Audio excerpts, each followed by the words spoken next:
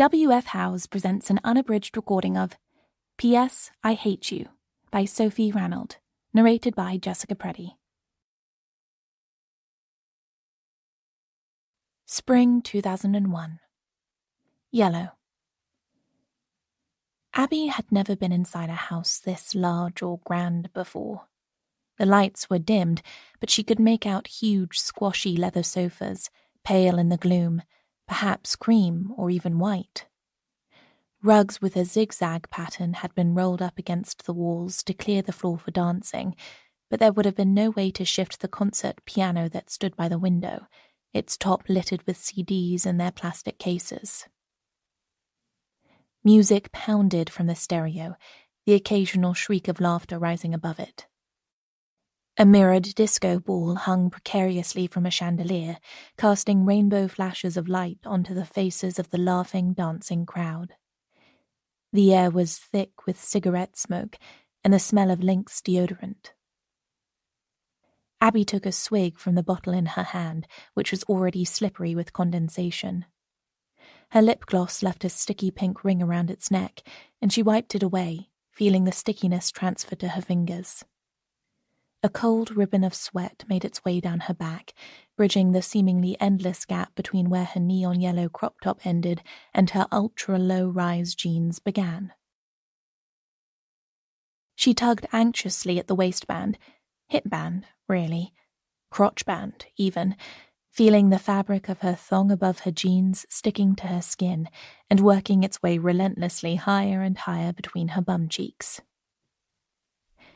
She'd spent almost 2 hours getting ready, her hands unsteady as she applied her frosted eyeshadow and straightened her hair, which she prayed wasn't already frizzing in the heat. She could smell waves of Clinique Happy coming off her hot, anxious body. She took another gulp of Smirnoff Ice, knowing the sickly sweet alcohol would only make her thirstier, however much of it she drank. Where was Matt? He'd asked her quite casually, as they walked home from school together the previous day, whether she would be at Andy's party on Saturday. It was the first she'd heard of it. Certainly Andy, almost godlike in his inscrutable cool, hadn't thought to invite her. But Matt had given her the address, scrawling it on a page torn from his spiral-bound notebook, and said he'd see her there, so it must be okay. Or was it? In the 2 months she'd known Matt, seeing him every day at the bus stop in the mornings and again after school, and, in her head, on an almost constant Matt channel, she'd never had a reason to doubt that he liked her. After all, they were mates. More than mates? But what if this was some kind of cruel joke? What if Andy was about to appear and look at her in that uniquely withering way he had and say, "What are you doing here?" And what if Matt saw her leaving, humiliated, and did nothing, or even laughed? Her heart pounding, feeling more like an imposter than she ever had in her life, Abby took a cautious step into the room, balancing precariously on her white plastic platform sandals, feeling the hems of her jeans brushing the parquet floor. If she didn't find Matt soon, she'd cut her losses and go home. After all, she'd promised her parents that she'd be back right after the fictitious movie she'd said she was going to see with her friend Chloe, who was in fact innocently at home, probably watching Big Brother. Part of Abby wished fervently that she, too, was at home watching Big Brother. And then she saw him. Once her eyes found him, she couldn't believe she hadn't noticed him straight away. His head was clearly visible above the throng, his coal-black hair gleaming as a mirror ball passed over it, his white t-shirt fluorescing under the ultraviolet light. Tall Matt, they called him at school, to distinguish him from the 5 others in his year with the same name. Hot Matt, Specky Matt, Arsenal Matt, Geordie Matt, and Matt Jones. But as far as Abby was concerned, he was the only Matt who mattered. The only Matt in the world. The only boy in the world, even. Abby felt as if she might be sick, or faint, or as if her head might simply come loose from her body and drift up to join the cloud of helium balloons bobbing against the ceiling. But she found herself moving, treading carefully across the room, threading her way through the crowd. Her shoes were digging into her feet, but still she felt like she was walking on air. He had his back to her. She could see his bony shoulders, stooped as they always were, as he bent his head to catch what the girl next to him was saying. The pretty girl. Abby felt a lurch of jealousy as she noticed the girl's curtain of honey blonde hair, the flash of her white, even teeth as she giggled at something Matt had said. But her jealousy and apprehension melted away the second he turned and saw her, breaking away from the group to come and meet her. His face broke into a huge grin, his smile looking almost too wide for his narrow face, as always. His eyes were lighter than his hair and crinkled at the corners as if he was laughing at some private joke. There were deep dimples in both his cheeks, and she wondered what it might feel like to run her fingers down them. "You made it," he said. "I made it," Abby agreed. There was no way she was going to confess to the lie she'd told her mum and dad, or admit that, if they'd known she was planning to attend a house party held while the host's own parents were away in Santorini, she'd have been as grounded as a grounded thing. "Got a drink?" Abby nodded, holding out her half-empty bottle of Smirnoff Ice. Matt reached out his own beer and they clinked, the rims of the two bottles meeting like a kiss. "Want to dance?" he asked. "Sure." To her surprise, her voice sounded steady, casual even. "I'm a crap dancer, though," he warned. "I don't mind. We can dance craply together." Matt laughed. "Come on, then." He hadn't been joking. He was a crap dancer. His legs were too long and he didn't know what to do with his hands, so they either hung awkwardly by his sides or flapped goofily up by his shoulders. But Abby wasn't much better. Her shoes were too high and her jeans were too long, and she had to keep hoiking up the strap of her top as it slipped down over her shoulder. But neither of them cared. As Destiny's Child blared from the speakers, telling them that they had to work their jelly, they just stared at each other, moving their bodies more or less in sync with the music, grinning at each other. They might as well have been the only two people on the dance floor. The track ended and another began, and Matt's eyes didn't leave Abby's face. They kept dancing through Lady Marmalade and Where the Party At, and then the music changed again to a slow song, Yellow by Coldplay. Abby's stomach somersaulted. Was he going to take her in his arms and sway slowly with her to the music, as she could see other couples doing? But Matt just said, "Another drink?" Abby nodded dumbly, and he faded quickly away through the crowd. She stood there alone for a moment, all her bewilderment and awkwardness flooding back. Perhaps he hadn't really wanted to dance with her and was just being kind. Perhaps he was looking for an excuse to return to the blonde girl, who Abby could see was still in the corner, surrounded by her friends, giggling and tossing her sleek curtain of hair, smiling away with her perfect teeth. If he didn't want to slow dance with her, perhaps he didn't fancy her after all. But seconds later, Matt was back. "There's no more Smirnoff Ice, so I got you a Bacardi Breezer." "Thank you." He looked at her, serious all of a sudden, his smile dialed right down from a grin to something more tentative. Abby felt a cold jolt of worry hit her stomach, along with the first swallow of coldish alcopop. "Want to go outside? It's hot in here and the garden's seriously awesome." "Sure, I'd like that." Relief flooded through her, immediately followed by a potent hit of excitement. She followed him towards a pair of tall French doors, hung with heavy velvet curtains that puddled on the floor.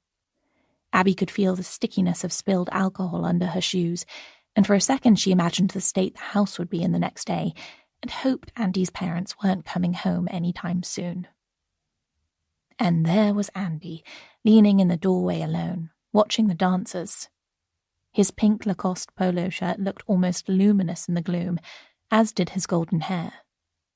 A bottle of tequila hung from his right hand, and his left held a joint up to his mouth. Matt paused by his side. "All right, mate." Andy nodded and smiled, but didn't say anything.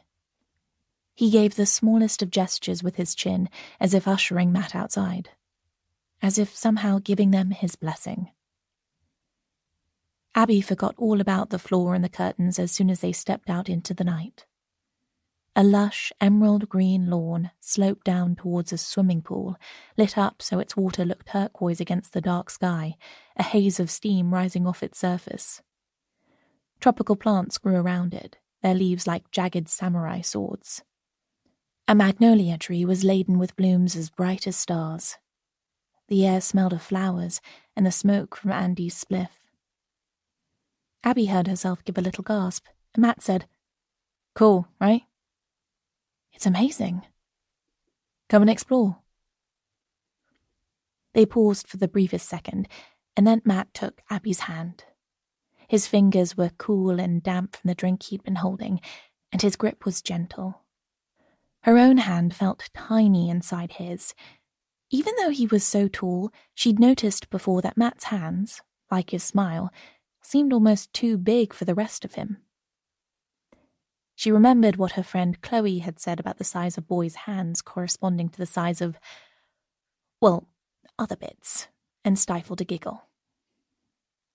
"Something amusing you, Abigail?" Matt asked, in a passable imitation of Mr. Burrows, the school principal. "Care to share it with the group?" "Yes, sir. No, sir. I was just thinking about something funny." "Well, don't," Matt barked, and now they both laughed properly together. He led her down the slope towards the pool. Abby trod carefully on the slippery grass, feeling the dew soaking into the hems of her jeans and working its way up. She'd be soaked to the knees at this rate, but she didn't care. Abby heard a series of shrieks from inside the house, and the blonde girl emerged, tearing off her clothes and dive-bombing into the pool in her bra and pants. She was followed by 2 other girls, and then a few of the boys.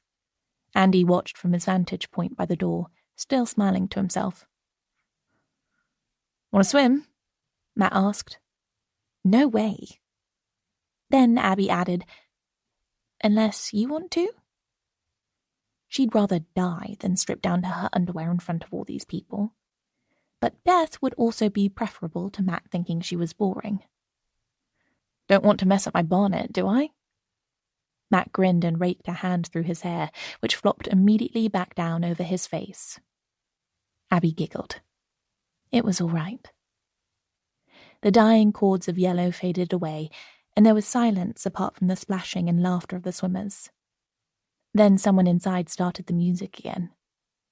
Matt turned away from the pool, Abby's hand still in his. They walked along a flagstone path, through an archway festooned with heavily scented jasmine, and came to a paved courtyard with a fountain in the center. Abby could feel the last warmth from the day's sun radiating up from the stone, warming the damp legs of her trousers. It was dark here, away from the lights of the house and the pool, and the music was quieter. She could hear a bird singing, and above her in the distance, she could see stars. They stopped, and Matt let go of Abby's hand. For a second she felt bereft, but then he slipped a warm arm around her shoulders. She turned to face him and looked up into his eyes. He was going to kiss her. He was going to kiss her, and she wanted it more than she'd ever wanted anything. But at the same time, she wanted this moment, this magical second before the kiss happened, to last forever. She'd snocked boys before, obviously. Gareth Rowland, who tasted of cheese and onion crisps. Wayne, she'd never found out his last name, who'd stuck his tongue so deep into her mouth she thought she might choke.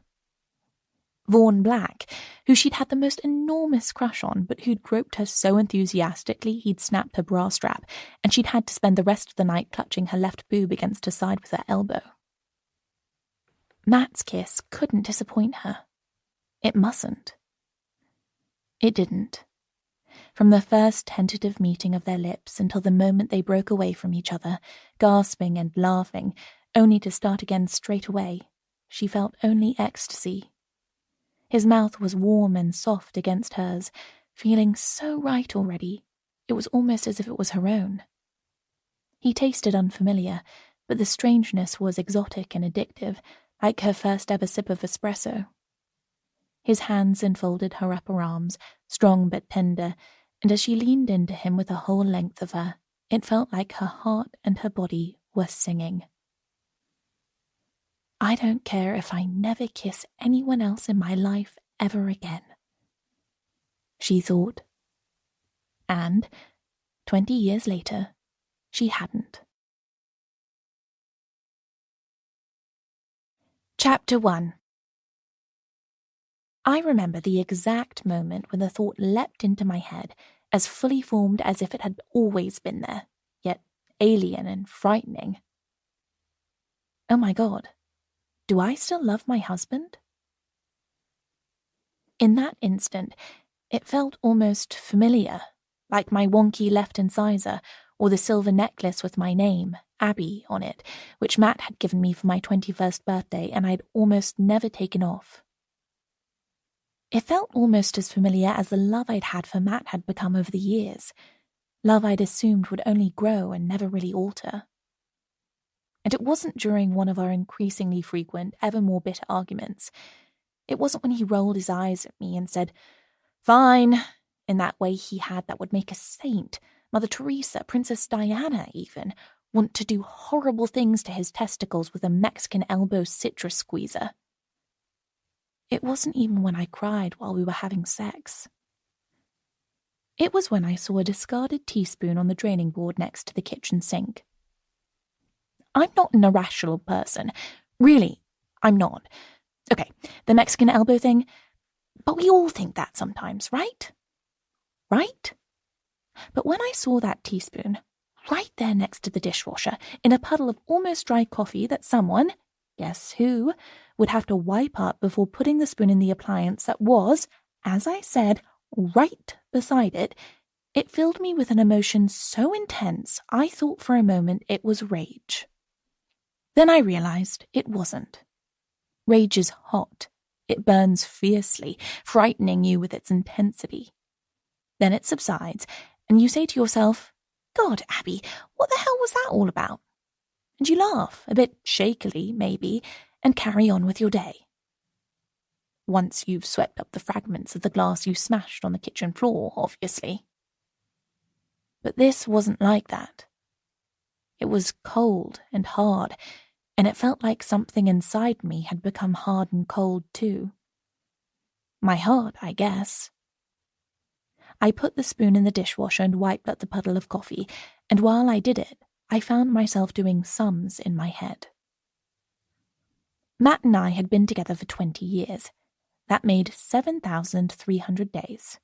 If you didn't count leap years, obviously, and I wasn't going to do that, mental arithmetic never having been my strong point. Over the past 2 decades, the teaspoon thing hadn't always been a thing. We hadn't actually shared a kitchen for all of those years, only for about 14 of them. So that would have been, what, about 5,100 days. 5,100 teaspoons? Not literally, of course. We only owned about 10 of them, a couple left over from the original IKEA cutlery set we bought when we first moved in together, a few from the slightly posher set that had been a wedding present from someone, plus a random one that had appeared in the drawer one day and neither of us knew where it had come from.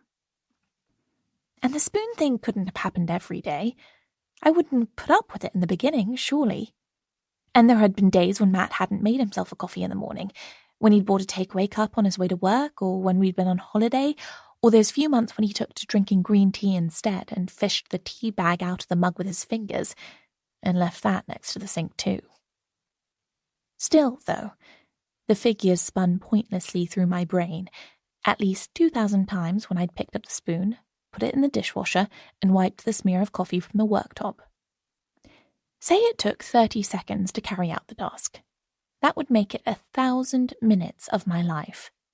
16 hours, the waking part of an entire day. That wouldn't even have been necessary had my husband just put the bloody spoons in the dishwasher. In the short time it had taken me to clean the coffee smear, and the longer time I'd been wrestling with my mental calculations, something had changed. I took a deep breath and waited, trying to work out what was different. The hard, cold thing inside me seemed to have dissolved, but it hadn't left anything soft and melty in its place. There was only emptiness. A space where I expected to find the warm, familiar presence of my love for Matt. And with that realization came a horrible lurch of fear and a feeling of loss so deep and intense I thought I might break into uncontrollable sobs. I looked down at the cloth in my hand. It was the same square of microfiber towel that had been there a few minutes before, no doubt even the same one I'd used to clean up countless coffee smears before. But it too looked different. It was as if the colour had faded, from a rather pleasing vivid raspberry to the washed-out pink that strawberries take on when they've been in the fridge too long and are about to sprout whiskers of mould and need to be thrown away. I squeezed the scrap of fabric dry, draped it over the curve of the tap, and washed my hands. When I turned around to resume the interrupted making of my own coffee, I saw Matt standing there in the kitchen doorway, watching me. His shoulder was propped against the doorframe and his head on one side, his right ankle crossed in front of his left. A shaft of sunlight from the window cast the shadow of his cheekbone down over his face, but illuminated the white threads that had appeared in his dark hair. Sometime I couldn't remember when I'd noticed them first, and made his hazel eyes glow the same colour as his khaki jumper, only bright instead of shabby. As always, he seemed to be all angles and limbs, awkward as a marionette whose strings had been left slack. The familiar sight of his face, puzzled, half-smiling, comforted me. He was still Matt, still my husband, still the man I'd loved for so long he was more like a part of me than a separate person. But what if he wasn't? What if the shift I'd noticed in my heart hadn't been just a wobble, but the beginning of a more fundamental change? Or, worse, the end of something? "You okay, Abs?" he asked. "You looked kind of weird back there for a second." "I'm fine," I said. And I realized that I was. Or rather, that the disconcerting moment when that question had flashed into my head, do I still love my husband? And the feeling of chilly emptiness that had followed it didn't feel so strange anymore. They'd blurred somehow into the background of my internal landscape, so that I wondered whether, actually, they had been there for a lot longer than I realized. "What time do we need to head off to this school reunion thing tonight?" I asked. "About 6, I guess, if we're going to get there for drinks at 7, like the invitation said. Although I guess we could just..." His words tailed off. "Sack it off? Pretend one of us is ill? Or just you go and say I'm ill?" We looked at each other, complicit in our anticipated guilt. "We could. But we can't. We're going to have to go." "It's a school reunion, after all. There'll be loads of people there who we haven't seen for years." Matt shifted position in the doorway, and I could read the thought on his face as clearly as if it had passed through my own mind, which, to be honest, it had. We could have seen them if we wanted to. We haven't seen them because we didn't want to. "Did you see what Rosie Mallet said on the WhatsApp group?" I asked. "No, I've not been reading it. And if I had been, I'd have skipped Rosie Mallet's messages on it." I grimaced and he winced in sympathy.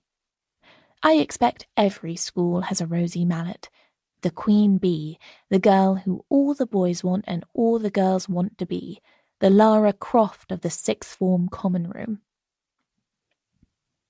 Kids had gravitated to her like wasps to honey, or more like bumblebee to a lime tree. I read recently that the poor bees drink and drink and drink the lime nectar, not knowing that it doesn't have enough sugar in it to sustain them and quite often kills them. But that was the wisdom of 20 years hindsight talking. Back when I was 17, I'd been as starstruck by Rosie as anyone, as eager to be her friend. It was only some years later that I'd realized what a lucky escape I'd had not being one of the chosen ones. She said something like, Of course, it's Matt and Abby we all want to see. Still together after all this time. We need to know your secret, guys. And then she put a load of emojis. One of them was the aubergine. Matt laughed. Well, I'm not going to be getting my dick out for Rosie to admire, don't worry. She'll probably have her tape measure handy just in case you decide to oblige. Christ, do we really have to go? It's just one night, I soothed. We can leave early. It'll be okay. Chloe's going to be there. Matt looked unconvinced. With her kids? Of course. Her perfect children, one of each. I'd seen the photos of them on her social media, blowing out candles on birthday cakes, faces smeared with chocolate, adorable, chubby hands reaching out for their mother. Yeah, I suppose with her kids. But still, it'll be great to see her. To see my old friend, with whom I'd shared packs of chewing gum and mixtapes, confided in about my crush on David Beckham. She'd even spent ages helping me plan Bex and my wedding, although I'd already been going out with Matt and he'd been married to Posh Spice for 2 years. Chloe, whose life had diverged so far from my own, it was hard to imagine us having anything to say to each other once we'd covered. Do you remember the time we toasted marshmallows over our Bunsen burners in chemistry? How about Andy? Matt shook his head. He's in Manchester this weekend. A rare act of self-preservation by Andy. I supposed it was too late for me to book a train ticket and escape up north on some fictional urgent business. Oh well, we said yes to the original invitation, so I guess we've got to go. We said yes when we thought it probably wouldn't happen. I know, but it is, so we're going. If you say so. He made a face like the gritted teeth emoji. I suppose I'd better paint my toenails. I guess I should iron a shirt. We brushed past each other in the kitchen doorway, but instead of the brief contact turning to an embrace as it would have in the past, and the hug turning into sex as it would have even longer ago, we kind of flinched away from each other. I headed upstairs to the bathroom and heard a thud as Matt folded the ironing board down. I knew that it would still be there, taking up half of the space between the kitchen worktop and the fridge when we got back later that night. It would still be there on Monday morning if I didn't put it away, or ask Matt to, earning myself another eye roll and a fine. But that was nothing compared to the marathon task that lay ahead. Convincing a group of people we hadn't seen in decades, most of whose opinions we didn't even care about, that everything was fine. That we were fine. Chapter 2. You know how it is with arguments. Sometimes you know that it's going to happen. That, shit, this thing is getting big now and we're going to have to talk about it and it's going to get messy feeling. You can spend days waiting for the moment before it comes, while the surface of your relationship remains still and unruffled, the fight gliding along beneath like a shark. And sometimes it lands out of absolutely nowhere. You're having dinner together, or watching a movie, or whatever, and the other person says something so ridiculously wrong or absurd that you can't let it go. It starts as a light-hearted difference of opinion, but before you know it, you're arguing furiously about whether Sean Connery or Daniel Craig was the best James Bond. And then the roast segues into something else, like how the other person has always had terrible taste in music, not to mention their snoring driving you wild. And they tell you the way you never, ever close a cupboard door or a drawer is literally like being poked in the eye with a fork every single day. And half an hour later, you're staring at the person you love, feeling like a tornado has just ripped through your relationship, and you're thinking, how the hell did that just happen? That's how it was with Matt and me, anyway. And when I mentioned it to my friend Naomi, who'd been with her husband for ages and seemed as happy as can be, she nodded so hard her head almost fell off and said, "Oh my God, yes, that's exactly what happens." So I guess it's not just us. I hope not, anyway.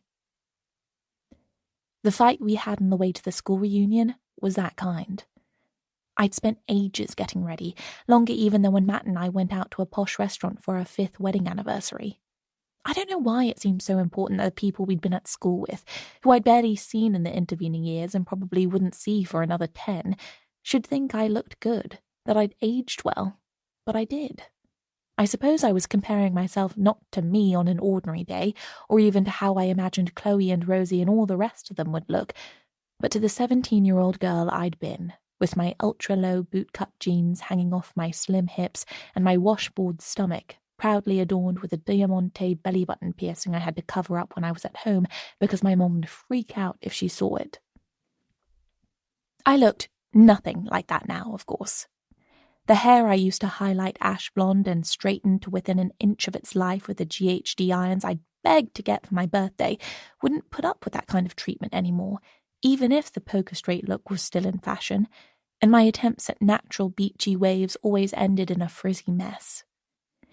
In an attempt to rescue its condition, I'd reverted to my natural mousy light brown, which made me feel plain and nondescript, and the long layers my hairdresser had put in had more than a whiff of Rachel from Friends about them. I never seemed to have the cash to invest in lash extensions, or have my eyebrows microbladed, or even get a proper pedicure in a salon. I told myself that all the other women at the reunion would have had all those things done, even though I should have known it wouldn't be true. All my dithering in front of the mirror meant that we left the flat way later than we should have, especially as a final crisis of confidence led me to abandon my trainers in favour of a pair of wedge espadrilles I hadn't worn for years because the straps rubbed my ankles raw every time I put them on. Matt went from sitting patiently downstairs waiting for me, messing about on his phone, to pacing up and down the way he did when he was anxious about something, occasionally saying, "It's the 3:15 train we're getting, right?" prompting me to reply, "I'm being as quick as I can." It was almost 3:10 when we finally left the house. Matt strode off down the road towards the station, and I followed, already cursing my shoes and sweating in my polyester prairie dress, which had looked pretty in boho when I ordered it online, but in the flesh made me look like one of the little Gilead girls in The Handmaid's Tale. "You okay, Abby?" Matt asked over his shoulder as he walked, his long legs taking him along at a pace I had to trot to keep up with. "Fine," I said through gritted teeth. If we missed the train, it would unquestionably be my fault. And therefore, we were not going to miss the train, even if it killed me. We didn't miss the train. We made it with seconds to spare and pushed our way onto a carriage at the back, edging through a crowd of other late people. It was busy. There were spare seats here and there, but no two together. Matt carried on through that carriage and the next, ignoring a pair of seats that looked perfectly acceptable to me, and through into the next. I was falling further and further behind him, but kept going. At last, after we'd made our way through 5 compartments, with me wobbling on my heels, my hips knocking into people's shoulders, a wave of tuts following me, Matt sat in a window seat facing the back of the train. I flopped down next to him, out of breath and out of sorts. "There were loads of seats back there," I said. "Why didn't you stop?" "Because you only like sitting facing the back," he replied, with the air of a man announcing that the sky was blue. "Huh?" "You always want to face the back. Remember that time you made us move when we were on the way to Edinburgh for the festival, even though we'd reserved seats?" "That was because the man sitting opposite us was eating fish curry, and the smell was making me feel sick." He looked at me like I'd just announced that the earth was, in fact, flat. "No, it wasn't. It was because you wanted to face the other way." "Well, that's just what I said to you. I wasn't going to say in front of him that his lunch smelled absolutely bogging, was I?" "But every time we get on a train together, we face the back. It's what you like." I leaned over and eased the strap of my shoe away from my ankle. There was a blister forming there already, and my dress was sticking to my sweaty back. "Matt, I don't care. Genuinely. I can't believe you've spent years putting yourself out so I can face backwards on the train when I'm not bothered." His look told me quite clearly that he disagreed. Why are you looking at me like that? I'm not looking at you like anything. You are. I heard the annoyance in my voice and took a breath, imagining the row hovering over us, its wings flapping in anticipation of the moment when it could descend and ruin our evening. I'm sorry. It's just these shoes really hurt, and walking the whole way along the train hasn't helped. Why do you wear shoes you can't walk in anyway? I can walk in them. You just said you couldn't. I didn't. I said they hurt. Well, that doesn't exactly equate to being able to walk in them, does it? That's like saying, of course I can sleep perfectly well on this bed of nails. It's not the same at all. Really? How is it different? I paused for a second, stumped. How was it different exactly? Of course, what I should have done was laughed at the misunderstanding and my stupid choice of footwear and allowed us to move on with the afternoon. But it was already too late. I was angry, and I had a blister, and the line had well and truly been crossed. We were in row territory, our respective armies preparing for battle, even though there'd be no winner and the only casualties would be ourselves. Because it's fashion, I hissed furiously. Maybe you don't give a shit what I look like anymore, but I do. Of course I give a shit what you look like, but I give more of a shit about you not having sore feet and actually being able to, get from place to place without acquiring welts on your ankles. I'd have been perfectly able to get from place to place if you didn't go so bloody fast. I had to go fast, or we'd have missed the train, he pointed out calmly. This implacable logic infuriated me. There's no need to be so smug about it. He looked at me, almost rolled his eyes, then stopped himself. I'm not being... Look, Abby, you're not going to start a row over the shoes that you chose to wear to the event you insisted we go to, are you? No, I'm not, but it looks like you just did. Just then, I noticed that the teenage couple in front of us, who until that point had been giggling over a phone screen, an earbud plugged into each of their ears, their hair mingling as they leaned in close to each other, their hands on each other's thighs, had fallen silent. The girl looked at the boy, and he looked back at her. There was a moment of connection between them, and I knew what they were thinking. We're never going to be like that. We're never going to become the kind of tragic married couple who have arguments on trains about whether they're having an argument on a train. Part of me thought, just you wait. 20 years ago, Matt and I were you two, and now look. The real world is out there waiting for you, snowflakes. But a bigger part of me just felt suddenly, desperately sad that we had been them, and now here we were. So I said, under my breath, displaying a level of maturity that would have brought shame on the 15-year-old girl earwigging on our argument. Okay, whatever. We spent the rest of the journey, and the tube journey that followed, and the bus journey after that, in stony silence, communicating only to check that we knew where we were going, and for Matt to ask if my feet were okay and me to say, perfectly fine, thank you. And when we got to the reunion, the first thing Rosie said, even before I got a chance to admire her eyelash extensions, was, "Oh my God, look at you two lovebirds." Matt and I got kind of separated after that. Rosie pulled me into a hug, not that we'd ever hugged each other in our lives before, and said I must come and say hi to Amber, who was desperate to see me. I made small talk with the two of them for a few minutes about what a good fundraising idea it was of the school governors, charging 50 quid a ticket and laying on a bouncy castle for the kids, sour Pinot Grigio for the adults, and a fish and chip van owned by one of the dads for the catering. Just as we were running out of things to say to one another, I spotted Chloe and excused myself, crossing the room to speak to the woman who'd been my best friend for over a year when we were at school. It had been generous of her, I thought with hindsight, to adopt the new girl the way she had back then. It hadn't occurred to me at the time that she might have been just as lonely and out of place as I was, We just kind of slipped into a friendship that had felt close at the time, although nowhere near as close as the romance that had quickly blossomed between Matt and me. But when we'd gone our separate ways to university, we'd lost touch almost immediately, staying in contact only through superficial interactions on social media.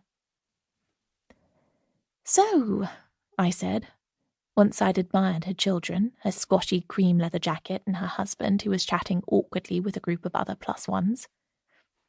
"Weird to be back here after all these years, isn't it?" "So weird." Chloe took a gulp of wine. "And you and Matt, hey? Still together after 20 years. 20 years, I agreed. 20 years and 2 months, to be precise. 20 years and 2 months, Chloe echoed. Wow. I was eligible for parole after 10, I joked, but he wouldn't let me out. We stood in silence for a second, the awkwardness between us almost palpable. One of Chloe's children came over and tugged at her hand and asked her something, and she responded as if relieved to have a break from talking to me. "But no kids yet?" she asked, once her son had been supplied with the required cereal bar from her handbag. "Not yet." I smiled as widely as I could. "Enjoy it while you can." She gave a rather forced laugh. "They're a blessing, but my God, they're hard work." "I'm sure they are," I agreed, leaving her to guess which part of her statement I was agreeing with. Then she leaned in towards me, her face suddenly serious, the bright social smile slipping away. "Did you and Matt always know?" she asked. "Like, from the moment you met? That you'd be together forever?" "Not exactly. I mean, you remember how I agonized over whether he was even going to ask me out? Did you? You always seemed so sure of him." I tried to remember what it had been like. There must have been times when I mooned over the phone in my parents' hallway, wondering when he would call. Moments when he'd seemed aloof or distracted or grumpy, and I'd wondered if it was all about to go wrong. But I couldn't remember them. In my mind, those first months, when we were 17 and falling madly in love, had been calm, uninterrupted happiness, like a holiday when the sun shines every day. I said, "I guess it kind of happened one day at a time. You know how it is. You start going out and then you just don't stop. And the next thing you know, you're married and it's your 20-year high school reunion." Chloe smiled. It seemed more genuine now, although still uncertain. "Do you mind me asking, did Matt ever—" She tailed off, her eyes slipping away from mine like marbles on a glass tabletop. "Sorry to interrupt you two." Matt appeared next to me, holding a fresh glass of wine for me. Then Chloe's son approached her again, announcing in a loud whisper that he needed the toilet. "Sorry, Abby. Let me sort this guy out. It's been lovely talking to you." Clearly, she didn't expect me to wait and find out what she'd been about to ask me next about my relationship. I took the glass from my husband and sipped the wine. He'd managed to get hold of something better than the lukewarm, insipid stuff I'd been drinking earlier. "Thanks. You having fun?" He shrugged. "It's okay. On a scale of 1 to 10, 1 being a root canal and 10 a holiday in the Maldives, about a 5, I guess." "Want to head home?" "Yeah, I guess. But there's something we should do first." "Finish our drinks?" "Yeah, obviously that. I had to lie to the guy behind the bar and say I supported Manchester United to get that Chablis." "You're a true hero of our time, right up there with Nelson Mandela." "Aren't I just? And modest about it, too." To my relief, the coldness that had been there between us had thawed. It was as if the argument on the train had never happened. I finished my drink. "Come on then, let's do this thing. So long as it's not having a shag behind the science lab like we did at our leavers ball." Matt laughed. "I'd forgotten about that. Maybe not the smartest move ever." "Why not? If we'd been caught, we could have said we were working on a practical biology assignment." I took his hand and he led me out of the hall and down a corridor. Where are we going? Is this where the library is? Or used to be? I guess they might have moved things around a bit. I reckon it might still be there. That's what I wanted us to go and see. We kept walking, and I noticed a strange thing. Although, obviously, I'd never, ever worn high heels to school and I was wearing them now, my footsteps on the paved walkway sounded familiar. The air smelled familiar too, as if years and years of school lunches, mown grass, disinfectant, and girls' floral deodorant had permeated the very fabric of the building. And something in my heart seemed to have travelled back in time too, like I was 17 again, walking to the library with Matt, my feelings for him still fresh and uncharted. We'd spent so many afternoons there, across from each other at one of the wooden tables, the smells of dusty books and the ink from our ballpoint pens all around us, our feet brushing against each other occasionally. Whenever they did, we'd look up, our eyes would meet, and we'd smile. Now I found myself smiling too, relishing the warmth of Matt's hand in mine, feeling the familiar rhythm of his body next to mine as we walked in unison. But Matt stopped suddenly and said, "Oh, bloody hell, look at that." Where the library had been, there was a whole new building. A sign above the door said, "Learning Resources Center." Where the old wooden tables had been, there were now new white-topped melamine ones. I remembered the room being in permanent semi-darkness, so we'd had to squint down at the pages of our books. Now, expanses of plate glass windows illuminated it. There were books, still, tidily arranged in shelves along the walls, but there were computer monitors on the desks now, wireless mouses and keyboards and cables snaking down to plug points under the floor. I blinked, as if I could somehow conjure back the place I'd expected to see. But I couldn't, any more than I could make myself 17 again, or fall in love for the first time again. Chapter 3. "So, how did your school reunion thing go, Abs?" Kate asked, splashing wine into our 4 glasses with her usual careless abandon. "Oh, God, it was okay, I guess. I mean, it was interesting to see people, meet their kids and their other halves, stuff like that." I took a huge gulp of icy Sauvignon Blanc. But Matt and I had a fight on the way, so that made it all a bit orcs. Actually, a lot orcs. Seeing the identical expressions of concerned sadness on my friends' faces made me want to cry, but I swallowed the lump in my throat with more wine. "Things have been not great for a while now, right?" Rowan queried cautiously. "But you'll get through it, won't you?" said Naomi. "I mean, it's you and Matt we're talking about here. You and Matt.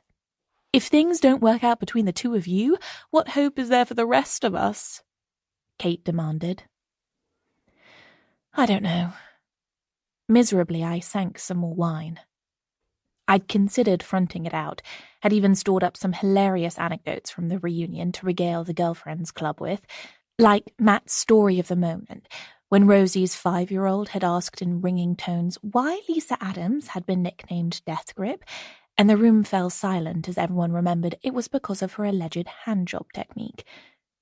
But now I was here, I found it I wanted to confide rather than entertain. These 3 women were, after all, my closest friends in the world. Seeing Chloe at the reunion the previous Saturday and realizing what a huge chasm had opened up between us had reminded me how much I valued Kate, Naomi, and Rowan, even though in the beginning we hadn't expected to become properly close friends. It was Kate who'd suggested it, on one of the rare occasions when we'd turned up to watch our boyfriend's Wednesday night 5-a-side footy match. She'd been going out with Ryan, Matt's brother at that stage. Naomi's then-boyfriend, whose name I could barely recall now, had been the goalie. Rowan was engaged to Paul, and Zara had been dating Patch. There were a few other guys who'd sometimes turn up for a game or a few games, or stick around for weeks or months, too. But if they had girlfriends, They evidently had better things to do with their midweek evenings. Anyway, we'd perched on the sidelines, half watching our menfolk charging around the floodlit pitch, our hands buried in our pockets and our scarves wound so high we could barely see each other's faces. We'd been introduced to one another, but it was too cold to talk. A few minutes before half-time, Kate had turned to me and said, "You know what? This is rubbish, isn't it?" "Absolute pants," I agreed through chattering teeth. "I wouldn't mind the boredom if it wasn't so freezing," chipped in Naomi. "And I wouldn't mind being freezing if I wasn't bored shitless," agreed Rowan. Zara must have said something too. Zara always did. "You know what? Why don't we sack it off and go to the pub?" Kate suggested. "That wouldn't be very supportive, would it?" said Rowan, but her grin gave her away. "They don't need us to support them. They seem to be managing perfectly well out there on their own," said Naomi. "Actually, they're 4-1 down," I pointed out. "Ryan just scored an own goal, and Patch looks like he's been mud wrestling." "All the more reason to avoid the recriminations afterwards," said Kate. "Come on, the Fox and the Hounds over the road is meant to be decent." "It's got an open fire," said Rowan. "And mulled wine," said Naomi. That decided us. We hurried away from the pitch and crossed the street, firing off texts to our boyfriends as we walked, giggling like schoolgirls bunking off double maths. The pub had the advertised open fire and the mulled wine. Kate bought a jug of it and a few packets of crisps and pork scratchings, and we sat together round a shiny-topped wooden table, carefully ignoring the next-door table of rowdy blokes who looked like estate agents on a lad's night out. Rowan filled our glasses. I ripped open the bags of snacks. And then silence fell. I realized, looking around the table, that I barely knew these women. Zara, with her brutally short fringe and huge cat-like green eyes, worked in fashion, I remembered Matt saying. Pretty, dark-haired Rowan had mentioned something about being a makeup artist. Kate had said she'd come straight from work, and given she was wearing a seriously gorgeous, expensive-looking suit, work was clearly high-powered. "So," Naomi picked a leaf out of her wavy red hair, inspected it briefly, then put it on the table next to the wine. "You're locked in a shop overnight. What shop would you choose, and why?" Kate laughed. This is like one of those icebreakers at corporate training days. "If you were a chocolate bar..." "No, it's way easier than that," I said. "I'd pick a bookshop. One with comfy chairs and a cafe. I'd need loads of coffee because I'd want to get through at least 3 novels overnight. And there'd be those dome things with cakes under them, and I'd try a bit of each of them, the way you always want to in cafes but can't because they'll think you're a greedy bastard." "God, I haven't read a book in ages," Rowan said. "I'd pick Selfridges all the way. Or maybe Harvey Nicks. I'd try on all the designer clothes I could never ever afford in a million years, and then I'd put on a silk nightie, spray on a load of Flower Bomb, and go to sleep on one of those squashy sofas they have in the personal shopping bit. I'd pick a luxury car showroom." Zara sounded as if she wasn't considering this for the first time. "Okay, it wouldn't be the most comfortable night ever, but in the morning when they'd opened up, I'd be in floods of tears, and they'd give me the keys to a Porsche in return for not suing the pants off them." "Am I allowed to pick a bed shop, or is that cheating?" Kate asked. "I have the most horrible insomnia, and I'd basically spend the night trying out all the beds until I found one that worked, and then in the morning I'd buy it and sleep brilliantly for the rest of my life." We all looked expectantly at Naomi. "I can't believe no one said IKEA," she said. "I mean, how could you not want to spend the night in there, in one of the tiny apartments they've got set up, imagining your life being all perfect and scaled down and Swedish? I'm not sure I can be friends with you guys." We all dissolved into laughter, and I realized that the magic had happened. We were friends already. After that, we began meeting up on occasional Wednesdays while the men were playing. Then for a while it was every Wednesday. Then eventually we'd settled on the first Wednesday of the month, and that had stuck. Over the years, the other relationships had ended and shifted, until Matt and I were the only one of the original couples still together. The guys who played in the team came and went. For a while, Andy, who Matt had introduced to his footy mate Grant, had joined the group, declaring himself an honorary girlfriend. But, as was usually the case with Andy, neither the romance with Grant nor the honorary membership of the Girlfriends Club had lasted. There was only one relationship in his life Andy took truly seriously, and it wasn't with a person. We didn't really see Zara anymore. She'd moved to Paris a few years back and we all kind of lost touch. But otherwise, here we were, with more than 10 years' worth of water under the bridge, closer than ever.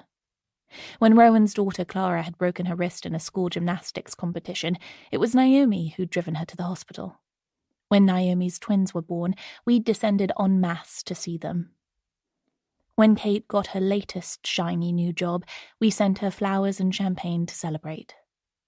It felt like we'd shared each significant moment of the intervening years with each other. And now, I found myself wondering, with a lurching feeling in my stomach like descending 30 floors in a lift, whether the end of my marriage was going to be the latest in the series. You really love each other, though, don't you? Rowan's eyes were full of concern. Of all of us, she believed most fervently in the idea of a fairy tale romance, even though she'd been single for the longest. Or perhaps, now I thought about it, because she'd been single for the longest. All relationships go through rough patches, Naomi said. Patches! Ha! See what I did there? Patch and I could hardly bear to look at each other for about a year after Toby and Meredith were born. We were both just so knackered, I think it sent us a bit loopy. I honestly didn't think we'd get through it. What is it with you and Matt anyway, Abs? Kate asked. I mean, I know you've had issues, but you were working through them, right? It's not just that. My words came out slowly, as if I was thinking aloud, which I suppose I was. Often, being with the Girlfriends Club made me feel like I was conducting an internal dialogue with a wiser, funnier, kinder version of myself. It's like we can't talk to each other anymore, or not like we used to. We argue way more than we ever did before. I almost feel like I don't want to talk to him because it'll end up in an argument. Both of you working from home can't help, Naomi said. Being around each other all the time. You need space from each other, otherwise there's no mystery left. Once Paul had seen me push a baby out of my chuff, I think that was game over for our mystery, Rowan interjected. Yet another reason to be glad I had a C-section, remarked Naomi. My vagina's honeymoon fresh. At least, that's what the obstetrician said. Honeymoon what? Kate demanded. That's the most misogynistic thing I ever... But anyway, we're talking about Abby here. Believe me, after 20 years, there wasn't a whole lot of mystery anyway. But, yes, being together 24/7 isn't helping. I thought of telling them about my epiphany over the coffee spoon, but hesitated. The strength of feeling it had unleashed in me still scared me when I looked back on it. What happens when you think back on what first attracted you to him? Rowan pushed a wing of dark brown hair behind her ear. What made you fall in love with him in the first place? Is that stuff still there? Yes, I guess so. He's still the kindest man I've ever known. I mean, he's inconsiderate sometimes, but isn't everyone? Again, I thought of the spoon and my reaction. As if she'd read my mind, Naomi said, Patch leaves his clothes on the bathroom floor every single day.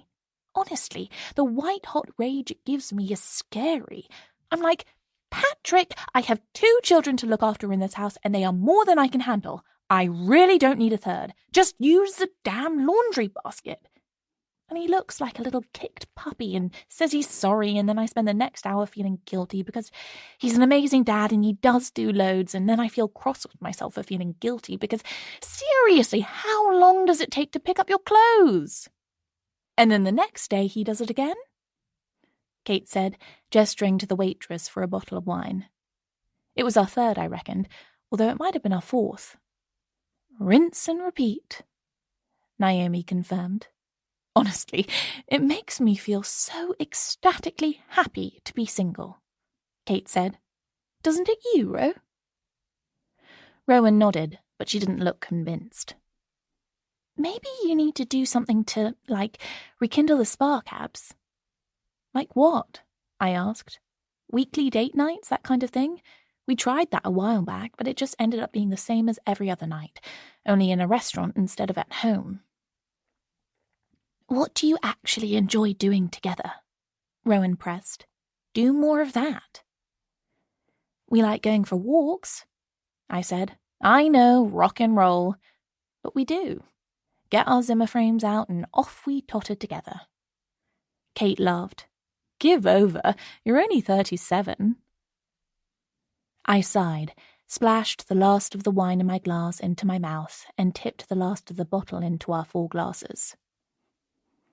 It'll be okay, I think. I hope so, anyway.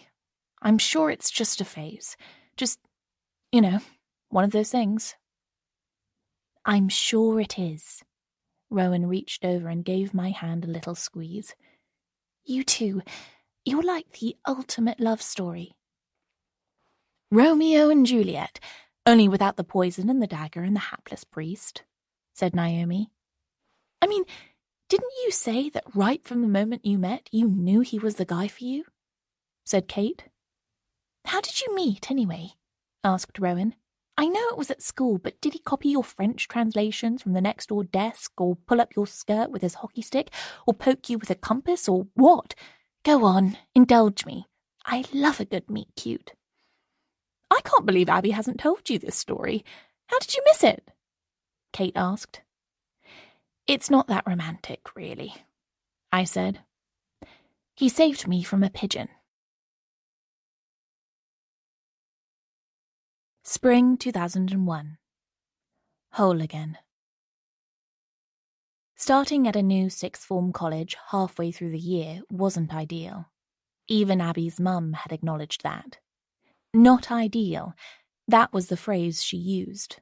Shortly followed by, but you'll cope, you'll thrive, you always do. Abby wasn't so sure. At a school in Manchester, she'd had a small but close group of friends, the drama club that she enjoyed without excelling at, and a few boys she fancied without any of them threatening the special place David Beckham had in her heart. It was all familiar and safe, and she'd imagined it wouldn't change until the inevitable, massive upheaval of leaving school for university happened. But now, her dad had got a new job in that London, and her mum had found a house in an area that was in a catchment for a very good school, one that had a reputation for small class sizes and individualized teaching. Abby didn't give a monkeys about all that. She just wanted to fade into the background. But clearly, as a new girl in a small year group, backgrounds weren't for the likes of her. On her first day, she'd hovered in front of the mirror on the landing at home, trying to convince herself that her knee-length skirt, her neatly tied-back hair, and her tidily pulled-up socks would render her, if not invisible, at least unnoticeable. But as soon as she arrived at the bus stop, she realized the extent of her error. Plugged into Sony Walkmans, their skirts rolled up almost to crotch level, their sheets of hair held back from their faces by only a couple of insecurely placed grips, the other girls weren't playing it safe. Not one bit. And the boys, lounging against the walls of the bus shelter, why did it never seem to rain here? Were more intimidating still. One fair-haired lad was positively peacocking around, surrounded by a cluster of admirers, all laughing uproariously at some joke he'd just cracked, which Abby had heard but not understood. Desperately trying to disappear, Abby perched on the bench in the bus shelter and rummaged in her school bag. She definitely wasn't watching the group of her soon-to-be schoolmates. Not the blonde boy, whose tie was loosened to half-mast and who was talking loudly about Carrie's shoes on Sex and the City. Not the girl with the glossy red hair and a perfect smattering of freckles, who was handing her friend a tampon like it was the most normal thing to do, even right there in the street. Not the tall, gangly boy with floppy, almost black hair, who was hovering on the outskirts of the group, watching them with wry amusement. She was looking in her bag for something very important. But what? She couldn't just rummage and then stop rummaging. That would look weird. She also couldn't carry on rummaging indefinitely. That would look even weirder. Freaking bus! Why is it always late on a Wednesday when I've got chemistry with Mr. Lucas? Complained the red-haired girl. Chemistry with Mr. Lucas? Echoed the blonde boy. We never knew you felt that way, Rosie. He meets her eyes over the graduated cylinder and her ovaries do the cha-cha slide, said Rosie's friend, and they all dissolved into gales of laughter. Even though, objectively, Abby knew no one was looking at her, no one even cared, they were all too busy showing off to one another to pay her any attention, she felt as if a spotlight was arcing through the sky above them and might at any moment settle on her, making her the focus of the banter. If that happened, she might literally die. She kept her eyes focused rigidly on her bag and the ground between her feet, and a pigeon came into view, strutting along the pavement, its head bobbing and its eyes bright, with dusty grey feathers and a slightly deformed left foot. In her bag, her hand found the plastic box with her lunch in it, a peanut butter sandwich, which she'd hastily slapped together that morning, knowing she wouldn't be able to face lunch in the canteen. She prized open the box, tore off a corner of crust and offered it to the bird, wondering too late whether feeding a feral London pigeon might mark her out as the weirdest person ever. It snapped the morsel up into its beak, retreated to a safe distance, and pecked away contentedly until the food was gone, and the bus arrived without anyone commenting on her sandwich, or the pigeon. The day improved after that. In English literature, she sat next to a girl called Chloe, who seemed friendly. She wasn't behind in any of her lessons. She ate her lunch alone, but that was expected, a relief even. She noticed the tall, dark boy looking at her and exchanged a smile with him. She found out his name was Matt, but then half the school seemed to be called Matt, as if it was another in-joke she didn't understand. At home that night, she stood in front of the mirror again and experimented with rolling her skirt up to mid-thigh until her mother spotted her and said, "Not on my watch, you don't, missy." So the next day, Abby waited until she'd left the house to hitch it up to almost knicker-exposing levels. At the bus stop, the same crowd was waiting. Rosie was there, and her friend, who was called Amber, and blonde Andy with his endless stream of obscure in-jokes, and Tall Matt, or Tall Matt, as Abby had learned to think of him. And the pigeon. As she had the previous day, Abby perched silently on the bench, letting the flood of chatter wash over her. She felt less like disappearing than she had the day before, but still nowhere nearly confident enough to join in. She didn't have a Walkman of her own. It had been that or hair straighteners for her last birthday, and the GHDs had won the day, so she couldn't lose herself in hearsay. Instead, she found herself digging through her school bag again, and again breaking off a crust of her sandwich to give to the bird with the deformed claw. Abby wondered if it knew that it looked different from the other birds, if it was glad its feathers were such a nondescript grey, so its gnarled claw would be less likely to be noticed. And then she told herself not to be ridiculous. What was she even doing, inventing some absurd codependent relationship in her head with a bloody pigeon? But the following day, even though Rosie looked at her when she arrived at the bus stop and said, "Oh, hi," and Tall Matt gave her another of those smiles that seemed almost too wide for his thin face, she was relieved to see the pigeon there again, and happy to give it what she'd come to think of it as its share of her lunch.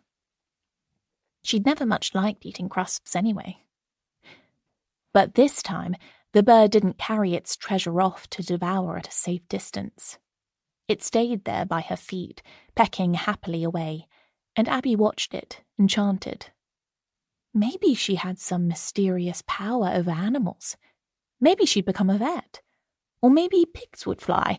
She'd only just passed her biology GCSE and immediately given up the subject, relieved she'd never again have to think about the anatomy of the earthworm or the role of the vas deferens in human reproduction, which, frankly, was enough to put anyone off the idea for life. Still, though, it was nice to improve the tough life of a city pigeon in some small way.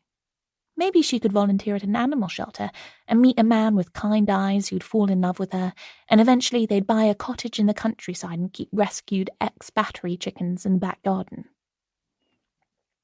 She was still lost in her dream when the bus pulled up, and she barely noticed Andy, Rosie, and the rest of them jostling their way on board.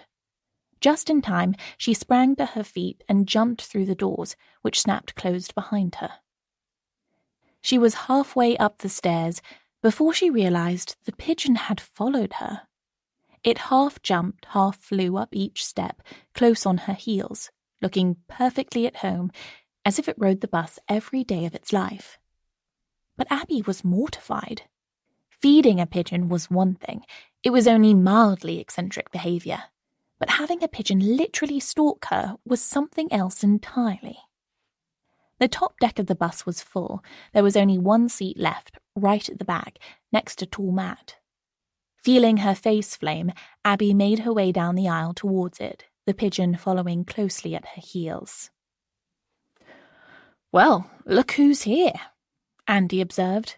"If it isn't our own Dr. Dolittle." Rosie and Amber stopped singing Atomic Kitten, except they changed the lyric to "You Can Lick My Hole Again," which they thought was the most hilarious thing ever, and started singing the song from Mary Poppins about the old lady who fed the birds on the steps of St. Paul's. Abby knew that this was a crisis point. Either she needed to find some way to start it out, and fast, or it would be social death. These people would laugh at her every day for the next year and a half. No boy would ever ask her out. Even Chloe wouldn't want to be friends with someone whose nickname was Tuppence. But she had no idea what styling it out would look like. She stood there, looking down at tall Matt, gripping the back of the next-door seat, paralyzed with awkwardness. And then the pigeon crapped all over the floor of the bus. "Oh my God!" Amber snatched up her bag. "That is so gross." Rosie tucked her feet up on the seat, her slender legs bending at an acute angle, and her skirt slipping so Abby could have seen her knickers if she'd wanted to look. "You know, they're riddled with parasites," Andy remarked. "Ticks, lice, red blood mites." At least someone had been concentrating in biology, Abby thought fleetingly. "Oh my God!" Rosie snatched a blazer from around her waist and flapped it at the pigeon. "Get away from us, disgusting thing!" Panicked, the pigeon took off, flapped briefly against the roof of the bus, and then descended again, a few feet away from Abby. It stared at her, and she was sure she could see fear in its beady eyes, as if it was thinking, "This is all your fault." "This is all your fault," Abby thought back fiercely. "We better get rid of it then." Matt stood up, so tall he had to duck his head. For a second, Abby imagined that he might be about to make a grab for the bird and wring its neck, or something awful like that. If that happened, she would never, ever be able to show her face on the bus again. She'd have to move schools, or bunk off every day and sit in a park, or run away and join the circus. "Come on!" Impatiently, Matt held out his hand to Abby. "Give me your sandwich. Seems your mate likes peanut butter." Abby fumbled frantically in her bag, found the plastic box, and wrestled with its lid. "Hurry," Matt said. "We're almost at the next stop." With sweating hands, she handed him the sandwich and flopped bonelessly into the seat he'd vacated. They watched as Matt made his way back towards the stairs, sprinkling crumbs behind him, the pigeon following. The two of them disappeared out of sight just as the bus jerked to a stop. A few seconds later, Matt was back, looking smug and brushing crumbs off his hands on his trouser legs. An ironic cheer went up from the bus passengers. "There," he said. "Nothing to it." Did you get him out? Abby asked. He flew straight out the door as soon as it opened. Abby breathed a silent prayer of thanks. Do you think he'll be okay? I mean, will he find his way back? Abby? Matt sat down next to her, as if it was the most natural thing in the world. You ever heard of a homing pigeon? Of course she had. Abby felt her face turn scarlet again, and then noticed that Matt was smiling at her. Thanks, she said. You're welcome. Sorry about your lunch. Abby didn't know how she knew, but she was sure that, after that, everything would be all right. Things settled into a rhythm. The pigeon was still there at the bus stop most mornings, and she still fed it crusts of bread, but it never tried to stow away on the bus again. Amber, Rosie, and Andy seemed to tolerate her, even though she doubted they'd ever be close friends. Chloe asked her to go for McDonald's and a movie on a Saturday afternoon. And Matt started walking home with Abby most days after school, even though the bus was quicker and they didn't really live in the same direction. They chatted, laughed together, developed private jokes of their own. Matt even gave her a mix CD he'd recorded for her. And one day, he asked, casually as anything, You coming to Andy's party tomorrow night? I don't know, Abby said. Am I? Yeah, I guess you are.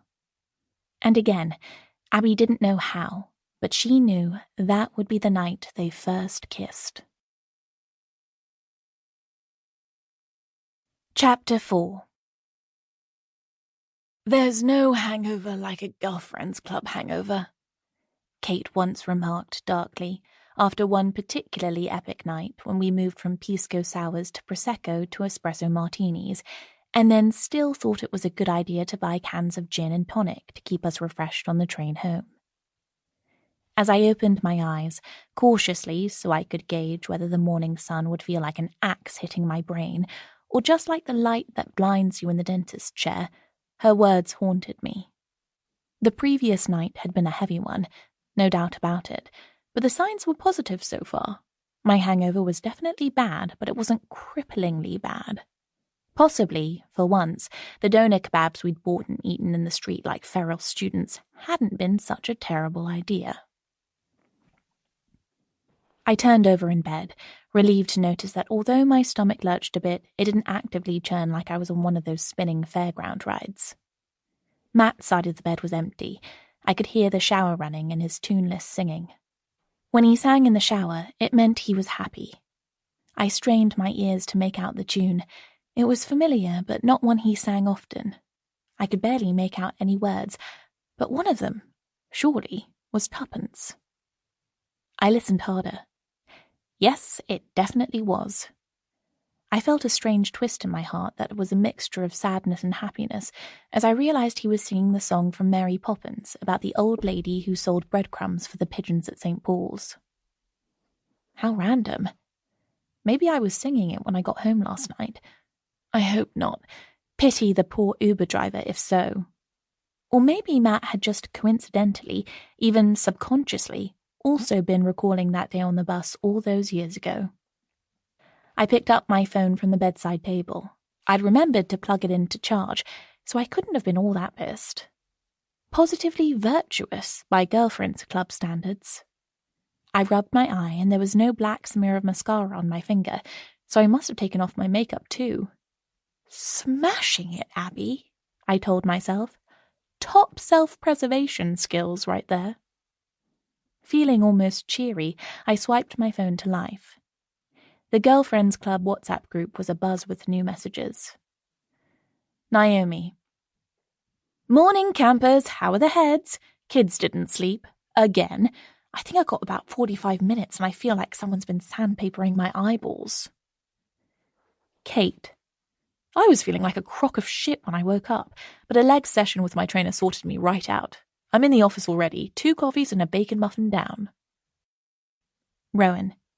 Great thing about teenagers is they don't wake you up. Bad thing is, you're expected to wake them. Clara's late for school and she's forgotten her phone, and obviously this is all my fault. No work until this afternoon, though, thank fuck. Me. Not too awful, actually. I didn't cry last night, did I? Kate. You didn't cry. You sang, though. Naomi. That Feed the Birds song, and then Yellow by Coldplay. Oh, God. Sorry, Uber driver. Me. Shit. Sorry, guys. Kate. That's okay. You were really sweet, actually. Rowan. You know, I was thinking, this is going to sound completely crazy, but hear me out. There was an expectant pause on the group. We could all see that Rowan was typing. I wondered whether I could quickly get up and have a wee and maybe persuade Matt to make me a coffee. He'd finished in the bathroom and I could hear him crashing about in the kitchen. I braced myself mentally for the inevitable teaspoon next to the sink moment that lay in my not-too-distant future. But before I could lever myself out of bed, Rowan's message popped up on my screen. She must have written it at warp speed. Rowan. You and Matt, right? You two are made for each other. You've been so happy together. Just the way you looked last night when you were talking about him, Abs. You didn't cry, but I almost did. We all so want you guys to be okay. And I've had an idea. There was another short pause before her next message appeared. Rowan. What if you did more stuff like the school reunion? I know that was crap, but you could do other stuff that wouldn't be. Like going on that same bus journey you went on with the pigeon. Me. Ro, I think that pigeon's long gone to the big pavement pizza in the sky. Rowan. Not that pigeon, but you could, go and feed the pigeons in Trafalgar Square. You could even make a peanut butter sandwich. It would be so romantic. Kate. You're not allowed to feed the pigeons in Trafalgar Square anymore, babe. There are signs up about it and everything. Naomi. Because if people feed them, they overbreed, and then they have to get some dude with a hawk to come and take them out. Me. I wouldn't want to be responsible for some brutal pigeon genocide. Rowan. Oh, for God's sake! I've eaten bagels with more sense of romance than you lot.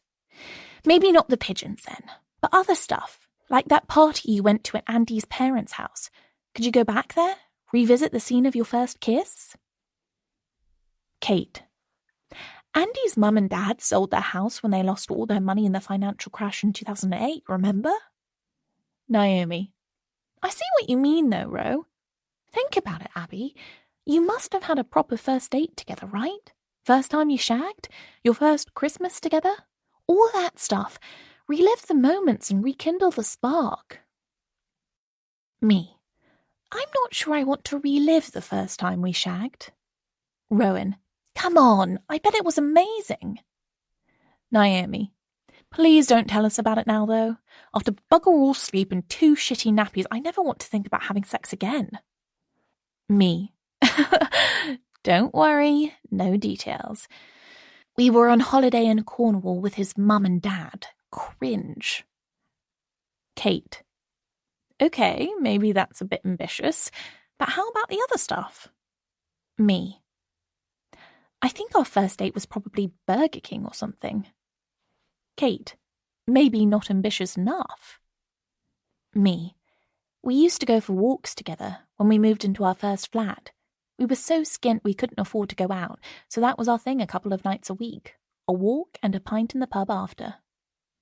Rowan. Not quite what I had in mind, but whatever works for you. Me. We're all about the rock and roll lifestyle. When we weren't trashing hotel rooms and drinking tequila out of the bottle, we went for walks. Naomi. Nothing wrong with walks. When the twins were tiny, I used to walk with them in their buggy the whole time because it was the only way to get them to sleep.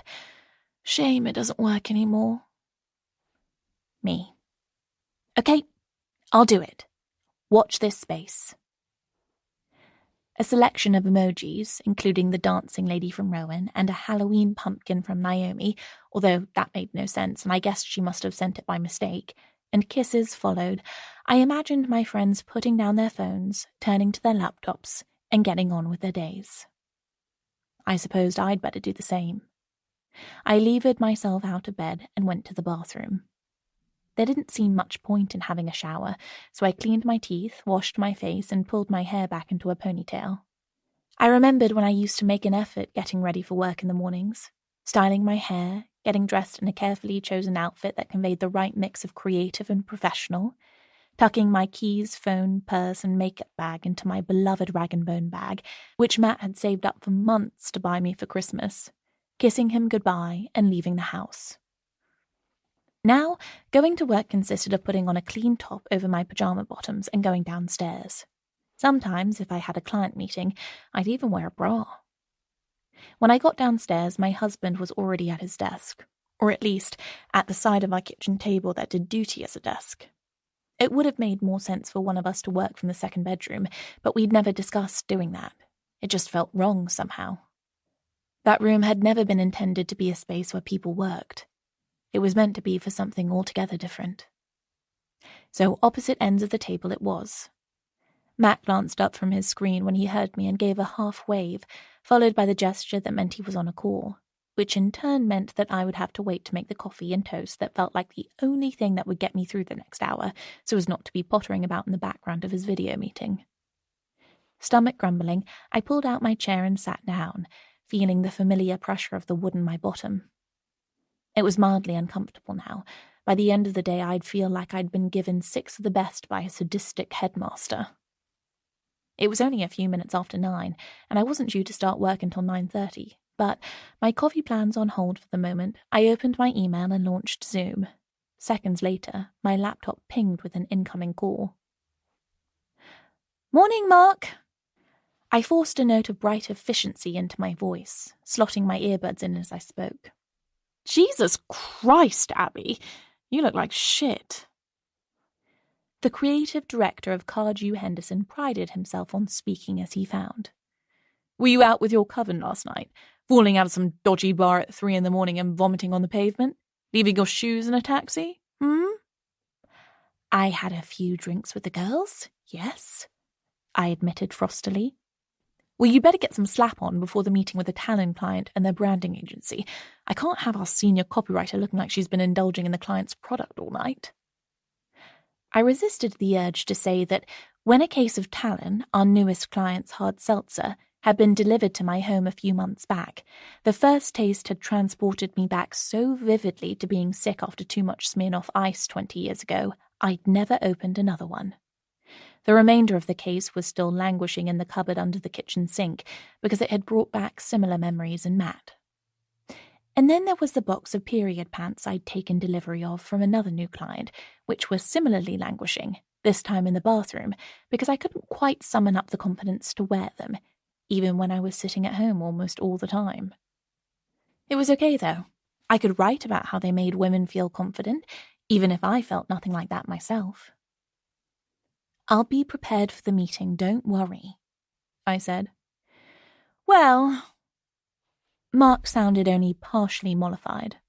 "I actually wanted to ask you to call Bastian and tell him to get the art guys working on that presentation, stat. Right now it looks like a 10-year-old on glue put it together, and there are typos on every second slide." I tried hard not to roll my eyes. "I'll speak to him and proofread everything before the meeting." Mark gave a grunt that I decided to assume passed as a thank you. Then he said, "Hold on, Bastian wants a call. Now, you and me." Right, okay, be there in a second." The prospect of toast becoming more distant by the second, I left my call with Mark and waited for Bastian to invite me to the next one. This was shaping up to be one of those days, I realized. Well, another of those days, strictly speaking.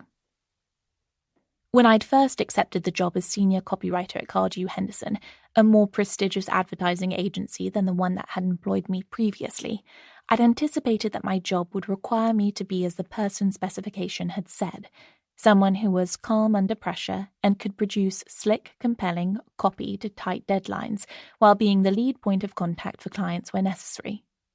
I hadn't expected that the office would be shut for months on end while the company shifted to hybrid working, or that Mark and Bastian would spend as much time squabbling with each other as they spent doing their jobs, or that the hustle of bringing new clients on board for campaigns that needed to be orchestrated on vanishingly tight schedules would leave me so muddle-headed with stress I'd once catch myself describing a cherry-flavored alcoholic drink as revolutionizing your period and reusable sanitary protection as the most fun you'll have with your clothes on.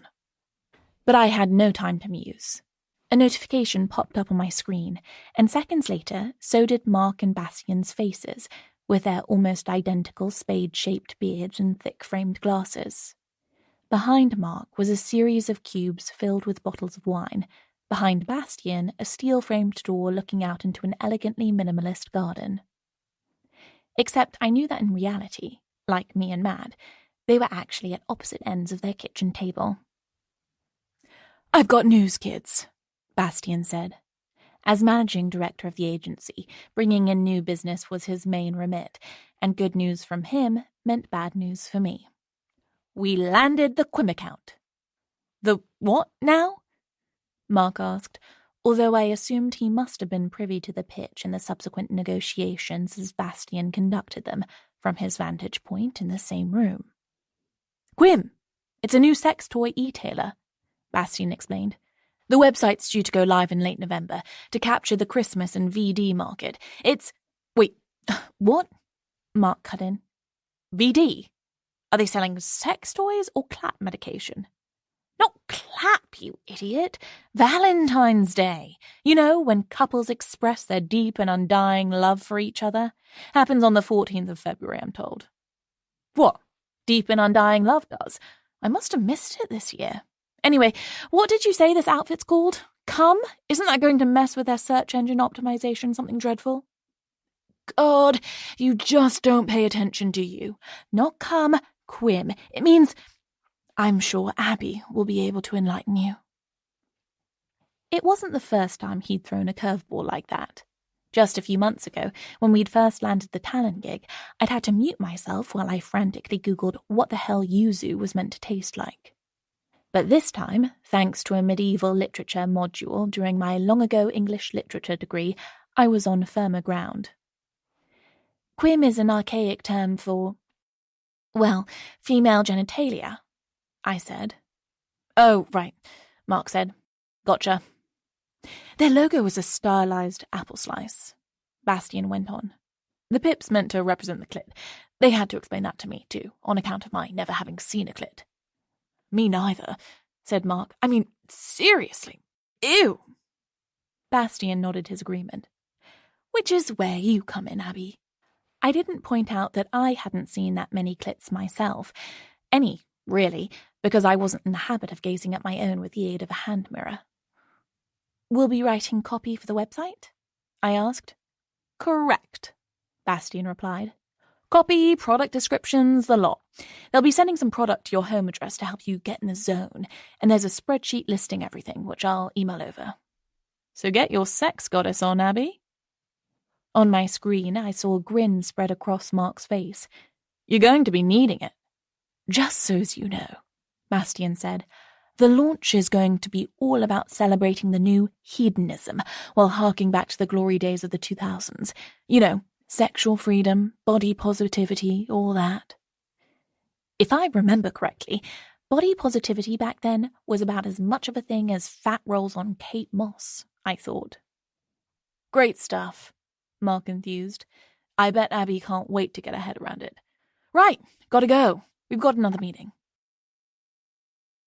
Their faces froze, then flicked into blankness, and I was left staring at my screen, equally blankly. Then I looked around my kitchen, noticing the crack in the plaster we hadn't been able to find anyone to come out and fix, the cobweb in the corner I forgot about whenever I got the feather duster out, and Matt's teaspoon next to the sink. I wondered if I'd ever buy a bra with lace on it again, or dance in a club until after midnight. I wondered whether eating digestive biscuits in bed counted as hedonism, and whether sexual freedom included the freedom not to be asked to have sex. Whatever the new Roaring Twenties were, I thought gloomily, they had yet to make an appearance in my life, and my own 20s, whether roaring or not, felt like the distant past. When it came to my body, I was about as positive as a pregnancy test with just one lonely line on it. And as for my inner sex goddess, she'd been AWOL for a lot longer than I cared to remember. At 5:30, after spending the afternoon cringing as I researched rival adult online retailers with offerings ranging from feather ticklers to full-on rubber gimp suits, I logged off, stood up, stretched, and looked out of the window. The view of our garden was the same as always, the parched square of lawn, the barbecue that was still full of spent coals from last summer, the apricot-coloured rosebush that bloomed in glorious profusion year after year, despite our neglect. Shame our marriage doesn't do that, I thought, with a pang of sadness so powerful it squeezed my stomach. I heard the snap of Matt's laptop closing and the scrape of his chair, and turned to see him stand and stretch just like I'd done, only higher, his hand sending the pendant lights swinging wildly. I imagined the evening progressing as our evenings always did, Matt slouching over to the sofa and flicking on the telly, me messaging my friends on WhatsApp to hear about the progress of their hangovers and the minutiae of their days, me heading upstairs for a shower, one of us throwing together a meal from whatever we could find in the fridge. And I heard my voice say, loud in the silence now the tapping of our keyboards and the murmur of our voices on calls was stilled, "Fancy going for a walk?" Spring 2001. Breathless.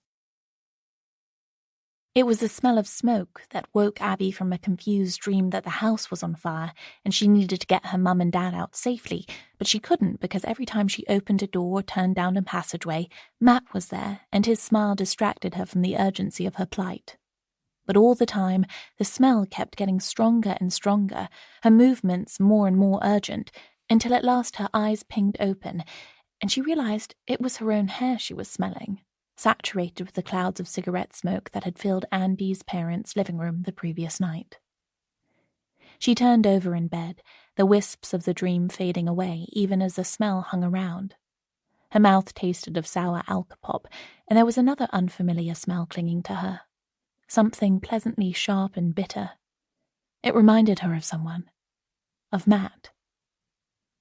And then she remembered the kiss. At once her whole body grew still, and she lay on her back, eyes closed again, letting every second of the previous night replay in her mind.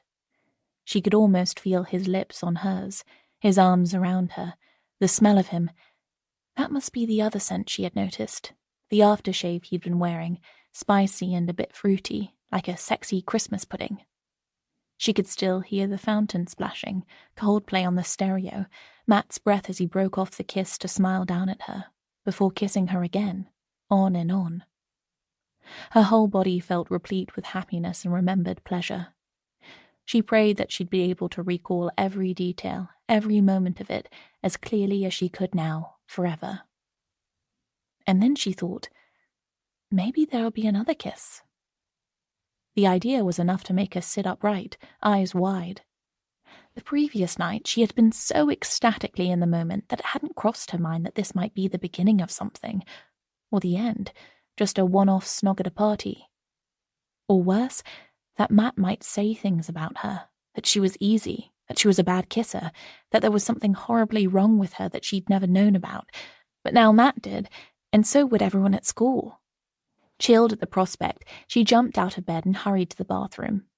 Much as she longed for the scent of Matt to cling to her forever, the smell of smoke had to go. She'd never tried a cigarette, and the last thing she needed was a lecture from her mum she hadn't even earned. She cleaned her teeth and showered, then pulled on her dressing gown and padded downstairs to the kitchen, suddenly ravenous. She could smell roasting beef, but she knew lunch wouldn't be ready for hours, so she raided the bread bin and cut 4 slices of fresh white bread, so thick she had to squash them into the toaster. She spread them with butter and strawberry jam, piled them onto a plate, and returned to her bedroom with a mug of strong, milky tea, longing to be alone again with the CD Matt had burned for her and her memories of every moment they'd spent together, but especially the night before, burned as clearly on her memory, destined to be replayed as often. By the evening, her rapture had faded. She'd gone through agonies of excitement and doubt every time she heard footsteps outside, wondering if it might be Matt, because he didn't have her parents' phone number and neither of them had mobiles.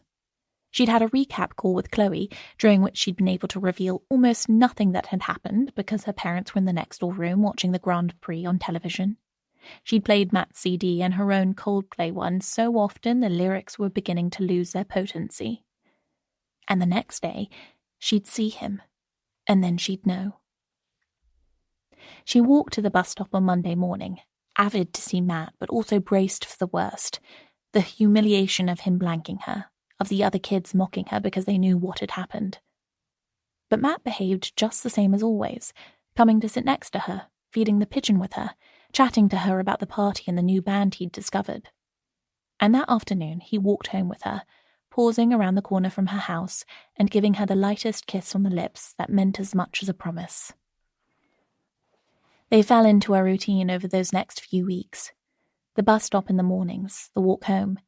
Often they'd do their homework together in the school library or Abby and Matt's bedroom, distracted from their studying by yet more kisses. On Sundays, they hung out in the park with friends, Matt and his mates kicking a football around, someone playing music on a ghetto blaster, girls stretching out their bare legs to catch the sun and gossiping idly.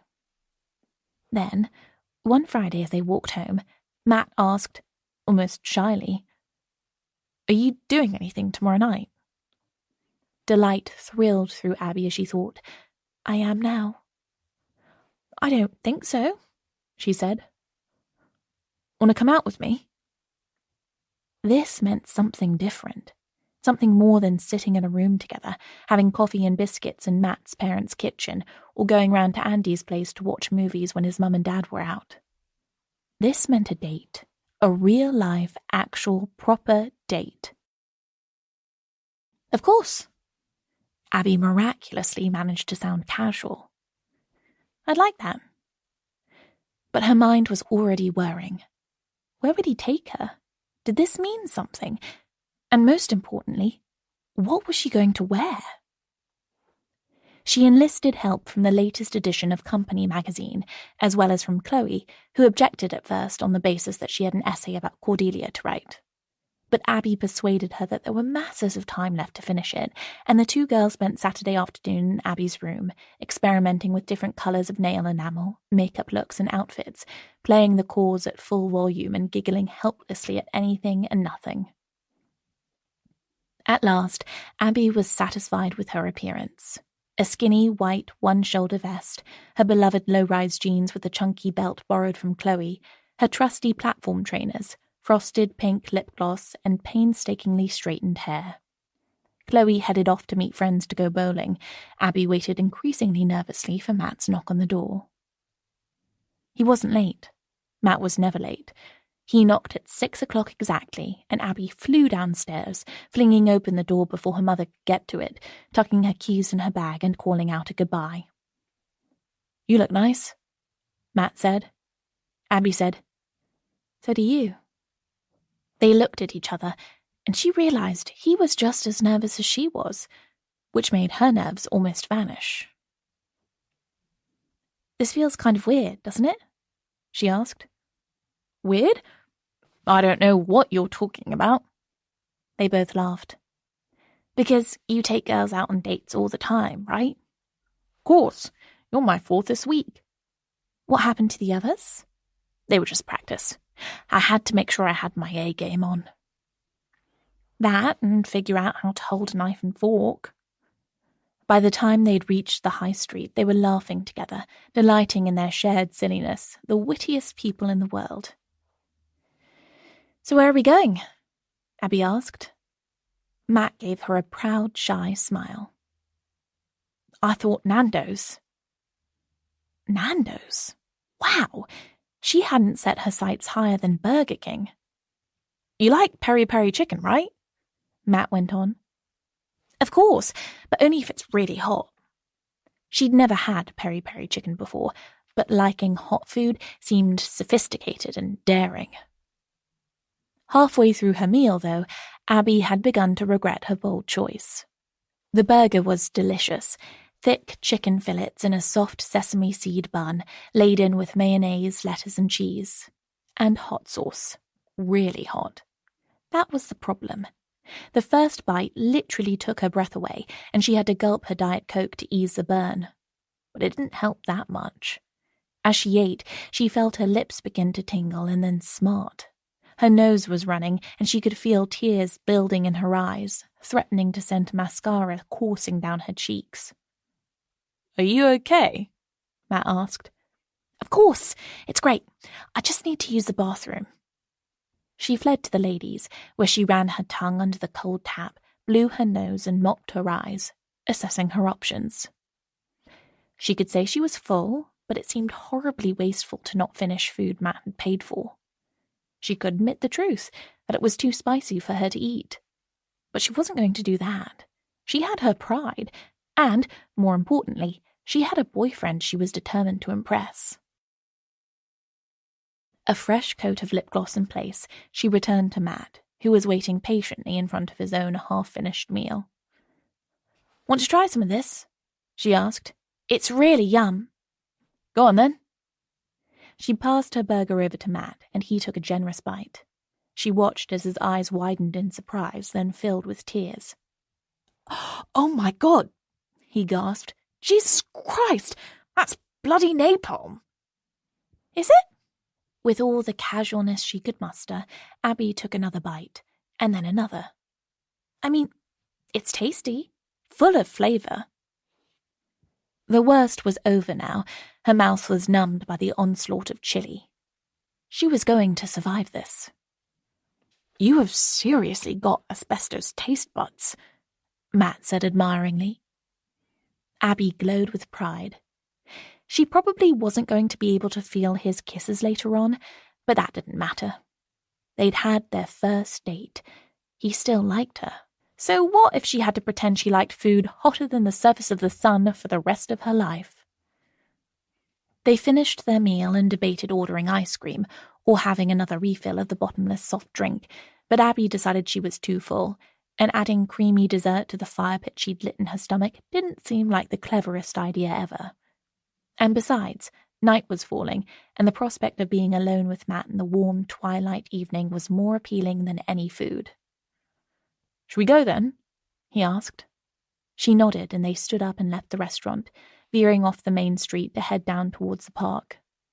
The night was warm, but heavy clouds hung over the horizon, turning the colors of flame in the setting sun. "This must be what my insides looked like after that extra hot chicken," Abby thought fleetingly, but then her mind returned to Matt. They paused by the edge of the duck pond, listening to the honking overhead as a flock of geese returned to land on the water, the distant strains of music and the laughter of a group of teenagers hanging out somewhere close by, the rustle of the breeze stirring the leaves of the chestnut trees overhead.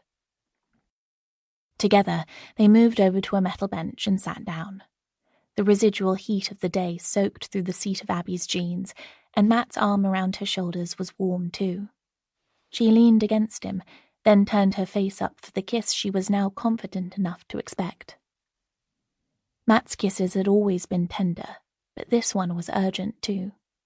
Abby lost herself in it, feeling as if her whole body was melting into Matt's, into the cooling evening air, into the sounds that surrounded them and the breeze caressing her skin. He hooked his fingers into the metal grommets that studded her belt and pulled her close. She hooked one leg over his and sat on his lap, facing him, their bodies pressed together, their faces smiling into each other. "Nice belt," he said. "It's not mine," Abby admitted. "I borrowed it from Chloe." "From Chloe?"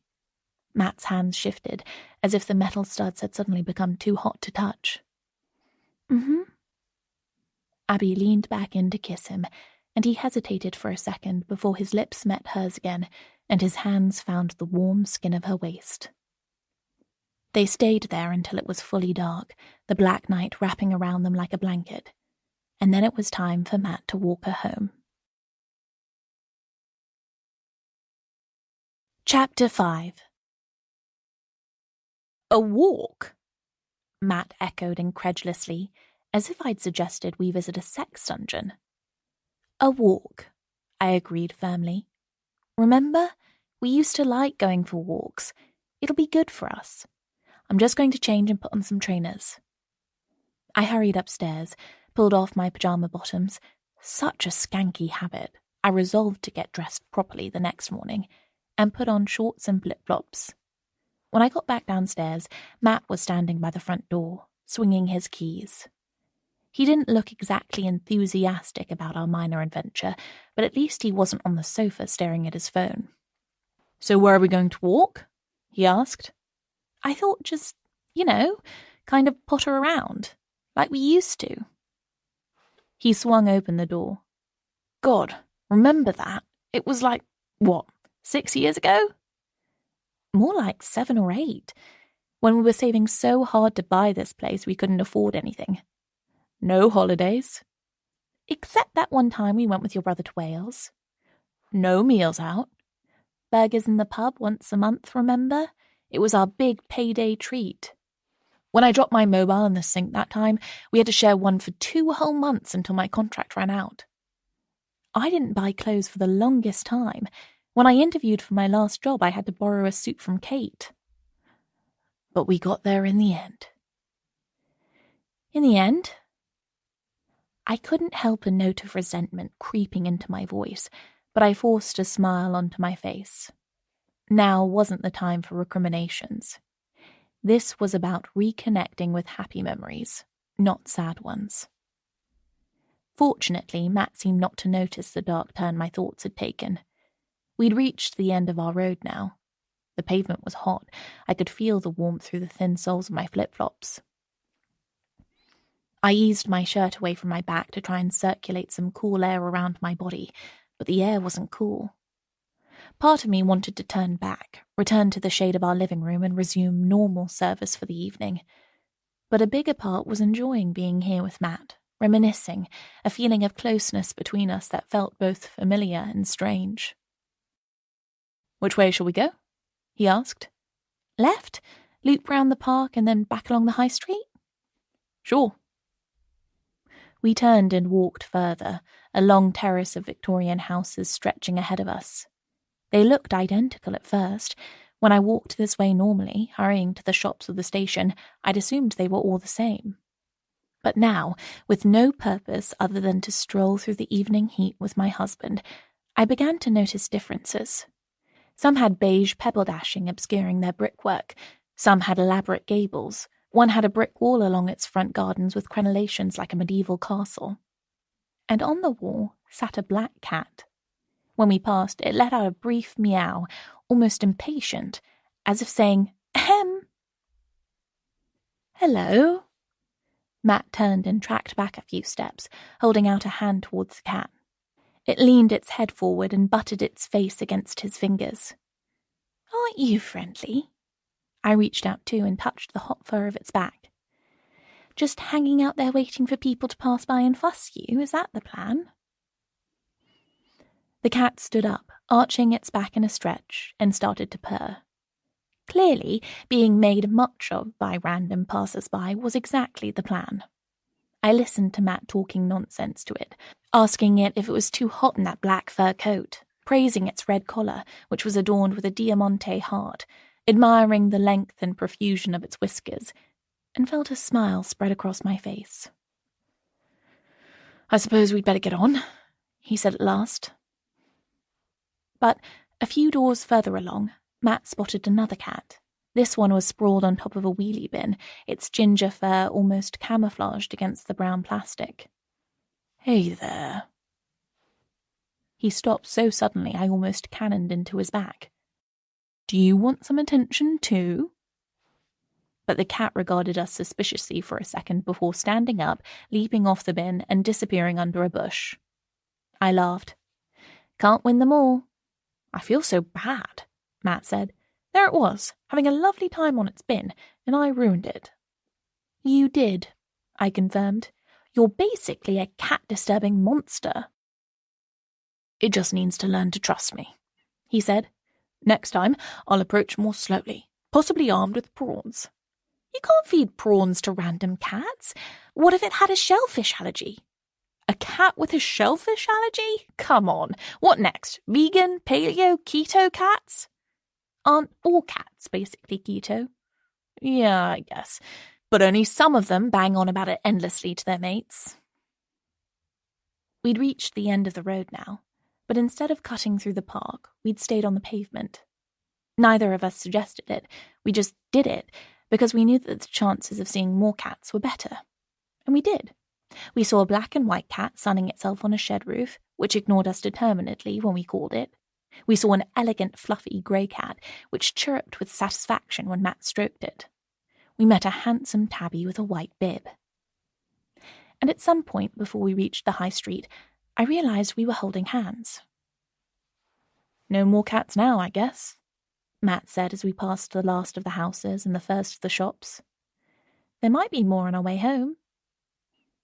But suddenly, the prospect of returning home to the flat, making a salad and cooking the chicken breasts that were nearing their use-by date, flicking through the TV channels and arguing about what to watch, seemed unbearably bleak. "I'm starving," Matt remarked. "Maybe we could get something to eat while we're out." "This isn't exactly the gourmet hub of London." We paused, looking around at the fried chicken shop, the takeaway pizza place, the sketchy pub and the slightly less sketchy one, and the Thai place, which had a small queue outside its door. "We could go to the Nando's round the corner," I suggested tentatively. "Nando's? We haven't been there for years." "I know. It would be a blast from the past." But clearly Matt wasn't going to need persuading. He'd already headed off down the road in the direction I'd indicated, walking so quickly I had to trot to keep up. "Scene of our first date, remember?" he asked over his shoulder. "Really? I thought that was Burger King." "Come on! It was totally Nando's. I was a classy kid. I took you to the best places. I had to work 2 Saturdays at HMV to pay for that date." "My God, I remember now. I was too embarrassed to order because I thought I'd have to pay for half and it was well expensive." We walked into the cool, dimly lit interior of the restaurant, approached the counter together and studied the menu. "There's loads of new stuff," Matt said. "Blimey, halloumi fries? Fancy AF? And a new flavour marinade, smoky barbecue no less. And vegan chicken. What did the vegan option used to be back in the day?" "Quarter chicken without the chicken?" I giggled. "Fries and coleslaw?" "Nope, there's mayo and coleslaw." Poor bloody vegans. Took some doing back then. "They're getting their revenge now, though," Matt said. "Anyway, you'll have a double chicken burger with cheese, extra hot?" "I will, and we can have wine." "Or beer, on account of being adults now and everything." Our eyes met, and we beamed at each other, delighted with the people we'd been then and the people we were now. "A half chicken, lemon and herb, spicy rice, coleslaw, and a beer." Matt placed his order, and the girl behind the counter smiled at him like this was the best thing she'd heard all day. That's how infectious his sudden happiness was. I ordered my own food, receiving a cheery but dialed-down version of the same smile from the server, and we made our way to a table. Once again, I remembered that first date all those years ago, sitting there opposite Matt, not sure quite what to do with my face, not least because if I closed my mouth, my lip gloss would stick it together and it would never unstick, but at the same time just wanting to grin and grin at him, and later kiss him and kiss him. I couldn't remember what we talked about, but I was sure we were never silent, and we laughed a lot, the kind of shrieky, silly laughter teenagers do when you think you've stopped laughing and then your eyes meet and it sets you off again. I remember thinking we were the 2 coolest, cleverest, wittiest people in all the world. Now, all I could find to say was, "I can't believe how many cats there are in our neighbourhood." "Funny, isn't it? We've lived here for 6 years already. You'd think we'd have noticed." "That tabby one was so cute. I wonder if it hangs out there all day, waiting for its humans to get back from work. It would be kind of cool to come home and get that enthusiastic a welcome." I remembered Matt getting back from the gym earlier, and how all I'd said when he walked in the door had been, "Did you remember to get dishwasher tablets?" And how I'd had to suppress my irritation when he said, "Nah, I'll go out later." Fortunately, our food arrived, and we both dived into the chicken, fries, rice, and all the rest, and I found myself returning to that comforting memory from the past. I spent the whole afternoon getting ready for that date, I remembered. I was worried you'd want something really pricey and I wouldn't have enough cash and end up washing dishes because I couldn't pay the bill," Matt said. I hesitated for a second, then admitted, "You know, I'd never ordered extra hot anything in my life before that. I only did it to impress you, and I legit thought my mouth was on fire." "You what? You totally had me fooled. I can't believe you've hidden that from me all this time."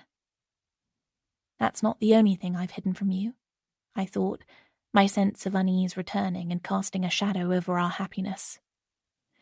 It felt so fleeting these days, so fragile, as if I couldn't take refuge in happy memories without sad ones rushing in to overwhelm them. But Matt seemed oblivious of the dark turn my thoughts had taken. "Maybe we should get a cat after all," he said. "They're cute. It would have company with us both at home." His words felt like a punch in the gut, the last thing I needed after inhaling a double chicken burger with extra cheese and 2 glasses of Chenin Blanc. "What do you mean? We talked about this." "Yeah, I know, but we just kind of said we weren't going to get a pet for now. In case, you know." My lips, stinging from the hot sauce, felt oddly numb and immobile. "Are you saying that's changed?" "No, but it might do. I just think we can't keep putting stuff on hold forever. Like us both working at the kitchen table in case." All the ease and happy companionability between us seemed to have evaporated, leaving only a cold knot of dread inside of me. Dread of what, exactly? Naming the thing that had been there between us for what felt like forever, although really it had only been a few years, growing bigger and bigger and harder to talk about. Returning to the hope and disappointment, the anticipation and misery that had been paused for us for over a year now? I wasn't sure whether Matt could feel it too, but I guessed he did, because his face had changed quite suddenly from relaxed and smiling to almost fearful. "Abby? Have I upset you?" "We don't have to talk about it." "We're already talking about it," I said. And, now that we were, it felt like there was nothing else we could talk about. So we finished our meal in silence, walked home and got into bed, the stretch of sheet between us feeling as wide as an ocean. Chapter 6. At my desk the next day, despite having put on a bra, a skirt, and even some makeup, and a top, obviously, I wasn't doing that kind of video call for work. Although given Bastien's insistence that I really get my hands dirty on the Quim copywriting, I wouldn't have been surprised if such a thing lay in my future. I found it impossible to concentrate. I kept casting furtive glances at Matt opposite me, searching for signs that he, too, felt wounded by what we'd said the previous night. But his face was focused and still. Only his hands moved, tapping on his keyboard and occasionally pushing his glasses higher up on his face. I tried to apply my brain to an introductory paragraph setting out how the array of products sold by Quim.com would give them vaginas toned as an Olympic weightlifter's arms, drive their partners wild with desire, and make their orgasms worthy of an interview on the Goop Lab. But I couldn't do it. I might as well have been trying to come up with instructions on how to fly to the moon without the aid of a rocket launcher. Fortunately, I was rescued. Kind of, by a summons to the all-team meeting to discuss our imminent return to the office. At least, it would be imminent as soon as Bastien, Mark, and Vishni, the office manager, had managed to secure a new premises that Mark thought was worthy of the agency's cutting-edge image, Bastien thought was affordable, and Vishni could figure out a way of fitting the requisite number of desks into. "We'll all be hot desking, of course," Vishni told the assembled faces on my screen. "Which will mean a strict clean desk policy," Bastien said.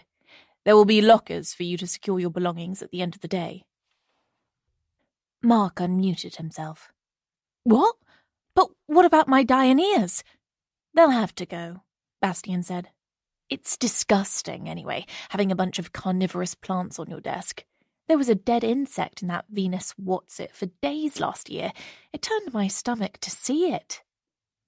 The trouble with you, Mark snapped, at least one of the troubles with you, is you don't appreciate the wonders of nature. I appreciate nature just fine when it's not sucking the guts out of a housefly. I tuned out their bickering, and when at last the meeting was over, I changed my status to busy, picked up my phone, and went out into the garden. It was almost too hot to endure being outside. The plans we'd had for a shady tree we could sit under in the evenings with a glass of wine, a flagstone path leading under a pergola, perhaps even a water feature of at least a bird bath, had come to nothing. I pulled one of the battered plastic chairs into the patch of shade offered by the neighbour's wall and perched on it, taking out my phone. I'd only briefly been a smoker, back at university when it had still been cool, before dire health warnings and the spiralling costs of those lethal, addictive, blissful sticks of nicotine had put me off. But suddenly, I found myself longing for a cigarette more than anything. I took out my phone and opened WhatsApp. Rowan had sent a message the previous night, which I'd seen flash up as a notification, but not been able to bring myself to read properly. Rowan. At Abby, how's it going? Been thinking about you. Any progress on Operation Memory Lane? Then there was a bunch of chat between her, Kate, and Naomi about how their days were going. Evidently, Kate's new boss was an incompetent mansplainer. Rowan couldn't decide between Charlotte Tilbury nail polish and an Apple Music voucher for Clara's birthday, and Naomi had actually slept for 7 hours and felt like a new woman. Their messages lifted my gloom for a moment. Just seeing the words on that tiny screen, it was easy to imagine that we were all together, pulling each other close into a group hug. Abby. Ugh, not so good. You won't believe what happened. We accidentally did recreate our first date, same food and everything. It wasn't Burger King after all. It was Nando's. I waited a second to see whether anyone was online to read my message. Sometimes replies came instantly, sometimes they could take hours.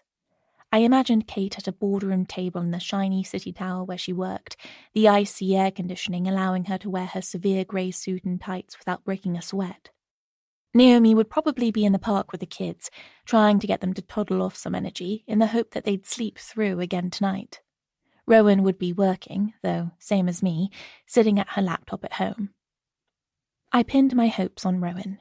If she didn't reply, I'd have to go back inside and catch up on the latest slew of emails. Sure enough, Rowan had read my message and was replying. Rowan. That's so sweet and so random. I can't believe Matt did that without even knowing about my idea. So why wasn't it good? Abby. It was at first. Rapidly, I summed up the walk, the cats, the spontaneous decision to eat out, the memories that had come rushing back. Abby. So it's a good idea, in theory. Rowan. But what went wrong? Abby. We had a row. Rowan. Oh no, what about? Abby. The usual.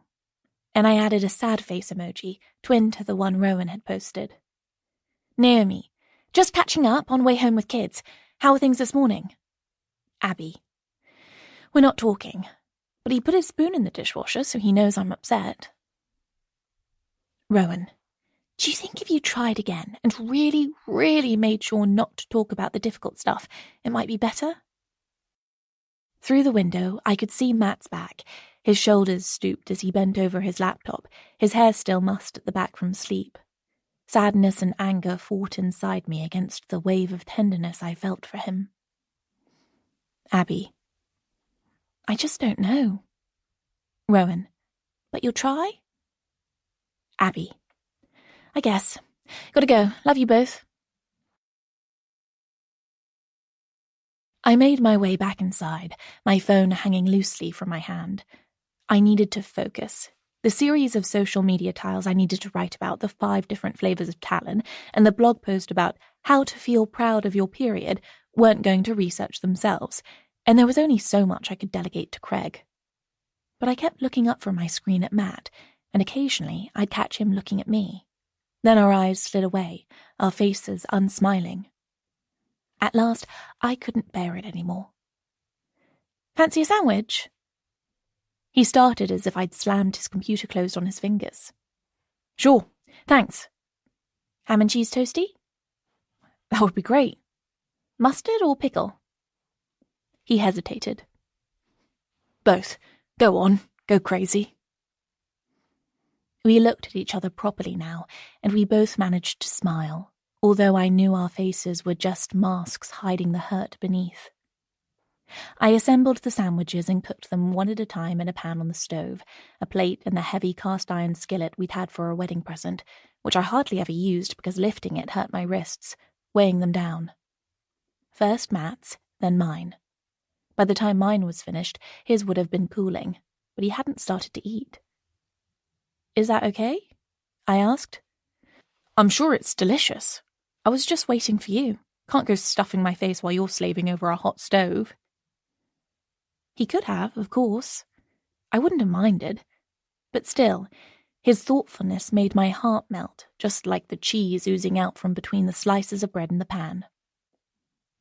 I cut my sandwich in half and sat down, and we ate together, strings of cheese stretching from our mouths, our fingers greasy with butter. When we'd finished, Matt cleared away the plates and pans. "Fancy going for a walk again this evening?" I asked. "See if we can find any new cats?" Matt's face relaxed into a proper smile. "Sounds like a plan." The next evening, Matt had a rare, hastily organised night out with friends at a bar in town. Andy had suggested it. Matt's brother Ryan was in London for a work meeting, and a few of their other old mates had been roped in too. Matt asked me cautiously if I wanted to go along. "No, God no, it's fine. You go. It'll do you good." He looked at me beadily. "Is it because Andy's going to be there?" "Yes. A night out with Andy, trying to ignore his too frequent toilet breaks and pretending there wasn't an elephant the size of, well, an elephant in the room all night, wasn't my idea of fun." Matt clearly thought catching up with his old mate was worth the potential aggro, but I didn't. "Of course not," I lied. It's a boys' night. Come on, you don't want me there, cramping your style when you want to talk about who's going to win the Euros and Emilia Clarke's tits." "I'm not sure Amelia's tits are on offer as a prize for anything right now," Matt quipped. "Well, if that changes, let me know and I'll get myself in the draw." He laughed and went off to get ready, crashing out of the house half an hour later, smelling of my rose and geranium shower gel, wearing a shirt with little cartoon robots on it that I'd bought him for Christmas. I stood in the hallway for a moment, at once relishing the quiet and the prospect of having the flat to myself for a few hours, and feeling strangely at a loose end. If I'd had more notice, I could have bought in a load of food that I liked and Matt didn't. Chicken livers to have on toast with hot sauce, or a 3-bean chili ready meal, or even just a massive pack of salt and vinegar crisps to eat all to myself. But I hadn't had time to lay in supplies, and I hadn't the inclination to go out, even if our local supermarket did stretch to chicken livers, which it didn't. I could have a long scented bath with candles, even though it was still light, I decided, with a glass of wine, and watch something on my tablet that Matt would take the piss out of me for if he was there. And I could WhatsApp the girlfriends club from the bath, and hopefully one of them would have a free evening too and fancy a chat. But as it turned out, Kate was out at a client dinner, Patch was one of the friends who'd responded to Matt's last-minute invitation, so Naomi was wrangling the twins on her own, and Rowan had taken her mum to the cinema because Clara was at a sleepover. So I was truly on my own. It was okay, though. I enjoyed my bath and my wine, and watched a couple of episodes of Glow Up in the cooling water, then devoured several slices of toast and marmalade in my dressing gown before realizing that the marmalade was making my wine taste funny. I returned to the bathroom and looked despondently at my face in the mirror. I remembered asking Rowan a while ago when the best time was to start using retinol on your skin, and her saying, 10 years ago. I'd well and truly missed that boat. I could see fine lines around my eyes and deeper ones between my eyebrows and on either side of my mouth. There were violet shadows under my eyes, and my hair looked dry and lifeless. God. I remembered how I used to spend hours getting ready to go out, how straightening my hair and fake tanning my legs and painting my nails and doing my makeup, and then taking it all off and doing it again because I fancied trying a different look, then trying on outfit after outfit until my bedroom floor was littered with clothes, had seemed a worthwhile way of spending time. More than worthwhile. Fun, even. I remembered how, even when Matt and I were at our skintest, saving furiously for our house deposit, the money I spent at the hairdresser and the beautician had been sacrosanct. "You've got to feel good about yourself, Abs," he'd said. "I mean, I think you'd look gorgeous no matter what, but I have to admit I'm kind of invested in the wax thing." How long had it been since I'd bothered putting on makeup regularly, or had a manicure, or asked the hairdresser to do anything more complicated with my hair than cut off the split ends? How long had it been since I'd gone into Boots or Superdrug and emerged laden with new eyeshadow colours, fancy emollients for my face and body, serums that promised to transform my hair, tubing mascaras and felt-tip eyeliners? How long since I'd had a beauty therapist rip my pubic hair out by the roots and paid her for the privilege? How long since I'd felt like the archetypal Quim customer, experimental, erotic, empowered, allegedly felt all the time? "You've let yourself go, Abby," I told my reflection, and my reflection nodded gloomily back. I pulled open the top drawer of the rickety IKEA cabinet next to the basin, where my makeup lived. There it all was, a jumble of bottles and tubes, pencils and crayons, pots and wands. Wands? Ha! I'd need some serious magic to help me right now, I thought. Well, help was at hand. My face was already moisturized and, apart from a rogue toast crumb in the corner of my mouth, ready to go. I switched on the light and got started. Half an hour later, I'd applied a full face of slap and, after digging out my trusty GHDs, transformed my hair from a wavy, frizzy mess to something almost like the smooth silken sheets I'd been so proud of back in the noughties. I unplugged the straighteners and wandered into our bedroom, shrugging off my dressing gown, then turned back and checked that I had actually unplugged them. I opened my wardrobe and surveyed the contents. One good thing about being too skint to buy many new clothes was that I had kept most of my old ones, so looking at them was like turning the pages of a photo album. Each garment, each pair of shoes, had a store of memories, possibly memories I could recreate. There was the first pair of skinny jeans I'd ever bought, which I'd worn with trepidation at first, thinking they made my legs look like parsnips, then got used to and worn over and over until the stretch had gone and they weren't skinny anymore. I'd been wearing them the day we moved in here, kneeling on the floor in them while Matt and I assembled flat pack furniture together. There was the floaty caftan I'd bought for our last beach holiday together, almost 5 years ago it must have been. Looking at it, I could almost taste the ocean breeze as Matt and I watched the sunset from our hotel balcony, pina coladas in our hands. As soon as darkness fell, we'd pulled each other back inside, shedding our clothes and ending up intertwined on the bed, perspiration drying on our skin, almost too late for our dinner reservation. There was the cashmere jumper Matt had bought me as a congratulations present the day I started my new job, which I'd never worn because it made me itch, but couldn't bear to part with because it had been a gift from him. And there was the jumpsuit I'd bought for Matt's and my engagement party. I eased its hanger off the rail and looked at it. It hadn't cost much, none of my clothes had, but oh my God, I loved it. It was hot pink, with spaghetti straps, a draped front and tapered legs. I remembered trying it on in the fitting room, twirling with delight, before handing over my credit card with barely a tremor and swishing out of the shop, the glossy rope-handled bag swinging by my side. I remembered it being impossible to wear any underwear with it, because bra straps would show and even the most allegedly invisible pants would ruin the line. I remembered Matt being almost unable to keep his hands off me when I wore it. Maybe, if I wore it now, with my hair and makeup all done, and I was wearing it when he got home after his night out, he'd remember how much he'd fancied me back then, and fancy me again. I'd been pretty skinny back then, and I was less skinny now. But it had never been tight. I could at least try it, and if the zip didn't do up, that didn't matter. I held the fabric up to my face, sure I could detect an echo of the DKNY woman perfume I used to wear. The garment slid off the hanger as easily as water from a glass, and I stepped carefully into it, easing the thin straps up over my shoulders. It was going to fit. I was sure of it. I reached behind to the base of my spine, gripped the small metal tab and eased it up. There was a brief moment of resistance before it slid easily up to between my shoulder blades. I did a little twirl in front of the mirror, smiling. A pretty pointless way to spend the evening, but it had made me feel good. And there was still a few inches of wine left in the bottle. Matt had said he wouldn't be back late. I might as well have another drink and surprise him in my finery when he got back. But first, I needed a wee.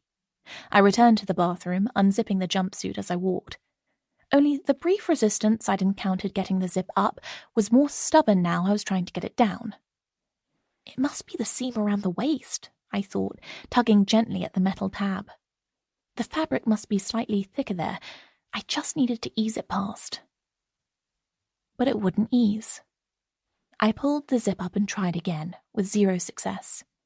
My hands had started to sweat, and it was harder to grip the tab of the zip, and I could feel the fabric encasing my upper body more tightly than I'd realized. I was trapped inside a bloody jumpsuit with a face full of makeup, great hair, and a bladder I was becoming more conscious of by the minute. I had no idea what time Matt would be home. He'd said, not late, but that could mean anything from 10:30 to 2:30. It was almost 10:30 now. If he was home by 11, I'd probably be all right. Just. But if he wasn't? I pictured myself waiting and waiting, getting increasingly desperate, vainly attempting to pee down one leg of the jumpsuit and ending in disaster. No, I needed help, and fast. I grabbed my phone, tapped onto WhatsApp, and explained the situation as quickly as I could to the girlfriends club. Naomi, I'd come over and help, but I've just got the kids to sleep, and I swear if I even move, they'll wake up. I'm sat here in agony with a cramp in my foot, so you have all my sympathy. Rowan, oh, balls, I just got home. I'd come, but it would take over an hour, and by then Matt might be back, right? Naomi, have you tried running a pencil up and down the zip? That's meant to loosen them. Or Vaseline? Rowan, olive oil? Abby, wouldn't that stain it horribly? Naomi, or you could order a Deliveroo and ask the driver to help you. Rowan, that's a genius idea. Do that.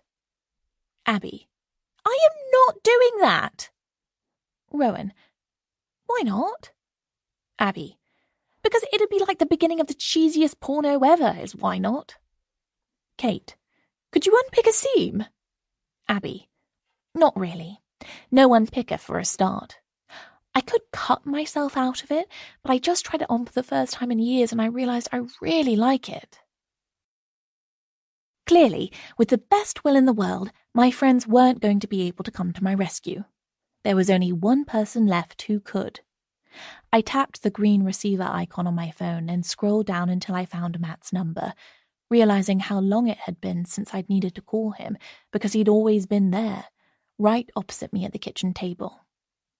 I pressed the button and heard the buzzing trill in my ear. And then, like an echo or a stereo system whose speakers weren't quite in sync, an answering ring from outside the open window. Could it be? I looked out and, sure enough, there was Matt's dark head approaching our front door.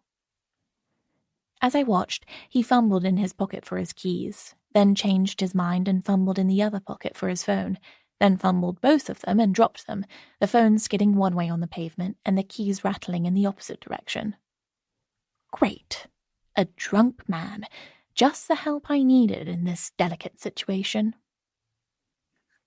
But he was here, and, tipsy or not, he was a whole heap better than the nothing I'd had before. I rushed downstairs and flung open the front door just as Matt scrambled up from his hands and knees, keys and phone back in his hands. Wow, he said. You look absolutely gorgeous. That trouser thing is lethal. It's a jumpsuit, I corrected him, as I always did when he paid me the same compliment. Only right now it's basically a straitjacket. The zip's stuck and I can't get out of it. Oh no. Well, the cavalry's arrived. Hold on, I just need to have a piss. So do I! I followed him up the stairs. Seriously, Matt, this is urgent. I've been bursting for a wee for ages. I'm being as quick as I can, he promised, his voice muffled by the bathroom door. Just as well we had to put Andy in an Uber and call it a night early. Was he... Yep. Matt emerged, wiping his still soapy hands on his jeans. Right. Turn round and let me take a look. I obeyed, and seconds later felt his warm hands and warmer breath on my shoulders. He smelled of bourbon. They must have been drinking old fashions. The jumpsuit straps pressed on my collarbones as Matt tugged gently at the zip, but, just as it had when I tried, it stuck fast at the waist. Lubrication, he said. That's what we need. Have we any... Nope. I felt myself involuntarily shifting from foot to foot. It didn't help. There's some of that dry oil stuff I use on my legs. We could try that. Dry oil? Isn't that a whatchamacallit? An oxymoron. You know, like action cricket. Microsoft Works? Matt suggested. Marital bliss? Come on, Matt. There's a time and a place to have a stimulating chat about figures of speech, and this is not it. Sorry. I'm on it. He flung open the bathroom cabinet. Is it this stuff? No, that's micellar oil for taking off makeup. Hold on. I pushed past him and found the bottle, hidden behind a tube of hair serum. Here. Got to be worth a try. Right. I turned around again and heard a rattle as he dropped the cap of the bottle, and then felt a trickle of oil running down my back. Shit, it's gone everywhere. The floor's going to be like an ice rink. Never mind that. Has it worked? Let me just... Fuck. It's made the slip all zippery. I know what you mean. Has it worked? I don't know. I can't grip the thingamajig. Wait here. I heard the thunder of his feet on the stairs as he ran down them 2 at a time and willed him to take care. The last thing this night needed was Matt with a broken ankle and me stuck in a jumpsuit. But he reappeared safely, bright yellow washing-up gloves on his hands. Purchase. He waggled his rubber-encased fingers at me. Then his face fell. Oh my God, purchase. That reminds me. I bought you a bottle of that perfume you always used to wear. DIY?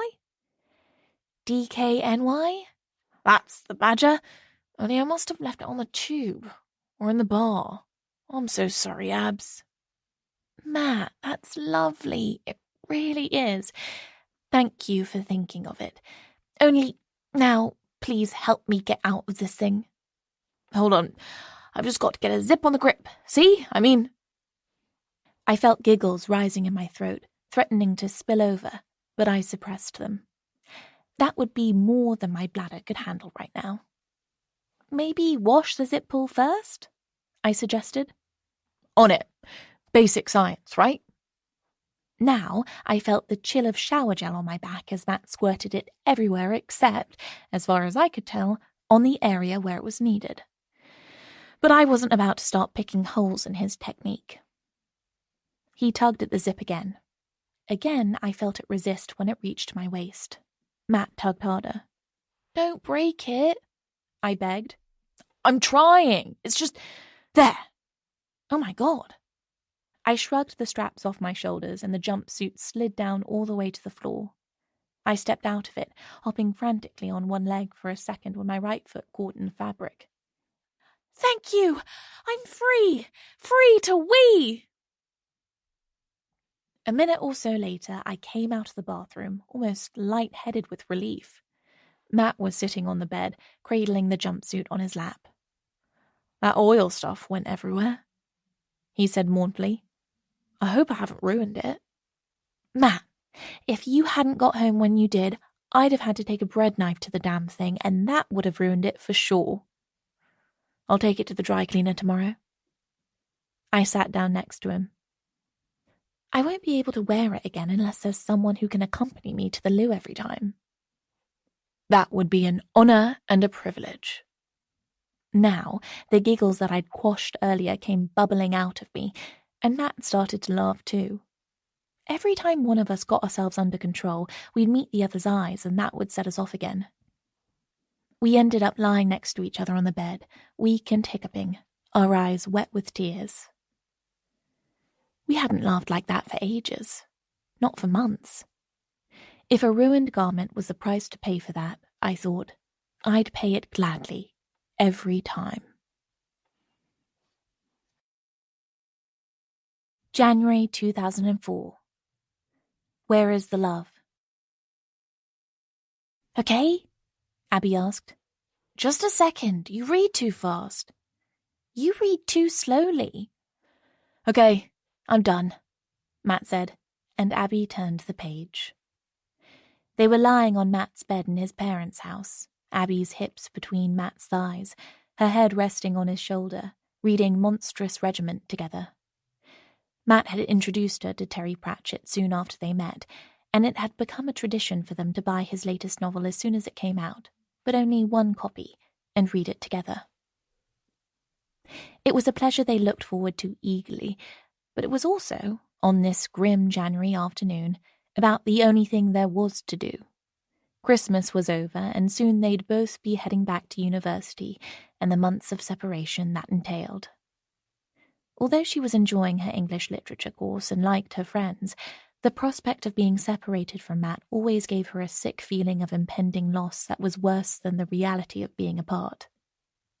She wanted these last few days with him to last forever, like her Christmas tub of Body Shop avocado body butter, but at the same time she wanted to devour them, like she had the box of seashell-shaped chocolate truffles her mum gave her every year.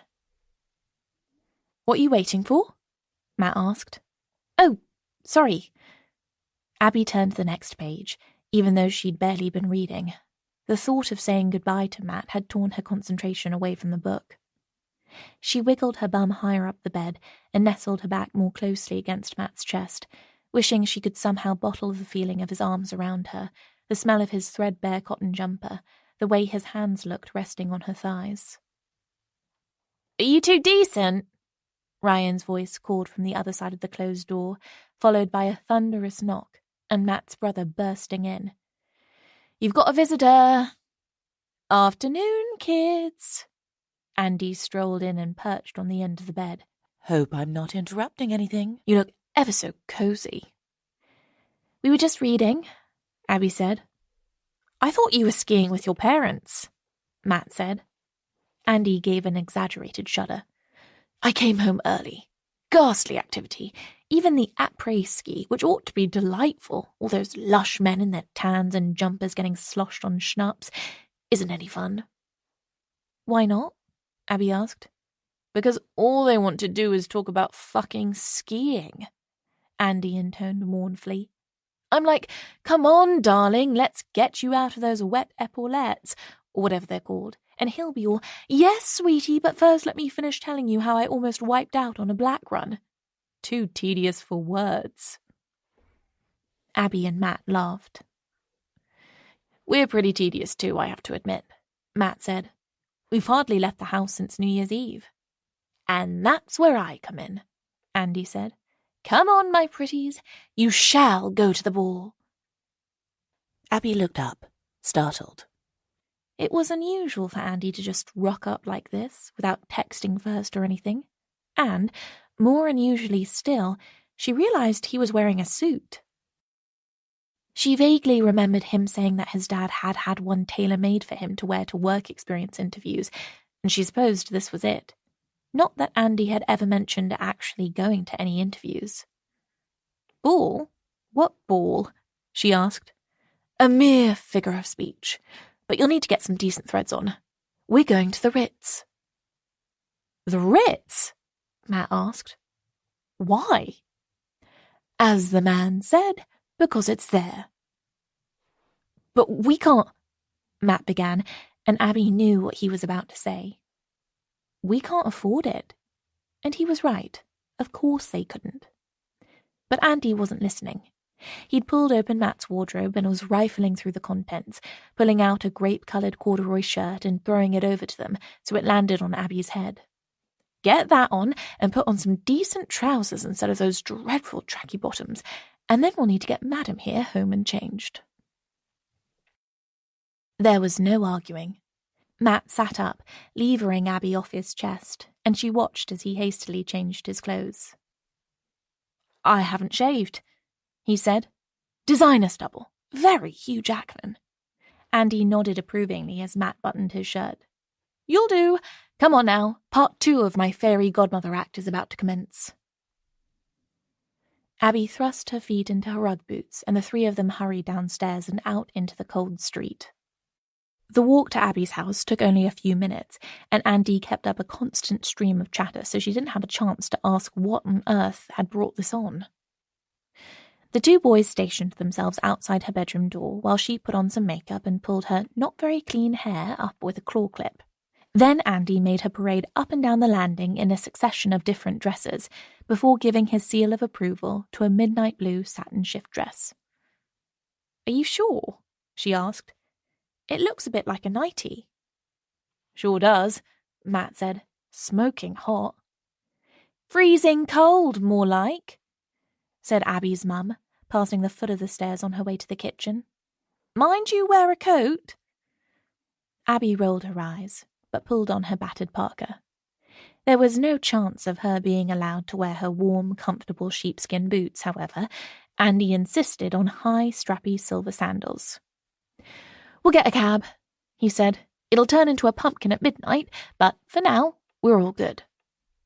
Abby and Matt met each other's eyes, horror mirrored in their faces. Getting a taxi home was unavoidable sometimes, if they missed the last tube and there were no night buses, and they were in a group who could all chip in for it. But a taxi to go out? It was an unthinkable indulgence. Andy insisted, however, and insisted on paying. When they walked into the bar, Abby's unease faded for a second, swept away by the sheer glamour of the room. The vast glittering chandelier, the even vaster Christmas tree, laden with silver and gold baubles and twinkling with what looked like thousands of tiny lights. The richly patterned carpet under their feet, so thick and plushy her heels sank deep into it with every step. They were escorted to a table, and Andy said, Must pop to the boys' room, leaving them alone. Tentatively, knowing what she would find between its stiff covers but almost too frightened to look, Abby opened the menu. £15 for a cocktail? Are you fucking kidding me? She whispered to Matt.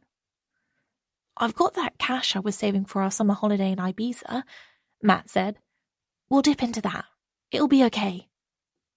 Do you think I can order a lemonade? We'll just have a couple of rounds and then go on somewhere cheaper, Matt promised. Enjoy it while we're here. I never knew places this posh even existed, Abby breathed. Look, the waiters are all wearing white gloves. And that bloke playing the piano's in an actual tailcoat. He's playing the Black Eyed Peas, Abby realized, and the two of them dissolved into giggles, more out of nerves than because it was actually funny. Then Andy reappeared, followed by a waiter with a tray bearing 3 pink cocktails. Andy lit a cigarette, raised his glass and said, Cheers! To us! To you two! To friendship! They clinked glasses and sipped. The drink was at once sweet and tart, with a powerful hit of vodka. It was the most delicious thing Abby had ever tasted, or possibly the seaweed-flavoured rice crackers, which the waiter had served in a little cut-glass dish, were more delicious still. Abby was barely halfway through her drink when Andy drained his glass and stood up.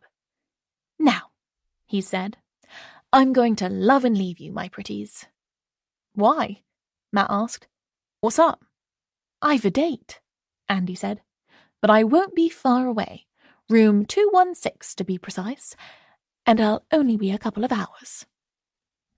Abby took another gulp of her drink. The alcohol had taken some of the edge off her unease, but not all. You've got a date? Here? Who with? She asked. I couldn't possibly name names.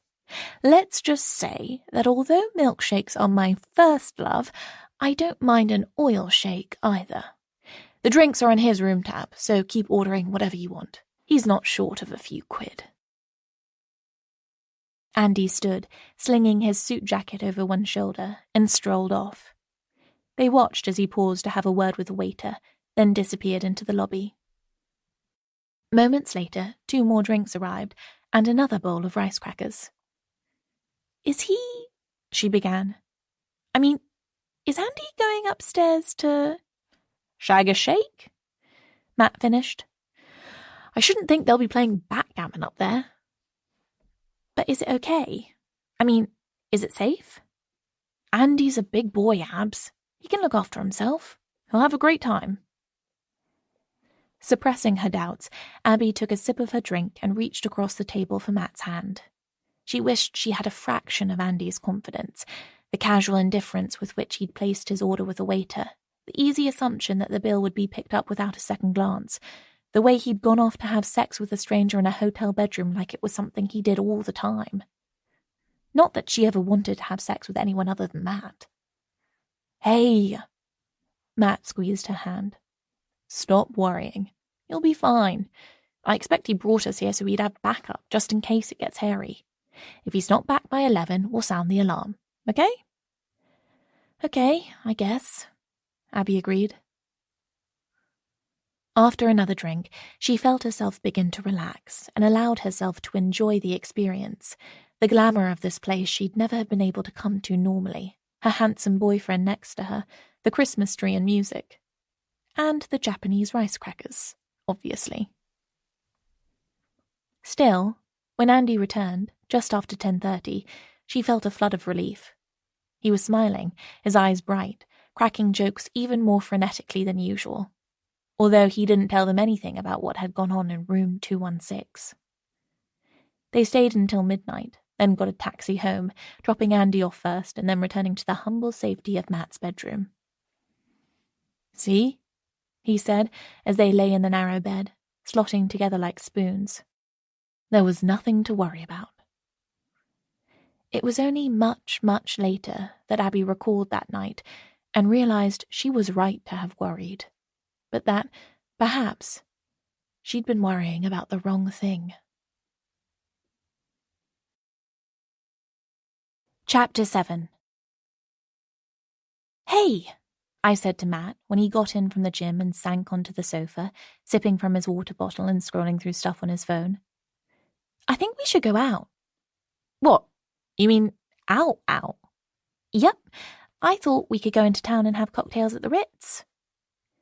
Matt looked at me like I'd just suggested spending 4 months in outer Mongolia, immersing ourselves in the lifestyle of a nomadic tribe. But why? Because we can. Well, we can if we have, 1 cocktail each and then the cheapest beer they offer and then get the tube home. The Ritz, though, Abs? Seriously? Seriously, I said firmly. Then I sat down on the sofa next to Matt and went on. Remember, we went there once with Andy. We thought it was off the scale fabulous. We'd never been anywhere that glam before. We've never been anywhere that glam again, Matt pointed out. Well, yes, there is that. But you see, I've been thinking. Is that what that burning smell is? Oi! I dug an elbow into his ribs. Less back chat and more listening. I've been thinking it would be a good idea to, try and revisit some of the amazing times we've had together. Like the time we went to Paris and you ate a dodgy oyster and spent 3 days spewing. Not the spewing, doofus. But yes, maybe we could go to Paris. Maybe next year. But in the meantime, there are so many other cool things we could do. You know how all those smug wankers post #making_memories on Insta? Like that, only kind of remaking memories. And not being smug wankers. Ideally not. Although, of course, there's always a risk we might tip over the edge occasionally. But I think it would be fun. And good for us. Like the school reunion was. And going to Nando's. Matt winced, and I wished I hadn't mentioned that night, which had ended in the very opposite of smugness. But I could see I'd swayed him. "A trip down memory lane, you say?" he asked. I remembered what Rowan had called it. Operation Memory Lane. It might be a bit too soon to mention to Matt just how invested my mates were in my plan. "Something like that," I said. "I'm up for that," Matt agreed. "Do I need to put on proper clothes? As opposed to, what, pajamas? Yes. Jeans? Probably." "Right. On it." He hurried upstairs, peeling off his sweaty kit. I heard the damp thud as he dropped it in the washing basket, then the hiss of the shower starting up. He hadn't noticed, but I'd already showered myself and put on a bronze-coloured midi skirt I'd bought a few years back for a party, which I hoped would still pass muster, a fitted black t-shirt and trainers. It was okay to wear trainers with everything now, wasn't it? A few minutes later, Matt reappeared, smelling of soap and steam and wearing black jeans and the stripy shirt his mum had given him for Christmas, which still bore the creases from its packaging. "This is okay, right? I don't need to iron it or anything?" I imagined him getting out the ironing board, faffing around for 20 minutes and ending up with a result worse than what he was currently wearing. "Nah," I said. "We'll wing it. You look fine." We walked to the station, not holding hands, but feeling as if we might be about to, our shoulders making brief contact as we strolled through the darkening evening. The train wasn't busy. Few people were venturing the wrong way, into central London rather than back home, on this nothing kind of Tuesday, so we were able to sit next to each other, exchanging recollections of that long-ago evening. "I wonder if Andy ever wore that suit again," I mused. "I bet not. Remember, he dropped out of uni right after and tried to be a conceptual artist." "Remember those pink drinks we had? What were they? Porn-style martinis? Something incredibly naff like that." "They'd never put a porn-style martini on the menu at the Ritz," Matt said. "Far too indelicate. We had cosmopolitans, darling." "Oh my God, of course we did. We thought they were the most sophisticated thing ever.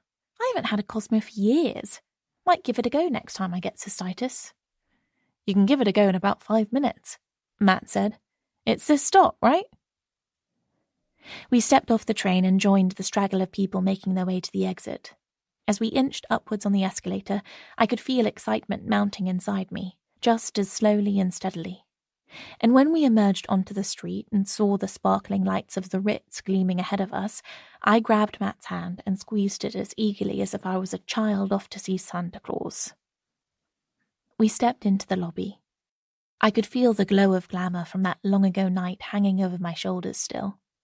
I could almost see us there, at the corner table where we'd spent the night, Andy's golden head and Matt's dark one, and my curtain of sleek hair glowing in the light from the chandelier. I could practically taste the pink cocktails, remembering how exotic and sophisticated they'd seemed to me then, and hear the piano music over the endless waves of our laughter. But something had changed. The room, which had glittered back then like something out of a fairy tale, like stepping inside a Christmas tree, seemed smaller somehow now. The carpet under our feet, which I remembered having to walk over tentatively as a newborn foal, lest my high heels sank inextricably into it, seemed flat now, its colours muted under my trainers. The people, who I remembered seeming like beings so sophisticated they might have arrived from another world, now looked commonplace. The women overly made up and bored, the men decades older than their partners. Even the smell, which I remembered as redolent with fresh flowers, cigars, and expensive perfume, now only seemed to be that of air freshener and a whiff of cigarette smoke from the street outside. Matt and I paused together for barely a second, but I could see doubt in his face that must have mirrored mine. "It's different," I murmured. "I think it's the same," he said softly. "We're different." But there wasn't time for us to analyze the situation. A suited doorman approached us, not the suave, polished, all-powerful host of my memory, but a young man in a suit that didn't quite fit, a smile on his face but a smattering of acne on his chin. "Sir, madam," he said, "how may I help you this evening?" We were hoping to have a drink in the bar, Matt said. I wondered if what he was thinking was, we were hoping it would be different. The man looked us up and down. I wondered how much the staff here were paid. Probably not much over minimum wage, if that. I wondered if he had a boss who shouted at him, how long he'd been on his shift. I wondered whether he lived in the kind of place you read about where people sleep 3 to a room and there's a tiny kitchen with nowhere to sit and no living room. No jeans, the man said, the polite smile still on his face. No trainers. Sorry. But Matt began, but I cut him off. No problem, I said. We'll go somewhere else. We turned and left, emerging into the street again, feeling not like we'd conquered the world, as we had back on that night with Andy, but like naughty teenagers sent packing after trying to get into a club without ID. Well, Matt said, that's us told. We stood together on the pavement, silent and unmoving. I felt a bit sick, almost ashamed. Like I'd done something far stupider than trying to get into a fancy venue wearing the wrong shoes. Like I'd failed myself, somehow, and failed Matt, too. Like the whole idea of recreating magical moments from our past was nothing more than a stupid game that would earn me nothing more than stupid prizes. What if other things that had made me giddy with happiness back then would seem as faded and tarnished as this had when I tried to relive them? I'm sorry, I said, blinking hard against the tears that were threatening to fall. Why be sorry? That's crazy talk. It's not your fault they've got a stick-up-the-arse dress code. But I should have... You should have what? Let me spend another night on the sofa watching Taskmaster? I managed a half laugh. You could squeeze in a couple of episodes before bed if we head home now. Home? Bollocks of that. We couldn't recreate an old memory, so let's make a new one. Steady on, Matt. You're heading dangerously close to smug wanker territory. Maybe, but we're also dangerously close to this new place that does lobster rolls for a tenner. Lobster rolls for a tenner? What a time to be alive. I know, right? I think it's just across the road and down one of those side streets. Hold on. Matt produced his phone from his pocket and tapped the screen, then set off at a purposeful speed, getting sworn at by a Deliveroo driver and almost mown down by a black cab. I followed more cautiously, hurrying to catch him up once I'd crossed Piccadilly in one piece. Here we are. Matt stopped outside an unassuming wooden door, a neon pink lobster above it the only indication we'd arrived at the right place. He pushed open the door, and I almost fell down a steep flight of stairs. Are you sure this is a restaurant, not a dodgy swingers club? We'll soon find out. And if it is, #making memories? We were both giggling like teenagers when we reached the bottom of the stairs. A beaming girl with a spectacular afro showed us to a tiny table, set with knives, forks and napkins in a wooden box and laminated menus. Not a cosmopolitan to be seen, I said, glancing at the brief cocktail list. There's a dirty martini, though. You like those? My mouth watered at the thought of cold gin, sour with olive brine. That settles that, then. And an old-fashioned for the gentleman? For sure. Matt relayed our drinks ordered to the waitress, and we leaned over the food menu, our heads almost touching across the bare wooden tabletop. Lobster rolls and all the sides, he suggested. Maybe not the green salad, but definitely the deep-fried jalapenos. And the mac and cheese.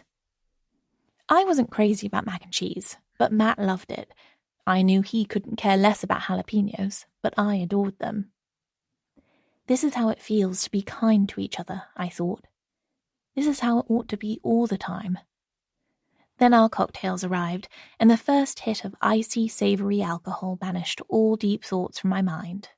Perched on our hard, high stools, we demolished our drinks and then ordered more, and then devoured a lobster roll each, plus the extra one Matt had ordered for luck, plus all the side dishes. Matt even had a deep-fried pepper and pretended to enjoy it. I enthused about the mac and cheese. He didn't complain that I put too much salt on the fries, and I pretended I didn't mind when he squirted mayo all over them. Even though I wasn't hungry afterwards, I ordered a peanut butter cheesecake because I knew Matt wanted to try it, as well as the key lime pie he'd ordered for himself. While we ate, we talked about some of the amazing things we'd done together over the years, and wondered whether we could recreate the experiences. The romantic weekend in Paris, of course, but also the times we used to smuggle a flask of brandy-laced hot chocolate into the cinema and watch the longest film that was on, because it was warm and our flat was freezing. The Valentine's Day when we were too skint to buy each other anything, but Matt came home with a bunch of witch hazel he'd picked on the common on his walk home and presented it to me tied with a red ribbon saved from a Christmas present. The time when I'd cooked him steak and chips for his birthday, wearing nothing but an apron over my bra, pants, and high heels. I found myself remembering other times too. When Matt's mum had had a cancer scare, and I'd come home to find him on the sofa, white-faced, clutching his phone, and held him while he cried. When I'd had to pull an all-nighter at work, and Matt had turned up at the office at midnight with bacon sandwiches and a hot water bottle because he knew the heating went off overnight. When I'd made his 30th birthday present, 30 hand-drawn pictures of us, even though I couldn't draw for toffee, and he'd insisted on framing each one and displaying them in our living room. We were the last to leave the restaurant, stumbling, tipsy, and stuffed full as pythons into the still warm evening, holding hands as we walked to the tube. "See?" Matt said as we passed the Ritz. "We didn't need to go there." And I realized that he was right. Chapter 8. As summer wore on, daily walks became part of Matt's and my routine. Each evening, at about 5:30 or 6 or 6:30 if Mark and Bastien were being particularly difficult, or Matt had been out doing a workshop that had run on, we'd leave the house together and spend an hour or so walking together in the sunshine. It was a relief, after spending the day indoors, to be outside, surrounded by the smells of summer, rainy pavements one day, a neighbour's barbecue the next, the semen-like smell of sweet chestnut trees for a full couple of weeks. After spending yet another day scouring my online thesauruses for words to use as alternatives to orgasm, and realizing that the phrase blow his lump wasn't going to sell a product to anyone, ever, or enduring another internal team meeting during which Bastien bemoaned his failure to find a suitable premises for our new office, being alone with Matt made me feel like I could breathe deeply for the first time in hours. We didn't talk about very much, apart from the cats we saw. It felt to me as if, in the minefield of possible topics of conversations, cats were the one safe option. Sometimes we retraced the route we'd taken that first day, passing the houses where the black cat with the red collar lived, and the ginger one that liked to sit on the wheelie bin, and the one with the fluffy grey cat. It wasn't like a fondness for strolling the streets and petting cats was going to transport us back in time and make everything perfect between Matt and me. I knew that full well. But it did allow me to connect with my husband again, however briefly, for us to suspend hostilities while we discussed whether the cat we'd spotted stalking geese by the pond in the park had a chance of ever catching one, or whether it was just planning to post with a life goals hashtag on cat social media. One evening, we returned from our walk and I went upstairs to have a relaxing bath, leaving Matt kneeling in front of the open freezer door, gazing into its depths in the hope that somehow a ready-meal lasagna would have materialized, and he wouldn't have to cobble together a makeshift pasta sauce from the tins in the cupboard and jars in the fridge. He'd left the towel he'd used after his shower that morning on the bathroom floor in a damp, festering pile, I'd noticed. Or more likely, it was not his towel, but mine. No matter how many times I asked, Matt never seemed to get the message that although we were married, although we shared a bed every night, although I often nicked his t-shirts to wear on weekends because they were somehow more comfortable than my own, towels were sacred. "But why?" he'd ask when I complained about it. "There's a dry towel there for you to use. Why does it matter if I used it last? I was clean." "Because!" I'd rack my brains, trying to come up with a reason for something that, if I actually thought about it, defied logic. "Because now you've manned all over it." Heaving an exaggerated sigh, even though Matt was on the other side of the flat and wouldn't be able to hear, I hung up the wet towel and sniffed the dry one, trying to detect a hint of man. But there was only the faint odour of laundry detergent. Either way, it didn't matter. Matt had either used both towels or he hadn't, and there was only one dry one available. I turned on the taps, squeezed the last of my special rose and geranium body wash. Matt had been at that again, too, under the running water, and pulled off my clothes. These were small things, I told myself. I wasn't going to rescue my marriage by flying off the handle over a damp towel or a 4-pound bottle of shower gel. I needed to keep a sense of perspective. Then, just as I was about to step into the warm, fragrant, bubbly water, I heard the doorbell ring. I hesitated. Matt was downstairs, but Matt liked to listen to music loudly through headphones while he was cooking. I called his name, but he didn't hear. Cursing silently, I wrapped myself in a towel and raced downstairs. I opened the door a crack, hoping that whoever it was wouldn't notice my state of undress and could be quickly fobbed off. "Delivery for Abby Mitchell?" The man's face was barely visible between his logoed red and yellow baseball cap and the enormous cardboard carton he was holding. "That's me. Can you just leave it there? I'll get my husband to bring it in a second." He shook his head. "No can do, love. I need a signature." Okay, hold on." I checked that the towel was secure and opened the door. I was as decently covered as if I was wearing shorts and a strapless top. I tried to reassure myself. And anyway, thanks to the box, he could probably see as little of me as I could of him. "Careful, it's a bit heavy." He passed the box over to me and I took it. He was right. It weighed a ton. I backed into the hallway, bent over and put it down. Then, as I stood, I felt the towel come adrift, grabbing at it just too late to spare him an eyeful of my nipples. "Sorry." I felt my face flame. "I'll just sign for this."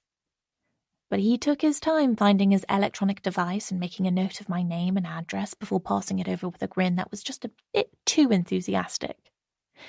I scrawled something that didn't remotely resemble my signature, returned the device and closed the door, wishing him a good evening, although I suspected that, for him at any rate, the day had just peaked. Then, my bath temporarily forgotten, I knelt down to investigate the parcel. Oh God! There was the familiar Quim logo. Once you knew what it was supposed to represent, it was impossible to unsee it. Barely covered by a towel, I'd just taken delivery of a box with a fanny printed on it. Bastian had mentioned something about a delivery of some samples, but that had been over a week ago, and I'd completely forgotten about it. I unpeeled a corner of the tape and ripped it off, lifting the flaps. Oh God, flaps! And removing a layer of crumpled brown paper. "Jesus Christ," I said aloud. The box was full of stuff.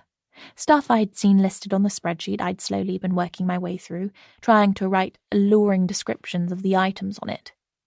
You try writing alluringly about a fleshlight. Go on, I dare you.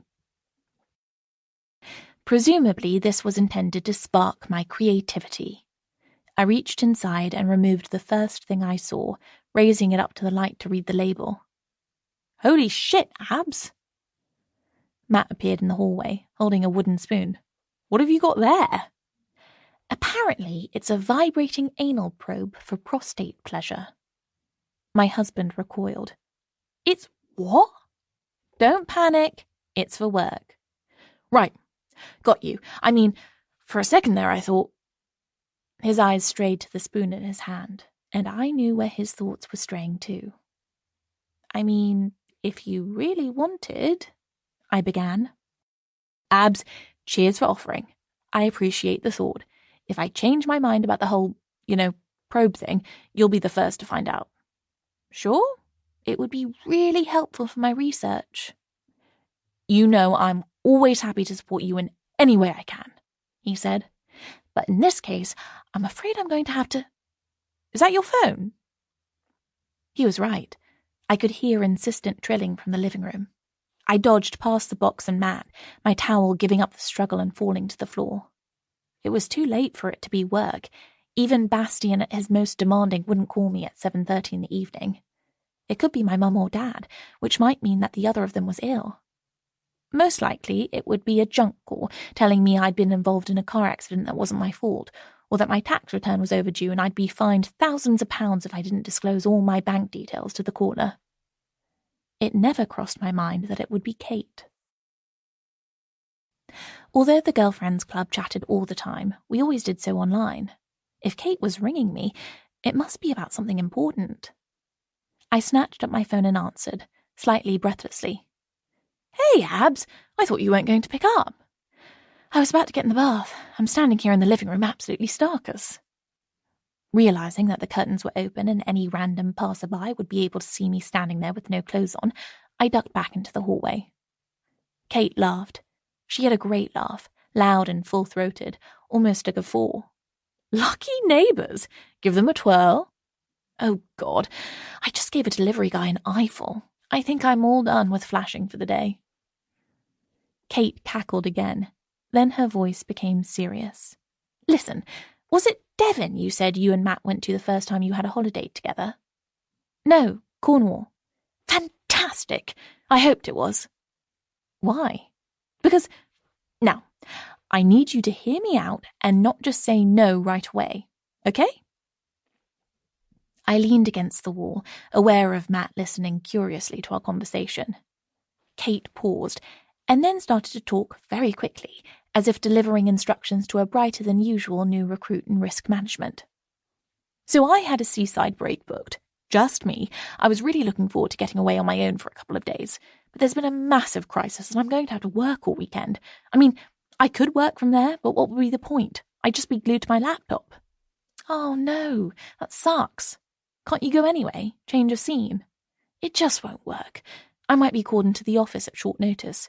But you could go. You and Matt. It's such an amazing opportunity. The place is stunning, apparently, and you know how extortionately overpriced UK holidays are at the moment. I'll send you a link to the website. You won't believe it. It's got sea views and a hot tub and a swimming pool and everything. And it's where you and Matt went for your first holiday. It's basically fate intervening." I knew perfectly well that Kate didn't believe in fate any more than she believed in the tooth fairy. Her story was as full of holes as the colander I could see Matt searching for in the kitchen, even though it had lived in the exact same drawer next to the cooker for the past 6 years. But since places are in such high demand, surely you could just ask the holiday company to re-let it and get a refund. For God's sake, Abby, stop second-guessing. The holiday's yours if you want it, so take it. "But we're both really busy," I said, but my mind was whirring. Maybe we could make it happen. I could work while we were there if I had to. It was the summer holidays now, so Matt didn't have any school workshops on the go. We can't just disappear to Cornwall for a week. "You could just go for a long weekend," Kate said. "If you left on the Friday morning early, you'd have all Saturday and Sunday and the bank holiday Monday, and you could get the sleeper train back." "And the train tickets will cost a fortune," I objected. "Abby, listen to me. When was the last time you and Matt had a holiday? Ages ago. And were you planning one this year? No. So take a hit of a couple of £100 for train tickets and just go." I hesitated. I think Kate and I both already knew that she'd persuaded me. "Let me talk to Matt," I said. "And thanks." As I put my phone down, I noticed Matt standing in the kitchen, his face full of hope, the colander in his hand. Summer 2001. Hot in here. It was the 3rd day of Abby's longed-for holiday with Matt. She'd spent so long dreaming about what it would be like, imagining moonlit walks on the beach, lying with him under a snow-white duvet, snogging and touching each other in the ways they'd become more and more expert at, and even doing more. Maybe even going the whole way. She'd imagined eating fish and chips on a pier with him, sharing the headphones of Matt's new iPod. She'd imagined sunsets and starlight and, somehow, it to be just them all the time. It hadn't quite turned out that way. Of course it hadn't. If she'd thought about it properly, Abby would have realized that a holiday with Matt and his family was going to be just that. She liked them, she really did. Julia and Tony, his parents, were perfectly friendly and welcoming to her, had quizzed Matt beforehand on the foods Abby liked to eat and the things she liked to do, so that the holiday would be as enjoyable for her as it was for them. She even liked Matt's little brother Ryan, when he wasn't giggling every time Matt and Abby held hands and emitting endless pinging sounds from his handheld games console. But still, waking up for the third time in the little attic bedroom of the rented cottage, under the rose-printed duvet with identical roses bordering the window, their scent filling the room, Abby found herself hoping that today would be different. That it wouldn't involve another visit to an art gallery. So lovely to have someone who's as fascinated by culture as I am, Julia said. These boys wouldn't care about art unless you put it on a plate in front of them and gave them a knife and fork.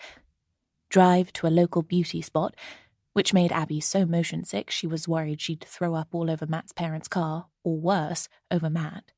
Or evening barbecue. Come over here and give me a hand with these sausages, Tony said, just as Matt had sat down next to Abby, his hand resting on her bare, tanned thigh. It wasn't that she wasn't having fun. She was. And it wasn't like she wasn't grateful. She honestly did appreciate the kindness and generosity they'd shown to her. She just wished they could, leave her and Matt alone. Just for a bit. They'd had moments together, of course. A stolen half-hour in the sitting room after everyone had gone to bed, on the sofa together with the lights turned off and a patchwork throw pulled over them. But it had felt too exposed, too risky, and then they'd heard Matt's dad thumping across the landing to the bathroom upstairs, and that had killed the moment, and they'd stolen back up to their separate bedrooms, Abby alone and Matt in with Ryan. There was a walk up the hill behind the house, where they'd paused hand in hand and gazed down over the everlasting blue of the sea and up at the dome of the sky and out to the deeper blue line where the two met, only it seemed about 1,000 dog walkers had chosen the same afternoon to go for the same walk, and there was no way they could do anything more than hold hands. There'd been a few seconds in the garden when Matt's mum had sent them out to pick some mint for the lamb chops, when they'd sneaked a kiss under the magnolia tree, and it was just getting passionate when Ryan appeared on the path from the beach and said, "Oh, God, you two, get a room!" If only they could do just that, Abby thought. She got out of bed, dressed in shorts and the faded Nirvana t-shirt of Matt's, which she'd put on in a panic the night they thought they were going to be surprised on the sofa, and went downstairs. The cottage was silent. Normally, at 8:30, Matt's mum would be bustling about in the kitchen preparing breakfast, refusing Abby's offers of help. But today no one seemed to be up. Matt and Ryan might have gone out for a run, she guessed. Matt had mentioned that he was feeling bad about wanting to spend time with her at his little brother's expense. She could make herself useful anyway. She'd watched Matt's mum's breakfast preparations for the past 2 days and knew what needed to be done, so she flicked on the kettle, scooped coffee into the cafetiere, put boxes of cereal, jars of jam, marmalade, and peanut butter, the fruit bowl, and some plates on the table. Just as she was finishing this task, Tony came downstairs. But there was no sign of Julia. "You're up bright and early," he said. "The boys not awake yet?" "I think they've gone out somewhere. Shall I make the coffee?" "Bless you. Julia's got one of her migraines. They normally pass after a few hours, but she won't be up to the Barbara Hepworth Museum like we planned." "Oh no. Can I get anything for her? Fruit tea, iced water?" Tony shook his head. He had the same way of pushing his hair back from his face as Matt did, Abby noticed fondly, although his was greying instead of raven black. "She just needs to lie down. I could murder a coffee, though." "What's that?" Matt asked, crashing through the door with his brother, sweating from their early run along the beach. "Has Mother got one of her heads?" Ryan asked. "Poor Mum. Still, at least it means we can do something fun instead of looking at art all morning." "We could go for a walk," Tony said. "It looks like a gorgeous day. There's that 8-mile circular route of the cliffs we did last year." "And practically got sunstroke to show for it," Matt said. "Come on, Dad," Ryan complained. "I haven't had a chance to surf all holiday. The waves are meant to be ace today." He wiggled his hips and broke into a few lines of rap about how it was the right time to shoot his steam and he felt like busting moves. "And the cricket's on, you know," Matt said. Abby noticed Tony's longing glance towards the television. "Well, if you boys want to surf," he began. "Of course we do," Matt said. "And we can teach Abby, or she can just watch." Abby couldn't think of anything worse than attempting to surf, except possibly feigning interest as Matt and Ryan did their boy stuff. She could lie on the beach and work on her tan, she supposed. But then she caught Matt's eye, and he winked. "I'd love that," she said. "I suppose it's best I stay here in case your mum needs me." Tony poured coffee into a mug, bending his head to inhale the fragrant steam, and settled down, not at the kitchen table, but on the sofa, flicking on the television. "Right then."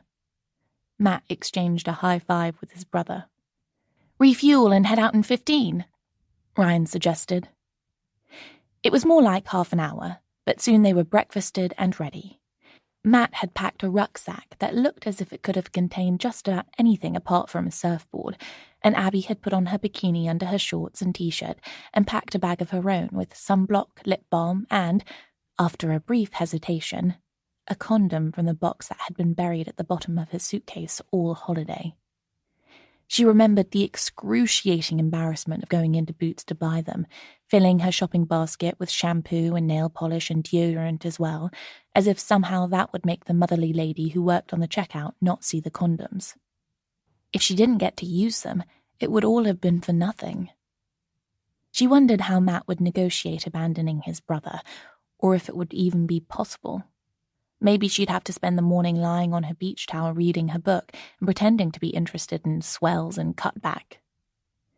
But as soon as the three of them were out of sight of the house, Ryan said, "Off you trot then, kids." "You sure?" Matt asked. "Course. Abby doesn't give a shit about surfing, and you haven't even got your board with you. Rookie error. You're lucky Dad wasn't concentrating." Matt grinned ruefully. "True. Right then. We'll catch you later. Don't drown."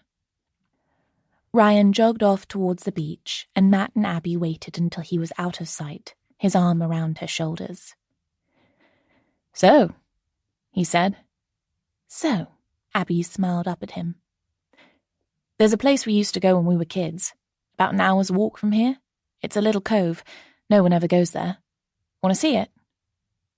Abby felt like a whole kaleidoscope of butterflies had been let loose inside her stomach. "Sure."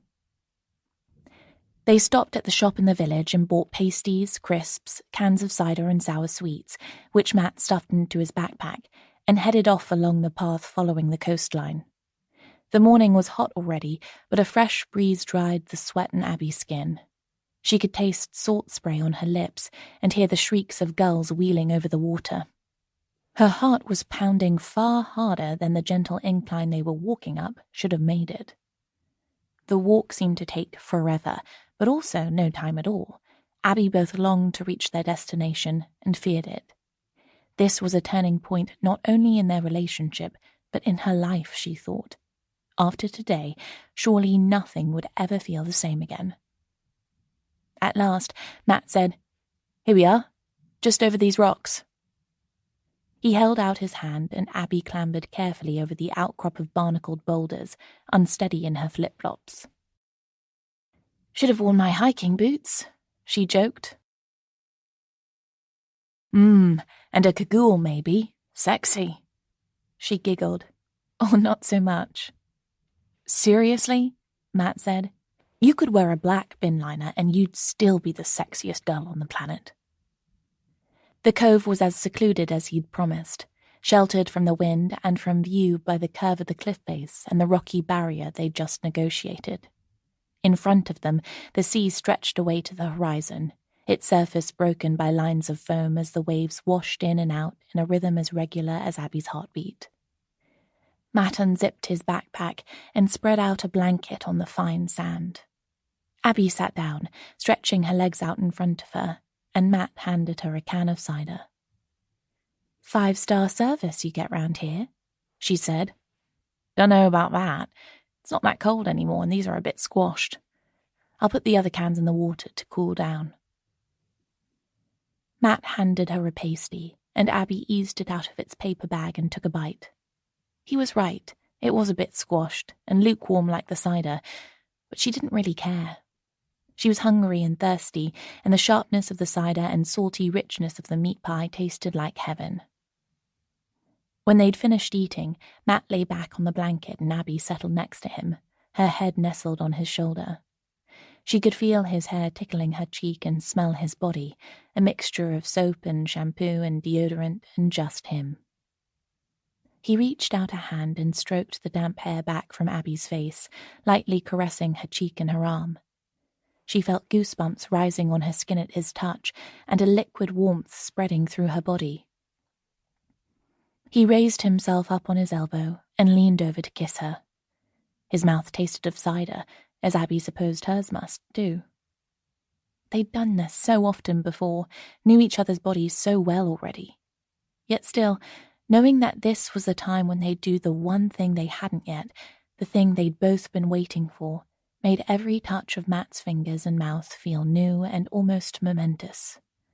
They kissed each other on, the heat of the sand under Abby's back and the heat of the sun on her bare legs, and the heat of Matt's body and her own all becoming one, the sun drawing bright squiggles on her eyelids when they were shut, and Matt's face right there, so close, smiling down at her, when they were open. It turned out she wasn't the only one who'd brought condoms. She'd never seen a guy put one on before, and only done it herself on a cucumber in sex ed at school, so she was relieved that Matt seemed to know what he was doing. "Did you practice on a cucumber too?" she teased. "Don't know what you mean. This is much bigger than any cucumber." And the two of them dissolved into giggles.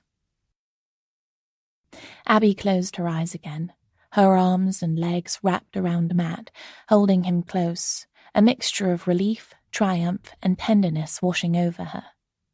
Then something else washed over her, a shower of sand that was as sudden and startling as a tidal wave. "What the—" Matt gasped, pulling away abruptly. "Get off of my—" He rolled off her, and his face was replaced with that of a panting, grinning golden Labrador. It leaned in, gave Abby's nose a slobbery lick, then veered over to the remains of their picnic, grabbed Abby's discarded pasty wrapper, and bounded off, looking like a dog that had finally found the Holy Grail. "Oh my God!" Abby was torn between shock and laughter, but laughter won. "Holy shit, that gave me the fright of my life," Matt said. "I'm really sorry." "It's not your fault, but I'm covered in sand. My flip-flops are full of it, and my bikini." "My pants, too." Matt lay back next to her, laughing helplessly. "Next time we're going to have to find a more secluded spot." "Who says there'll be a next time?" Abby teased. "For all you know, that put me off for life." "Oi, behave yourself." Gently, he wrestled her down onto the blanket and kissed her, sand now somehow on their lips as well as everywhere else. But she could feel his mouth smiling against hers, and she knew for sure that there would be a next time, and it would be all right. Chapter 9. We almost missed the train because Matt was looking for his phone charger, and then when we arrived at the holiday cottage, he realized that, after all that fuss, he'd still ended up leaving it on the bed. That pretty much set the tone for our romantic back-in-time trip to Cornwall. It's not like we didn't try. I'd arranged for a supermarket delivered to the property with all Matt's favourite food and 3 bottles of champagne far superior to the cava we normally drank when we had something to celebrate, which, to be honest, had been a while ago now. I packed some slinky satin palazzo pants and a flowery dress, so I'd have something nice to change into in the evenings, rather than just mooching around in shorts. I even packed makeup and hair straighteners. If this holiday didn't get things back on track, I told myself, it wasn't going to be because of lack of effort on my part. And Matt, once we'd got over the train stress, seemed to be in the same mindset. He'd made a playlist of songs from that summer when we went to Cornwall with his family and surprised me with it on the train. He produced a bar of my favourite mint chocolate and a copy of Cosmopolitan for me to read on the journey, and I dissolved laughing and handed over the Wired magazine and tube of Pringles I'd bought as a surprise for him. When we arrived at the house, I honestly thought everything was going to be perfect. It was just as Kate and the website had described, a sweep of emerald lawn leading down to a narrow, quiet road with the beach just beyond, a king-size bed in our room with a fluffy white duvet like a cloud on it, a marble bathroom with a power shower and a fancy freestanding bath like something in a luxury hotel. Not that we'd stayed in one of those since our honeymoon. We unpacked our bags, our clothes looking shabby and humble in the sleek fitted wardrobes. Our grocery delivery arrived right on schedule, and we unpacked that too, which didn't take long because it was only enough for 3 days, and the kitchen was set up for a group of 10 to stay a week. I put a bottle of champagne in the fridge to chill. "What would you like to do now?" Matt asked. "Walk on the beach? I'd like to say we could watch the sunset, but that won't be for hours yet." "Walk on the beach and then a go in the hot tub? And then dinner? Apparently there's a pub down the road that does really good food." "Perfect." We strolled down to the beach and walked along the tide line for a while, letting the waves lap over our feet. The sun was shining, a gentle breeze was ruffling my hair, and I could feel my whole body relaxing, as if the warm sunshine was melting something hard and cold that had been there inside me for so long I barely even noticed it was there anymore. "What's that up there?" Matt pointed, shielding his eyes from the sun. "Where?" "There at the top of the cliff. Looks like a house. Maybe a farmhouse?" "The view from up there must be incredible. Want to walk up and take a look?" "Really?" I looked doubtfully at my flip-flops, and more doubtfully still at the narrow, crumbling path leading up from the beach. "Sure, it's not that steep. We'll get to the top in 20 minutes max." I didn't share his confidence, but I said, "Okay, let's give it a go." Matt led the way, scrambling easily up the path on his long legs, his sturdy trainers effortlessly finding footholds. I panted after him, my feet slipping against the plastic of my shoes, my hair beginning to stick to my neck in damp tendrils. Every so often Matt turned, asked me if I was okay, offered me a handhold over the roughest bits, and I resisted the urge to suggest that we abandon our plan, head back down, and watch the sunset from the flat safety of the beach. Not least because, when I looked behind me at the route back, I suspected that there was no way I'd get back down there unless I slid all the way on my arse. "Made it!" Matt heaved himself up the final step and extended a hand to help me, which I gratefully took. "My God, look at that view." We turned and gazed out over the expanse of water and sky. From this height, the waves looked more like wrinkles, the sea under the lowering sun like a sheet of aluminum foil that had been crumpled and smoothed out to use again, the beach a narrow ribbon of gold. Behind us, tussocky grass spread up a gentle slope. I sat down, my legs aching from the climb, my outspread hands digging into the warm, dry grass. After a second, Matt joined me. "It's breathtaking," I said. "We should have brought a picnic." "Warm cider, squashed pasties, and sour sweets?" He grinned sideways at me, and I felt an answering smile spread over my face. "And condoms?" "Don't get ideas, missus. Al fresco sex is too much risk and not enough reward." "I wasn't talking about sex. Ew. I was thinking about blowing them up and making balloon animals." "Not sure I've got the breath left to blow up anything," Matt admitted. "Anyway, do you know where we are? That path must have gone sideways. I can't see the cottage we were heading for at all." "Not sure. I'll just check my phone." There was a pause while Matt stared at the screen, a frown wrinkling his forehead. "What's wrong?" "No reception. I should have guessed. We are kind of in the middle of nowhere. Check yours." "I left it back at the cottage." He gave me a look that quite clearly meant, "What the hell did you do that for?" but said nothing. I said, "Look, it can't be that hard to find our way back. If we just follow the line of the cliff, we should come to the road in a bit, and we can then walk back down to the village and we'll be able to find our way from there. And probably get a signal, too." The prospect of walking even another mile in my flip-flops, which I could feel had already shredded the skin between my toes, was hardly appealing, but I was determined to put a brave face on it. We set off, following a path that was little more than a faint ribbon of flattened grass, but before long we came to a stone wall, ending abruptly at the cliff edge, but stretching away inland as far as we could see. "There must be a stile somewhere," Matt said. "We can climb over there." "Wouldn't that be trespassing?" I imagined an irate farmer brandishing a pitchfork, or more likely a shotgun, and bellowing, "Get off my land!" "It's the countryside. Right to roam, innit?" "Are you sure?" "Not really." "God, we are such townies. Come on then, let's look for a stile." We followed the wall over the gentle rise of the hill. Beyond, we could see nothing except more hills undulating serenely into the distance, dotted with daisies and the black and white figures of grazing cattle. The road must be there somewhere, hidden between the slopes, but we couldn't see it.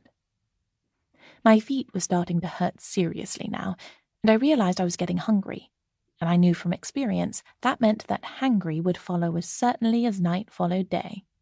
Speaking of which, the sunset that had seemed ages away didn't seem so distant anymore, and the idea of spending the night in the middle of nowhere wasn't exactly appealing. Sleeping under the stars, a romantic notion until you're faced with the prospect of doing it. "Should we go back?" Matt suggested. I thought of that long, treacherous path back down to the beach and shook my head. "Look, let's just climb over the wall and cut through this field. It's not great, I know, but we'll be walking forever at this rate, and at least then we'll know we're going in more or less the right direction." Matt looked at me. His cheekbones and the bridge of his nose were turning pink, and I knew I must have caught the sun too. "Right," he said. "I'm going over. Once more under the breach." "If there was a breach, we wouldn't have to climb over," I pointed out. "Whatever. Stop with your superior knowledge of Shakespeare." He swung one of his long legs onto the top of the wall and vaulted easily over. I scrambled up after him, finding footholds in the stones with my flip-flops, grazing my knee, breaking a fingernail, and almost losing my footing altogether as I landed heavily on the other side, feeling my ankle twist painfully. "There isn't really a path through here," I said. "Are you sure it's okay?" "Got a better idea?" I hadn't. We made our way over the uneven grass, patched with nettles that stung my bare calves agonizingly. I looked enviously at Matt's jeans-clad legs and said nothing. We crested another gentle rise, and Matt stopped abruptly. In front of us was a herd of cows. At least, I hoped they were cows and not bulls. There must have been a couple of dozen of them, all grazing peacefully. But they looked a hell of a lot bigger than the ones we'd seen a few minutes before, safely in the distance. "What do we do now?" I asked. "Stage a rodeo?" "Not without our Stetson hats. Seriously, though." "We walk around them, I guess. Unless you've got a better idea?" "No, I have not got a better idea." I followed Matt towards the cows. One by one, as we approached, they lifted their heads from the grass and looked at us. Then, one by one, they started to walk towards us. Matt veered slightly away from them. The cows followed. "Shit! Are they going to, I don't know, stampede or something?" I panted. "Do I look like Buffalo Bill to you, Abby? I have no idea. Maybe they think we're going to feed them or milk them or whatever." Matt increased his pace, and I hurried in his wake, struggling to keep up on the rough terrain. The cows had no such difficulty. One or two of the more enthusiastic ones even broke into a trot, keeping pace with him easily. We were about halfway across the field now.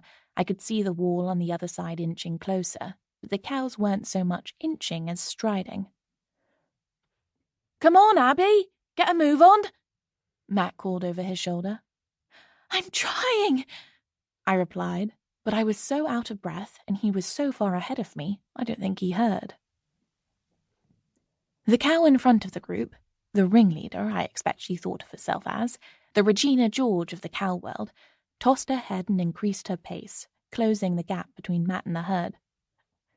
"I'm making a run for it!" he called over his shoulder and sprinted for the wall. I followed. At least, I tried to. I managed about 10 yards before, entirely predictably, I stepped on a cow pad. My foot skidded from under me, and that was it. Woman down. Cows 1, Matt and me 0. Well, that certainly got the holiday off to a good start.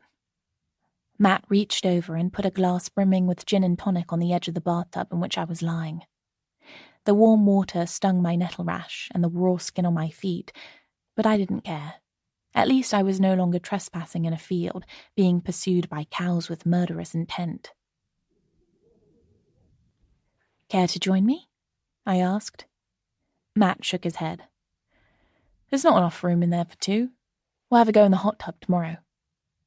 "And tonight?" "We could try the pub. Or make something if you're not up to walking any further." I wasn't sure I was, but at the same time, the prospect of a massive steak and ale pie, or possibly mussels and chips, was more than tempting. "I can't believe you chased those cows away," I said. "That was seriously impressive." "Well, I couldn't risk my wife being trampled to death on my watch. What would I have told your friends? That I deliberately provoked them and you had no choice but to run for your life?" "Yeah, they'd have believed that for sure. Everyone knows you've got form for cow provocation." "That's me. Let me out to the city and there I am, taunting farm animals right, left, and centre." We laughed, and I felt myself relax in the hot water. A large gulp of gin and tonic soothed me further. For a second, back there in the field, I really had felt like I was in serious danger. I can't say my whole life had flashed before my eyes, but it had been close. I was pretty sure I read in the paper a while back about a woman being trampled by cattle so badly she'd ended up in hospital, and I really, really didn't want that to be me. Apart from anything else, Mark and Bastian would have hit the roof if their senior copywriter was laid up in a high-dependency unit covered in hoof-shaped bruises, and they had to find someone else to write about clit stimulators and uplift waspies for the Quim website. "I really, really didn't want you to get trampled by cows," Matt said, echoing my thoughts. "You know, I've grown quite fond of you over the years." "You're not so bad yourself. Even if you do cheat at Monopoly." "I do not cheat at Monopoly." "Yes, you do. Last time we played, you hid a £500 note under the board and produced it just when I thought I'd won." "That's not cheating. That's tactics." "It's blatant cheating. Will you wash my back? The water's getting cold." I leaned forward and felt Matt's strong, gentle hands rubbing soap into my skin. His touch was tender, especially on the sunburned bits around my neck. I remembered how it used to be, when he only had to brush my hand or look at me a certain way to send a frisson of longing through me that was as potent as the gin I'd almost finished. I didn't feel that now, although I wanted to. But I felt something else I hadn't in a long time. The sense that, maybe, we had a future together, and not just a past. He rinsed the soap off my back and I stood up, stepping carefully out of the bathtub. Matt pressed a fluffy towel around my shoulders and pulled me close. I wrapped my arms around him too, and we looked at each other for a long moment, before he bent down to kiss me. Chapter 10. "Oh my God." Naomi blotted her eyes with a paper napkin. "I shouldn't laugh. You poor things, it must have been awful. But still, exit pursued by cows." "They're evil fuckers," Kate said darkly, splashing more rosé into our glasses, and I remembered that her uncle was a farmer in Somerset, so she knew all about bovine malice. Not that I could imagine her ever going near a cow in her sleek suits and designer shoes. "It's okay," I said. "I can see the funny side of it myself now.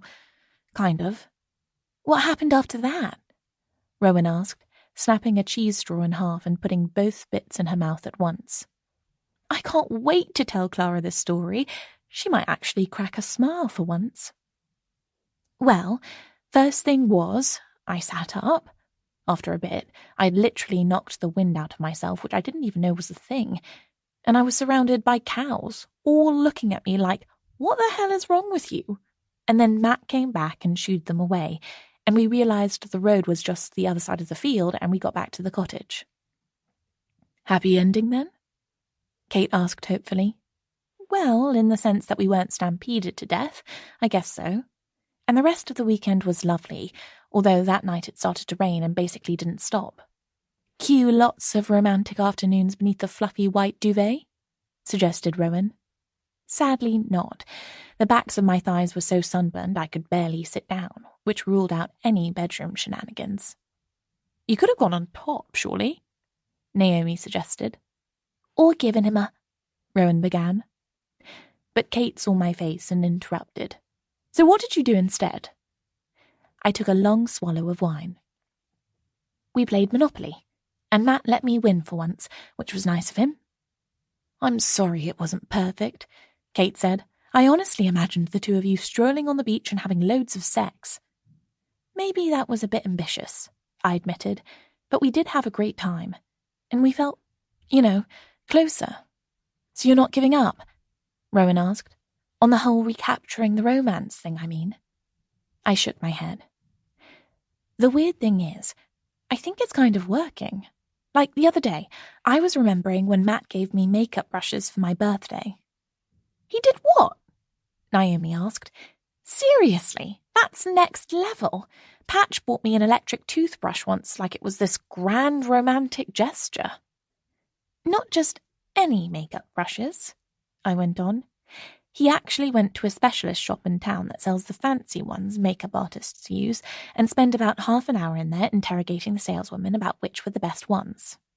I knew that, Rowan said, because he asked me where he should go to buy them, and I told him. I'd have gone with him, but I was working. He's done loads of that sort of thing over the years, I said. Like, bought me my favourite tomato soup when I've been ill and run me baths after I've had a rubbish day at work. Little things like that. And remembering them has made me feel like I really want to make things work. I'm so glad you do, Rowan said. If I had someone who did that stuff for me, you'd have to prise them out of my cold, dead hands. I know, right?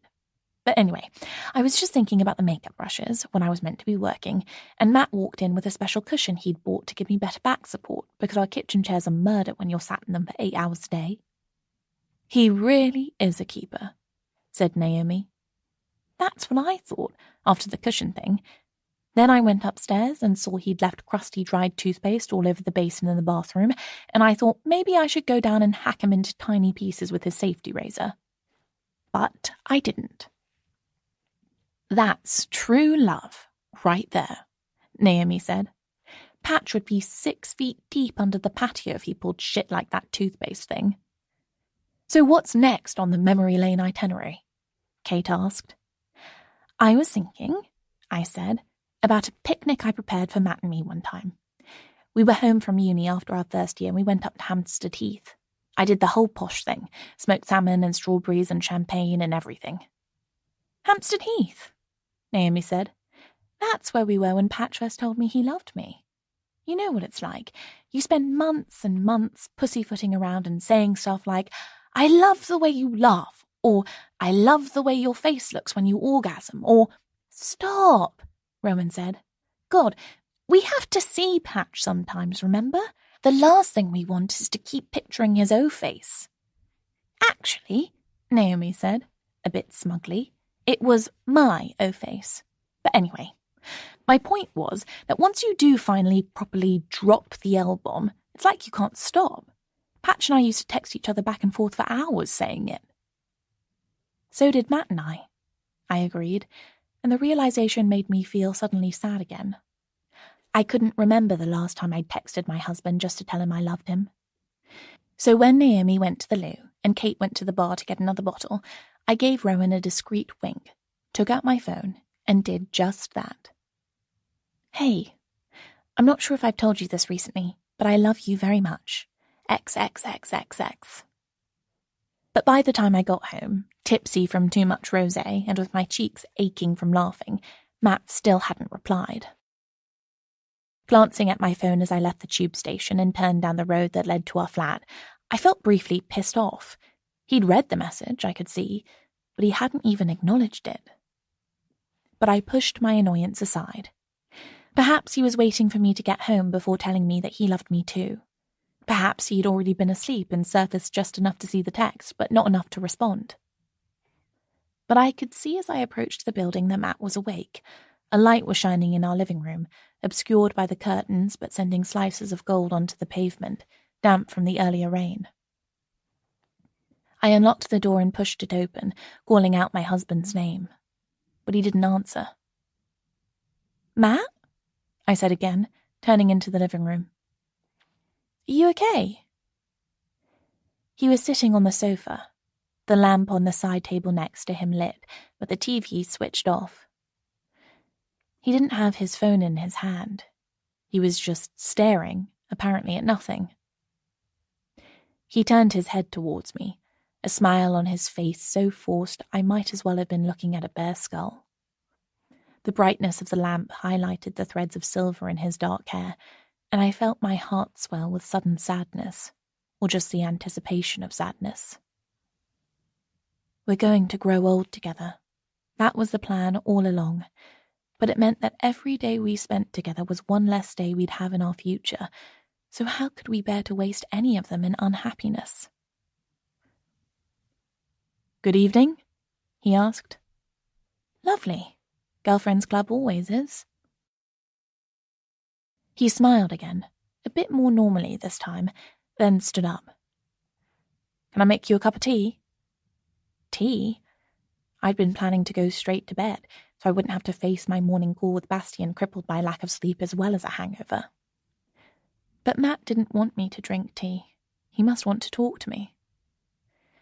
"Just a glass of water would be great, thanks." He disappeared into the kitchen and I heard the tap running and sat down on the sofa to wait for him. Then I noticed the folded sheet of paper on the coffee table, its colour a drab yet distinctive, not quite white and not quite grey, with the familiar blue logo at its top. I knew then. I knew right away what that terrible unsmile of Matt's had meant. He came back with 2 glasses of water and sat down next to me. I knew he could see from my face that I was aware something was wrong, if not exactly what. "So we got a letter," he began. I nodded. "And you opened it." "That's okay, isn't it? You were out and it was addressed to both of us. I thought..." "You thought it would be good news. You thought I'd walk in the door, drunk and giddy after my night out, and you'd be able to give it to me, and we'd dance around the living room together and maybe open a bottle of fizz and get even drunker." "It's fine that you opened it. Honestly, I'm not upset about that. But I'm about to be upset about something else." "Okay," Matt said. "That's good. I was worried there for a second. Do you want to read it?" I reached out my hand, but although I could just see, in the top third of the A4 sheet, below the logo and our address, the salutation, "Dear Mr. and Mrs. Mitchell," I knew I couldn't bear to read any further. I would eventually. I'd read it over and over. Just not tonight. I shook my head. "Just tell me what it says." Matt took a breath. I could hear the air going into his lungs and knew that when it came out again, it would be carrying the words I could hardly bear to hear. It says they apologize once again for the delay in getting our fertility treatment underway, but that services across the trust have been disrupted due to circumstances beyond their control. And then it says that, regrettably, they won't do it now. My lips felt like they were made of stone. I could hardly get the words out. "They won't do it now. They say that when we began the process and got put on the waiting list, you were 35 and within the allowable age for treatment, but that by the time we'd be seen, owing to the aforementioned delays, you'll be almost 38, and, unfortunately, owing to funding constraints." We'll have to fuck off. Basically. They say there are private providers that have different criteria and that there's information on their website, and we can approach our GP for a referral or go direct. Like we did 4 years ago, because we didn't want to wait. And it didn't work. 10 grand we saved and saved to scrape together, and it didn't work. And the time after didn't work either. The one we borrowed against the house to pay for. Abby, I'm really sorry. It's not your fault, Matt. It's at least half my fault. We looked at each other, the foot or so of space between us seeming like miles. Our sadness was shared, so why did it make us feel so separate? I said, we could go private again. We could give it one last try. Abs, we're both older now. I couldn't help noticing that even in his shattering disappointment, he was kind to me. He didn't point out that it was me getting older that mattered, with my ovaries shriveling or my hormones declining or whatever they do, more and more every day, whereas he'd still have viable sperm when he was 70.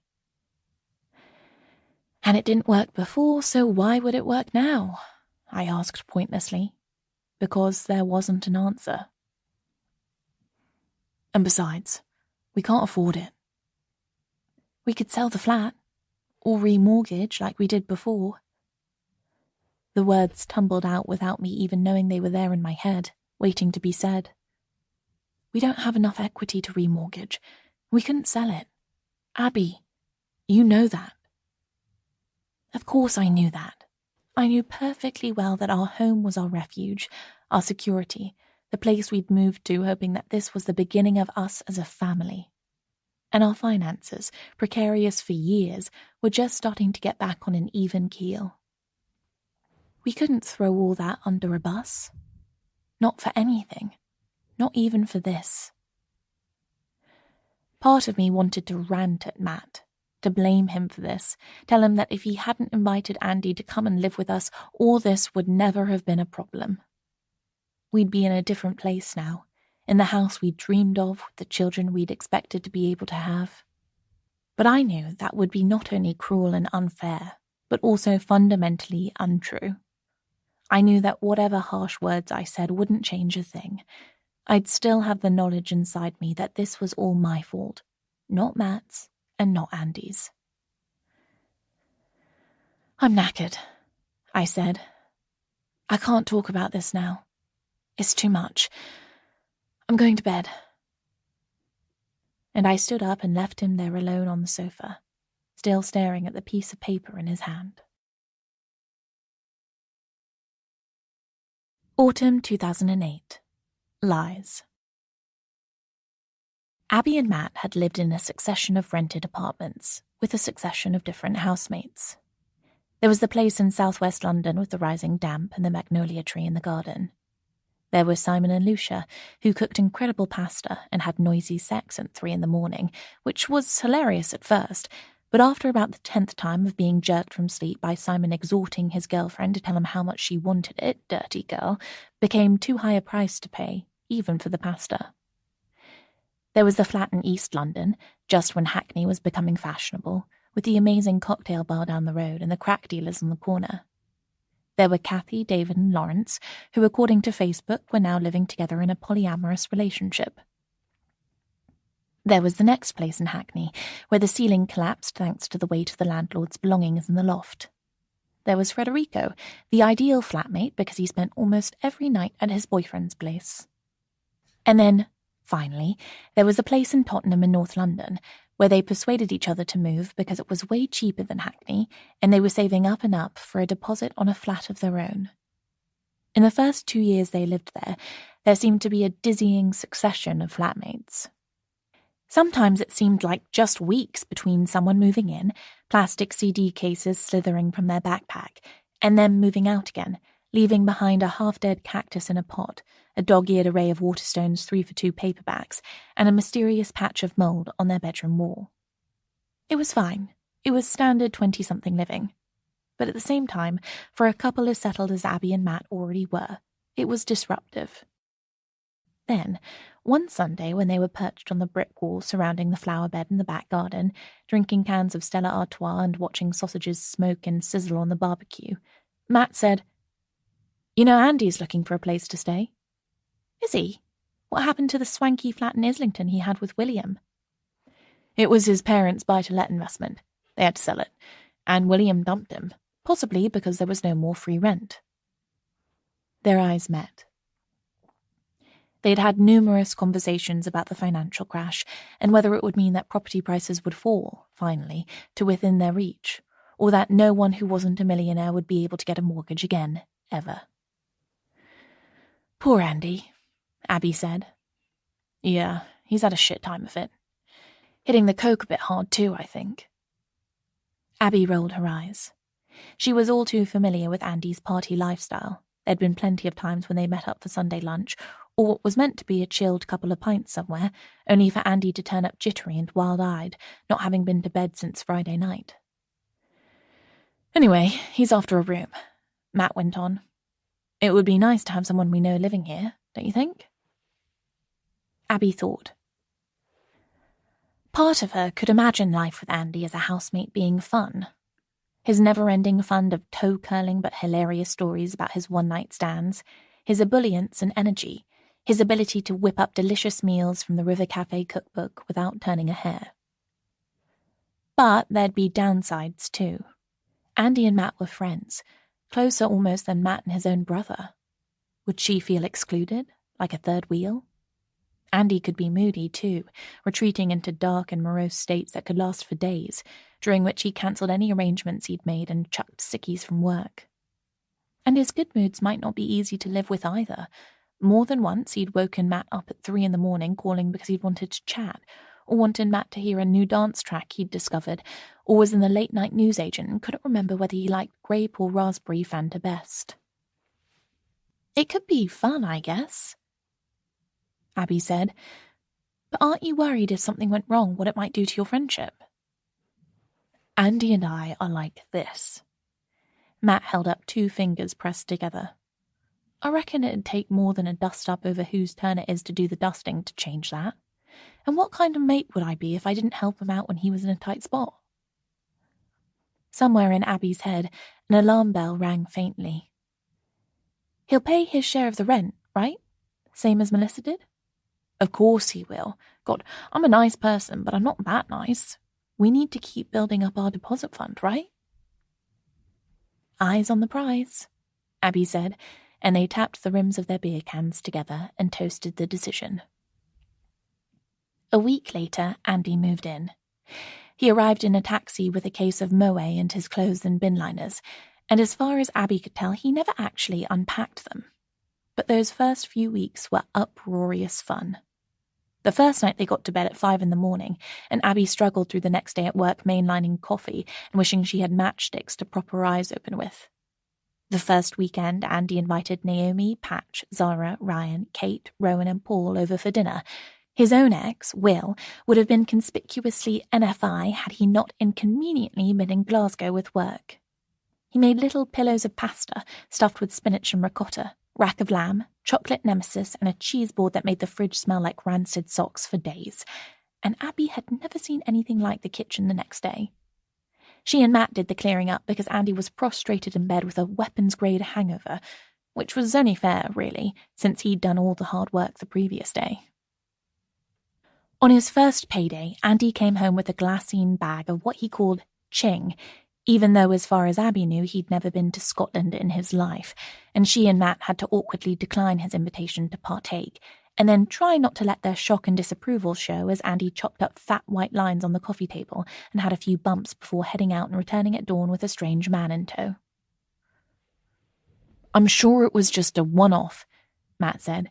"He's stressed, that's all, and his freelance contract is ending in a couple of weeks, so he won't be able to afford coke for a bit." "He'll get another job," Abby fretted. "He'll have to. And what then? I mean, I'm not a prude, you know I'm not, but in our own home it's a bit—" "Stop worrying," Matt said. "I'll have a word with him." Abby never knew whether Matt had had a word or not. Andy announced that he was going to take a couple of months sabbatical because he needed some headspace, and spent them lying on the sofa eating crisps, smoking weed, and watching back-to-back reruns of Buffy the Vampire Slayer, or listening to McFly with the volume turned up so loud the neighbours started posting angry notes through the letterbox. There were no more gourmet dinners. In the evenings, Andy would say, "You lovebirds need your space," and leave the flat, returning long after midnight, or sometimes even when Abby and Matt were already up for work. One afternoon, he decided to make a cheese toastie on the ironing board and forgot to switch off the iron. And if the neighbours hadn't heard the smoke alarm, God knew what would have happened. Abby wished she could pretend none of this mattered. But she drew the line at pretending Andy not paying the rent didn't matter. "It's just a few days late," Matt said. "He's just started a new job. Give him a chance." Abby bit her tongue. But when she walked into the bathroom one morning to find Andy doing a line off the toilet lid, she felt a deep sense of foreboding. If this was the way he was behaving, the new job wasn't going to last either. And it didn't. Another period of sabbatical ensued, only this time it wasn't just Buffy and toasted sandwiches. Abby was sure Andy's drug use was escalating, and she started to worry not only about where the rent was coming from, but increasingly about Andy's health. He'd lost an alarming amount of weight. He was gaunt and hollow-eyed and rarely seemed to eat or sleep. He still went out at night, but he didn't stay out, and he returned alone to spend the nights alternately pacing from the front window to the kitchen door and sitting on the floor biting his nails until his cuticles were ragged and bleeding. This time, Abby took it upon herself to talk to Andy. She picked a Tuesday night, when Matt was working late, not because she wanted to go behind his back, but because, if her actions caused a rift, at least it would only be between her and Andy, not between Andy and Matt. "I was going to make a risotto," was her opening gambit. "Fancy some?" Andy looked at her with a ghost of the dazzling smile that could light up a room. "Yeah, thanks. That would be great." "Better still," Abby continued, "fancy helping me make it? You know I'm shit at cooking, and you're basically the naked chef." "You should be so lucky," Andy quipped. "Unless you want me to get my kit off in the kitchen." "I think you're fine as you are, thanks." Abby chopped onion, celery, and garlic, and Andy dissolved a chicken stock cube in hot water, bemoaning the fact there was no time and no chicken carcass to make the real thing. "Don't blame me if it comes out crap, that's all," he said. "I won't." Abby hesitated, her knife hammering furiously on the chopping board. And then she said, "Andy, is everything okay with you? I mean, I know it's stressful looking for work and everything. I've been worried. I can't help noticing that I've been going a bit hard on the old marching powder. Babe, you're not wrong. I know. Like you said, it's been stressful. The last job, I really wanted that to work out, and they let me go after 2 weeks. It knocks your confidence, you know." Andy's confidence had never seemed anything other than pure Teflon to Abby, but she knew appearances could be deceptive. If she listened, if he opened up to her, maybe she could help him. "I'm sorry," she said, "and I know splitting up with William must have hurt too. But if you're not getting enough sleep and not eating properly, that's going to make you feel worse, not better."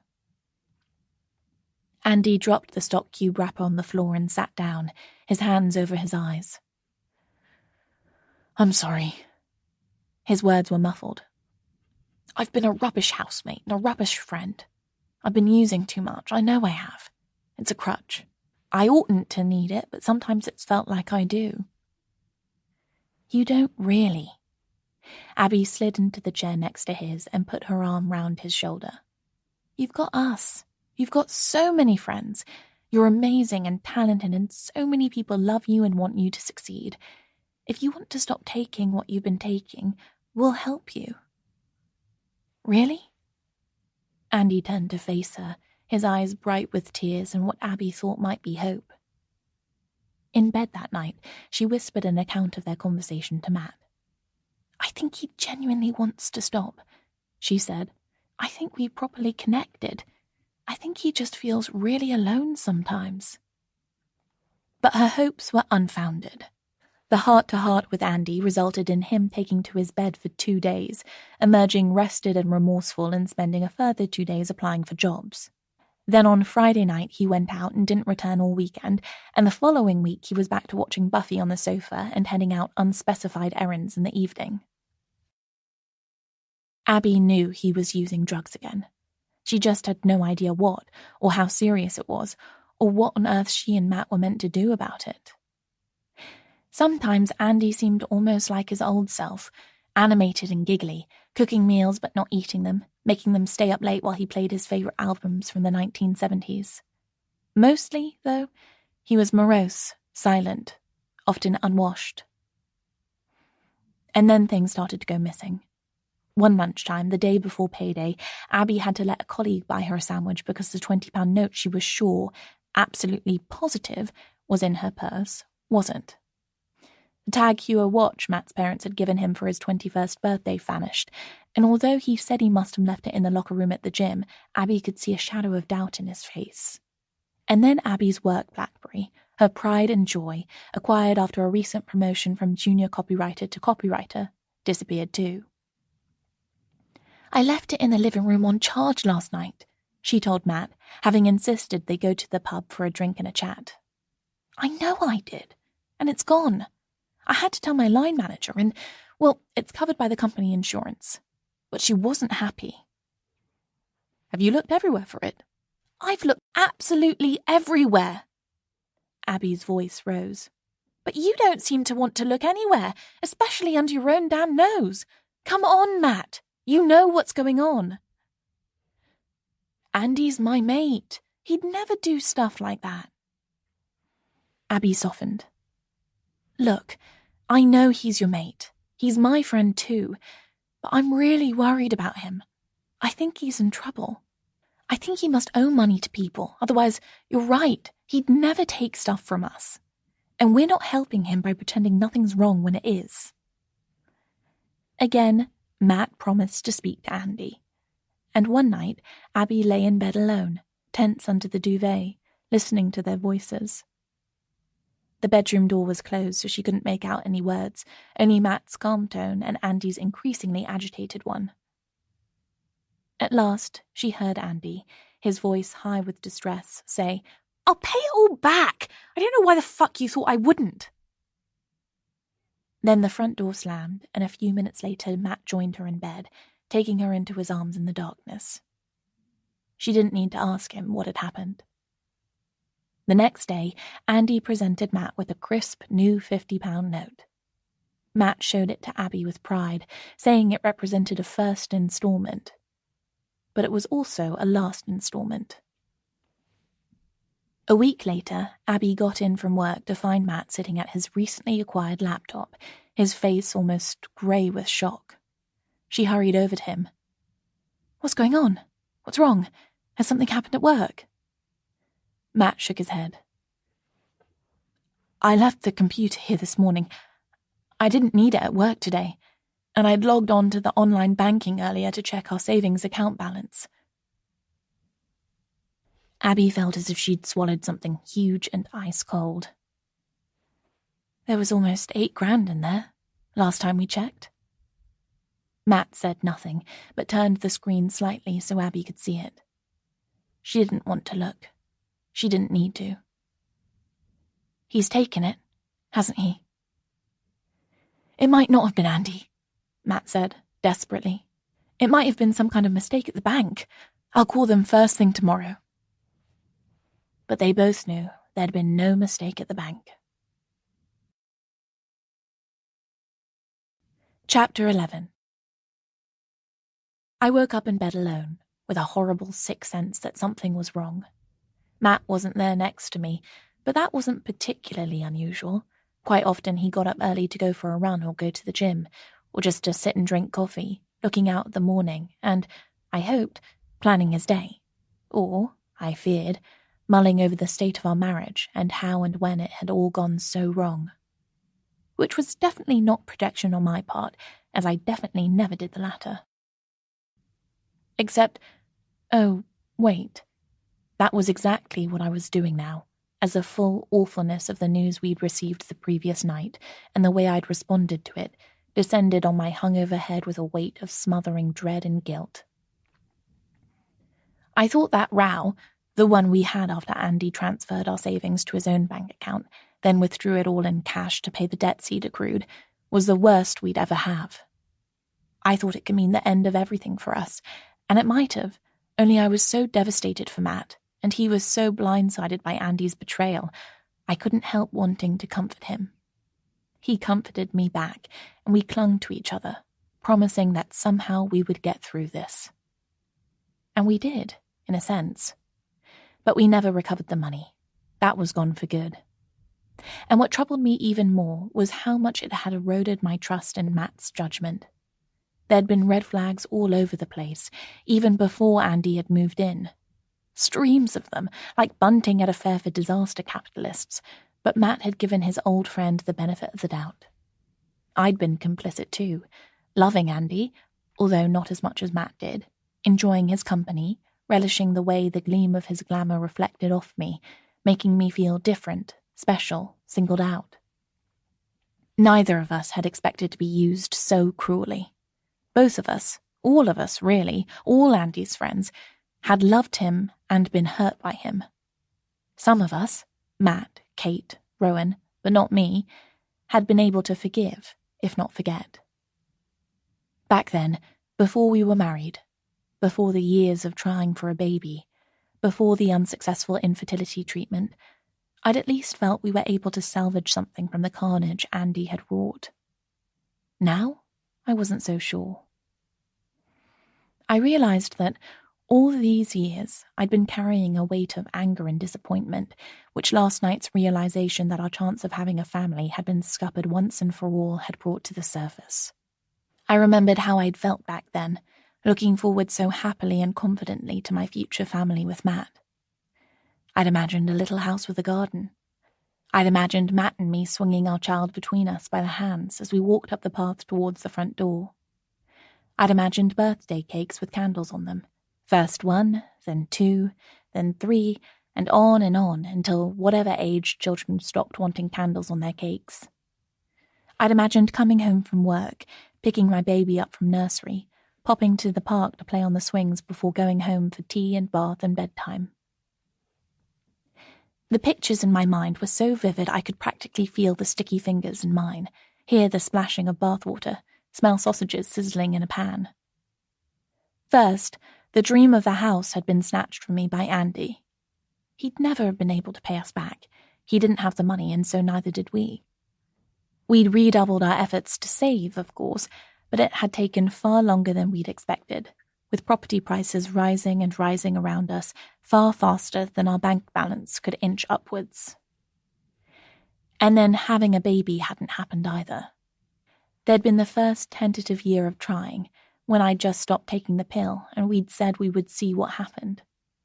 Then, when nothing did, we'd started paying a bit more attention to the time of the month, my temperature, not just how often we had sex, but when and how many nights had passed since the last time, and even how long I lay on my back afterwards, my feet on a pillow. And when that hadn't worked, we'd started the treadmill of investigations into whether something might be wrong, and if so, what. We never used the words, but the questions hovered over us. Whose fault was it? Whose body wasn't working? Could it be fixed? As it turned out, the answers were both of us, and maybe. We'd embarked on a fertility journey, borrowing against the flat to pay for private treatment because I was already over 30, and the waiting time on the NHS was so long just thinking about it made me panic. And it hadn't worked. The first time, there'd been no viable embryos. The second time, 2 had been transferred into my body, and neither one had stuck around long enough to live and grow. And 2 were all we'd had. So it was back to our GP and onto the waiting list for our one free go at treatment, in the hope that this time it would be different. And now, here we were. Too old, too late, too skint. Last night, in my shock and devastation, and, more than a little tipsiness, I'd blamed Matt for it all. Thinking about that now made me feel sick with guilt. It wasn't his fault our stupid bodies didn't work the way they were meant to. It wasn't his fault there were thousands of other couples like us all wanting the same thing, many with a better chance of success than we had. It wasn't his fault Andy had been in a terrible, dark place when he lived with us and done things he would never normally have dreamed of doing. Was it Matt's fault that he'd trusted his friend and believed the best of him? Probably. But if he hadn't been that kind of person, would I have fallen in love with him and stayed in love with him for so long? Almost certainly not. Was I still in love with him? It was hard to know. I knew I wanted to be. I knew I wanted the man who'd held me close all those years back and comforted me when I cried tears that seemed like they'd never stop, and told me he was sorry and we'd make it all right somehow, to hold me and comfort me now. I wanted to make things right, to rediscover all the ways we made each other feel, secure, giddy with happiness, sexy, loved. I forced myself to get up and dress for work. Matt was already at the kitchen table, his laptop open in front of him, his fingers busy on the keys. He looked up when I came in and half smiled, but his face was full of wariness and hurt. "Morning," I said. "Morning. You okay?" "Been better. Listen, I'm sorry about last night. I was upset, but you were too. I shouldn't have left you on your own." He shrugged, giving that twisted half smile again. "Happens to the best of us." Right then, I didn't feel like the best of anyone. But my apology had been as accepted as it was going to get. I opened my own computer and logged onto my email and the workplace collaboration platform. The first thing I saw was a message from Bastien. "Guys, see the below from Kendra at Quim. Action ASAP, please." Doom settling on me even more heavily, I scrolled down. "Hi, Baz. There's some great work here on the copy, but I feel it's lacking something. The sassiness, the va-va-voom we know is the essence of our Quim lady. She's hot, she's empowered, she digs her body and her sex life, whether it's with one person or lots or just herself. This really needs to come through in the form of words we use, and right now lots of it is feeling a bit flat. Can you get the guys/gals on the wordsmithing side to take a look, please, and zhuzh it up a bit? Hopefully the product samples I pinged over by courier will help get the synapses firing. Visual WIP looks ace. Speak soon. K." My shoulders already tensing, I got up and switched on the kettle. Matt's teaspoon was next to the sink, but it barely impinged on my sense of gloom. How could I zhuzh anything when I was so unzhuzhed myself? How could I channel empowerment when I felt so helpless? How could I put myself in the shoes, thigh-high leather boots or feathery kitten-heeled mules, no doubt, of a sassy, sexy woman who loved her body when mine had betrayed me over and over? Fighting back tears, I made myself coffee, and one for Matt too, and sat down again to try to remember what it was like to have sex for fun. Fortunately, work kept me busy that day. Too busy to do more than check in briefly on the Girlfriends Club WhatsApp and compare notes on our hangovers. Every time I looked up from my screen, it seemed Matt was looking up from his, and our eyes would meet, then slither away again. The aftermath of the previous night hung in the air like toxic smog, more debilitating than any hangover. It wasn't like if we talked to each other the argument would reignite, and before we knew it we'd be raging at each other again. It was more that we were both too bruised, too tender, to risk saying anything that would reopen the still raw wounds from last night. But at last, 5:30 came, and we couldn't pretend to be too busy to communicate any longer. Matt stood up, snapped his laptop closed, stretched, filled a glass of water from the tap and drank it. I logged out of everything, checked my phone and pushed back my chair. "Fancy a walk?" Matt asked tentatively. "Sure. I'll just get some trainers on." I perched on the stairs to lace up my shoes, trying not to think about the empty second bedroom upstairs. Perhaps it would make sense, now, for us to buy a desk and one of us to claim that as our workspace. But it felt too soon, my dreams of the room becoming a nursery, green and white bunting on the walls, later on maybe bunk beds where children's voices would whisper long into the night, were still too fresh to be extinguished with such final practicality. "Where do you want to walk?" I asked, getting to my feet and pocketing my keys. "Go and see whether the grey cat with the blue collar's there," Matt suggested. "We didn't see him last time." "Okay, then back round the park and look for the shouty tortoiseshell?" "Gotcha." Matt opened the front door, and the golden light of late afternoon streamed in. Then I said, "Actually, you know what I'd like to do?" "What?" "Walk over to the old flat, where we used to live. You know, when Andy—" Matt looked startled. "Are you sure?" "Yes," I said firmly. "I think that's what we should do." Winter 2001. Something stupid. Having a birthday 3 days before Christmas sucked. There was no question about that. As Abby complained to Chloe on the last day of term, it sucked massive, hairy balls. Even though her parents delayed putting up the Christmas tree until her birthday celebrations were over, even though they'd never, ever given her a joint present, even though it had meant that in primary school she got to be Mary in the nativity play more often than was strictly fair, it still sucked. It felt as if the whole of December was this massive build-up to the main event of Christmas, and her birthday was an annoying blip in the mounting excitement.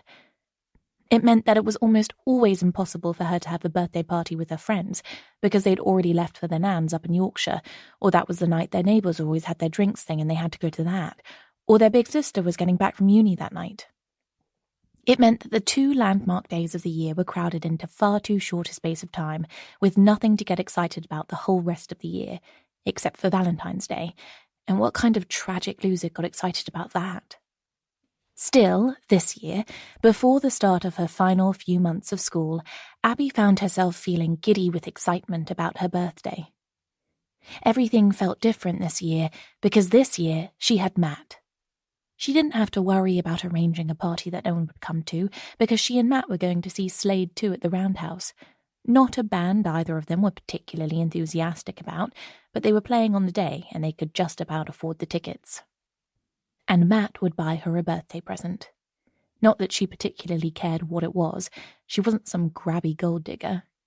But he'd give her a parcel with a card he'd written in, and she'd open it, and, whatever it was, she'd treasure it forever, like she already did the mix CD he'd burned for her, and the wire cage from the bottle of supermarket sparkling wine they'd shared on Matt's own 18th birthday, which he'd bent into the shape of a tiny chair, and the jumper he'd lent her to wear once when they'd been in the park and it had suddenly turned cold, which she hoped he'd never want back. After the gig, they made their way back to the tube station, slowed by the choking mass of people. Everyone was festive. There were Christmas jumpers and Santa hats, and one girl even had a string of LED fairy lights wound through her hair, a miracle of technology Abby had never seen before. So far, so annoyingly Christmassy. But Abby was too happy to be annoyed. A busker was murdering the Robbie Williams and Nicole Kidman song that Abby had heard approximately 1 billion times already that week. Not that she cared, because she knew there would be nothing at all stupid about saying, "I love you." "Want to come back to mine?" Matt asked. "There's pizza in the freezer, and I've got your birthday present there." "You didn't have to get me a present." "Fine, I won't give it to you then." She elbowed him in the ribs and they both laughed, then grabbed each other's hands and made a death-defying leap onto the train just as the doors were closing. The carriage was crowded, the crush of people pushed them close together, and they'd both had a couple of beers at the gig. So when the rocking of the train sent Abby staggering on her platform shoes, it felt like the most natural thing in the world for Matt to fold his arm, the one that wasn't holding the high-up handrail, which Abby resentfully felt was only possible for properly tall people to use without cutting off the blood supply to their hand, around her and pull her close. She leaned gratefully against him, feeling the warmth of his body through their thick coats, and tilted her face up for a kiss. His lips against hers mouthed, "Happy birthday," and hers answered, "Thank you." 15 minutes and a train change later, they walked along the familiar street to Matt's parents' house. Abby had got to know Julia and Tony over the past few months, at first cringing with embarrassment when his mum and dad had come home from work to find her there, ostensibly studying with their son, but actually mostly snogging. But it seemed she was pretty much accepted now as part of the furniture. Even the unspoken rule about them not being in Matt's bedroom together without the door being left open appeared to have been relaxed. Not that it made much difference, because Matt's 15-year-old brother could be relied upon to come crashing in if they ever closed it, offering every excuse in the book from, "I was just looking for my headphones. I thought I left them on your bed," through, "Hey, bro, what was that thing you did to beat the triads in Grand Theft Auto?" to a more forthright, "What the fuck are you two up to in there?" Now, though, Abby felt quite comfortable walking through the front door behind her boyfriend and beamed with pleasure when Julia, festive in a red velour tracksuit, greeted her with a hug and a kiss, wished her happy birthday, and said that she'd be up icing the Christmas cake for another 45 minutes if Abby wanted a lift home, and that Matt must be sure to walk back with her if she didn't. "Abby might need a lift, Mum," Matt said mysteriously. Julia gave him a look that was half baffled and half affectionate and said, "Oh, right, of course. Well, don't be too long up there." Puzzled, Abby followed Matt up the dimly lit stairs to his bedroom. The stair rails were festooned with tinsel and twinkling lights, and the smells of baking gradually gave way to the less pleasant scent that always emanated from Ryan's bedroom, a subtle blend of strong toiletries, used socks, and, well, boy. Matt's room had smelled that way the first time Abby had entered it a few months before. Now, possibly following a quiet word from his mother, it smelled of fabric softener and incense, with an unmistakable hint of Matt underlining it all. But today there was a new odor, something Abby had never smelled before. It wasn't unpleasant, just different. If anything, it reminded her of the time she'd been to the circus with her mum and dad when she was little. A dusty yet fresh smell, overlaid with something that was definitely animal rather than human. She didn't have time to analyze it, though. Not the smell, nor the unfamiliar bulky shape in the corner underneath Matt's desk, because he pulled her into his arms and they kissed, and for a few minutes nothing in the world existed apart from Matt's lips on hers and his warm hands caressing her back underneath her jumper. "So, birthday girl," Matt said at last, moving away from her. "Would you like your present?" "I don't mind," Abby said, although privately she couldn't wait, even if it was only another mix CD or a box of Thornton's chocolates or the belly chain she'd admired the other day when she'd persuaded Matt to go into Claire's accessories for a browse. "Card first," he said. "That's a rule, right?" "Of course." Abby didn't mind opening her card first, not one bit. She wanted to see what Matt had written in it more than she wanted any present. Matt handed her a square white envelope, and she carefully eased open the flap without tearing the paper. Unless the card had nothing at all written in it, or something so naff she'd never be able to bring herself to read it ever again, which she was fairly confident it wouldn't, she'd be opening it and gazing at it and analyzing it multiple times, starting as soon as she was in bed at home that night, running her fingers over the writing to see if she could feel the impression of Matt's pen.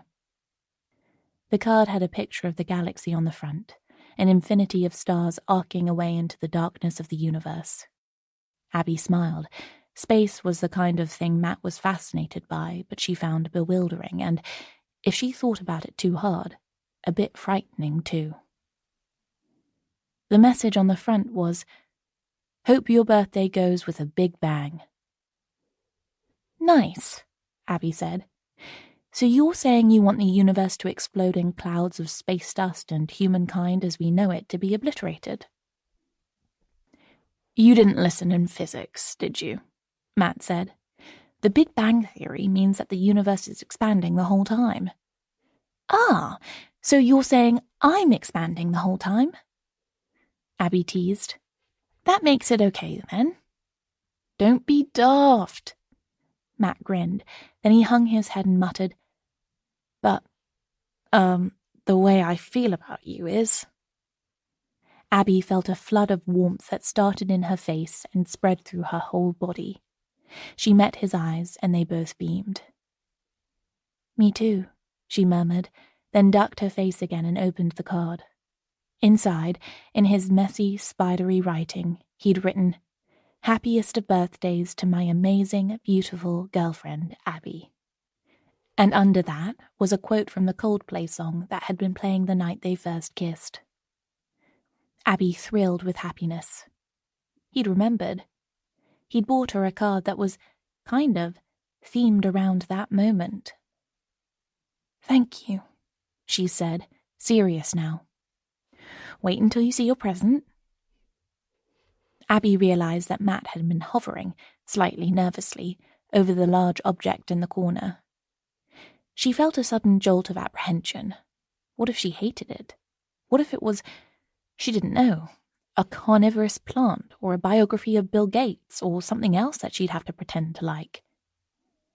It wasn't. Matt pulled away the covering, an old sheet she noticed, with a hole in the middle where someone must have stuck their toe through.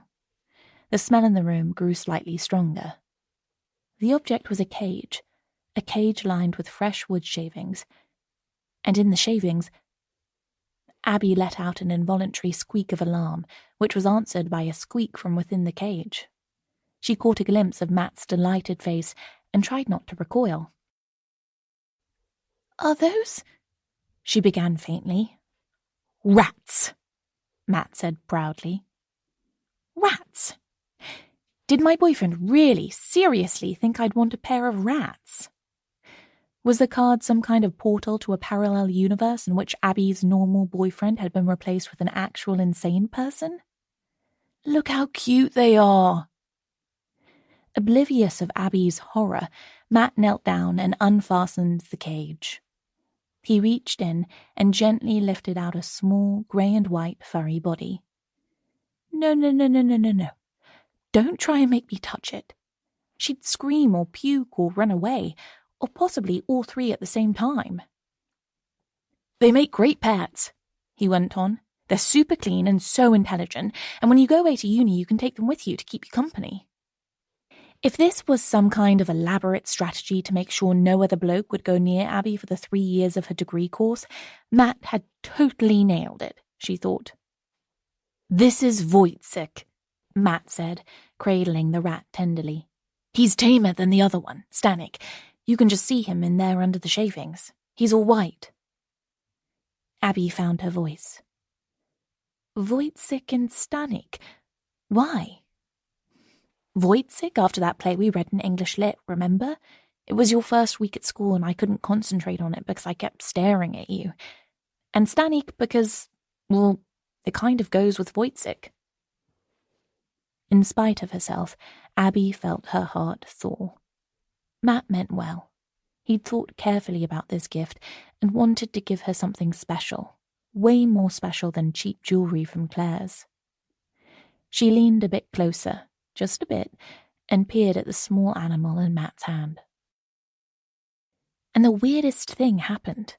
In the space of a second, the rat stopped being a disgusting, terrifying creature that would bite her and give her some horrendous disease, and possibly even touch her with its gross, scaly tail. Its nose was pink and tiny, surrounded by a fan of the finest white whiskers. Its eyes were bright and curious. Its ears were perfect little, almost complete circles, like a baby's fingernails, or 2 not quite full moons. Its fur looked softer than the softest thing. She reached out and gently touched it with her fingertip. Its fur was as soft as it looked, softer even, so soft she could hardly tell where the warm air of the room ended and the rat's coat began. "He's beautiful," she breathed, astonishing herself by leaning in and stroking the top of Wojciech's head, then kissing Matt's hand. "Oh my God, Matt, I love him! They're the best present ever." Tenderly, Matt placed the rat back in the cage and closed the door. Then they pulled each other close and kissed, shedding their clothes and letting their bodies move together in the now familiar rhythm, barely hearing Ryan yelling out to his mother to ask where she'd hidden the sellotape, the soft rustling of Abby's new pets in their wood shaving bed, or Matt's dad singing loudly along to "It's the Most Wonderful Time of the Year." And then Julia called from downstairs that if Matt expected her to play taxi to a pair of rodents at gone midnight, he'd better let Abby get dressed, because she, Julia, had to be up in the morning even if he had nothing to do but lie around reading in bed. And the two of them scuttled downstairs, Matt carrying the cage, warmed with happiness. Already, for Abby, just as the smell of brandy and pine needles and spice would always mean Christmas, she knew the smell of wood shavings would always remind her of that birthday. Chapter 12. It had been a long time since we visited our old neighborhood, even though it was only around 4 miles from where we live now. I couldn't remember ever having been back to the flat since we moved out, although for a while I'd continued to use the hairdresser there, and there was a place Matt used to go sometimes to buy freshly ground coffee. Gradually, though, we'd felt our ties to the old place loosen and give way. I found a new hair salon, Matt found a new coffee supplier. We didn't miss the flat at all. Our memories of it had become too tarnished. Still, as we approached the familiar streets, I felt a growing sense of regret. For what exactly? Not for the decisions we'd taken, which had been sensible, rational, the only ones we could have made at the time. Not for the area itself, which was just another hub in the sprawl of North London, with slightly different but similar corner shops, supermarkets, pizza restaurants and charity shops to our local ones now. It was me I missed, I realised. Us. The Matt and Abby who'd moved into the flat not knowing what would happen there, and who'd moved out 8 years older, somewhat wiser, but still full of hope. Remember the pub on the corner? I said. We used to do the quiz there every Tuesday. We even won that one time. 40 quid and our burgers on the house. What was the place called again? The Something Arms. Isn't it coming up on the corner here? But the pub was closed now, boarded up, graffiti tags sprayed on the metal shutters that covered its windows. As we walked down the high street, I felt a tightness underneath my ribcage, a feeling of tension that was almost but not quite fear. What if the building itself was gone, or changed beyond recognition? What if coming here with Matt, today of all days, with last night's argument still souring the mood between us, had been a terrible idea? What if returning wouldn't lay the ghosts of the past, but bring them back to haunt us even more than they already did? Here we are, Matt said. Victoria Road. The Polish deli's there, I noticed. Remember those mushroom flavour crisps we always used to buy when we were hungover? God, just thinking about them makes me feel a bit sick. Matt shuddered. But we used to trough bags and bags of them. It'll be the association. Your body hears mushroom crisps and it thinks hangover from hell. That would be it. Just thinking about those last rounds of Jaeger bombs makes my liver cringe. We laughed, and I felt our mood lift a bit. We strolled past the familiar houses, most subdivided into flats as ours had been. Lots had cars parked out front, but some still had lovingly tended front gardens.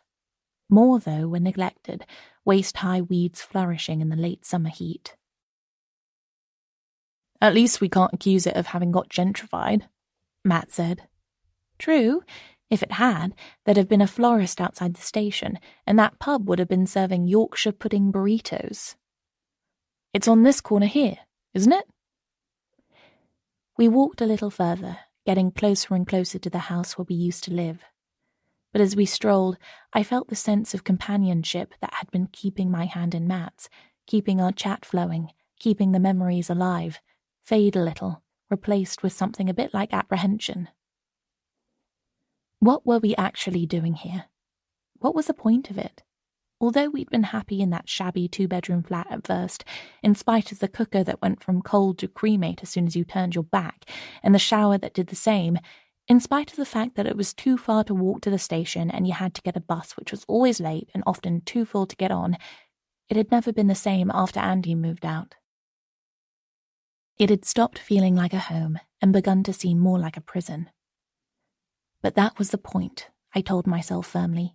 By coming here with Matt, I could lay those ghosts to rest, gain a new appreciation for the home we had now, take another small step forward. Maybe. I sensed that Matt was having similar misgivings. His normal, purposeful strides had slowed so that I didn't have to hurry to keep up with him as I usually did. The grip of his hand around mine had loosened. Instead of talking about our memories of living here, he began making banal remarks about the peeling plaster on the front of one house, the bright floral curtains in the window of another, the overgrown wisteria cascading over the wall of a third. He even passed a particularly handsome tuxedo cat without even noticing it. At last, our footsteps slowed completely, and we stopped. "This is it," Matt said. "Number 85. 85C, I said. That was us, the second floor flat. We approached the front door tentatively and peered at the bells. I remembered fitting a label with our names on it into the plastic slot soon after we moved in. There were new names there now. "Musa and Goodhue," Matt read. "I wonder what they're like." "I hope they're happy," I murmured. "I hope the landlord sorted out the cooker," Matt joked feebly. "We could buzz. Say we used to live here." "That would be weird." "Yeah, it would." Together we stepped back, turning away from the door and retreating to the pavement. We looked up to the window that had been our bedroom. I remembered waking up there, morning after morning, to rain spattering the glass or sunshine flooding through it, in winter darkness and midsummer light. I remembered waking up there after Andy's betrayal, and the feeling that everything had changed. As we watched, the curtains in the upstairs room parted. Although it was barely dusk, the light was switched on, and we could clearly see inside. A young man, shirtless, stood looking out at the evening, his arms stretched wide. Then a girl came up behind him and hugged him, her arms white against the dark skin of his chest. He threw back his head in laughter we couldn't hear, then turned and embraced her, and they pulled each other into a passionate kiss. "Time to go," Matt said. I nodded. Knocking now was out of the question. "They've just had a shag," I said. "We wouldn't want to harsh their mellow," Matt agreed. "Or even worse, get them all the way downstairs thinking we were their pizza delivery. God, how pissed off would they be?" We chuckled, but it felt somehow humorless. That glimpse into the strangers' lives, their love, had felt too raw, reminding me of what we'd had in a way that was almost too painful to bear. If we were going to recapture that feeling, find it again in our marriage, I knew that we were looking in the wrong place. We turned and walked back the way we'd come, more swiftly now, as if in mutual agreement that coming here had been a mistake, as if our memories were pursuing us, mocking us with a reminder of what we'd had, the love and the hopes and the dreams, all in the past now. The end of the road approached, and we hurried towards it, as if it was a portal into a better, happier present. But before we reached it, we were distracted. In the gateway of one of the houses, one that looked as if it had been left to its own devices for years, with a giant laurel bush filling most of the garden and bits of plastic fluttering in its branches, was a cat. We might not have noticed it if it hadn't called out to us. As we passed, our eyes on the road ahead of us, we heard a plaintive cry. "Was that a cat?" I asked. "A baby, I think," Matt said. "No, it was a cat." I stopped and turned around, and there it was. A small, nondescript black and white cat, emerging from between the crumbling brick gateposts and walking purposefully towards us, yelling its head off. "Hello." Matt bent down, reaching out his hand towards the cat, which extended a cautious nose in return to sniff his fingers. Immediately, it rubbed its cheeks against his hand, and I could hear it begin to purr. "Oh, aren't you a cutie?" I squatted down and reached out to stroke the piebald fur. This wasn't a smart, tuxedo-style black and white cat. It was mostly white, with a black splodge on its shoulder, a black tail and a black nose.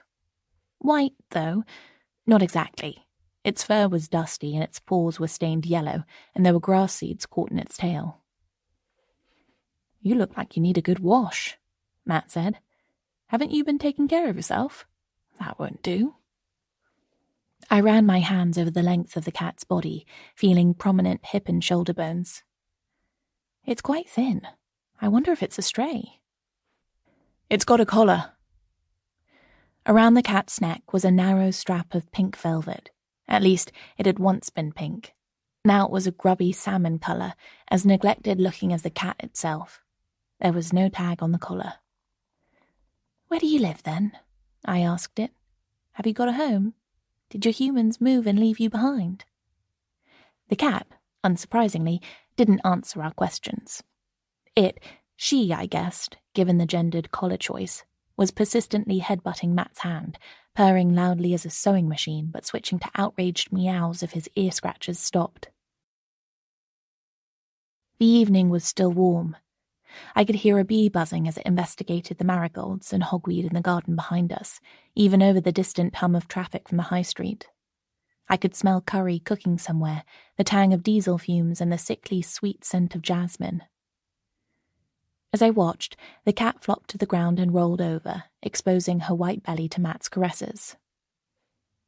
"She reminds me of Wojciech," he said. "Remember how he used to like belly rubs?" "She's not like a rat," I objected. "Besides, they were clean. This little girl's all grubby." As if she'd heard me, the cat sat upright and started to wash. But there were burrs in her coat, and I could see a clump of matted fur next to her tail. "She's trying to get clean," I said softly. "Do you think she lives outside, with nowhere dry to sleep?" "I'm sure she's got a home. Besides, they manage, don't they? Feral cats and farm cats and stuff." "Maybe she does, but I think we should—" "Come back tomorrow and check on her?" I nodded reluctantly. Part of me wanted to scoop the cat up and take her off somewhere safe, but I knew we couldn't do that. For all we knew, she was someone's beloved pet, albeit a scruffy one. "Let's come back tomorrow," I agreed. Matt stood up, promising the cat that we'd see her soon. He slipped his arm around my shoulder and pulled me close, dropping a kiss on top of my head. I wrapped my arm around his waist, feeling the length of his body and the rhythm of his stride as we walked back the way we'd come. We hadn't found what I'd hoped for at our old home. Whatever I'd been searching for there was long gone, our history erased and replaced with the present of the couple who lived there now, our laughter drowned out by theirs, like a videotape being recorded over. But I sensed we'd found something else instead, and I knew we'd come here again before long. Summer 2011. All I Need. Matt and Abby trudged through the mud, so thick and heavy it threatened to pull Abby's wellies off her feet with every step. Her waterproof poncho, which was printed with bright pink prawns and which she thought might possibly be the coolest garment she'd ever owned, was no match for the driving rain. Her jeans were laden with water and sticking uncomfortably to her thighs. Sodden tendrils of hair clung to her face and neck, and she was unable to brush them off because both her hands were occupied with her end of the trolley, which they were fighting to navigate through the sludge. "This is what fighting in the First World War must have been like," she gasped. "We'll end up with trench foot for sure," Matt agreed. "Picking lice out of each other's hair. Did you remember to pack your gas mask? Why? You're not planning to fart in our tent, are you?" They dissolved in giggles, the rain putting no damper at all on their excitement. Matt hadn't bothered with a waterproof anything, and his white t-shirt was wet through, molded to his body in a way Abby wished she wasn't too soaked herself to appreciate. "How much further is it?" Matt dug in the pocket of his board shorts for the map, which he'd consulted so often it had almost turned to porridge. "I'm not sure. Another mile, maybe?" "Another mile? In this? Are you sure?" "Want to stop and take a break?" Abby shook her head, grimly adjusting her grip on the trolley. A ground sheet was stretched over its top, but she could see deep puddles of water forming on its surface and felt little confidence that their belongings inside would be protected. This had seemed like a great idea, the best idea, when Kate had suggested it a year before. The intervening months had been taken up with intermittent bouts of frantic planning, which had ramped up as the date grew closer. In the past couple of weeks, their excitement had reached fever pitch, and the dedicated Facebook group had pinged so constantly with comments that none of them had managed to get any work done. But now that they were here, actually at Glastonbury, the festival to end all festivals, Abby wasn't so sure. It was exciting, of course it was. The faces of the people around them, some laden with enormous backpacks, some wrestling with festival trolleys like Abby and Matt's, others mysteriously burdened with little more than bum bags, were alight with eager anticipation. However, it was also pissing it down with rain that was forecast to go on all weekend. Abby had literally never camped before. In spite of all the lists that had been shared on the group page, in spite of all the blogs she'd read, she felt hopelessly unprepared. How would she find the toilet if she needed a wee in the middle of the night? Had they brought enough spare batteries for their torch? If all her clothes were wet, how on earth would she get them dry? And what the actual fuck had possessed her to bring a full makeup bag? They toiled on, and, at last, over the heads of the thickening crowd, they spotted a familiar waving arm. "Hello! Hello!" Rowan hurried towards them, her legs as long as a colt's in her denim micro-shorts and sparkly pink wellies. She'd knotted the waistband of her t-shirt so that even if it got wet, it wouldn't flap around. Her hair was in 2 French plaits on either side of her head. She wasn't wearing any makeup and didn't need any. "Oh my God!" Abby let herself be pulled into a hug. "You look incredible, like Kate Moss. Where's your tent, and where's our pitch?" "Just along here." Rowan pointed into the sea of mud.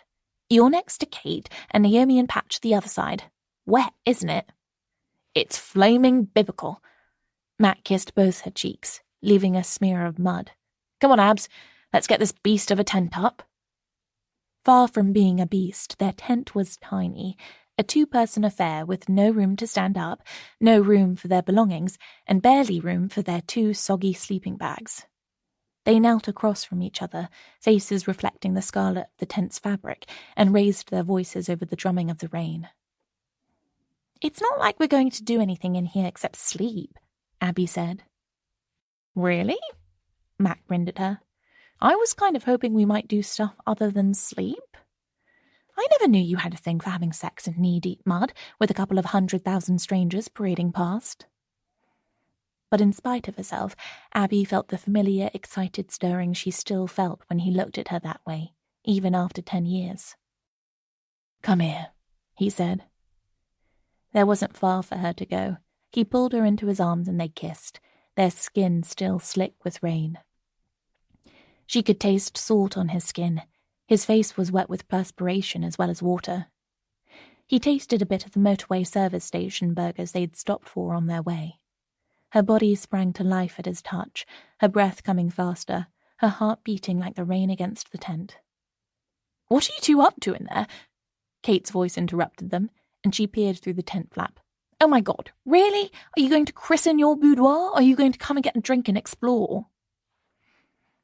They pulled apart, laughing. "All right then," Abby said. "Just because you're single and bitter, don't take it out on us." Matt folded his long body awkwardly out of the tent, and Abby followed. Kate was wearing a poncho printed with bananas, sister to Abby's prawn one, and a baseball cap shielded her face from the rain. "You know, I'm beginning to think this was the craziest idea ever," she said, as Naomi and Patch joined them and they all set off, laboring through the mud. "I'm totally not cut out for the outdoor life. I'm already wondering if there isn't a nice hotel somewhere nearby where I can go for a shower." "Oh, come on," Rowan said. "You brought your dry shampoo and wet wipes, right?" "I did," Kate confirmed, "along with a family pack of loo roll. I read that list you made." "I decanted a bottle of rum into a water bottle," Naomi said. "What's the bet I wake up with a mouth like the Sahara Desert in the middle of the night and down a load of Captain Morgan by mistake?" "Best we finish it tonight, then," Matt said. "It'll be safer that way." "Don't tempt me," Rowan said. "Since I dropped Clara off at her dad's this morning, I've been promising myself the world's most massive drink, And now it's time. I'm bloody hungry too, Patch said.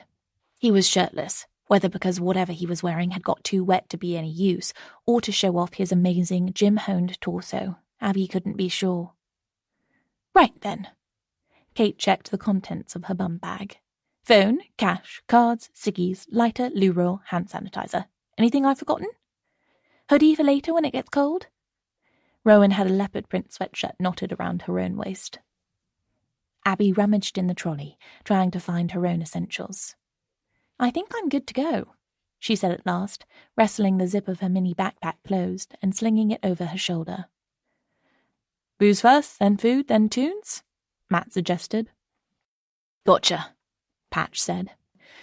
Let's get something decent now, because we'll likely be living off chips and cereal bars for most of the weekend.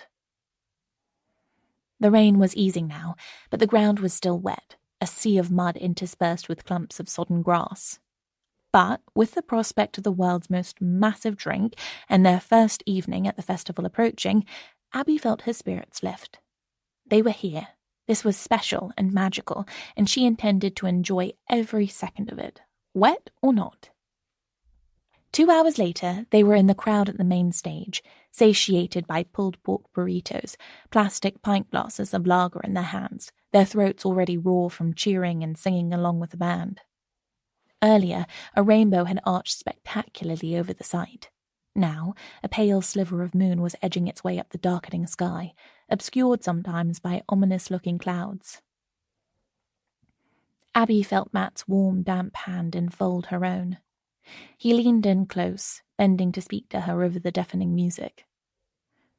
Having a good time? The best. She turned to smile up at him. Her cheeks were already sore from laughing, her head already pleasantly swimming from alcohol. You're the best. No, you're the best. They giggled, delighted to be here, to be themselves. Fancy going to see the secret act on the other stage later? It's not secret. Everyone knows it's Radiohead. It's been all over social media. We'll have to pretend not to, otherwise we'll hurt their feelings. Poor Radiohead. They'd be crushed if they knew it wasn't a surprise. Like your folks when they clock you know Father Christmas isn't real. Exactly. So let's try very hard to pretend we don't know it's going to be them. Give me your best OMG face. Matt widened his eyes and let his jaw drop. Holy crap, it's only Radiohead. I can't believe it. No way! Radiohead? It can't possibly be. Abby clapped her hands over her mouth. Slowly, because there was no other way to move through the mud and the crowd, they made their way from one stage to the other, stopping en route to buy cocktails and random sweets, chat to strangers and hug them, and for Abby to use the utterly putrid portaloo. Okay? Matt asked, seeing her grimace when she emerged. Fine, just great. I hovered and pretended it was Buckingham Palace. Night was falling now. The threatening clouds had receded, clustered on the horizon, waiting to dump their burden of water on the huddled tents overnight. The sky arched above them, navy blue, studded with stars and illuminated by dancing spotlights. The delicate sliver of moon soared high in the darkness, like a smile turned on its side. Clearly, they weren't the only ones who knew what the mystery act was. The space in front of the stage was rammed, the support act barely visible in the distance. The giant screens gave Abby a better view, but it wasn't enough. Look, they're coming on, she said to Matt, having to scream into his ear to make herself heard. I can't see! Get up then! He bent down, grasping her thighs and lifting her up, high onto his shoulders like a child at a funfair. No, stop that! I'm too heavy! You'll put your back out! But Matt couldn't hear her. She perched on his shoulders, clutching his head, at once elated, embarrassed, and afraid. But then she found her balance. His arms held her legs securely. He was strong and confident even on the uneven, slippery ground. And now she had the best view. A couple of tracks into the set, she'd begun to relax. She could feel Matt's body beneath her, holding her strongly and easily. The music swept over her as powerfully as the arcing lights. She was at one with it, with the crowd, with the night. And then they heard the opening chords of their favourite song, the one they'd played over and over in their flat by candlelight, danced to in baths together, made love to in a tangle of limbs and sweat and sheets. Matt's shoulders under her legs grew still. The crowd silenced. The moon and the stars continued their journey above them, oblivious yet somehow also present in the moment. And in the instant between the final chord ending and the roar of the crowd beginning, Matt lifted Abby down from his shoulders as if she weighed nothing at all, but also like she was the most important thing he'd ever held. She wrapped her legs around his waist, his hands supporting her hips the way they did when they had sex standing up, too turned on and urgent to make it to bed. "Say you'll marry me," Matt said, "or I'll drop you on your ass in the mud." Chapter 13. Over the next couple of weeks, Matt and I walked back to the old flat almost every day. The first time, we stopped off at a local supermarket and bought a bag of cat biscuits. We sprinkled some on the pavement and watched as the cat hoovered them up as if she hadn't eaten for weeks, which, for all we knew, she hadn't. The next day, we took a cereal bowl from home and gave her her dinner in that, because it didn't seem right to have her eating off the pavement. The following day, we took a plastic container left over from a takeaway, filled it with water, and left it there for her. The next day, we knocked on the doors of a few of the neighbouring houses and asked if anyone knew anything about the cat. "I've seen it out in that garden for a while now," said one woman. "The owners might be on holiday." "I think they moved away," another neighbour said. "We hardly saw them when they were here. They kept themselves to themselves." "I call her Shrimp," his daughter said, appearing shyly behind her father, "because she's so little and scrawny." We knocked at the door to the house itself, of course, but there was no answer. "What are we going to do?" I asked Matt as we headed home through the twilight, about a week after we'd first encountered the cat, who we'd inevitably started referring to as Shrimp. The belongings we'd provided for her now included 2 stainless steel cat bowls, a Tupperware box to keep her food secure from the local foxes, and an aluminum bottle we used to bring her water each day from home. "We can't just keep on going there and feeding her." "It's unsustainable," Matt agreed. "It really is," I said, "and she's not our responsibility." "No," Matt agreed. "I guess she isn't." That's what we said to each other anyway. But I knew, deep down, that I already felt responsible for this little cat, who seemed to have no one to look out for her except us. I knew that the more often we went there, the more we'd start to care. And I was wary of caring too much about anything right then. So now our afternoon walks took us not along the familiar routes closer to home, past the fluffy grey cat and the cat with the diamante collar and the huge regal ginger cat, but the longer route back towards our old flat, to Shrimp. One morning in early September, we were walking home through the park when a poster caught my eye. "Look!" I grabbed Matt's arm and he came to a stop next to me. "There's a festival happening this weekend." "It's an annual thing," Matt said. "Well, it didn't happen last year, obviously, but we've heard the music from the garden sometimes." "We should go." "Really? Won't it just be loads of teenagers getting wasted and filming themselves doing the renegade on TikTok?" "Not necessarily. Look, it says craft stalls, street food, family friendly. Sounds quite civilized. We could ask if Rowan and Naomi want to bring their kids." Matt gave me a curious glance. I wondered if he was remembering that magical weekend at Glastonbury when he'd asked me to marry him.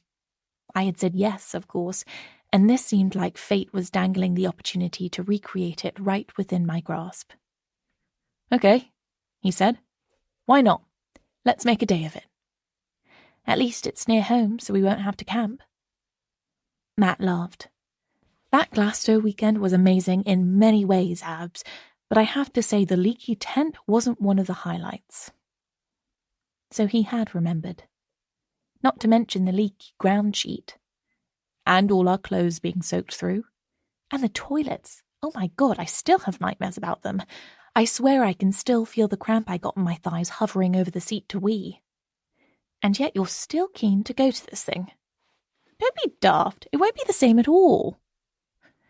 Privately, I hoped it would be a bit the same. Just, the same enough.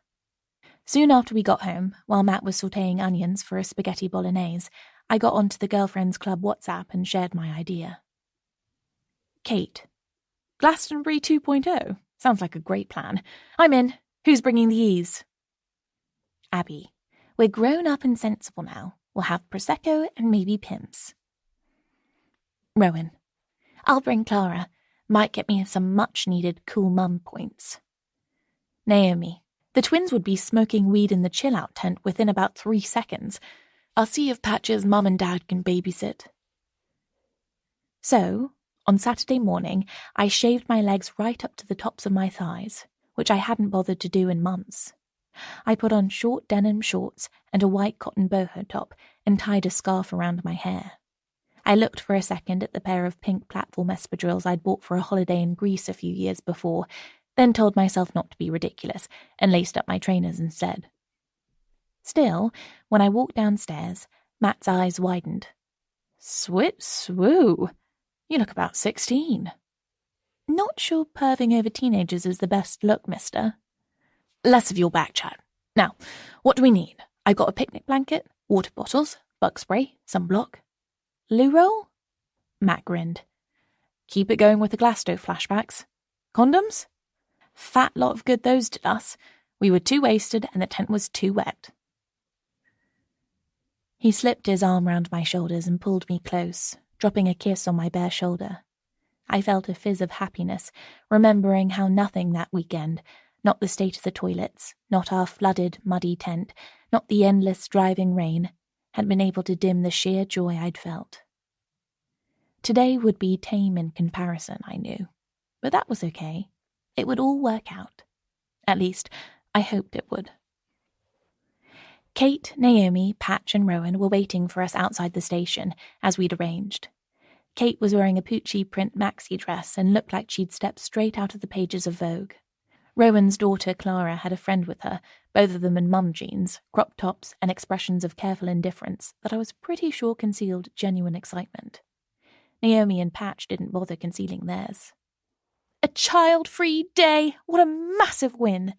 Naomi said, swinging her husband's hand as we walked together towards the park. And my folks are having the kids overnight so we can get completely wasted, Patch agreed cheerfully. No responsible adulting today.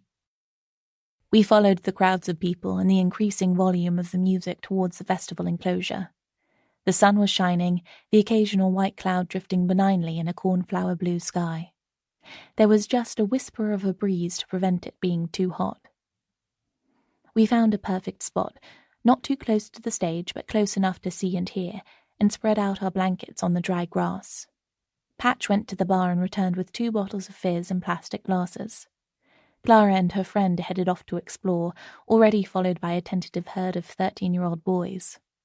I tore open the bags of posh crisps and pretzels we'd brought. There'd be proper food later on, but for now we definitely needed to preemptively blot up the booze. The band that was playing up on the stage was pretty rubbish, really. Certainly no Radiohead, but none of us cared much. We lounged in the sun, drinking and chatting. Every now and then one of us would get up, stretch, and wander off to the relatively luxurious toilet or to the bar. Towards the middle of the afternoon, Patch volunteered to go and get food, and returned with burgers laden with bacon, cheese, and jalapeno peppers and cardboard boxes of waffle fries, at which point Clara and her friend reappeared, inhaled the food with teenage hunger, and then disappeared again into the crowd. I lay back down on the blanket, propping myself up on my elbow, sipping Pimm's and feeling pleasantly full and a bit fuzzy-headed from drinking in the sun. All around us were other groups, either splayed on the grass like we were, or strolling around checking out the stalls. Kids paraded past, their faces painted with glittery rainbows and butterflies, eating ice cream. I could hear excited shrieks coming from the fairground rides and smell candy floss and freshly fried donuts, but I was too full of burger and chips to even consider eating any. I rolled over onto my back and covered my face with my arm, ready to indulge in a sneaky disco nap. But Matt nudged me. Come on, lazybones. Let's head off and explore a bit. But I'm sleepy. You can sleep when you're dead. I sat up, laughing, remembering how we used to say that to each other when we stayed late in the pub, even though it was a school night. There are many, many hangovers I blame on you saying that, I told him. I never noticed you objecting particularly strenuously. I'm objecting strenuously now. No, you're not. He was right. I was already lacing up my trainers, which I'd kicked off when he sat down. Want to come and have a wander round? I asked the group. Nah, I'm good, thanks, Naomi said. Just bring us back some drinks, said Kate. And Clara, if you happen to spot her, said Rowan. It's getting late. She'll be on the Raz all night if I let her. So Matt and I headed off into the crowd, hand in hand. Just a few months back, I realized, holding his hand had felt strange, like it was something I'd never expected to do. Now it felt normal. The calluses on his palm from the gym rough when I caressed them with my thumb, the warmth of his hand always slightly warmer than my own, the way my lilac-painted nails looked against his tanned skin. Hell, a few months back I'd thought I'd never bother painting my nails again, and now look at me, I realized with a smile. We passed a stall where a little queue of children were waiting to have their faces painted on one side and emerging as glittery butterflies, stripy tigers, or Disney characters on the other. We paused to look at a group of impressively bendy men and women doing yoga, and I told myself I was definitely going to find a local class to join, then remembered that I told myself that about once every 6 months for the past 10 years, and here I still was, as unbendy as ever.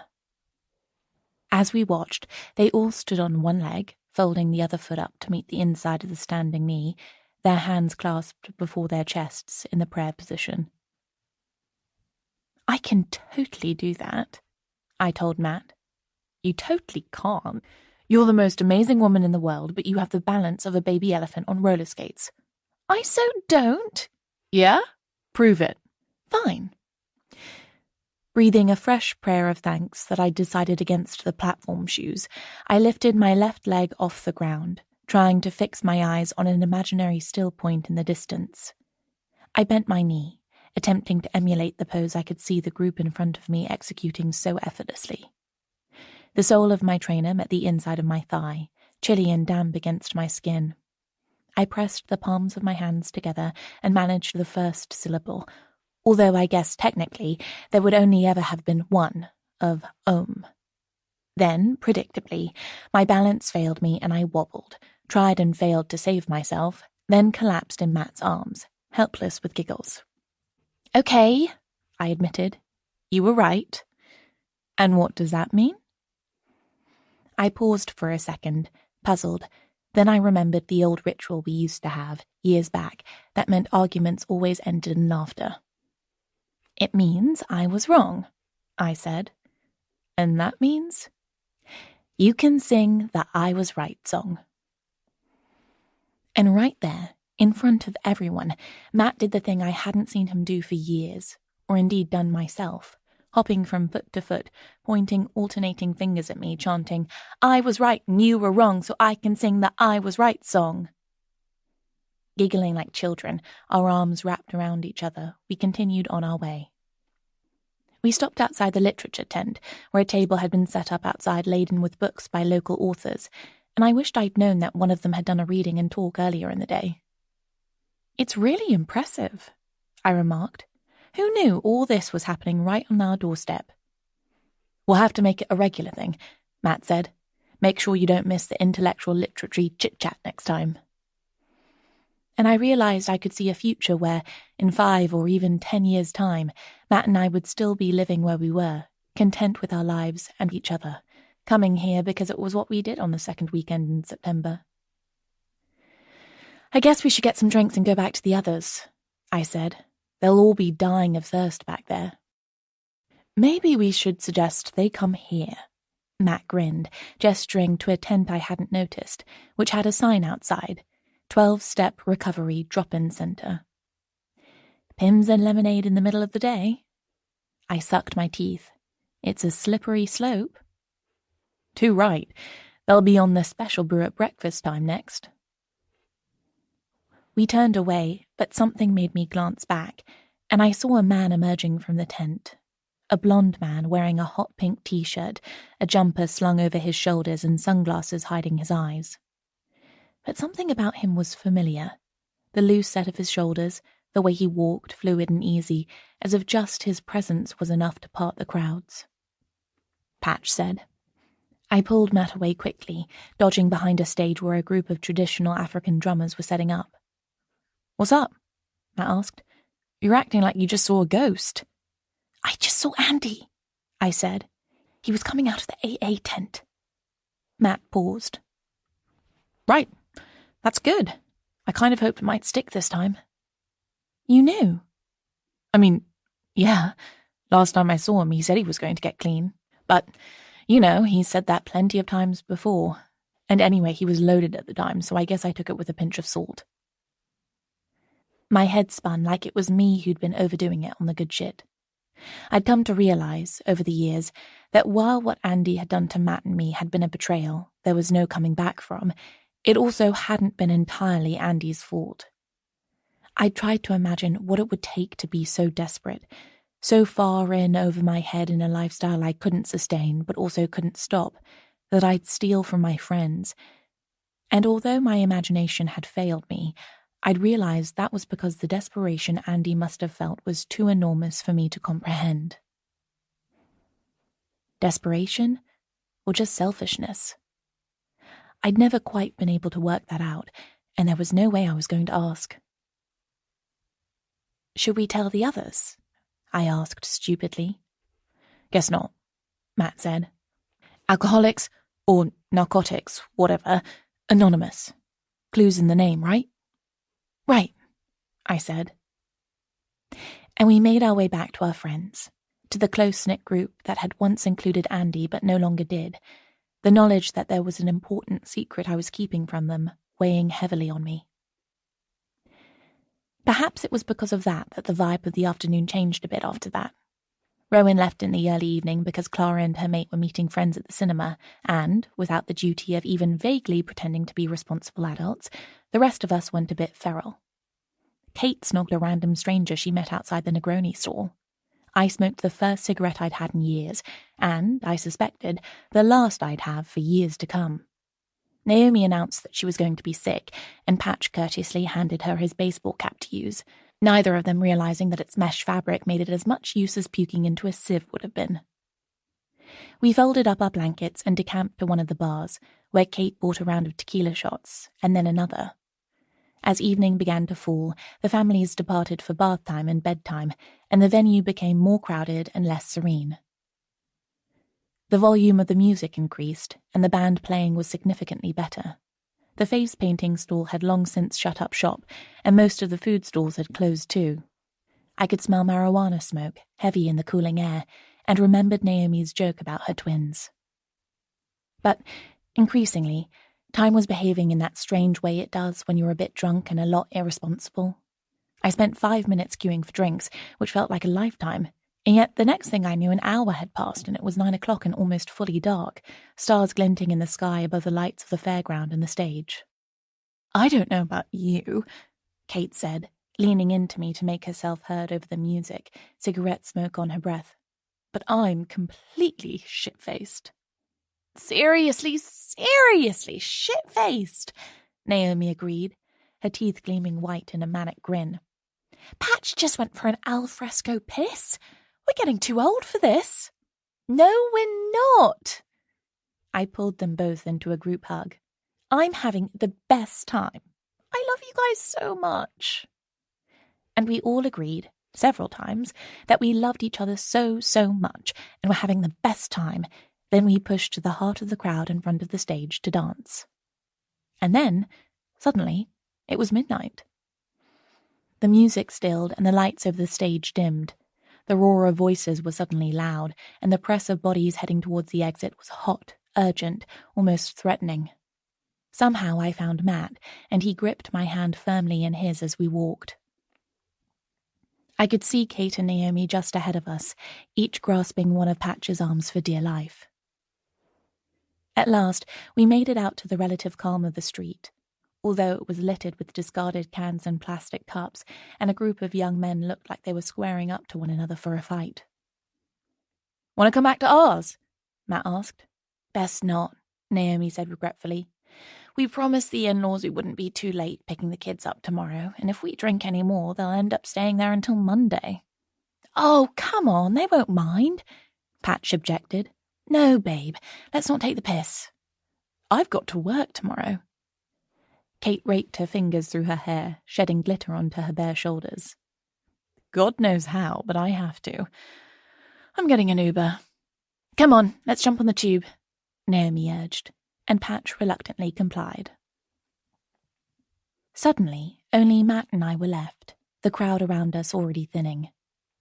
We walked towards our road, my feet seeming to carry me unbidden, the natural homing instinct of the pissed person kicking in. And when we turned the corner, the people and the noise and the detritus behind us, the magic of the day came flooding back. It seemed like the pools of light from the street lamps were stepping stones, a magical pathway we could follow back to the safety of home. A jasmine bush, flourishing still even this late in summer, enveloped us in its heady scent. An unfamiliar black cat darted across the road, pausing to regard us with searchlight emerald eyes that were like a wish for good luck. And, next to me, there was Matt. The same man who'd lifted me onto his shoulders 10 years before, lowered me back down, and asked me to be his wife. I was walking alongside him now. There was no music, no mud, and no leaky tent to return to. Only the silent streets and the promise of our home. Chapter 14. I woke up with a pounding head, a churning stomach, a mouth that tasted like someone had used my toothbrush to clean a festival toilet, and an overwhelming sense of well-being. For a second I couldn't work out why. Then I opened my eyes and saw Matt's face on the pillow next to mine, a smile on his lips even in sleep. With more energy than any hungover person had the right to have, I sprang out of bed, dressed, and hurried downstairs. I switched on the kettle, took Matt a coffee, and rummaged in the fridge for breakfast. We had no bacon, but there was a pack of smoked salmon I'd meant to use in a pasta sauce earlier in the week, only I'd been too lazy and cooked fish fingers instead. I scrambled eggs, added the salmon and a splash of cream that was nearing its best before date, toasted 2 bagels, assembled it all on plates, and headed upstairs again. "Room service," I informed my husband, who'd evidently woken up to drink his coffee, then fallen back asleep.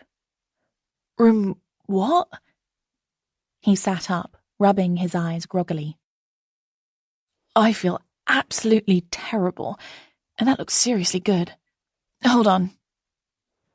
He levered himself out of bed, wincing at the sunlight lasering through the gap in the curtains, and went to the bathroom. I heard the buzz of his toothbrush and water running into glass once, then again and again. Then he returned, looking slightly less ghostly. "You made us breakfast in bed. You never do that." "First time for everything." I crossed my legs and forked up some salmon and eggs, not caring if I got crumbs on the duvet. We could change the sheets later on. We probably should, anyway, and run the hoover round, clean the shower, get rid of the wilting contents of the vegetable drawer in the fridge, and... But that wouldn't do. Thinking about the mundanities of Sunday housework was putting a real damper on my good mood.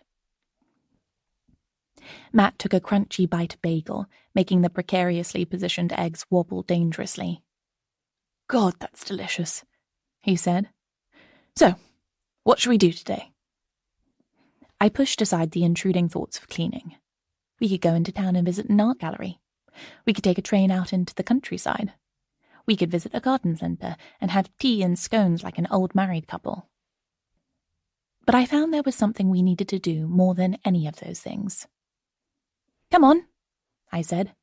"We need to go and give Shrimp her breakfast." Matt set his empty plate aside and stretched. "I guess we do. Here I am stuffing my face when we didn't even give her dinner last night. I expect one of the neighbours will have. Still, though, all right, I'll get my lazy ass out of bed. It looks like another nice day." And he was right, but by the time we'd showered, dressed, and put a load of washing on, a black cloud had appeared on the horizon, and a sudden chilly wind picked up. My choice of a summer dress and flip-flops didn't seem quite so clever now.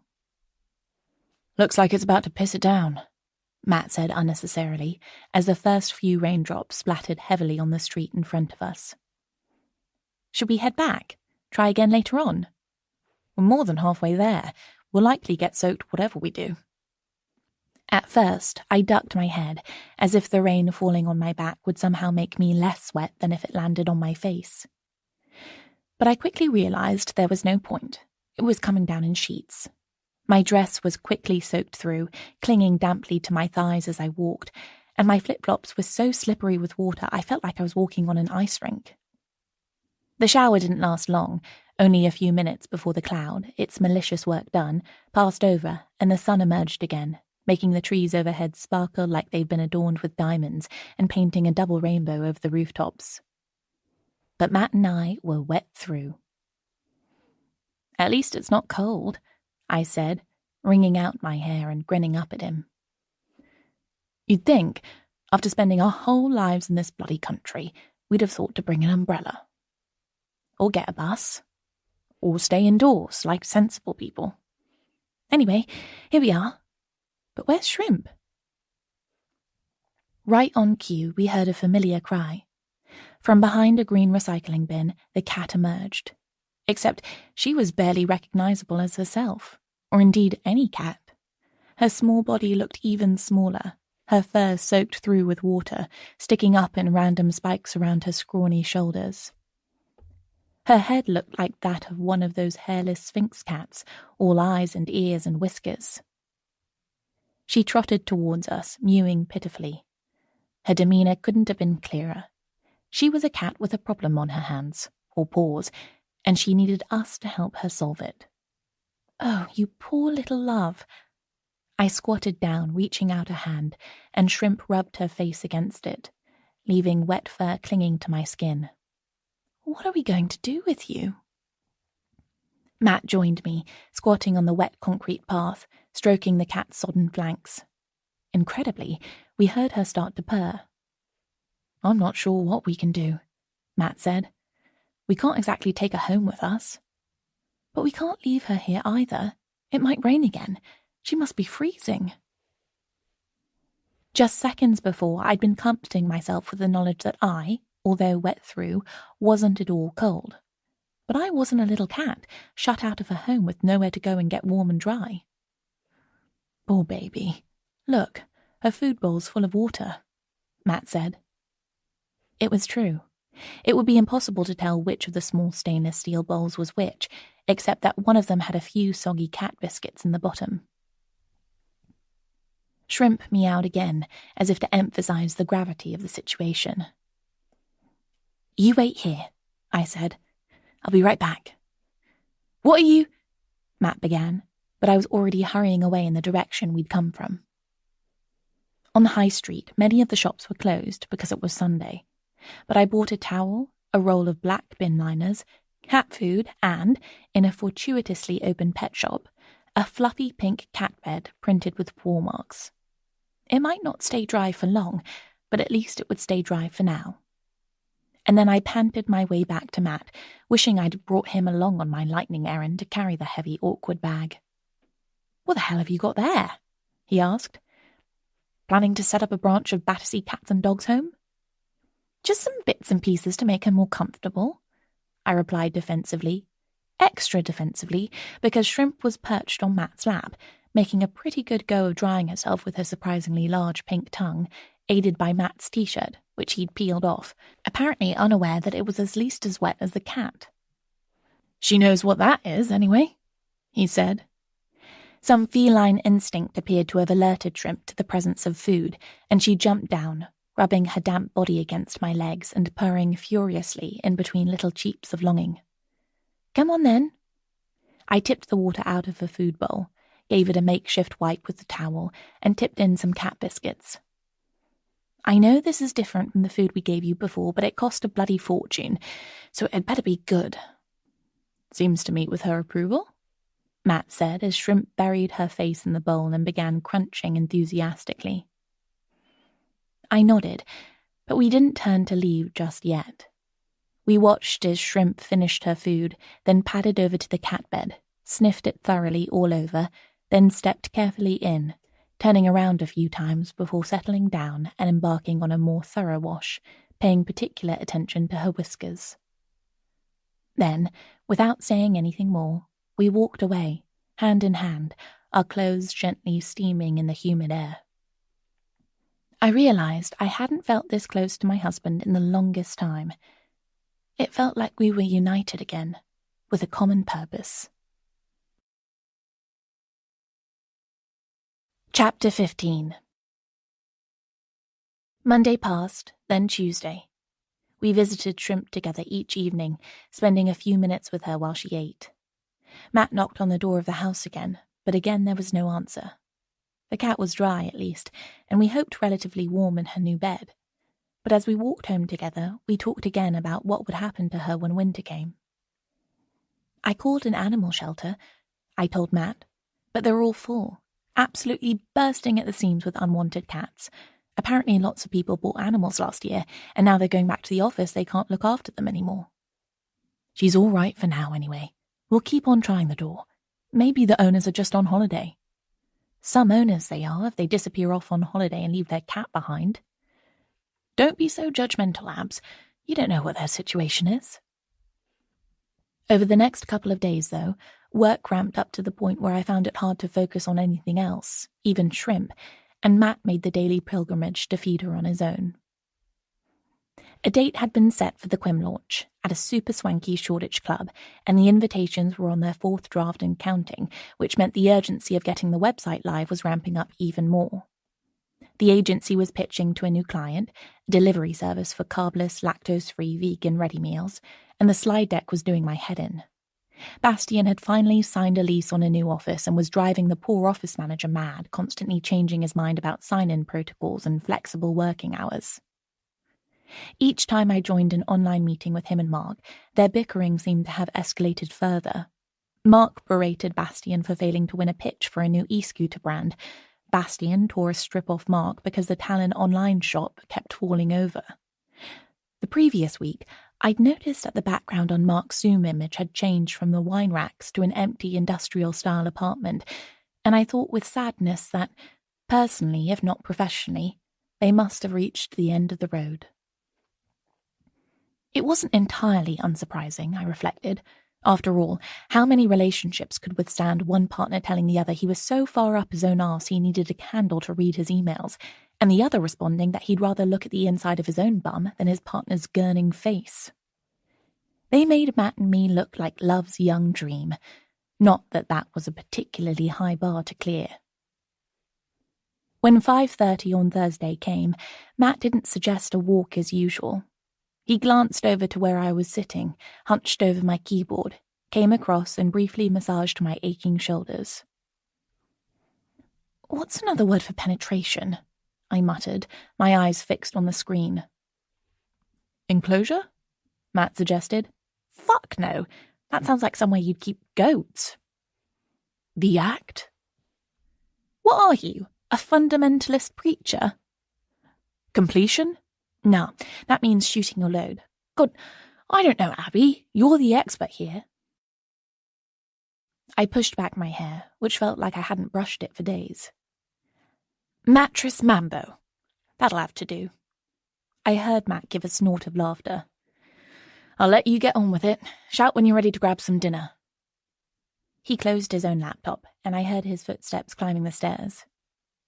But he didn't go into the bedroom as I expected, or into the bathroom. The other room, the one we didn't use, was right above me, and I heard Matt's tread as he walked in. The sound of his trainers on the wooden floor came to a stop. I imagined him standing there, looking at the empty room. I wondered what he was feeling, the same sense of loss and failure I experienced on the rare occasions when I opened the door? Grief? Anger at me and my failure to conceive a child? Or perhaps he was just looking out at the crabapple tree in our neighbour's garden, its leaves just beginning to turn acid green and gold with autumn, the fruit ripening on its branches, and not thinking of very much at all. I worked on for the next 2 hours, until my eyes were burning and every word I typed felt meaningless.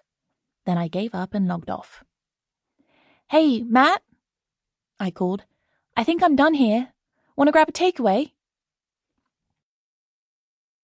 There was a pause, and then my husband's feet began their familiar series of thuds back downstairs. "Sure. Chinese? Indian? Pizza? Whatever you want. I'm pretty much brain dead. Even deciding what to eat is beyond me." "Indian, then. Samosas, lamb dansak, garlic naan, and that spinach thing you like." "Sounds great." But I couldn't summon up much enthusiasm for the food when it arrived. We sat opposite each other at the table, as we'd been doing all day, only eating now rather than working, or, in my case, fussing with half a poppadom and some chutney. Matt pushed the dish of curry across to me, and I spooned a little onto my plate. The spicy smell would normally have made my mouth water, but all I could think about was the imagined taste of Talon. Possibly the guava flavour, which I remembered from our long-ago tasting with the client, had been utterly repellent. "So I was upstairs just now," Matt said, scooping up a chunk of meat with a torn-off piece of bread. I waited for him to carry on, but he didn't, so I said, "Yes, I heard you." "I was thinking," he said, "it seems a waste to have that room empty when we're on top of each other working down here." I broke off some bread, looked at it, then put it back down on my plate. "But you'll be out of the house way more when schools go back, won't you? You won't just be doing random sessions for holiday clubs, but proper regular training." "Yeah, sure, but I'm still here most mornings." "And I'll be going into the office a couple of days a week. Bastian was saying we'll be there for client meetings and stuff." "Still, though, you've been sat here working for over a year, and me too. It's not ideal, is it, when we've got that space upstairs that we could turn into a proper office?" A proper office.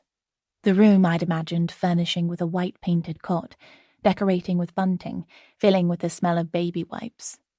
The room I'd imagined entering to be greeted by the smiling faces of an array of cuddly toys, and another face, too, which I'd never been able to picture clearly in my mind. "I don't want an office. I'm perfectly okay here." "Abs, you know it doesn't make sense. When we have people round, it takes ages to clear all our work crap out of the way." "We hardly ever have people round." "Maybe that's why.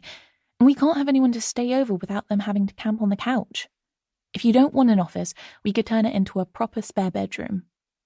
"I don't want a proper spare bedroom," I said, petulant as a child. Matt sighed.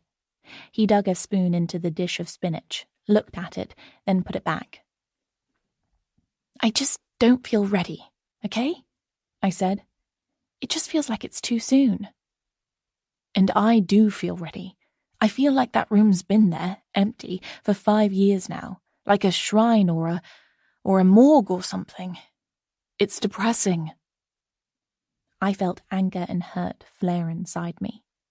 Too right it's depressing. How many times do you think I've walked past that door and felt depressed? "I know, Abs. I understand. I'm here too, you know.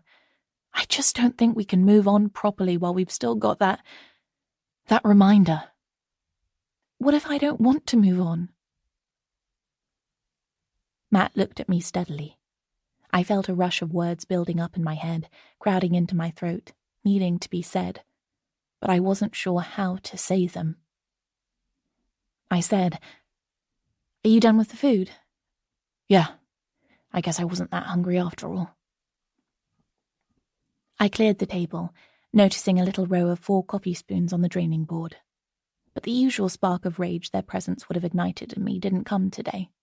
I just wearily scooped all the curry back into its plastic boxes and put it into the fridge, wrapped the bread and put it in the bread bin, and stacked everything else in the dishwasher.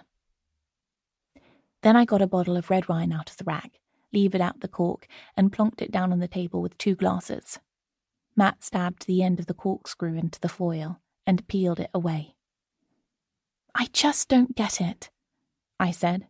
"You wanted a baby. We tried and tried, for years. We spent thousands of pounds. And now you think we should just move on?" "What choice do we have? We're not getting free treatment and we can't afford to pay. I mean, maybe it'll just happen. It does sometimes. I was reading the other day about a couple who...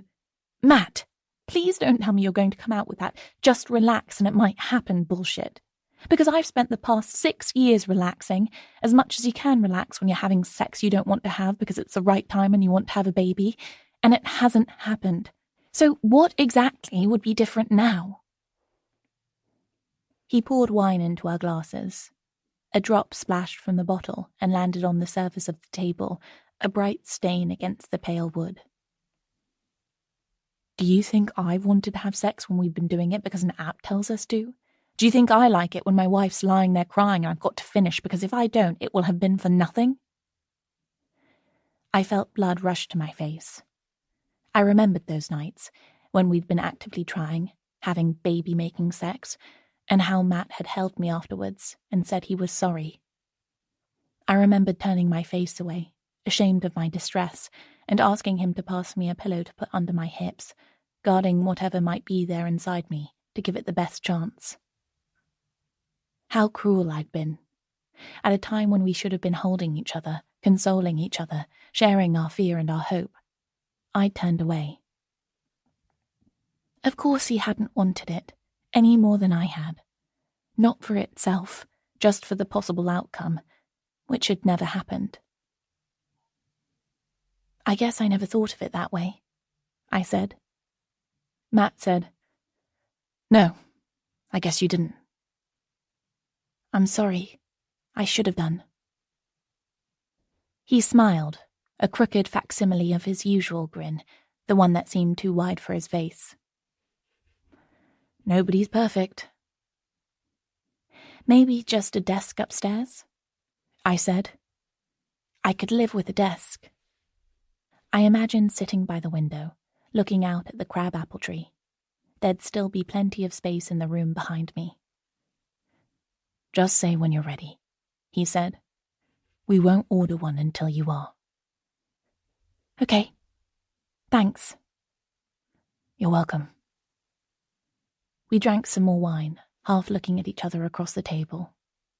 I thought again what it must have been like for Matt, as the months of trying for a baby turned into years. I thought of all the pregnancy and ovulation tests I'd taken, how obsessed I'd become with the inner workings of my own body, how everything I'd always taken for granted about it had seemed to fall apart around me. He must have felt the same about himself, although he'd never said so. And at some point, the easy intimacy, the flame of desire that had burned so steadily between us, like the pilot light on a gas boiler, flaring into life when it was needed, had guttered and gone cold. Could we ever get it back again? November 2008. If I Were a Boy. I'm scared, Abby said. Are you scared? Shitless, said Rowan. Worse than when I went into hospital to be induced with Clara. But it's going to be worth it, right? Tell me it's going to be worth it. Well, I don't know. That's what everyone says about having a baby, and even now I'm not convinced. But Kate says it is. Kate's hardcore, though. She does Bikram yoga and goes on holiday on her own and everything. True. Look, this must be the place here. They stopped outside the glass door, with its swirly gold writing and ornate handle shaped like a long-stemmed lily. The flower head looked rather like a... But that was the last thing Abby wanted to think about right now. Not that she'd have a choice in a few minutes' time. We could change our minds, Rowan said. We could just have a pedicure or something instead. Won't work. Look, they do the pedicures out the front here, and the other stuff, well, presumably. Of course they do. I mean, they wouldn't, would they? No chance. This place has got loads of 5-star reviews on Google. They're the best. The woman who runs it is literally Brazilian. They know what they're doing. Emboldened by her own words, Abby pushed open the door and was greeted by a blast of warm, fragrant air. Good afternoon, ladies. The smiling receptionist was heavily and flawlessly made up, and Abby was willing to bet there wasn't a hair on her body below the neck. We've got an appointment, Rowan said. I mean, 2 appointments, obviously. My name's Rowan Connell, and this is Abby Saunders. Let me just check. A shellac manicured hand tapped a keyboard. All good. Welcome, ladies. Abby, the room's ready for you. Your therapist, Elena, will take you through right away. Rowan, if you wouldn't mind taking a seat for just a few minutes. Can I get you anything? Glass of water? Green tea? I'm okay, thank you. Obediently, Rowan sat, and Abby cast a last desperate look at her before being led away by a white overalled blonde woman, who also seemed to be permanently smiling. Is this your first time at Blooming Beauty? Asked Elena, making her way swiftly past the manicure and pedicure stations to a narrow spiral staircase at the back of the room. We're just down here. Watch your step. Yes, it is. It's actually my first. And you're here for a Hollywood wax? Abby hesitated. But it was too late. She was here now. There was no going back. Yes, that's right. Elena opened a door to a tiny cubicle, containing a treatment bed and a huge machine whose purpose Abby could only guess at. The smell was stronger in here. On a table she could see a vat of pale green wax on a burner and a little pot of what looked like ice cream sticks. Just slip your things off and lie down on the bed. Cover yourself with a towel and I'll be with you in just a minute. Slip off everything on the bottom half. Another bright smile, and Elena whisked out, pulling the door closed behind her. Shit. Everything. Abby imagined Kate laughing and asking her what the hell she expected, them to wax a minge through her knickers. Hastily, she unzipped her boots, pulled off her tights and skirt, then paused. Pants off, Kate instructed firmly in her head, and Abby whipped off her pants, concealed them under the little pile of her clothes. Like it matters if the woman sees your undercrackers when she's about to see literally everything, imaginary Kate chided, and lay down on the bed, covering what was left of her modesty with a soft, coffee-coloured towel. All ready for me? Elena reappeared, smile firmly in place. Abby nodded, her ponytail pressing into the back of her head against the thin pillow. Then let's get started. I try to work quickly, so it'll all be over nice and soon. Abby nodded again. Now, if you'll just let your legs fall apart. Abby closed her eyes, like a child putting her hands over her face in a game of hide-and-seek.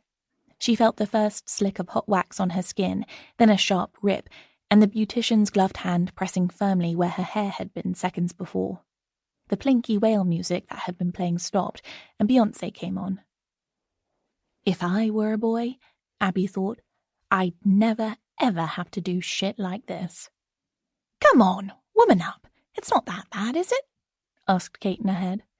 No, but it was about to get a whole lot worse.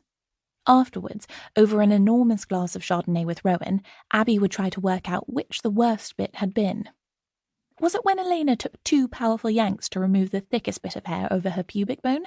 Was it when, oh God, the utter cringe-tastic humiliation, she had to trim a few of the longer hairs with a pair of nail scissors before ripping them out? Was it the gynecological bit when she got right in there, literally right in here, to access bits of Abby's anatomy that only Matt and the nurse at her GP practice had ever seen before? No, it wasn't. Unquestionably, utterly the worst bit was when, just as Abby thought it was all done, the horror over, the glass of wine feeling like a realistic prospect, Elena said, Now, if you'll just turn over. Sorry? Abby asked. Just get on all fours so we can do the back. Oh my God! Screamed Abby's mind. Please, no! Of course she's going to wax your bum, you doofus. Imaginary Kate was uncompromising. Don't you know that's the whole point? Everything off means everything off. And so, dying inside, face flaming, Abby turned over, spread her cheeks, and waited for it to be over. All done, Elena said at last, once she'd crowned Abby's humiliation by carefully applying aloe vera gel to what she referred to as the treated areas. All clean now. Oh God, was I dirty before? Abby agonized. Had her hasty wash with a pack of baby wipes and the work glue not been sufficient? Of course that's not what she meant, imaginary Kate assured her. It's just a thing they say. Absolutely steeped in misogyny, of course, but here we are. Elena whisked out once more, leaving Abby to cast a brief, wondering glance at her denuded bits and wonder if they'd carry on looking quite so angry for much longer, before pulling on her clothes and hurrying back to the reception area, where she paid for her treatment on her credit card and handed over a hefty tip in cash. Rowan was already done, waiting on the peach-coloured chaise longue, looking shamefaced. In silence, they left the salon together. "Holy shit," Abby said, as soon as the door swung shut behind them. "Wasn't that just the absolute worst? I mean, it wasn't all that sore, don't get me wrong, it smarted, but the cringe factor was off the scale. How did you get done so quickly?" Rowan looked sideways at Abby under her fringe. "Here's the thing. They'd had a cancellation, so they could fit me in for a pedicure instead." Abby's outrage lasted about as long as it took them to reach the pub, and by the time they were a bottle of wine down, she'd forgiven her friend for her betrayal. She'd even forgiven imaginary Kate for forcing her to go through with the whole thing. And now there was just one more step to be taken on her Hollywood wax maiden voyage. "Should we get another bottle?" Rowan suggested. Abby was tempted for a second. The wine was doing an excellent job of helping her forget the pain. But she said, "I'd love to, but I better get home." "To do the big reveal for Matt?" Rowan laughed. "God, I'd give anything to see his face. It'll be so worth it. Apparently it makes oral sex off the scale. Not that I can really remember what that feels like." "Oh, stop!" Abby tucked her phone in her bag. "For all I know, he'll be absolutely horrified and refuse to go near me until it's grown back and I can have a normal bikini wax like I usually do." Rowan sighed. "Good on you for bothering. I really don't know why I thought I could be asked to go through with it, given no one's going to see it, barring some kind of miracle." "Yeah, you stick to that excuse. I know perfectly well you just wussed out because you couldn't face the pain." "Well, there was that, too," Rowan admitted, and they left the pub still laughing. But Abby needn't have worried about Matt's reaction. She wasn't sure how to do the big reveal, as Rowan had put it. Should she leave her knickers off and cross her legs slowly and alluringly like Sharon Stone in Fatal Attraction? Should she warn him first, in case he thought she'd had a dreadful accident with a hedge trimmer or something? Should she go full Ann Summers and crotchless knickers to frame Elena's handiwork? In the end, she did none of those things. Matt was late home from work. They'd both already eaten, and the stage wasn't exactly set for a romantic evening. But once they were in bed together, Matt pulled her close and kissed her in a way that made it clear he had other things on his mind than sleep. Abby kissed him back, waiting for the moment when his hand would slip under the hem of her nightie to touch her. When it happened, she saw his eyes widen. "Oh my God, you're all smooth." "I am." She smiled, amazed at how different his fingers felt on her bare skin. He pushed down the duvet and knelt between her legs. "Let me look. Jesus, you're fucking beautiful." She and Matt had been together for a lot of years, and they'd had sex a lot of times. But at that moment, she couldn't have identified a time it had felt more exciting, or she herself more irresistibly, powerfully sexy. "Want me to switch the light on?" she asked. "Damn sure." She reached over and snapped on the bedside lamp. Matt's eyes were dark pools of desire. She was sure hers must look the same. She glanced down at her body and saw that the redness had faded. All there was now was smooth skin, pearl white, never touched by sunlight. She watched as Matt's hand moved up her thigh, his fingers brushing her skin. Against her pale, soft flesh, his fingers looked almost absurdly masculine. But his lips on hers were soft, his tongue gentle and questing. Abby knew what she wanted, and she knew without having to ask that Matt wanted it just as much. She smiled again, then closed her eyes and lay back on the pillow, letting her legs fall open as she had in the salon, only willingly now. She waited for Matt to lower his head to taste her, and heard his moan of pleasure when he did, and her own answering gasp. And then she stopped thinking. She couldn't focus on a single thought. It was as if everything in her brain had been erased, and she was just a body, just sensation, just Matt's lover being dissolved into a puddle of bliss. Chapter 16. So, basically, it's working, Kate said, splashing wine into our glasses once I'd filled the girlfriends' club in on the progress of Operation Memory Lane. You and Matt, talking, having a laugh. It all sounds pretty good to me. It is, I said, only there's still the stuff we try to talk about, but it's kind of hard, like the baby thing. I took a deep breath. The letter that had arrived 3 months before was something I still hadn't told the others about, even though normally I'd have shared just about everything with them. But not that. Not yet. It still felt too raw. I still hadn't properly processed it in my own head, not even enough to formulate the words I'd use when I described its arrival to my closest friends.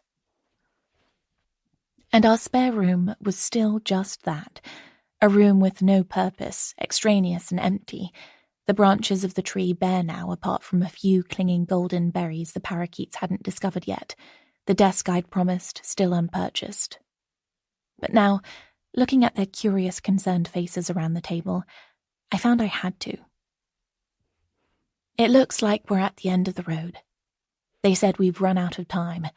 I'm too old for another go at funded fertility treatment, and we can't afford to pay for it privately, even if I thought it might work, which, quite honestly, My words petered out. I couldn't quite bear to say the final one. Oh, love. Kate reached out and squeezed my hand. What an utter pile of pants. And, I went on, my tongue loosened by wine and the company of my friends, you know what? When you're trying for a baby, sex is shit. It was for me anyway. At least after the first few months. It just totally stopped being fun or even nice. Like how you can love eating a salad, but as soon as you're on a diet, it's like penance food. Like eating grass, Naomi agreed. Like you're some, I don't know, farm animal or something, and you'll never be able to trough a guilt-free Mars bar again. Was it like that for you and Patch? I asked hesitantly. Naomi said, yes and no. I mean, we weren't even trying for that long, so it was still fun and everything. But it definitely started to feel like, okay, you put the bins out and I'll bleach the toilet, and then we'd better have sex, and then we can order a pizza. Even if we did enjoy the sex so much we forgot about the pizza until everything was closed, I still had a few moments when I thought, hold on, this isn't great, really. Since we had to stop the fertility treatment, Matt and I haven't had sex once, I confessed. Ever. In almost 18 months. It's like we're getting on better and everything, but on the marital unpleasantness front, nada.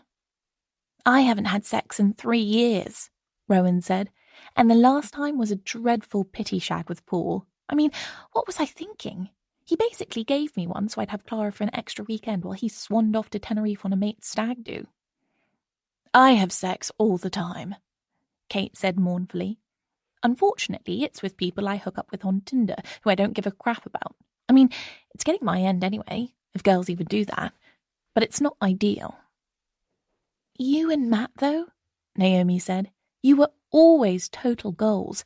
Couldn't keep your hands off each other. All the time I've known you. I thought it was still that way.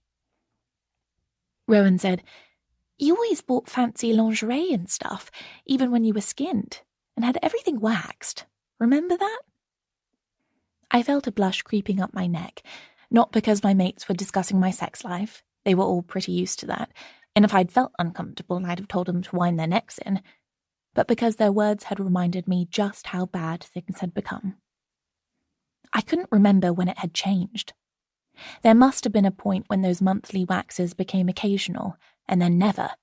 To be fair, everyone's personal grooming had been neglected over the past year or so, when those lace and satin bras and thongs gradually made their way to the clothes recycling bank. The trouble with being skint was that I'd only ever been able to afford them in cheap polyester, and stopped being replaced. Cheap polyester was, after all, highly unethical, I told myself. But it wasn't about that. Or not just that, I thought, taking an outsized gulp of wine. It was about the way I felt about Matt, and about myself. And it was definitely not wanting to waste money on frivolities or a growing awareness of climate change and the wasteful, exploitative nature of garment production that had changed that. It had been the long, grueling, unsuccessful process of trying to procreate that had stopped me feeling like a desiring, desirable sexual person and made me feel like an egg-laying chicken in a battery farm. Except my eggs were no good, and I'd get turned into pet food even sooner than my fertile sister chickens. I need to get my shit together, I said. If we're going to survive. Stay married, I mean. No one ever literally died from not getting nookie. Did they? Not so far as I know, Kate said. Although, looking at some of the desperate bastards on dating apps, you'd think they'd been crawling through the desert for weeks without food or water and your minge was an oasis. What do you do, though?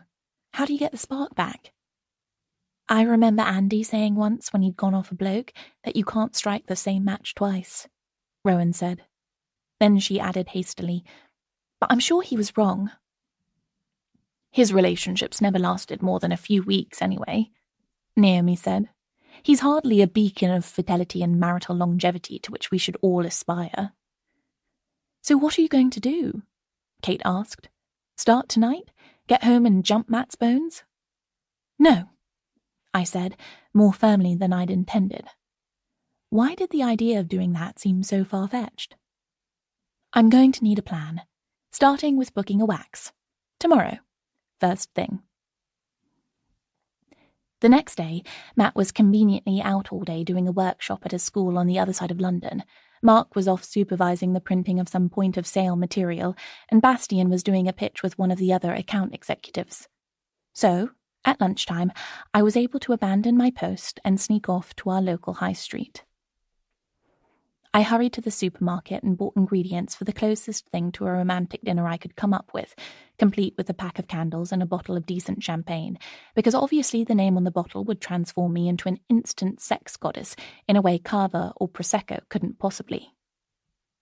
Back in the day, I'd had all the boutiques of Covent Garden on my doorstep, or at least the office doorstep, even if I did always end up in Primark. Now, though, I was limited to the retail offerings on the high street. An agent provocateur they were not. There were market stalls selling nylon underwear in lurid pastel colours that I was pretty sure shouldn't be let anywhere near a naked flame. There were discount stores whose rails were jumbled with mismatched garments where, if I'd had time, I might have been able to locate a designer bargain. But I didn't have time. And when I pushed open the door of the local beauty salon, which looked like it mostly specialised in nail art and eyelash extensions so thick and long it was a miracle anyone could see past them, and asked if they could fit me in for a wax, the girl looked at me like I must have just emerged from several months living under a rock and told me they were booked solid for weeks. Shit! I was meant to be setting the stage for romance, and a couple of steaks and a bottle of fizz was nowhere near good enough. Then I remembered the box of products from Quim, gathering dust in a corner of the spare bedroom. Since first opening it, I'd barely looked at it. It was too harsh a reminder of where Matt and I should be in terms of the physical side of our marriage, versus where we were. Where we were, versus where we used to be. But now its time had come.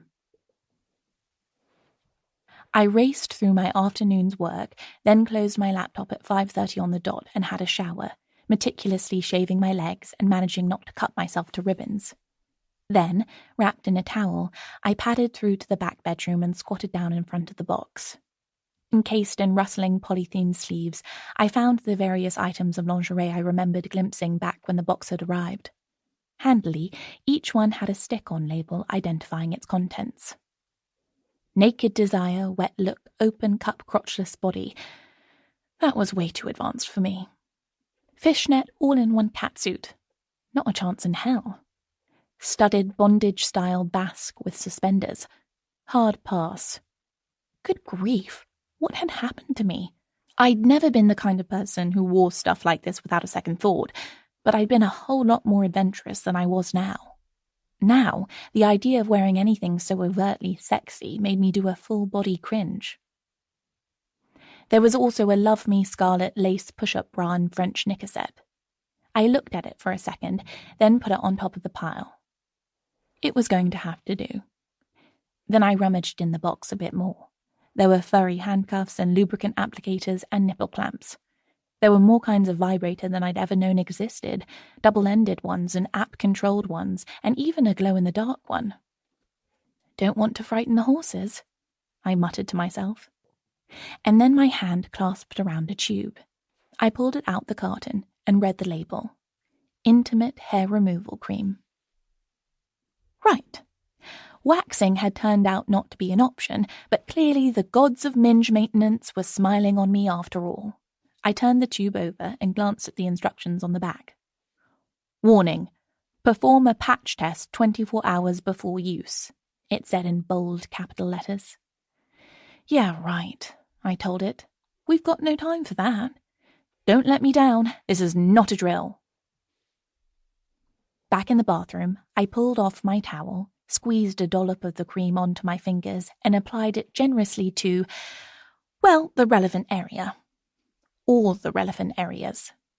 It smelled weird, a bit like the hair salon I used to go to with my mum when I was a little girl, perching on a too-high chair for what felt like hours while the perm lotion did its work on her hair. I turned back to the label on the tube. Wait for 5 minutes, then use the enclosed spatula. What spatula? To remove a small test area of cream. Okay, I checked the time on my phone. It had been on about 45 seconds, maybe a minute. Only 4 to go. But then I noticed a distinct tingling sensation, quickly growing more intense, until it wasn't so much tingling as burning. Basically, what had happened to my mouth all those years ago when I ate my first ever extra hot Nando's burger on my first ever date with Matt was happening again, only this time to my fanjo. And this time, there was no way I was going to tough it out. Impressing my boyfriend with my ability to eat spicy food was one thing. Impressing my husband with third-degree chemical burns on my nether regions was right up there with the worst ideas ever. With speed that would have impressed Usain Bolt, I ducked back into the shower, switching it on to cool and directing the nozzle at my pubic hair. The relief was instant. The water soothed my skin and, not as quickly as I'd have liked, washed away the surprisingly sticky, gloopy cream and a few clumps of hair. Once I was sure I'd got it all off and the stinging had totally subsided, I stepped out of the shower again and assessed the state of affairs. FML, I said aloud. It looks like a wool jumper the moths have got to. I picked up my razor, then hesitated. I'd avoided severe skin irritation. I wasn't now going to risk a nasty case of razor burn. So, squatting over the toilet like the absolute antithesis of a sex goddess, I evened things out as best I could using my nail scissors. Then, before my courage could desert me altogether, I pulled on the scratchy red lace underwear, dragged a black jumper dress over my head, and slipped my feet into a pair of black ballet flats, and hurried downstairs. I'd never been much of a cook. Back in the early days of the Girlfriends Club, when we'd all been coupled up, we'd gone through a phase of having monthly dinner parties. Andy and Zara had both always shown off massively when it was their turn. Kate cooked as competently as she did everything else. Rowan and Naomi relied on simple recipes they knew well and copious amounts of wine. I just found the whole business massively stressful, spending too much on ingredients I didn't know what to do with and producing results that were, if I was lucky, just about edible. Apart from the memorable time I tried to make a cheese soufflé and ended up with a slab of something like shoe leather, that is. So I knew Matt wouldn't be expecting gourmet cuisine from me, and if I produced anything fancy, he would think I'd somehow been spirited away and replaced with a Stepford wife. Although, now I came to think of it, the new underwear and waxed nether regions might well give him that impression anyway. I took the pack of fillet steaks I'd bought at the supermarket out of the fridge, dumped some new potatoes into a pan, and made a salad. That would have to do. This wasn't about food, anyway. It was about atmosphere. I lit candles, put the bottle of champagne into the copper wine cooler that had been a wedding present from Matt's aunt, then poured myself a glass of Chardonnay from the fridge. I was just taking the first grateful sip when I heard Matt's key in the door. Blimey. He paused, taking in the scene. What's the occasion? Nothing. I just thought, it would be nice to do something a bit special. It's only steak. My favourite. You look beautiful. And he rummaged in his laptop bag. As it happens, I brought a bottle of your favourite cab sauve, that Aussie one. He kissed me, and I had a moment of giddy optimism. Yes, this is going to work. So when Matt headed upstairs to shower, I followed him and perched on the bed, waiting for him to emerge.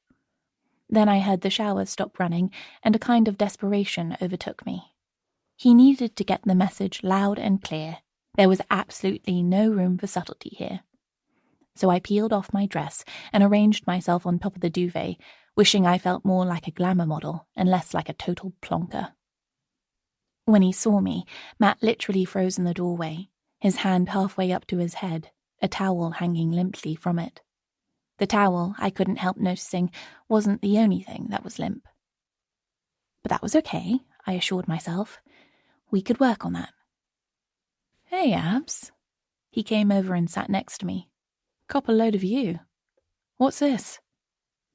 It's new underwear. Well, new from Quim. I thought I'd surprise you. I reached out and ran my hand over the lean length of his thigh. But he didn't respond. At least, the bit of him that I'd been hoping would didn't. Abby, I get what this is about. Don't get me wrong, I've been thinking about it too. And you look bloody gorgeous. But it's not going to work. My mouth felt suddenly dry. What's not going to work? This. The whole seduction scene. Why? Matt, I don't understand. Why isn't it going to work? Is something wrong? I sat up, my legs hanging next to his over the edge of the bed, my thighs bare and smooth, his dusted with black hair. He slipped his arm around my shoulder. You know something's wrong.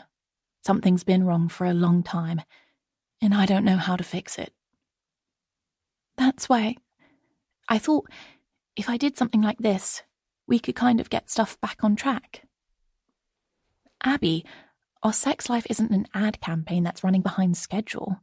And I'm not a client who you can get into the office for a meeting with Pret sandwiches and a PowerPoint presentation to address the way forward. I felt hot colour rush to my cheeks. That's not what I think. You know it's not. I'm sorry, that was harsh. It's just, I know you don't want me. Not now. Not like that, not really. But you want to want me. That's not the same thing. I felt tears sting my eyes. Matt knew me too well. He knew almost everything there was to know. And he was right.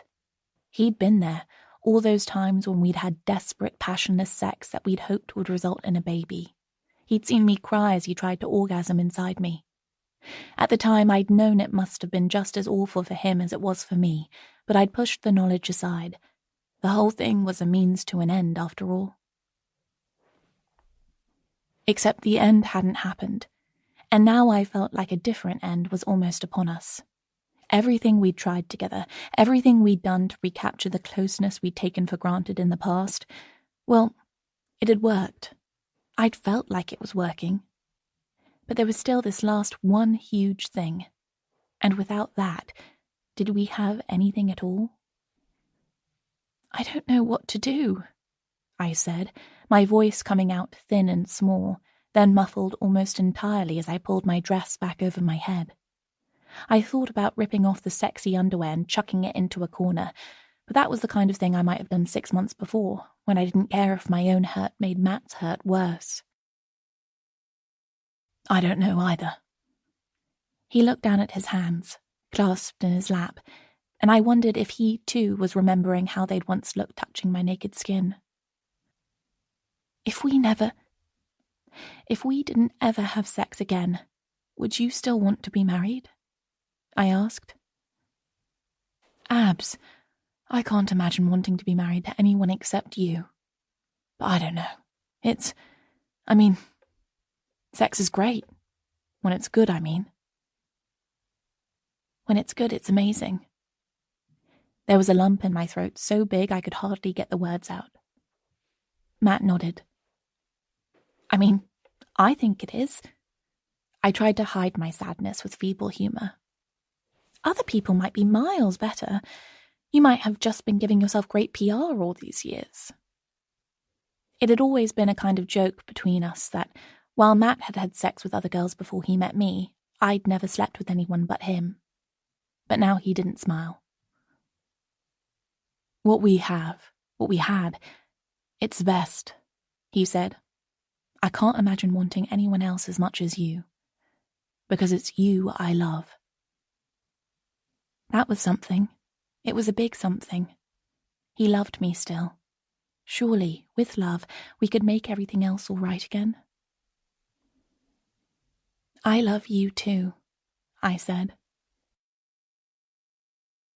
Our eyes met, and we looked at each other for a long moment. The tears that had threatened to fall receded, and I saw in his face the man I'd trusted with almost everything for 20 years.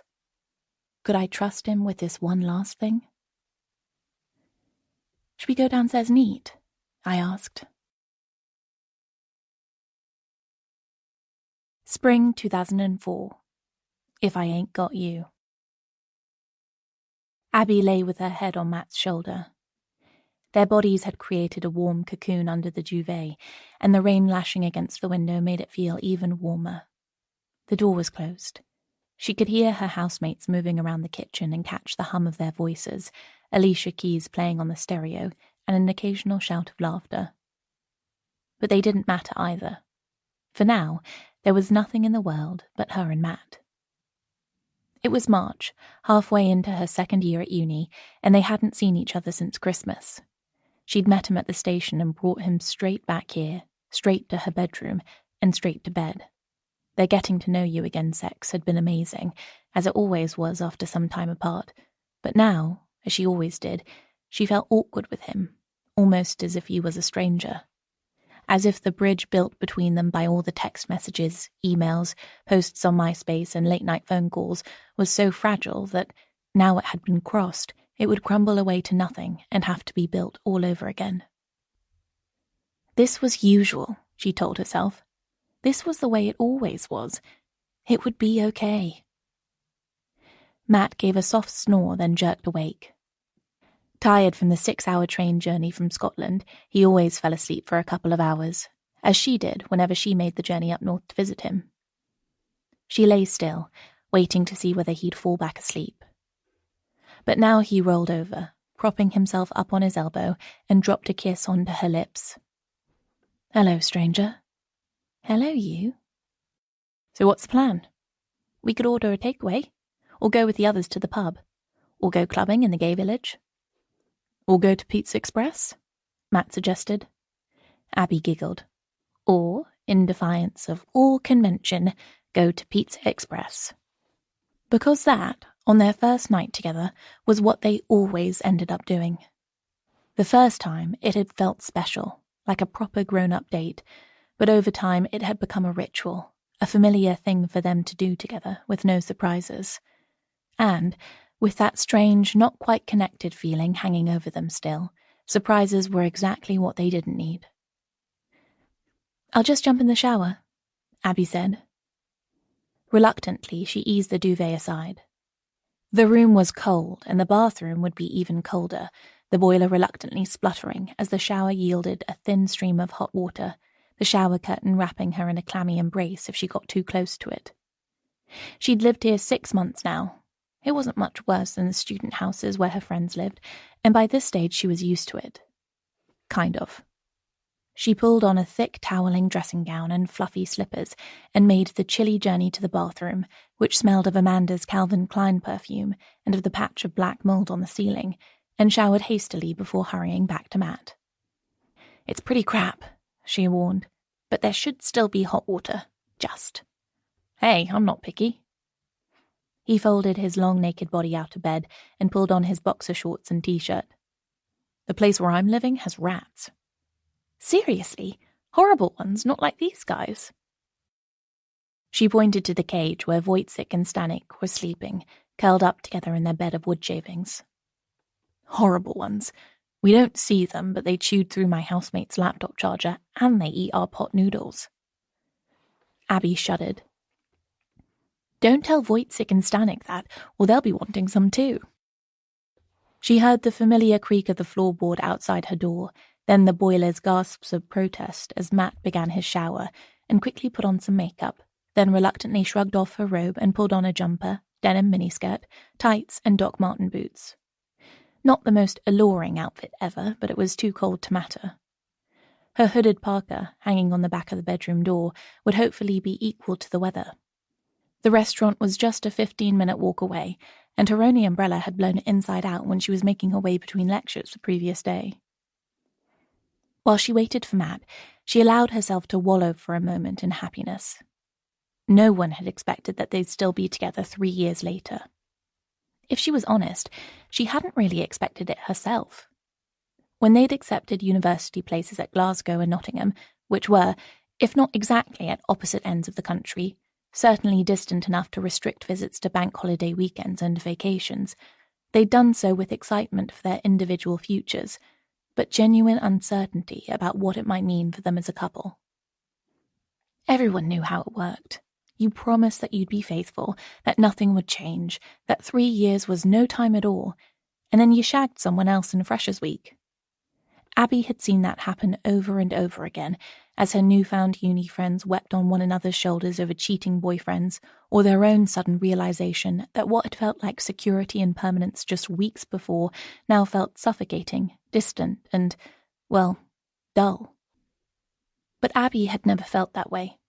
She'd met new people, made new friends, danced and got drunk with boys, listened and analysed and sympathised with her mates as they fell in and out of love, and fake snogged hot Devon Thompson on stage in their university production of Othello. She'd even had to tactfully rebuff Richie from her tutorial group when he started slipping handwritten love poems into her bag. Not hard, since they neither rhymed nor scanned, and she didn't appreciate hearing that her breasts were like scoops of pistachio gelato. But she'd never once been tempted by anyone else. She didn't know why, what it was about them that kept them together when other couples parted ways with varying degrees of relief, sadness, and acrimony, but as time passed, she'd become more and more certain that the two of them would make it through. They'd still be together when their courses were over, and after that they could be together always. They'd never said that to each other. They'd never even said they loved each other. But seeing Matt, getting a text or an email from him, hearing his voice, still gave her the same thrill it had when she was at school. Other blokes might be nice enough, objectively even wildly attractive, but they weren't Matt. And when she'd asked him, tentatively, about his experiences with other girls, he'd shrugged and said, "What's the point? I've got you. Why would I want anyone else?" And now, almost halfway through their enforced separation, she'd allowed herself to dare to hope that they'd make it through to the other side. So long as nothing went wrong. "You're not wrong, it's Baltic in there." Matt burst back into the room, fragrant with shower gel, dumped his wash bag on the unmade bed, and stepped into his jeans, hopping on one foot as his wet skin caught the fabric. He pulled on a shirt and jumper, toweled his hair, and pulled Abby into a hug. "Just as well we already shagged, because my dick's gone into hiding and might never come out." "We can't have that." Abby wrapped her arms around his waist, and they kissed, and then she slid her own cold hands under Matt's jumper, pressing them against the warm skin of his back.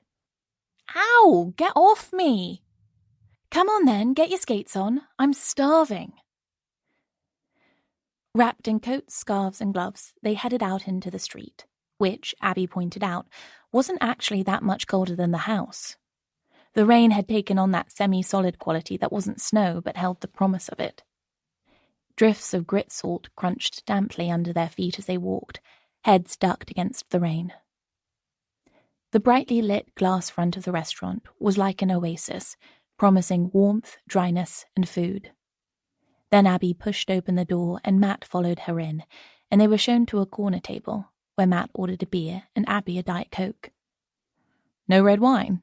he asked. "What departure from tradition is this?"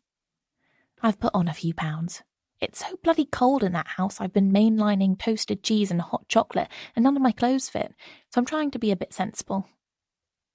"You look just the same," he said, utterly gorgeous.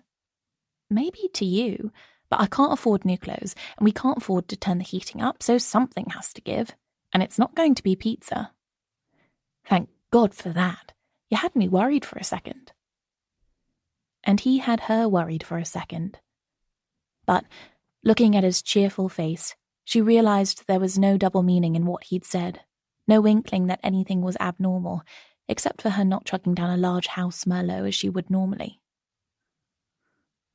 They ordered dough balls. Whatever the circumstances, those would have to be prized from Abby's cold, dead hands, a salad as a token gesture to her healthy diet, and pizzas, ham and mushroom for her, and the weird one with spinach and a fried egg for him, which she always said was a sign of his total lack of good taste, but which she always accepted a slice of anyway.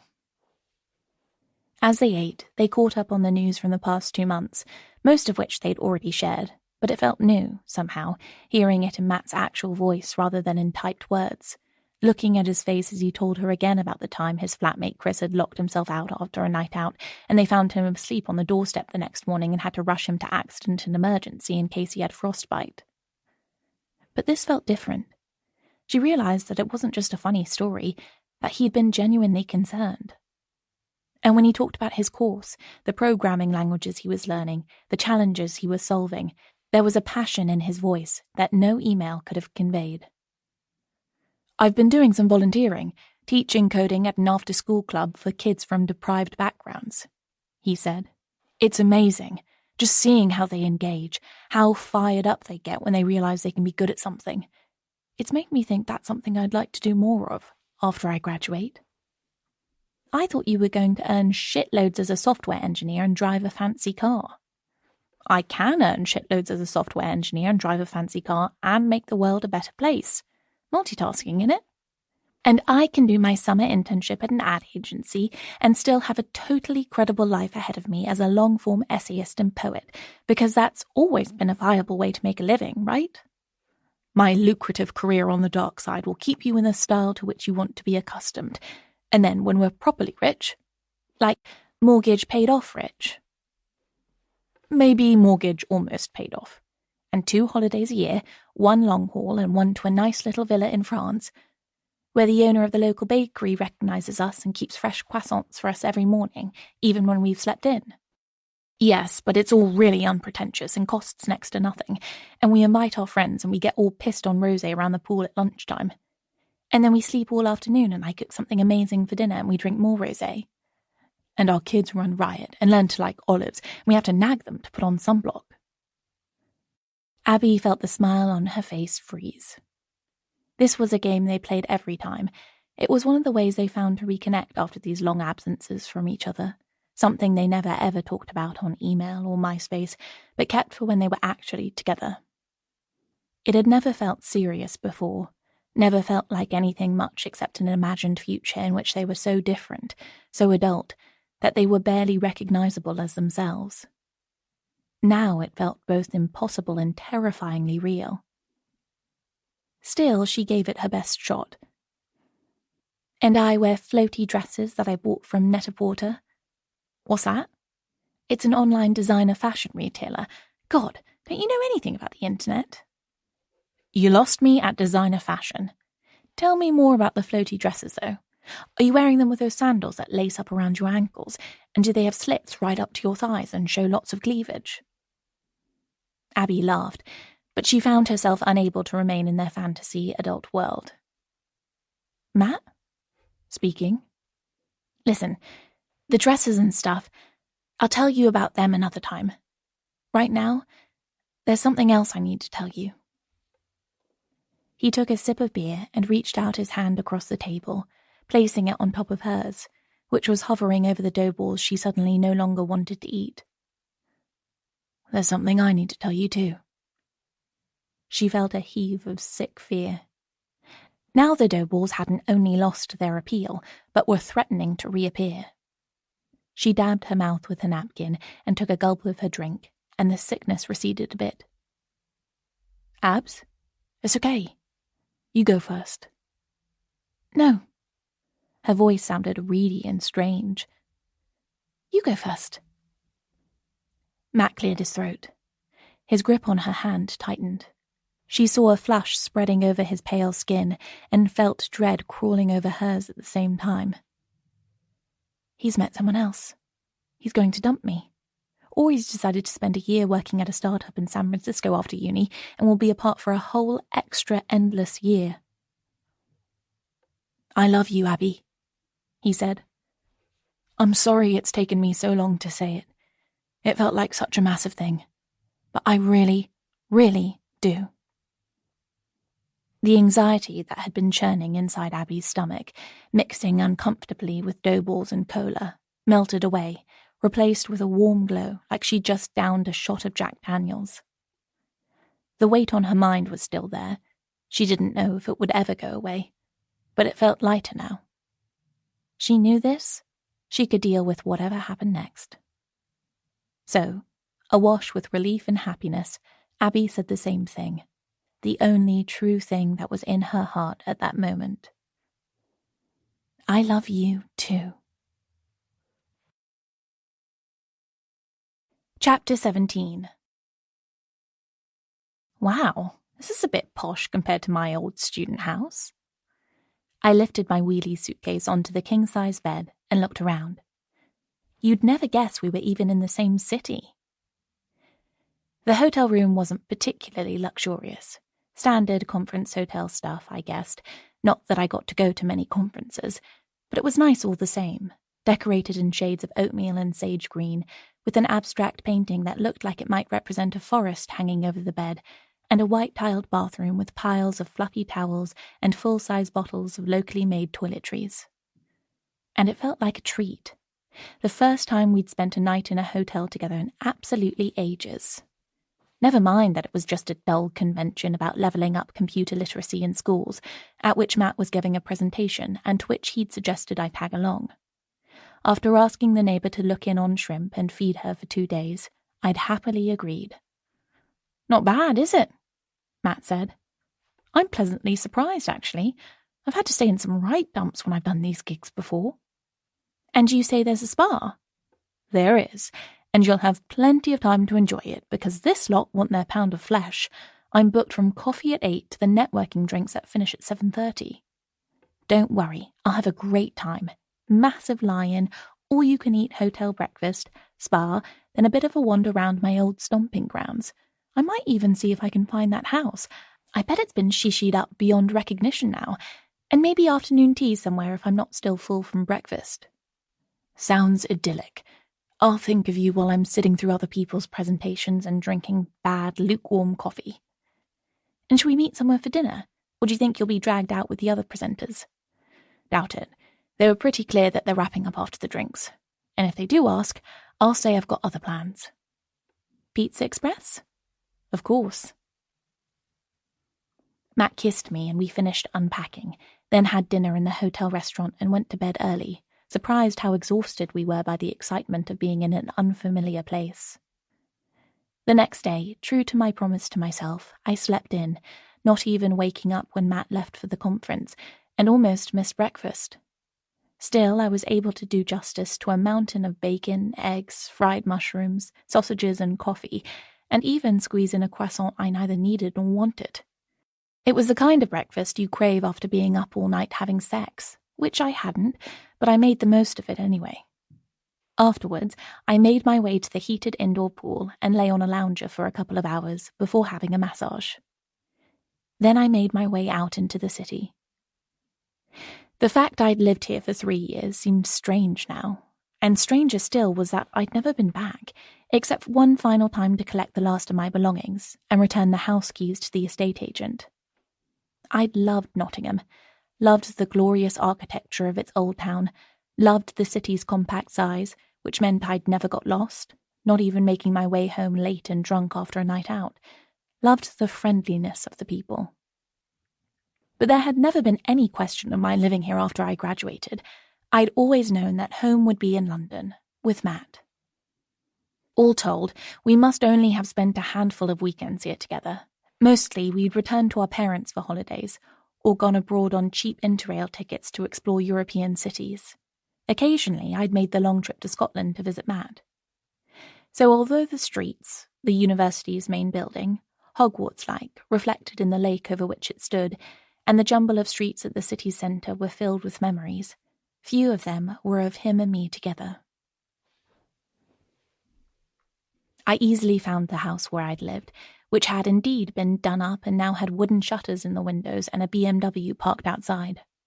I considered knocking on the door and telling whoever answered that I'd lived there as a student, but abandoned the idea almost immediately. I found the high street, where my friends and I had eagerly browsed in Topshop, trying on clothes and occasionally buying a cheap top or a pair of earrings before a night out. I found the All Bar One where I'd worked as a waitress in my 3rd year, and the Wetherspoons outside, which my friend Lucy had vomited all over a policeman's boots on her 21st birthday. I'd shown Matt all these places. I must have. But my memories of that were scant. I must have walked with him along the canal, shown him the castle and the cathedral and the old abbey where Lord Byron once lived, like a proper tour guide. But all my memories of us there together seemed to be of the house, of us in bed together, us frying eggs on the wonky spiral hot plate in the damp-riddled kitchen, us drinking frozen margaritas in the garden on a sunny evening, but mostly us in bed together. How I'd craved being with him back then, but how careful I'd been not to seem needy or clingy, to be fun and cool, available but making no demands. I wonder how I'd have reacted if I'd known a time would come when we would spend months and months almost exclusively in each other's company, and whether I'd have believed how suffocating that would become. I suppose it must have concerned me, or at least have crossed my mind, that Matt and I wouldn't stay together, wouldn't last the distance. I might have thought that once we were living together properly, as adults, cracks would appear in our relationship. We'd grow apart, as people did in their 20s. But I don't think I would have believed it if someone had suggested that now, at 37 and after 9 years of marriage, I'd find us deep in crisis. And yet, here we were. And in just a couple of hours, we'd be back in the very same restaurant where, all those years ago, Matt had told me for the first time that he loved me, and I'd said, giddy with elation and relief, that I loved him too, even though it wasn't what I had been meaning to say. I retraced my steps to the hotel, showered and dressed, then went to have a drink in the bar while I waited for him. I'd never travelled much for work, so it felt sophisticated and even a bit intimidating to be sitting there on my own, a gin and tonic and a bowl of rice crackers in front of me. I glanced at my phone occasionally, but not enough that anyone would think I'd been stood up on a date or was a high-class call girl waiting for a client. Not that high-class call girls met their clients in jeans and trainers, as far as I knew. As he'd promised, Matt wasn't late. It was just before 8 when I saw him enter the room, look around, spot me, and then smile that magical smile that I couldn't help responding to. I finished my drink and hurried over to him. How did it go? Okay. They seemed to like my presentation, and there were loads of questions afterwards, which is always good. I'm knackered, though. All talked out. Would you rather get room service than go out? No way! Got to have a blast from the past. Let's head out now, though. We walked through the streets, hand in hand. So he didn't have to say too much. I told him about my morning in the spa and my afternoon wandering round the city. I pointed out the sights as we passed them, even though I'd done so before. And as we walked, memories began to return. Us snogging in the cathedral, Matt's face illuminated in purple and yellow by a stained glass window, until the actual bishop had appeared behind us and discreetly cleared his throat, and we'd scuttled off in shame.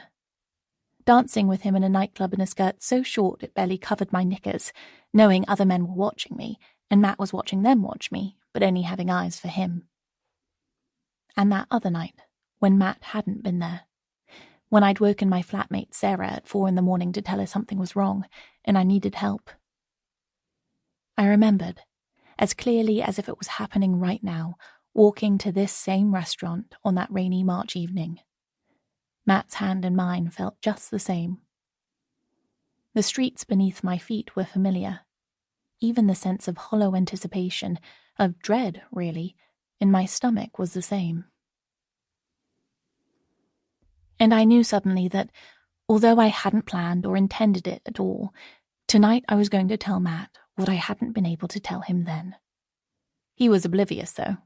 For now, he was relaxed and cheerful, pointing out things he recognized, ordering a beer for himself and a glass of Merlot for me, perusing the menu. Oh my God, haven't they moved with the times? Look at it. Vegan this, gluten-free that. Blimey. You can still have your one with the fried egg, though, if you want, I said. Weirdo. You know what? I think I will. I haven't had one for years and I used to love them. Wonder if it'll taste the same. It'll either be a blast of pure nostalgia or the biggest disappointment of your life, I warned. I'll risk it. You've got to take chances in life, right? You've got to take chances in life. I was certainly about to take one. I didn't order my old favourite pizza with the ham and mushrooms. I might as well have stabbed the menu with a pin for all the thought that went into my decision. I was pretty sure that whatever the waitress brought me, even if it was the most delicious thing ever, I wouldn't be able to eat it. But I did take a huge gulp of my wine, and then another. Then I said to Matt, "You remember that time we came here just before Easter in my second year of uni? God, we must have come here, a dozen times? Maybe even more? Was that one different for some reason? Did we not have dough balls?" It was the first time you said you loved me. Oh. His face softened. God, I was a soppy git, wasn't I? Now you just have to make do with me telling you I can tolerate you, just about, if I'm in a good mood. I tried to laugh, but I couldn't quite manage it. There was something else I wanted to tell you that night, but I never did. What? Don't tell me you were going to dump me and I dropped the L-bomb so you stuck around and you still haven't got around to it. No, not that. I drank some more wine. The waitress brought our pizzas, but neither of us ate. Oh God, sorry, Abs. It's something serious. I'll stop taking the piss. Do you want to tell me now? Because if it was, like, that you cheated on me, I'd honestly rather not know. If it had been that, and he'd guessed, it was a bit late now for him not to know, I thought, and the absurdity of that almost made me laugh again. But again, I couldn't. I was pregnant. I took another big swallow of wine, but my throat still felt dry and tight. I wasn't drinking, remember? I made up some story about putting on weight, which I guess I had, but not for the reason I said. Matt had picked up his beer to take a sip, but now he put it down again, the glass rattling on the table. Shit, Abs. What did you... did you... I didn't know what I was going to do. I thought you'd think I was trying to pressure you into something, and that I'd done it on purpose. I didn't think you would, but it was a possibility, and I was just really scared and mixed up. I was going to tell you, but then you said what you said, and I just couldn't. It made me so happy, you see. And I thought about, terminating. I pretty much decided that was what I was going to do. I wasn't ready for it, and nor were you. I thought if I had a baby, we'd never last together. I was going to tell you, I honestly was. I just didn't know how. But then... Matt's face was still caught somewhere between shock and sadness. Then what? I had a miscarriage. I'd never said the word out loud before. It sounded strange coming out of my mouth, like a foreign language. I don't know why. They said at the hospital it happens a lot, it's common, blah, blah, blah.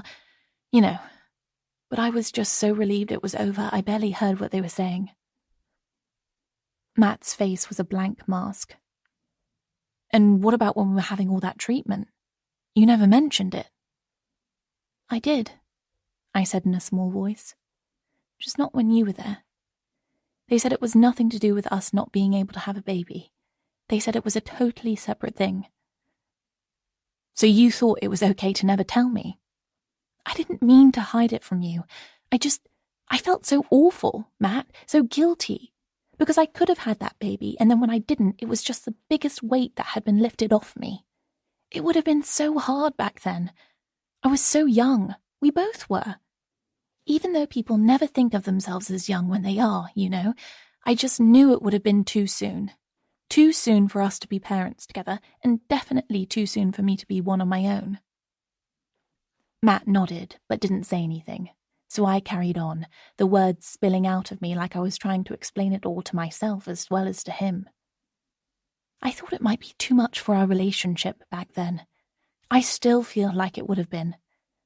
But then when we were, trying, I felt like no matter what the doctor said, it was my fault we couldn't, because I never wanted that other baby. Right. Matt took a gulp of beer and looked down at his untouched pizza. I'm sorry, I said, even though I knew I wasn't really at fault. Look, Abs, I need some time to process this. It's a lot. I might head back to London tonight while you stay in the hotel. I shook my head. Right then, like a frightened animal, all I wanted was the safety of home. You stay. I'll go. I'll head to the station right now if you don't mind bringing my stuff with you when you come back. If you've got my stuff, you'll have to come back, I thought. Matt said, Okay. I'm pretty much done here. Are you? I nodded. Matt put his credit card on the table next to our untouched pizzas, and the waitress hurried over. Is everything okay here? She asked. Yes, Matt said. Everything's fine. Chapter 18. After all the months in the flat with Matt, being there without him felt beyond strange. As I sat at the kitchen table working, I kept thinking I could catch a glimpse of his face out of the corner of my eye. When I saw he wasn't there, I imagined I could hear the tread of his feet on the landing upstairs. When I got up to make myself a coffee, I automatically took a second cup out of the cupboard. I found myself unable to focus, pacing up and down, walking upstairs to look into our bedroom, the bed neatly made with no indentation from his head left on the right-hand pillow. I walked into the second bedroom, which seemed even emptier and more forlorn now. And, finally, I found myself resigned, if not reconciled, to the fact it would never be filled. Not by a child of ours, at any rate. I imagined finding myself single, moving on. I imagined signing up for online dating for the first time in my life. I imagined having sex with a man who wasn't Matt, which proved totally impossible because, after all, I'd never had sex with a man who wasn't Matt. What if I'd been doing it all wrong, all along? What if I did meet someone and things got frisky and he was like, You like what? The thought was too cringingly awful to contemplate, never mind how sad it made me feel. I found myself browsing the internet for flats like ours for sale, imagining another couple moving in here, filling these rooms with their furniture and laughter and hope, as we had done. Maybe they'd have a third member of their family to fill our spare bedroom as we'd once hoped to fill it. Because, if we were to split up, that's what would have to happen. Neither of us could afford the place on our own. I looked, with a kind of grim self-harm, at one-bedroom flats nearby. Even those were way beyond my price range. I knew what a sensible person would say if I explained my dilemma. Move into a flat share, that's what other people have to do. And you're working remotely anyway. You can do that anywhere. Move somewhere cheaper. But that would mean moving away from my friends, the girlfriends club, my life support. But you communicate with them online all the time anyway, insisted the sensible voice. And then I realized that, actually, I hadn't. They were utterly unaware of this turn things had taken in my marriage. Part of me wanted desperately to tell them, to get their advice on what I should do, which I was fairly sure wouldn't be the coldly practical words of the sensible voice in my head. I wanted to feel their virtual arms around me, even to arrange an emergency extracurricular drink with someone, or, even better, all of them, so I could explain everything, and maybe have a much-needed cry. But I also felt ashamed. Over the years we'd shared so much, virtually everything. When Kate got sacked from her job because she hit reply to all on an email meant for a trusted colleague, revealing exactly what she thought of her boss, sexist dinosaur with the charisma of a bowl of cold porridge, she told us about it straight away. When Naomi found out she was having twins and felt terrified instead of joyful, she spilled out her fear to the group. When Rowan ran up a load of credit card debt and didn't know how to pay it back, she came to us not for financial support, although we'd gladly have given what we could, but for advice. And yet, I'd never told them about that long-ago pregnancy, which had come to nothing. It was before I met any of them. No doubt if I'd known them at the time, I'd have spilled out all my messy, ambivalent emotions about it. But since then, my silence and shame about it had become so huge a secret, hidden even from Matt, that it had never occurred to me that I didn't have to bear the burden alone. But I didn't. Of course I didn't. I tried to imagine how I would feel if something like this had happened to one of them, and they felt unable to talk to me about it, but it was impossible. There was no way they would keep quiet if they needed me or one another. And there was no way they'd judge me for something that had happened so long ago, which hadn't even been the direct result of a choice I'd made. I sat back down at the kitchen table, and this time I reached for my phone. The WhatsApp group had been quiet over the past couple of days. Naomi had said that, seriously, if she had to endure another night with less than 3 hours sleep, she'd gouge her own eyes out with a teaspoon. And Rowan had offered sympathy and to have the twins overnight, and I'd said I had a teaspoon handy, actually, as Matt had left his by the kitchen sink as usual. Kate had asked me to ask Matt for his extra spicy chicken madras recipe for a dinner party she was having, but I hadn't seen the message, and now, of course, Matt wasn't here to ask. Abby. Hey, gang. Sorry I missed all the messages. Kate, when is dinner? Hope it hasn't already happened and left your hostess with the mostest reputation in tatters. Kate. No crisis. It's not for 2 weeks. You know how I like to plan ahead. How was Nottingham? Abby. Awful. It's all gone tits up. Kate. Oh no, what happened? Rowan. Oh no, love. Are you okay? Naomi. Shit. Do you want to talk about it? And feeling their concern and love radiating off the screen like warmth from a radiator on a cold day, I found that I did want to talk about it. Over a few messages, I spilled out the whole story.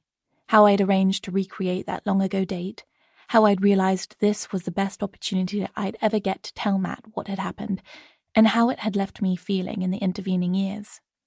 That I'd found out I was having a baby when I was at university but lost it, and how my guilt over the relief I'd felt at the time had intensified to an almost unbearable level when Matt and I were trying to conceive.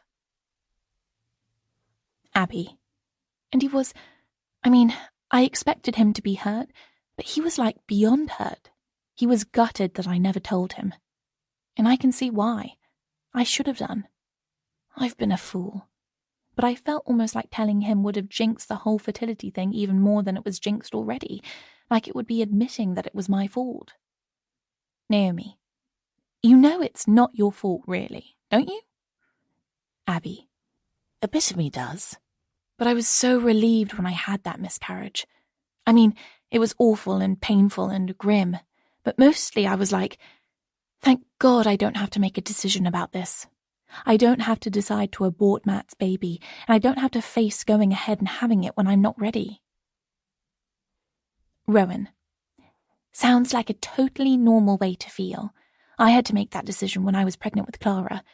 I don't think I've ever told you guys this, but I seriously thought about not going ahead with it. I did in the end, but sometimes, even though I die for her, I wonder what my life would have been like if I'd made the other choice. There was a pause. I knew how much it must have taken for Rowan to admit that. Rowan. Don't hate me? Naomi. Of course we don't hate you. If how Abs felt is normal, so is how you feel. Kate. So where's Matt now? Are things okay with you guys? Abby. Nope. He's staying in Nottingham for a couple more nights to think about his options, and then he said he might go and stay with Ryan for a bit. Naomi. Oh shit. Do you think he just needs a bit of time to process it all? Abby. I hope so. But then, he was horrible to me. He was so cold. It made me feel even worse about the whole thing, like, Great, I told my husband this massive secret, and now he hates me. Rowan, he doesn't hate you any more than you guys hate me. He's just taking a bit of time to adjust, I'm sure. Naomi, what Rose said. Give him a chance to have a think about it, realize he's overreacted and been a knob, and then talk to him. Abby, well, one thing's for sure. This whole recreating memories thing has massively backfired, and I'm totally done with it. No more trips down memory lane with my husband, if I even still have a husband at the end of all this. Kate, you know what? I wouldn't be so sure about that. Abby, about me having a husband? Kate, no, doofus, about it having been a bad idea. Think about it. Would you ever have told him about your miscarriage if you hadn't gone back to that Pizza Express? Abby, no, I guess not. Kate, and telling him was totally the right thing to do, right? Abby, I'm really not so sure about that. Rowan, Kate's right. It's awful that you coped with that on your own for so long. You shouldn't have had to. Naomi, no, you shouldn't. Abby, but what if it means it's all over between me and Matt? Kate, if he ends it over that, he's a fool. Naomi, exactly. Oh, right, Dick. Rowan, and I genuinely don't think he is. With their kiss and hug emojis still illuminated on my screen, and their kind words bringing me a measure of comfort, I turned back to my laptop and the slew of emails that had landed in my inbox. I read them, prioritizing those that needed answering, like now, ignoring those in which I'd merely been CC'd for no particular reason that I could see, and setting aside the rest to deal with as soon as I could. But I was struggling to focus on anything. Anxiety over what was happening with Matt, where he was, what he was thinking and feeling, fought with guilt over not being able to give 100% to my job, with the Quim launch rapidly approaching. You've worked your ass off the past few months, Abby, I told myself firmly. Stuff happens. People have problems. You took 2 days off work. You've still got a pile of holiday you haven't used. What do they want? Blood? But it was no good. The more I tried to focus on work, the more my brain kept returning to Matt, like a fly bashing helplessly against a window, unable to find the gap to the outside world. Just before 5:30, I gave up, closed my laptop, and headed out into the darkness, thinking of the long winter that lay ahead for us, and for Shrimp. I could feel the wind biting through my coat and sending spatters of drizzle onto my face, and I wondered how well her fur would protect her. She'd put on a bit of weight since we'd been feeding her. That would surely help.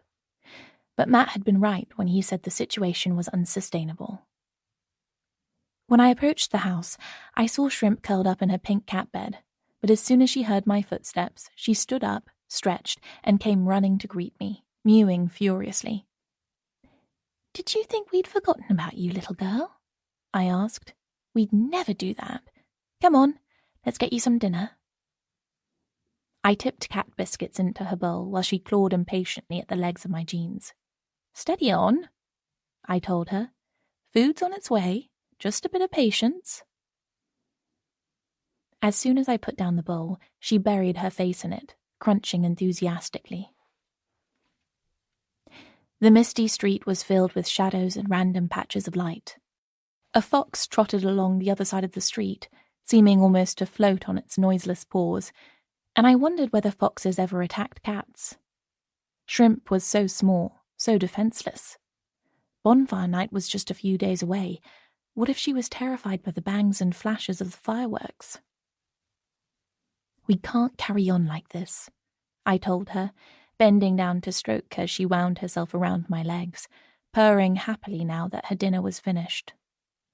We're going to have to find a home for you. I stood up and turned to leave her, reluctantly, because I knew I wouldn't be repeating this ritual for much longer. I'd try the local pet shelters again in the morning, I resolved. With winter coming, surely one of them could be persuaded to take her in. And she was a lovely cat, and appeared quite young. Someone would give her a loving home. If only it could be us, I thought fleetingly. But how could we, with our marriage at risk of shattering? The drizzle had cleared and a brisk wind had begun to blow, making me clutch my coat more tightly around my shoulders. I walked more slowly than usual, and it was almost an hour before I reached home, after stopping at the corner shop to buy a bottle of white wine and a packet of cheese and onion crisps, which was all I could face in the way of dinner. When I approached the flat, I noticed a light burning in the kitchen window. I was sure I'd switched it off before I left, and hope leapt in my heart. Matt was home. Still, I hesitated for a second before fitting my key into the lock, as if the blank blue paint of the door would give me some clue to the atmosphere inside. Would he still be angry with me, cold and bewildered as he'd been in the restaurant? Would I have to apologize again for my silence over the past 17 years about something so important? Should I even have to apologize? I reached my key towards the lock, but before I could insert it, the door opened, making me jump backwards in fright. Matt stood there, silhouetted in the light from the hallway. "I thought I heard you outside," he said. "I thought maybe you'd forgotten your keys." I shook my head, holding them out to him. "I was just standing in the cold. Come inside." I followed him into the kitchen and put the thin blue plastic bag containing my purchases on the table. "Wine and crisps," I said. "Two essential food groups." Matt opened the bottle, poured Pinot Grigio into 2 glasses, and tipped the crisps into a bowl. We sat down at the kitchen table, facing each other, the way we'd spent so many days. "I've just been to see Shrimp," I said. "I was thinking, you're right, it's not sustainable. We can't leave her there." "I guess not." "It was so dark there today. I kept thinking about her there alone all night. People aren't always kind to animals. Anything could—" My words tailed off and I drank some wine, wanting to look at Matt, to hear words of reassurance, feel his arm around me, see the way his forehead wrinkled when he was worried about something. But I couldn't bring myself to meet his eyes. I knew that by sharing my worries about Shrimp, I was hiding deeper worries from him. "We'll try the shelters again. Maybe space will have opened up somewhere," he said. "We could take her to a vet and say she's been abandoned. They'd have to do something, surely." "We'll make some calls tomorrow," he promised. I nodded. "But first, I wanted to talk to you." My throat tightened. I wanted to talk to you too, but you weren't here. "I'm sorry. I should have been here. I should have been with you instead of going off in a strop like a teenager." "Funny," I said. "You didn't used to strop when you were a teenager. Maybe you've been working up to it." Now I did look at him, and there was a flicker of a smile on his face.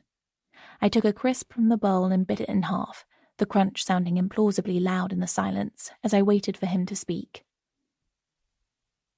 "Seriously, Abs," he went on. "What you told me the other night. I mean, I was shocked, obviously, because it's a big thing, and you kept it to yourself for so long." How long would have been too long, though? I echoed the thought that had come into my mind while I stood outside the flat. What if I told you a week after, or the next time I saw you, or a year later? "Or never," he said. "I suppose you could have never told me." I think if I hadn't, I couldn't have carried on with this. With us, I mean. It was casting a kind of shadow over everything. You know, I've been trying to make things better, to remind us of when things were good, and see if we could get that back. But what? But as long as we weren't talking about the big things like that, it felt like all of the other stuff wouldn't make a difference. Matt drank some wine and heaved a long sigh. "There's a big thing I didn't tell you either." The tightness came back around my throat, like I was wearing a scarf wound too snugly. Do you want to tell me now? He nodded. Us trying to have a baby. I know how much you wanted that to happen. But I never really did. Not like you did. I thought if it happened I'd be happy, but actually I was terrified witless of it the whole time. I felt the breath leave my lungs in a long, slow trickle, as if my throat wasn't being squeezed anymore, but my stomach was.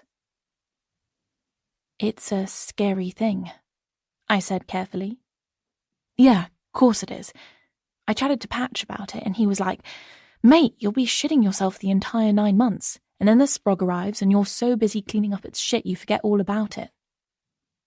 I laughed. Sounds like Patch. Yeah.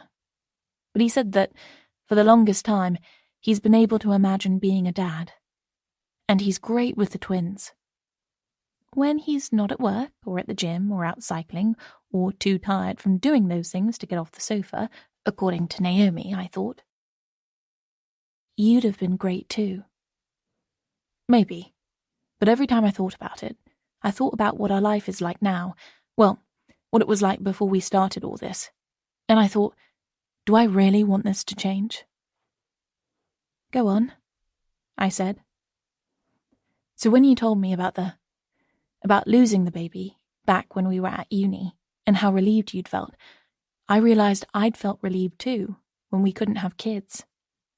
And when that letter came back in August, I read it, and part of me was practically punching the air, because the decision had been made for us, in a way. I imagined him sitting on the sofa in the dark, waiting for me to come home, trying to process those feelings. I remembered how I'd felt, gutted for us both, but mostly almost drowning in a fresh wave of guilt, because in my heart, too, there'd been an echo of the relief I'd felt back at uni, when I'd woken in the small hours of the morning feeling cramp twisting in my belly and blood seeping into my bedsheets, and knocked on Sarah's door, toilet paper bunched between my thighs, calling her name in a thin, frightened voice that didn't sound like mine at all. I wasn't sure I could go through with it either, by then, I admitted. I get what you mean about it not being our decision anymore. I felt like once we'd started trying, we kind of had to carry on until either it happened or we'd exhausted all avenues. Like we'd stop being a couple and become an infertile couple. God, that's a hideous word. Sure is, but that's what we were, and there were only 2 ways to stop being one. I nodded. Have a baby, or stop trying to have one. Become a childless couple. Or a child-free couple. That sounds a bit better. It does, right? Do you think we could do that? Be that? Do you think we'd be happy? Abs, I don't know. I don't know whether having a baby would have made us happy. But what I do know, 100%, is that trying to have one didn't. It made us fucking miserable. Matt reached across the table and took my hand. There were crisp crumbs on his fingers, but I didn't care. It was like we were connecting again, in a way that we hadn't in the longest time. Should we try then? Try and get, not back to how we were, but to make things work again now? A new normal? I shook my head, looking at the table holding our 2 closed laptops, the tangle of chargers, the wine and the crisps. Us sitting here day after day. That was the new normal, I said. I reckon it's time for a different normal. I reckon it's time to order a pizza, he said. These crisps aren't hacking it. And then I burst out with the idea that had been in the back of my mind for ages, which I'd rejected over and over again, but which now seemed like the most logical thing in the world. Matt, could we take Shrimp and bring her here to live with us? Chapter 19.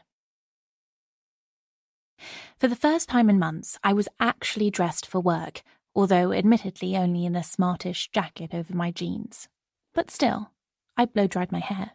I was wearing makeup and carrying a proper work bag with a pair of proper work shoes in it. I was giddy with excitement at the prospect of a Costa coffee at my desk and a Pret cheese and pickle baguette for lunch. 45 minutes later, I emerged from the tube station into the bustling streets of Soho. London was busy. Not as busy as it used to be, but almost. People were struggling to get their umbrellas open amid the press of other umbrellas. There was a small queue outside Flat White. There were even a few bewildered German tourists huddled together over a map on their phone. I needed the map on my own phone to locate the new office, which was down a narrow alleyway I'd never noticed before. But there was a bar a few doors down that looked like it had potential, I noticed approvingly, and a boutique next door with a gorgeous tan trench coat in the window. Maybe in a few weeks it would have a sale on. I ran my finger down the row of buzzer buttons and pressed the one with a Cardew Henderson tag next to it. In due course, I'd be issued with a security code and could come and go as I pleased, but for now I was still a visitor. I signed myself in at reception, making sure to ask the woman at the desk her name, as well as giving her mine, and caught the lift up to the 6th floor. Another sign directed me to turn left. But I didn't need a sign. Mark and Bastian's voices could be heard, quite clearly telling me where I needed to go. And by the sound of things, any minute now they'd be telling each other where to go. "Whose daft idea was it to get balloons anyway?" Mark was saying. "Don't you know how terrible they are for the environment? Choke sea turtles to death if that's your thing, but if our green team client hears about this, we'll lose the account for sure." "It's a celebration," Bastian replied. "For God's sake, can't you take any joy in anything ever? Have you always got to be so bloody worthy? And besides, last time we went to Green Team HQ for a meeting, there was bottled water on the tables, and I happen to know their CEO drives a Maserati." Ignoring the point Bastian evidently felt he'd scored, Mark went on the attack again. "And I still think that artwork behind the reception desk is the single most hideous thing I've ever seen in all my born days. It looks like Picasso puked on it, possibly when he was going through his blue period. It's an up-and-coming local artist. The dealer said it's likely to rocket in value in the next few years, and if we're not about supporting homegrown talent, then exactly what the hell are we about? Making money, rather than spaffing it on a load of pastries no one will eat. And champagne at 9:30 in the morning? What were you thinking? Do you want our entire contingent of staff to be utterly wankered before they even start their first day back? And you know croissants set off my IBS something dreadful." "Don't eat any then. You've properly porked up over the past few months. It'll do you good to try a spot of intermittent fasting. And it's not just champagne. There's bottles of tannin in there too, in case you hadn't noticed that I was giving the team a chance to get a sneak preview of the product they've been working on for the best part of a year." "That's even worse! That stuff is lethal. I had 2 bottles last night and I was puking my guts out at 11 o'clock. "That's more likely to have been the extra-large stuffed crust double pepperoni you had with them." How did he know that if Mark's moved out? Are they back together? "It didn't have a stuffed—" "Oh! Good morning, Abby. Welcome to Cardew Henderson Towers. What do you reckon? The interior design team did a cracking job, didn't they?" "Morning, guys. It all looks great. Can I get the grand tour?" I accepted hugs and air kisses from both of them, then looked around. The new office was pure ad agency chic.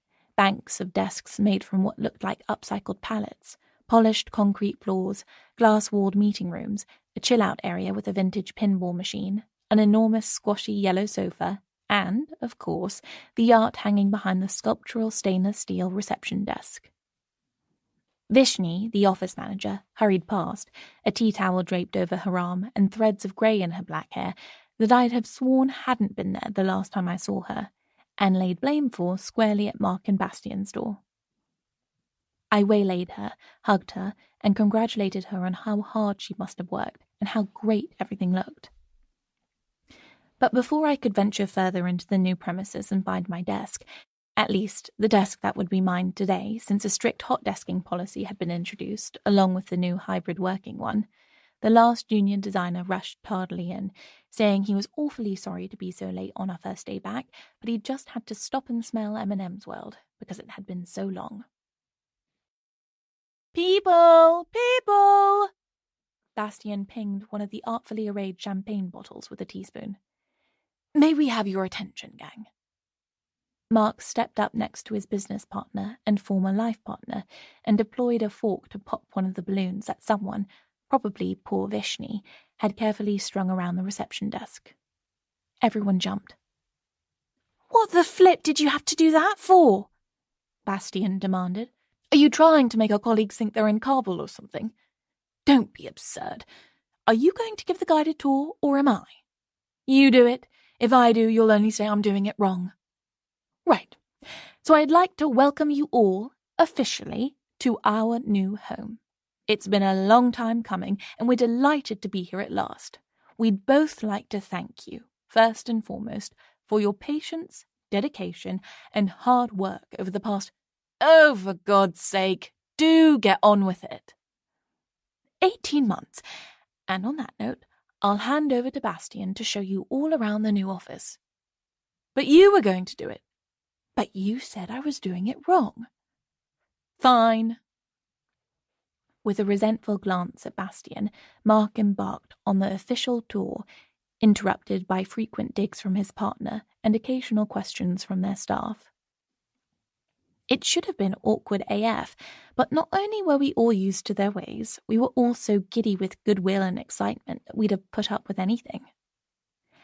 Once the last personal locker had been pointed out, the last rule about how to use the communal microwave explained, the importance of topping up the beans in the coffee machine if they ran out when you were using it reiterated, we all crowded around the food and drink trolley once more.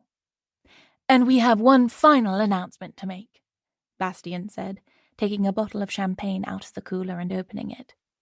"God, you know you're meant to pop the cork, you utter Visigoth," said Mark. "So what the F did you want me to— Ease it out, just ease it out, a mere hiss. As I was saying," Bastian went on. "Before you were so rudely interrupted," interrupted Mark. And then the two of them looked at each other with such pure, searing passion, it took my breath away. "We invite you all to join in this celebration." Bastian took a Liberty print silk square out of the breast pocket of his suit and dabbed his temple. "And there's another piece of good news, too. We have sign-off on the Quim project."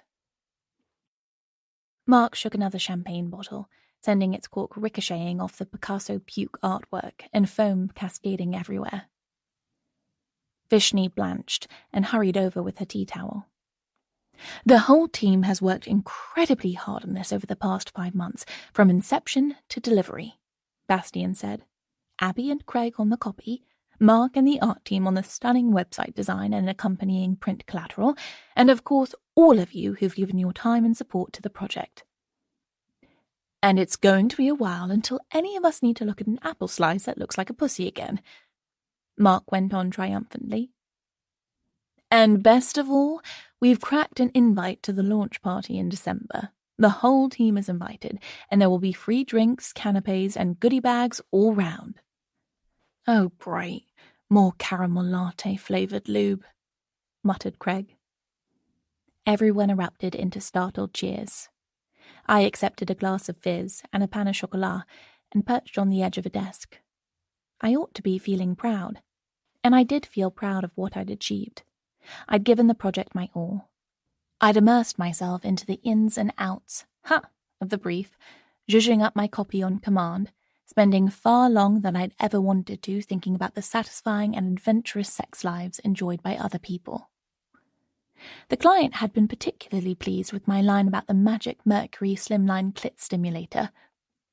Ride this silver Bronco all the way to paradise, and would probably have been even more pleased if I revealed that, one afternoon when Matt was out delivering a workshop, I'd done some hands-on research and discovered that the device did exactly what it said on the tin. But, really, what did I have to show for it all? Well, I still had a job. That was definitely nothing to be sniffed at. I might even get a Christmas bonus as the performance of our other counts had been equally strong, hopefully not in the form of another crate of free hard seltzer, period pants, or sex toys. I still had a marriage. Matt and I were in a different place, a better place, that was for sure, to where we'd been before. I'd told him a secret I'd held on to for years, letting it fester inside me and carrying the blame alone for something I could now accept had never been my fault. I felt like we could move forward now, more honestly and lovingly than I could have dreamed of 5 months ago. Through some of the memories we'd recreated, Matt and I had recaptured the love and closeness I'd taken for granted for so long. But I knew there was still something missing, something that wasn't right, which I had no idea how to make right. Mark appeared at my elbow, interrupting my musings. "I've been meaning to ask what you thought of my new Zoom background. It's not one of the standard ones. I made it myself in Photoshop." My mind reeled. I knew this stuff could be done, of course I did. Only in my mind, things between my bosses had been terminal, and the end of their relationship inevitable.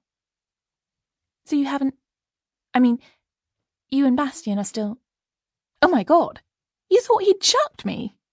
He roared with laughter. "I just thought given we're working on a hard seltzer account, the wine was a bit off message." "Oh," I said. "Right, of course. That makes sense." "In fact," he leaned in confidingly, "we're getting hitched. Baz popped the question last weekend, and obviously I said hell yeah." That's wonderful," I stammered. "Congratulations. I hope you'll be very happy." If the recipe for a happy marriage was barely being able to say a civil word to each other, I reckon they'd nail it. "We're having a little celebration din-dins after work at Café Bohème," Mark went on, "assuming Baz hasn't balled up the booking as usual, just the senior management team. I hope you'll be able to join us." "I'd love to," I said, "but I've got a date with my husband." Autumn 2012. Chasing Cars. Abby lifted her hand and touched the mass of curls at the back of her head. She could feel the rounded ends of hairpins through the lacquered rigidity of her hair. Even the soft ringlets on either side of her face were stiff with spray. A diamante tiara perched above her wide, frightened eyes. Underneath the flawless, glowing makeup, she imagined her skin was ashy white. "Oh my God," Naomi breathed. "You look so beautiful." "Only shit scared," said Kate. "Try and smile. You're going to get married to the love of your life, not be executed by lethal injection." Abby managed a shaky laugh. "Just look this way for a second." Abby turned her face to the window so the low autumn sun illuminated it, and Rowan plied a giant brush, sweeping extra translucent loose powder over her skin. "Seriously, can you please stop sweating? This is industrial strength slap, but even it might not be able to withstand that." "I'll try." Abby wiped her hands for the millionth time on the flannel she was clutching. They were ice cold and clammy. She could feel her teeth chattering and her knees trembling. "It's not even cold. It's gorgeous out there. I don't know why I'm..." "Shush, sweetie." Her mother ran a gentle hand down the lace-clad length of Abby's arm.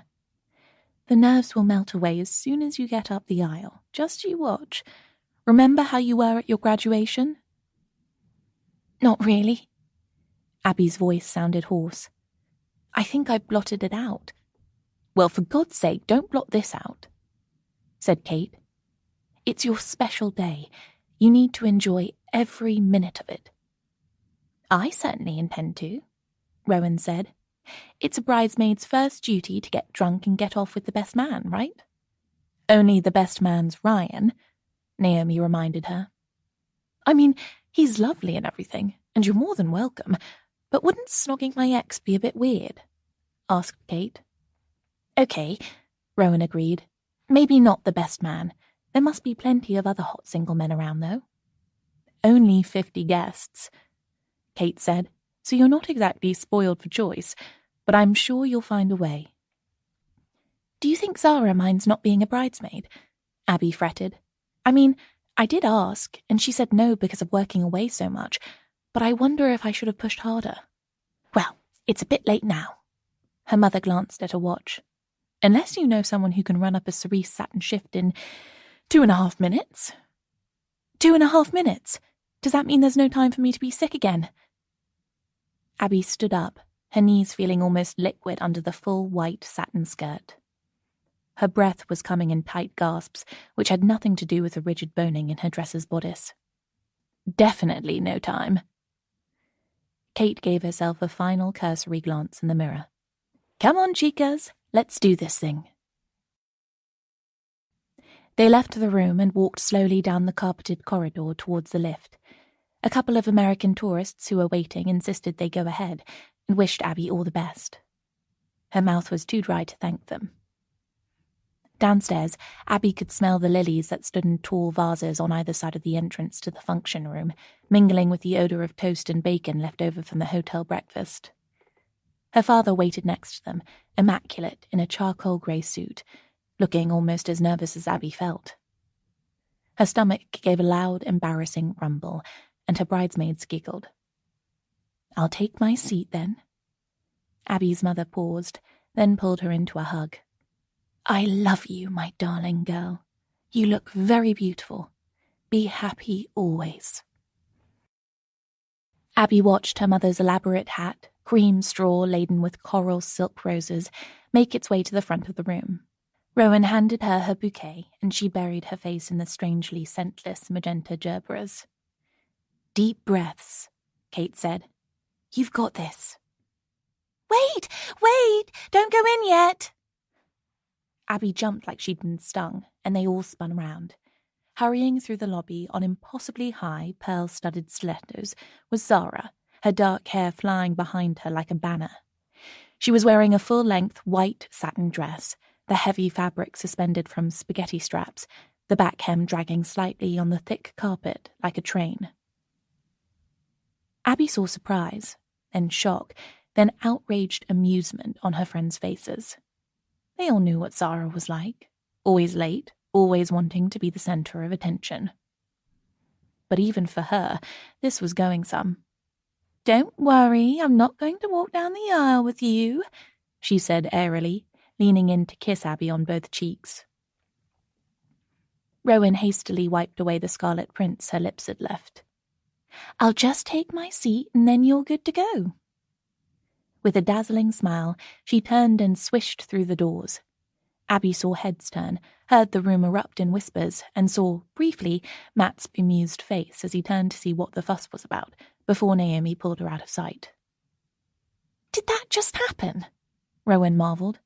I mean, seriously? I can confirm that did indeed just happen, Kate said. Is she for real? Asked Naomi. As the four of them dissolved into aghast laughter, Abby felt some of her nerves melt away. Come on, Dad, she said. Time to go in. I'll just cue the music, said Kate.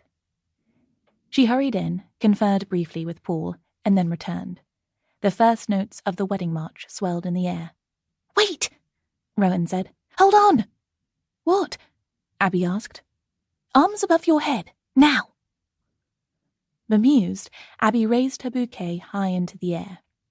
Rowan reached into the neckline of her dress, first on one side and then on the other, and held aloft 2 soggy tissues. We put them there to soak up the sweat, she said, just as well I remembered. They were laughing in earnest now, until Rowan told Abby to stop that right now or her mascara would run. She gave a few final hiccuping giggles, then took her father's arm, her bridesmaids falling into place behind her. She was okay now, she realized. Not nervous in the slightest. Everything was going to be fine. She was going to marry the person she loved best in all the world. She looked as good as it was possible for her to look. Everyone was here because they cared about her and Matt and wanted them to be happy, and her best mates had her back. Feeling as if she was floating on a cloud of joy, she made her way towards the man who was about to become her husband. Afterwards, Abby barely remembered anything about the next 2 hours. She had to watch the video, which she and Matt did, obsessively, over and over, reliving every single detail of the day, to remind herself of her saying her vows and reassure herself that she had, definitely, promised to cherish and respect Matt throughout their lives together, be faithful always, and never let the sun go down on a quarrel. Not that she could imagine ever not doing those things. She was able to confirm that she'd got through them with barely a blip, just one horrible moment when she almost got the giggles again at Matt's middle name, Justin, remembering that it was the answer to an old bad joke. What do you call a guy with a tiny penis? Her happiness was written all over her face as they made their way back down the aisle and through to the room where the champagne reception was held. But her clearest memory of that was that, strangely, no one seemed to want to talk to her. She supposed it was because, as the bride, they assumed that she had other, more important people to mingle with. The official photos seemed to take hours, and they were worth it. Abby and Matt gazing up at each other under a bronze-leafed tree in the hotel garden, Abby's bridesmaids laughing hysterically at something one of them had said as they toasted each other with glasses brimful of champagne. Matt and Ryan and their parents standing in a formal row, all looking as if they might burst with pride. Somehow, the photographer must have tactfully arranged the shots, or perhaps just done a drastic cull of the resulting images, so that none of the pictures were Zara and Abby next to each other, and nor were Zara and Matt. Zara herself featured in loads of others, though impossibly beautiful in her white dress as she mingled and laughed. If it hadn't been for the pure happiness that shone from Abby's face in every picture, Zara would have upstaged the bride for sure. There was one photo of Abby with Andy, which she remembered being taken. They were looking at each other, quite serious, glasses in their hands. Andy's arm was draped around Abby's shoulder. It looked like a touching moment between two close friends, but the reality had been a bit different. Just before they were due to go into the wedding breakfast, Andy had approached her, glass in hand, his tie already pulled to half-mast. "I just want you to know," he said, "how happy I am for you guys." Abby beamed at him. She'd beamed at everyone that day. "Thank you. I'm happy for us too." "I know you're not going to forgive me for what I did, ever," Andy went on, leaning in close. His eyes had a familiar glassiness and seemed unable to meet Abby's own, sliding away like two green marbles. He's absolutely off his face, she realized. "But maybe you can forget. Maybe we can go back to being mates, all of us. We were the best mates. I fucking loved you guys. I still love you. I want to make things right. And then Ryan, kind, loyal Ryan, came and whisked Abby away on the pretext that the photographer wanted to get a pic of her with her parents. After that, some carefully planned operation was put in place to prevent Andy getting her alone again. Every now and then, she'd spot him approaching her through the crowd, but he was always waylaid, by Ryan, or by Kate, or by Rowan. She remembered feeling a deep appreciation of her friend's desire to protect her, to prevent anything from happening that would spoil her big day. And nothing did. Not Zara's dress, not Andy having fallen spectacularly off the wagon, again, not little 3-year-old Clara having a spectacular tantrum just as the speeches were about to begin. Nothing could have dulled her happiness that day. Not even Matt making a complete pig ears of a speech. When they watched the video afterwards, that was the moment when Matt would get up to open another bottle of wine, or go for a piss, or, conveniently, the takeaway delivery guy would arrive just then. And if fate failed to intervene in the form of Deliveroo, an empty bottle or Matt's bladder, or if Abby just said, "Oh, come on, stay and watch, it's the best bit," Matt would hunch over on the sofa, his hands over his eyes like a child watching a scary Doctor Who episode, and say, "For Christ's sake, tell me when it's over."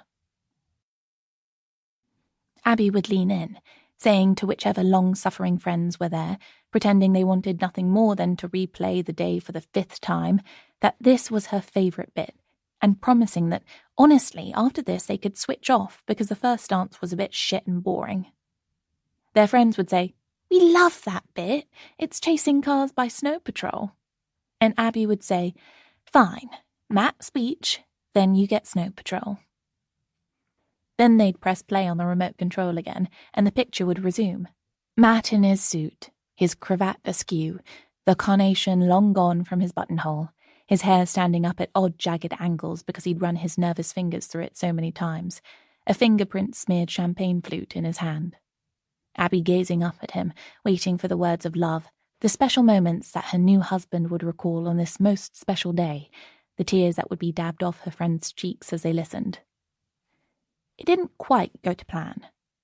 Matt had written and rewritten his speech many times, draft after draft being reworded and then discarded. Unknown to Abby, the night before, he'd embarked on a new master version, bringing together all the best bits of the previous ones, and texted Abby at almost midnight in triumph, saying he'd finally nailed it and was printing out the final draft. But something had gone wrong. Abby watched as Matt stood next to her, nervous, of course, but also quietly confident that the speech he'd laboured over would bring the house down. She heard him clear his throat, watched as he took a final sip of champagne, and then saw with horror the dawning panic in his eyes as he patted first one pocket and then the next. But she heard no reassuring rustle of paper. Matt sat down again, leaned over to his brother and whispered something. Ryan shook his head. Abby didn't need to hear to know what the conversation was. "I don't suppose you thought to print off a spare copy of that speech?" "Sorry, mate. I was in bed by the time you finished it." "Well, I forgot to bring it. It's back at the flat on top of the bloody printer." "I don't know what to suggest. Wing it?" And then, a trickle of perspiration running down his temple, Matt stood up. It was at this point, when they watched the DVD back, that they'd pause and wait for anyone who was in the loo or shout for whoever was getting fresh drinks to hurry up. "It's almost Matt's speech," Abby would say. "Oh, God, I don't have to watch that again, do I?" Matt would groan. "Of course you do. It's the best bit." The truth was, Abby didn't need to watch the DVD to remember what had happened. She could replay it in her mind, almost word for word, without even trying. She remembered sitting there, watching her new husband, first with expectation and then with mounting concern. Matt wasn't just nervous. He was panicking. This man, who could stand up in front of a room full of teenagers, the ultimate tough crowd, and explain variables and data structures in clear language, with a few laughs thrown in, was paralyzed by a room full of their friends and family. He was drying up, as they used to say in Abby's University Drama Society, right before her eyes. "Come on," they willed him. "Come on, just get started and you'll be fine. Everyone loves you." Matt pushed his hair back again and cleared his throat. His fingers twitched as if trying to summon from the ether the sheet of paper that should have been there but wasn't. He opened his mouth and closed it again. Abby caught Ryan's eye, and a silent message passed between them. "Shit. What are we going to do?" "I don't know. What are we going to do?" And then, quite suddenly, Abby knew. This was the man she loved. She couldn't bear to watch him suffer for another second. She stood up, almost shoulder to shoulder with him in her high heels. "Ladies and gentlemen, family and friends," she began. "It seems Matt isn't in a position to speak right now, so I'll take over. First of all, Matt would like to thank his new in-laws, John and Carol, for welcoming him so warmly to their family. He's grateful that they've had plenty of time to adjust to the idea of him marrying their daughter, since it's been more than 10 years since he and Abby, first met at the school bus stop. Matt's own parents, Tony and Julia, have been equally welcoming to Abby. And why not? They couldn't possibly have asked for a more accomplished, charming daughter-in-law." There was a wave of laughter. Abby felt confidence surging through her. She'd got this. "Matt would like to thank his best man and brother, Ryan, for being his closest friend and partner in crime all his life, and especially while planning this wedding. He's particularly grateful to Ryan for his discreet and diplomatic handling of the stag night. The bill for the total refurb of the Tiger of India is on its way to you in the post, Ryan." More laughter. Matt reached out his hand and squeezed Abby's tightly. His fingers were ice-cold and clammy. Matt knows that Abby couldn't have got through planning this wedding without the love, support, and heated rollers of her best friends, Kate, Rowan, and Naomi. Not only do her bridesmaids look absolutely stunning today, they've helped Abby with everything from calming her nerves with copious fizz to holding her skirt while she had a wee. Abby paused while the murmur of laughter rose and died away. And finally, Matt would like to say how excited he is about his future with Abby. If it's anything like their past has been, their marriage will be full of laughter, adventure, and love. So Matt would like to propose a toast to me. To Abby. And I guess Abby, I, may as well propose one to him, too. That wouldn't have been in the script, she knew. But the whole room rose to their feet.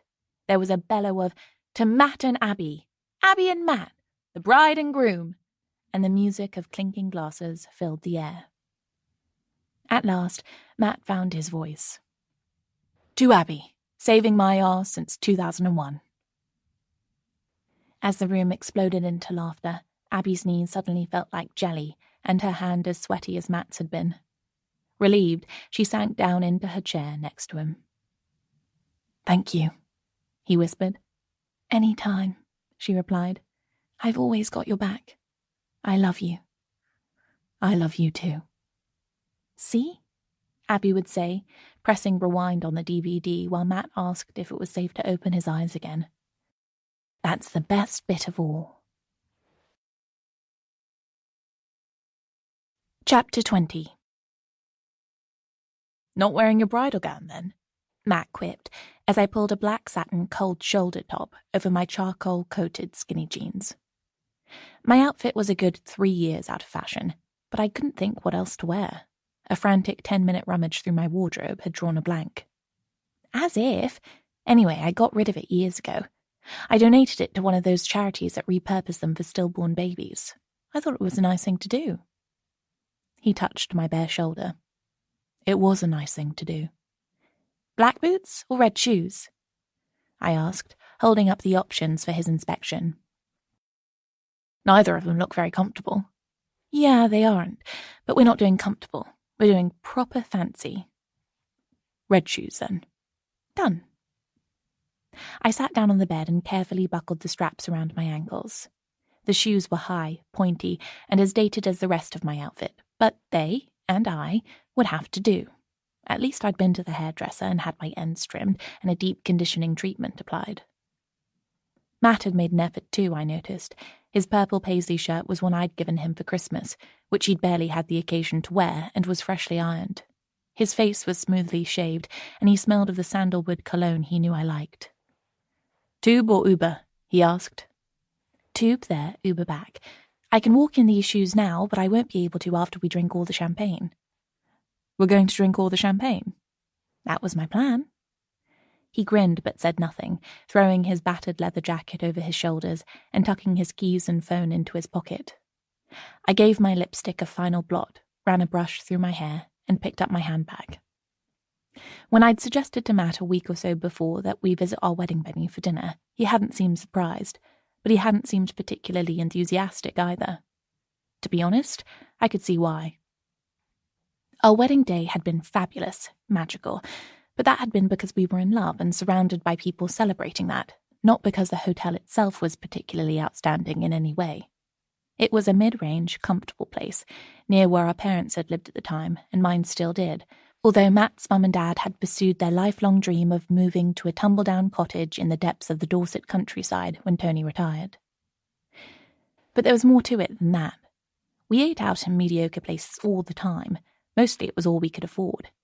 Matt's ambivalence about the idea, and my own, if I was honest, was down to something else. A feeling that, when it came to Operation Memory Lane, this was the last roll of the dice. We'd tried lots of things, and mostly they'd worked. We'd recaptured some of our feelings for each other and discovered new ones. We'd unpicked and made peace with the biggest issue that was coming between us and blocking our happiness. But what if all that wasn't enough?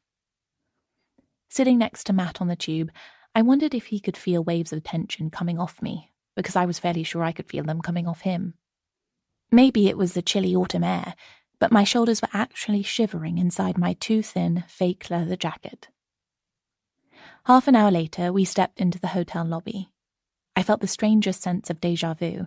If you'd asked me to describe it just a couple of hours earlier, I wouldn't have known where to begin. The days when Matt and I had watched our wedding video over and over were long gone, after all. I couldn't even remember the last time we'd taken the photo album out of its duck egg blue cardboard box and opened it. And the picture we kept on permanent display was of us in the hotel garden, kissing under a pergola festooned with autumn leaves, glasses of champagne in our hands. Yet now, I could remember the place as if I visited every day. The marble steps were the same ones I'd worried about slipping on in my wedding shoes. The deep carpet was the same one that had trapped my heels back then. The place even smelled the same, of potpourri, or more likely potpourri-scented air freshener, and cooking, only now it was roasting meat that wafted through the air, not toast and bacon as I remembered. Back then, our choice of venue had been dictated mostly by finances and time. We'd planned our wedding in a hurry, because neither of us saw the point in being engaged for ages, and we didn't want a massively elaborate do anyway. And although Matt's parents had offered to foot the bill for more guests and a swankier location, we'd declined, just as we declined their offer of help with our flat deposit. So this place wasn't exactly the Ritz. Not that our trip there had been all that either. It was comfortable, it had good locations for photos, the staff had seemed friendly and helpful, and that had been good enough for us. And like everything else, that last quality didn't seem to have changed at all. The woman who greeted us smiled with what seemed like genuine enthusiasm, saying that our table was ready, but we were welcome to have a drink in the bar first, and asking if it was a special occasion. "It's our wedding anniversary," Matt said. "Well, almost. We got married here 9 years ago," I explained. "Actually, 9 years and 2 months. We kind of forgot about it this time round." "Well, you're here now," she said, ushering us through to the bar and showing us to a small polished table flanked by 2 squashy cocktail chairs. "What can I get you?" "Champagne?" Matt said.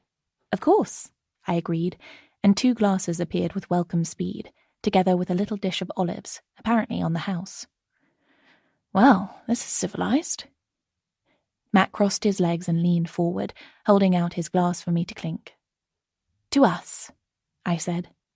"Happy not-quite anniversary." I took a sip of cold bubbles, wiping away the imprint my red lipstick left on the glass. I remember how I'd felt on that magical day, the sense of infinite possibility, the giddy happiness, the certainty, when I looked at Matt, that I was making a decision I'd never regret. Once I'd got over totally bricking it with nerves, that is. Could I recapture all that tonight? Could he? "Your table is ready, if you'd like to come through to the dining room." The nice maitre d' had dialed up the smiliness even more now that we'd shared the significance of the occasion. "I think we're ready," Matt said. "We've put you in the best table." She leaned in confidingly. "The one by the window. We had to shuffle things around a little bit." "Thank you," I said, a grateful smile spreading over my face. We followed her through to the room I remembered from our wedding reception. Then it had been decked out with flowers and candles and even a balloon arch. Now it was a bit more restrained, but there was still no shortage of starched snow-white napery, glowing lamplight, and hovering solicitous waiters in bow ties. The table she escorted us to clearly was the best in the room, in an alcove by a window overlooking the garden. Not that we could see the garden now. Beyond the window there was only blackness and the reflection of my pale, anxious face looking back at me. Somewhere, though, in the dark beyond, would be the pergola under which we'd kissed. The rose bushes that had still borne a few last tenacious blooms back then, naked now, pruned back, ready to flower again next spring. We sat down and smiled at each other across the table, which was laid with ornate silver cutlery, gold charger plates, and a pink rosebud in a crystal vase. Glasses of water appeared, leather-bound menus were placed reverently in front of us, and Matt ordered a bottle of champagne, the same mid-range brand we'd had on our wedding day. "You remembered." I felt a melting softness in my heart, and I'm sure my smile grew a bit wider. "Of course. Didn't I swear the next day that I'd never touch the stuff again? My hangover was so brutal." "I guess 9 years is enough to recover from that trauma." 9 years and 2 months. Back in September, it would still have made me want to spew. We giggled, a bit too loudly for the formal atmosphere of the room. "Behave yourself?" No trash talk here. This is a respectable establishment. Sorry, shall we order oysters? The famous aphrodisiac. God knew we needed that. But I didn't want to go there, now when we were so relaxed and happy together. Absolutely, I agreed. Filet mignon, dauphinoise potatoes, the works. Gotcha. Matt placed our order, and we drank some champagne and tasted the warm bread, which came cocooned in yet another pristine white napkin, alongside a little dish of butter that had apparently been smoked, then whipped, or whipped then smoked. I wasn't sure which. Under the table, I felt Matt's ankle brush against mine, and I returned the pressure, meeting his eyes and smiling. So, he said, sprinkling lemon juice on an oyster, easing it loose from its shell and passing it across the table for me to eat. Where do we go after this? Literally or metaphorically? I slid the oyster into my mouth, savouring its taste for a moment before I swallowed. My words were light, but my question was serious. Was he suggesting we go out for a drink after our meal, or even book a room here for the night? Or was he talking in the wider context of our marriage? Did he mean to tell me that we'd tried everything, and now we'd reached the end of the road? A bit of both, Matt said. I wanted to talk to you about the baby thing. If you still want to try again, we can make it happen somehow. Mum and Dad would lend us money. Give it to us even. They love being grandparents. I felt a twinge of the old bitterness. Tony and Julia had loved me and accepted me as part of their family for 20 years, and I couldn't do this one basic yet hugely important thing for them, while Ryan's wife Eleanor had effortlessly produced 2 babies in the space of as many years. I don't think so, I replied slowly. It's not about the money. Okay, it's not just about the money. It's about how it made me feel. So desperate and resentful and sad and fucking angry all the time. I hated feeling that way. It wasn't like me at all. I was horrible to you. You were hurting, Matt said. I was too. And you were holding on to that other thing, the pregnancy you lost, and all the guilt and misery of that. Having secrets is hard. It sucks the life out of you. Our oyster plates had been taken away, and now perfectly crusted, juicy steaks were being placed in front of us, the cork being eased from a bottle of claret, a few drops poured into Matt's glass for him to taste. I waited for the little performance of service to be over, but I didn't taste my food. I looked across the table at Matt and said, When you say secrets, you're not just talking about mine, are you? He took a big gulp of wine, so big it left red stains at the corners of his mouth so it looked like he was smiling, until he dabbed his lips with a napkin. And then he shook his head. Whatever it is, you can tell me, I said. We've been through so much together.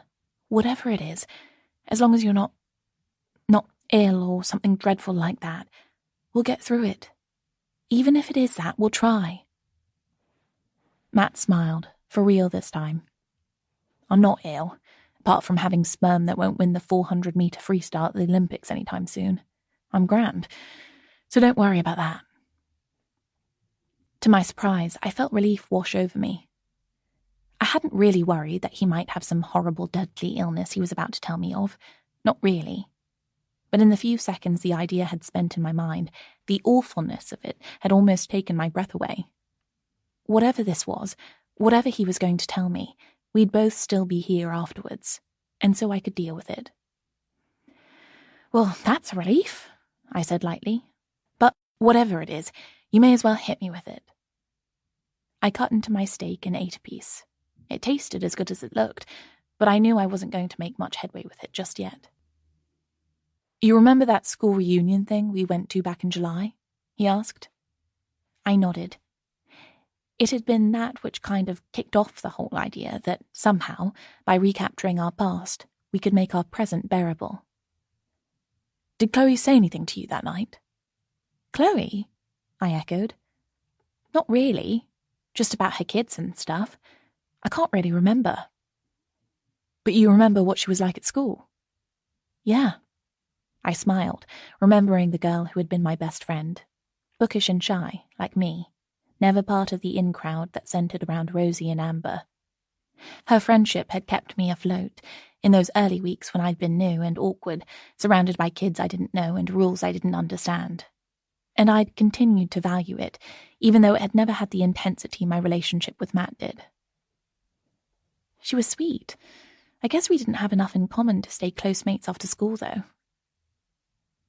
Matt looked down at his plate. He picked up his knife and fork, then put them down again, and looked at me.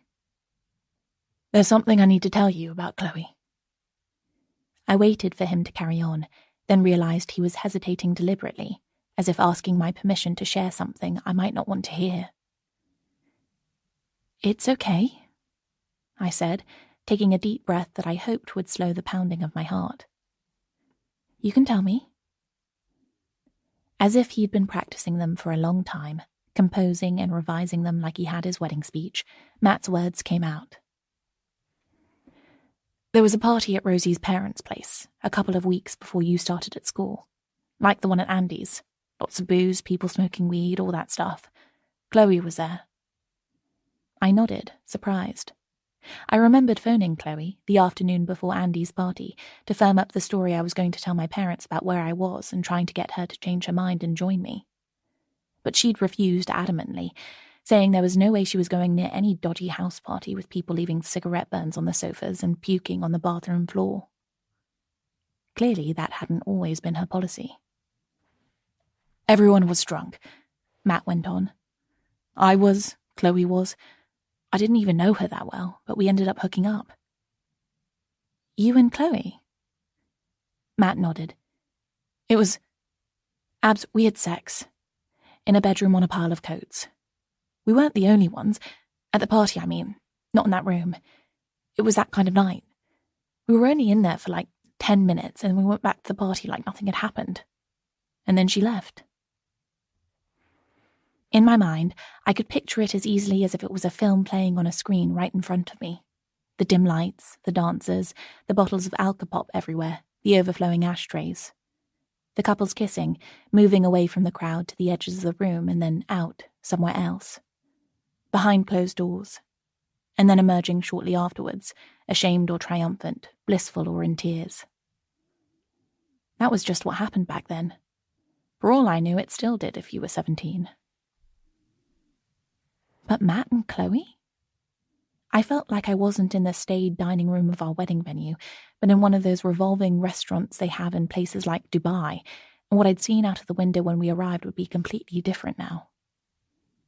She talked to me about it at school on the Monday, Matt went on. She was crying. She felt so ashamed. I tried to tell her it was okay. We hadn't done anything wrong, but she was just really scared people would find out. Because she wasn't that kind of girl. It was true. I knew what had happened to girls who were somehow the wrong type if it was discovered that they'd had sex.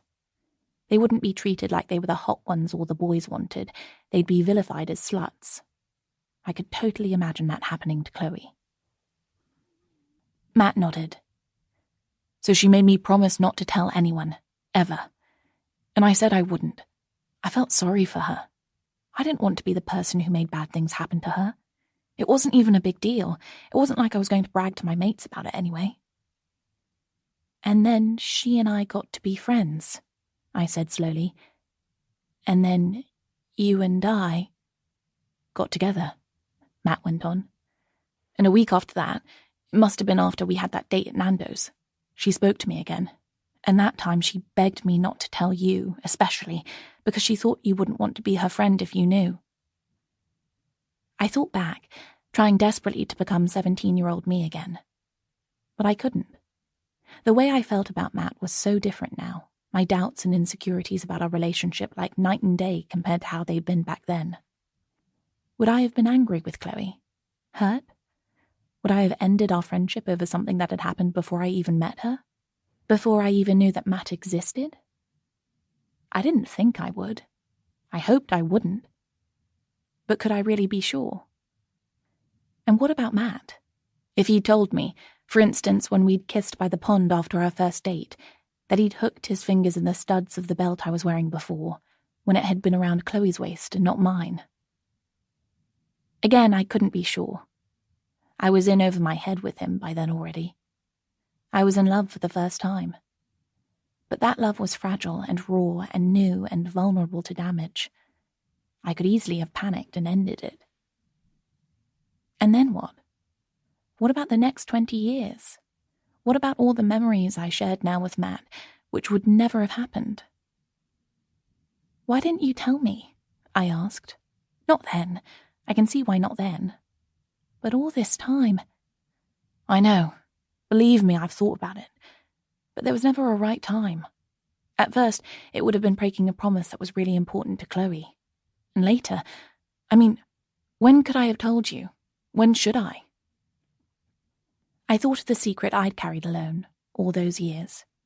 There'd been plenty of times when I could have told Matt, when I should have, but I hadn't. I couldn't blame him for his silence, not when my own had been so deep and corrosive. And could I blame him for a few minutes in a bedroom on a pile of coats with a pretty girl more than 20 years ago? Of course I couldn't. That would be absurd. 17-year-old me might have minded. For 37-year-old me, those few minutes were far too distant to cause me jealousy or hurt. I said, Now. Now was a good time to tell me. I'm glad you did. Thank you. Chapter 21. It was still dark when I woke up. I could feel cold radiating from the closed window because we hadn't shut the blinds the previous night. The swishing of cars' tires on the street outside told me that it had rained during the night, or was still raining. But despite all that, I felt a deep glow of well-being.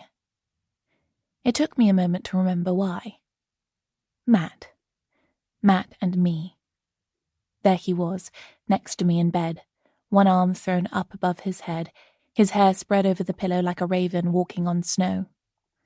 I edged closer to him and fitted my body into the curves of his in the warm hollow under the duvet, and he stirred in his sleep and flung the arm that had been on the pillow over me, squeezing me tight. I felt like the distance there had been between us, the huge gulf of sadness and secrets, was gone now. Hey, you, I whispered. Good morning, beautiful. He opened his eyes and smiled, and I smiled back, my whole body feeling lighter, freer than it had for the longest time. Then my happiness was dampened, as if a cloud had crossed the sun, only of course there wasn't any sun. There was only an icy November morning, and a little cat out there, cold and wet and alone. Matt, we have to go and check on Shrimp. Not just check on her, he said. I think we should bring her home. Really? Today? No time like the present, he said, yanking the duvet off me.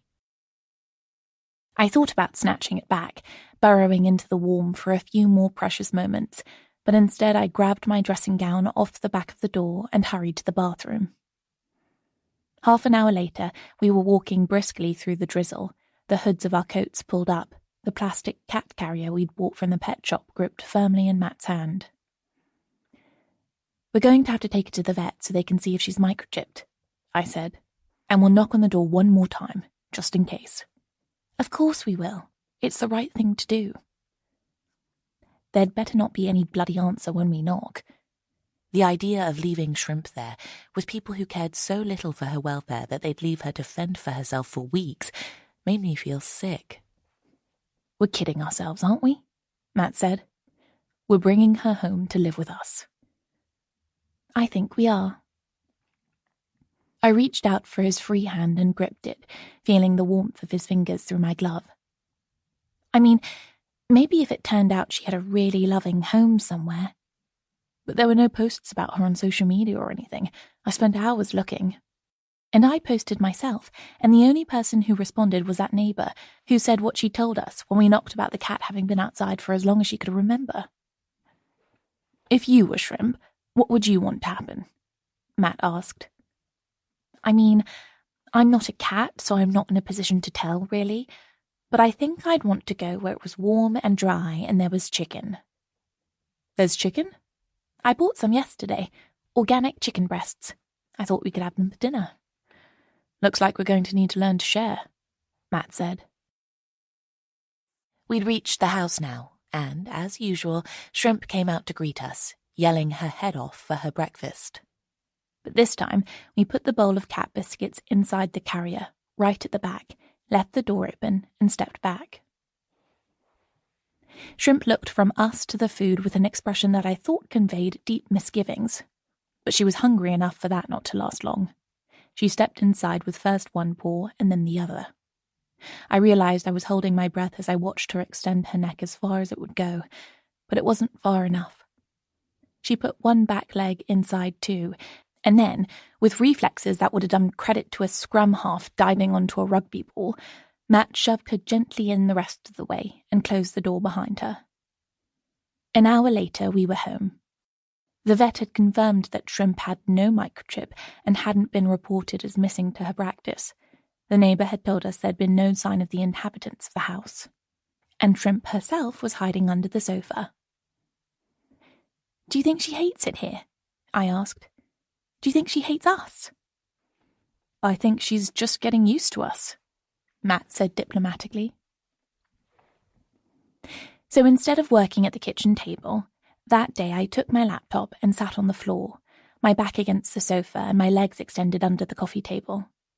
It didn't take long for Shrimp to emerge, and by lunchtime she was draped across my lap, one of her paws resting on my keyboard, occasionally blanking the screen or turning up the sound or typing random things in cat.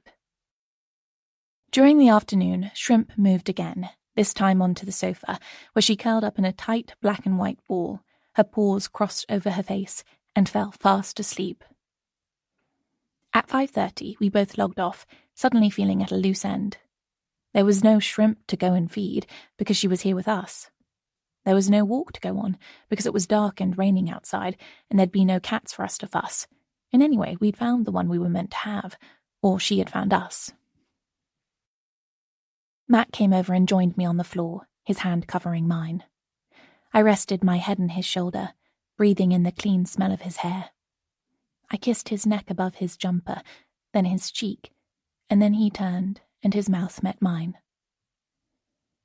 The kiss felt strange, almost tentative after so long. But we'd known each other 20 years. We'd kissed more times than I could count. Our bodies remembered what to do, even if our hearts had forgotten. Matt's hand slipped under my t-shirt and stroked my back, warm and strong and familiar. I felt the hard length of his thighs through his jeans, and then the swelling hardness of his cock. And then, just like that, my body pinged into arousal, as if I'd been asleep for months and now I was awake. I pulled off my top, then his, and moved to sit astride him, kissing him on and on, his skin hot against mine, beginning to feel slippery with sweat in the warm room. We broke apart, pulling off our jeans. My legs wrapped around his waist, and I felt his hands under my hips, lifting me up to him. His eyes were dark with desire. His skin smelled like the sea. I found his cock with my hand and pushed my knickers aside, guiding him inside me, because I was ready even though he hadn't touched me.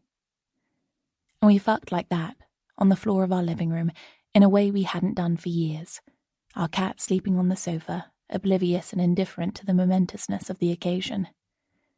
And even though it only lasted a few minutes, we were able to say, over and over again, "I love you." Autumn 2015. Thinking out loud. They arrived at the estate agent's office at the same time, Abby breathless from hurrying from the station, Matt jumping off a bus that had just pulled up at the stop outside. They stopped together outside the shop, its windows arrayed with carefully staged pictures of properties, and gripped each other's hands. "Look!" Abby pointed into the window. "There's our one." "And it says sold," Matt confirmed. "I guess that means it's really happening." "It was really happening a week ago when we exchanged contracts," Matt reminded her. "Now it's a done deal." "Too late to change our minds?" so I guess we go in. Unless you want to leave the keys there and tell them we've changed our minds. Hell no.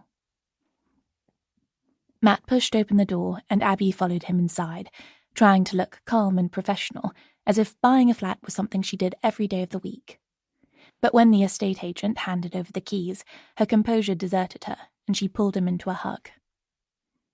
Thank you so much. Seriously, thank you. This is just the best. We've waited so long for this. The young man, he looked barely more than a teenager, pulled his tie away from his throat and coughed. Don't mention it, all part of the service. So what happens now? Matt asked. I mean, do we... The estate agent chuckled. You move in, mate, unless you've got a better idea. Abby felt a tide of giggles rising in her throat. We could just leave it, turn it into a museum. Conduct a social experiment to see how long it took to be taken over by squatters, suggested Matt. Leave the windows open and sprinkle bread everywhere and start a pigeon sanctuary. Will that be all? The estate agent asked. They stifled their laughter, thanked him, and burst out into the crisp autumn sunshine, the keys clutched tightly in Abby's hand. He thought we were completely mad, she said. Absolutely barking. A pigeon sanctuary? You total nutter. There's no way we're grown up and responsible enough to be homeowners. Never mind parents. Oh, God. Maybe I should ask Mum and Dad to let me move back in, Abby said. I could play CDs in my bedroom all night and hog the bathroom for hours. And I could come and take you out on dates. And we could drink cider in the park and then go home and snog under the duvet. You know, that doesn't sound too bad. They beamed at each other. Abby's heart felt as light as a helium balloon, as if it might burst out from under her jumper and float away, scarlet against the sapphire sky. The next few days would be a nightmare of box packing and furniture assembling, she knew, but today was all about the sheer joy of stepping together into the next phase of their lives. Okay, the flat was smaller than she dreamed of. Granted, the area wasn't all that. Admittedly, it was desperately in need of a new bathroom and a decent kitchen. But all of that would come in time. It was theirs. It was where they'd start to raise their family. With a lurch of excitement, Abby remembered the half-empty pill packet she'd handed to Matt the previous night, the two of them standing over the bathroom waste bin going, You chuck them. No, you do it, for ages, until they were so weak with laughter, the blister pack slipped from Abby's fingers, as if of its own accord. It's on the next street, right? Or the one after. They kept walking, almost skipping down the pavement, as if there were springs under their shoes, Abby's mustard yellow scarf flying out behind her. Then Matt's steps slowed. Hold on, this is Wilton Road, he said. And the previous one was Hazel Street. It must be the one after. They carried on, more slowly now, but the following street wasn't Rushmore Road either. Matt, Abby asked, we couldn't possibly have bought a flat that doesn't exist, could we? Of course not, you lunatic. We've seen it twice, the surveyor's seen it, the agent gave us the keys to it. Our solicitor's got the deeds to it. Then where is it? They stopped. A woman pushing a buggy almost collided with Matt, and he jumped aside, apologizing, pulling Abby with him. It's definitely here somewhere. Let's try the next street. Matt, it's not the next street. I timed the walk from the station, in high heels and everything. It was only 10 minutes. Then where? Abby took her phone out of her bag and tapped the map icon. Then she burst out laughing. We went the wrong way. We turned left outside the estate agent instead of right. Oh my God. Matt pressed a hand over his eyes. And we're meant to be responsible adults. We can't even find our own bloody flat. That guy must have seen us go the wrong way and thought, what the hell is wrong with them? And I don't blame him. Still giggling, they retraced their steps, stopping this time at a corner shop to buy a bottle of cold kava and paper cups. A few minutes later, they were slotting the key into their very own front door. Abby pushed it open, and they stepped over the threshold.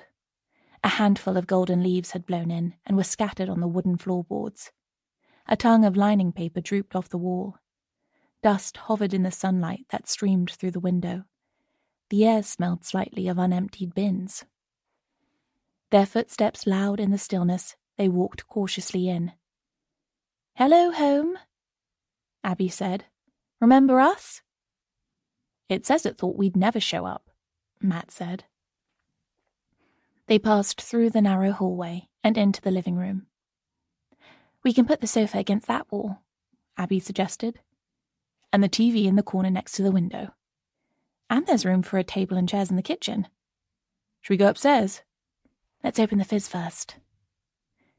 Matt twisted the cork out of the carver bottle, and bubbles frothed out. Abby caught them in her mouth just in time, and Matt poured 2 cups for them. "Oh my God, they've taken the fridge," she noticed. They looked at the empty space where it had been, between the cooker and the kitchen window. "It was ancient, anyway," said Matt. "We can buy a new one." He started up the music app on his phone and propped it up on the worktop. Ed Sheeran began to play tinnily through its speaker, a love song about growing old together. The music followed them as they walked upstairs, clutching their drinks. The stair carpet was grubby, Abby noticed, and her foot caught in a tear in one of the treads. That would need replacing, too, at some point. The bedroom window looked out on a huge chestnut tree, magnificent now in its amber foliage. But it would be bare in a couple of months, and the windows of the house opposite would be like watching eyes. "Curtains?" Abby added to her mental list. At least there was nothing to do in the smaller back bedroom. That could stay as it was for now, bare and empty, or be used to store stuff that wouldn't fit anywhere else, like Matt's collection of DVDs and the doll's house Abby had treasured since her 6th birthday.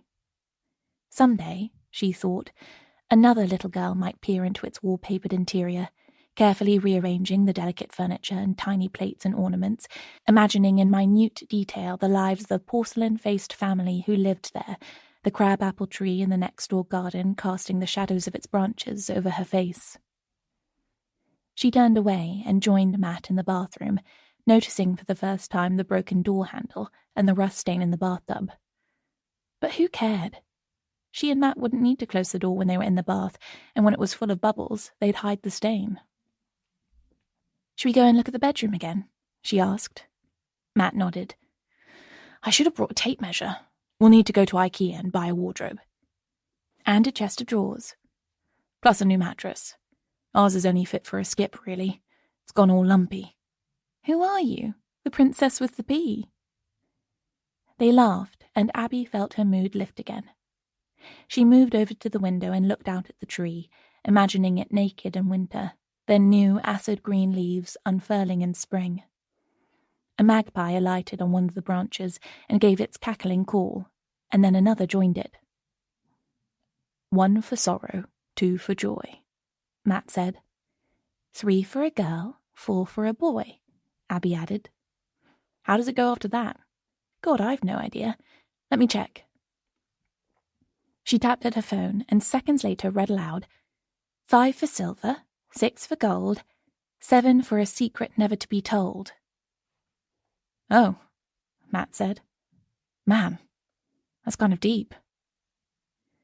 Abby felt a shiver run down her spine. The flat was chilly, she reasoned. "Hey, it's just a silly nursery rhyme. And anyway, there's 2 of them. That's joy, right?" Matt turned to her, put his arm round her waist, and pulled her close. Their cups were almost empty, but they tapped the soggy rims against each other and sipped the last of the carver. "Cheers to us," Abby said. "Happy housewarming," Matt said. And in the golden light that filtered through the smeared window panes, they shared their first kiss in their new home. Chapter 22. I was up on a stepladder painting the wall of the study, what we used to, tentatively, call the baby's room, then the spare room, then barely mentioned, as if even naming it could harm us, when the doorbell rang. The paint, a gorgeous dark teal blue, was going on beautifully, even and smooth as, well, Paint. But the shrill buzz startled me, and the roller jerked in my hand, sending a shower of droplets onto the white ceiling. I let loose a string of swear words I was surprised didn't turn the air blue, too, and called, "Matt, get the door, please." Then I remembered my husband wasn't home. He'd gone off in an Uber to collect the vintage mahogany desk we'd found on Facebook Marketplace, which we agreed was the perfect centerpiece for the serious but effortlessly chic look we were aiming for in the room. "Bet he's forgotten his keys again," I muttered, climbing down off the ladder. The relief at being annoyed with Matt over small things, but at being only annoyance, no more and no less, with no undercurrent of rancor, was so great I almost took pleasure in it. Just a couple of days before, I grabbed the teaspoon off the draining board and marched up to him, wagging it under his nose. "What does this look like to you now?" I demanded, trying to look stern but mostly failing. "A teaspoon?" he'd answered, all wide-eyed innocence.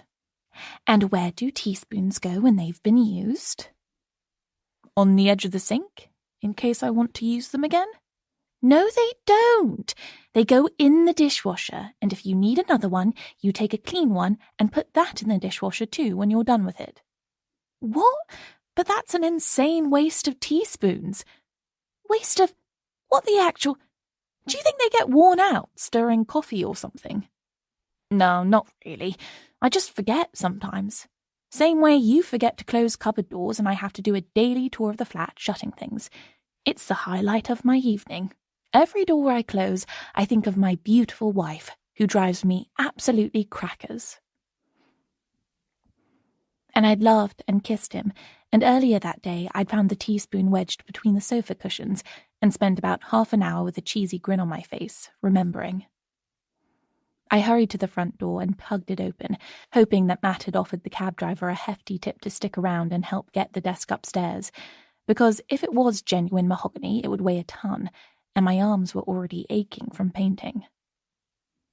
But there was no Matt there, no Uber driver, and no desk. On the doorstep, wearing an ankle-length leather coat, a grey knitted scarf, and sunglasses, was Andy. When he saw me, he took a step back, almost falling backwards down the steps, but catching himself just in time. "Careful!" I reached out a hand, but he didn't take it. I realized that, whatever had made him come here, he'd somehow assumed it would be Matt who answered the bell and not me, and that he was jolted, almost afraid. "Hello, Abby," he said warily, looking past my shoulder as if hoping my husband would appear behind me like Captain America, turning up to rescue him from the situation he'd found himself in. "Hey, you should come in. It's bitter out here." It was true. An icy wind was whipping down the street, stripping the trees of the last of their foliage. As I watched, a leaf scudded down from the chestnut tree and landed damply on the shoulder of Andy's coat, almost blending into the worn brown leather. "Tall Matt not home?" I smiled at the school nickname, which I'd all but forgotten. "Not right now. He should be soon, though." Andy hesitated. Then he said, "Okay, thanks. I'll come in." I turned, and he followed me through the narrow hallway. He'd never been here before, I realized. This home of ours had never been his. "Shall I take your coat?" Now that he was here, facing me, so close I could smell the Guerlain aftershave he'd always worn, heady with violets like a summer day in a forest somewhere, I felt awkwardness creeping over me. "No, all right. Thanks." He unwound his scarf and slid the coat off his shoulders. Without them, he looked much more normal. Just a guy in jeans and a varsity sweatshirt, his blonde hair thinning slightly at the temples. I hung up his things and said, "Can I get you a cup of coffee or something?" "Tea would be amazing, if you have it. Builders with milk and 3 sugars." "Sure."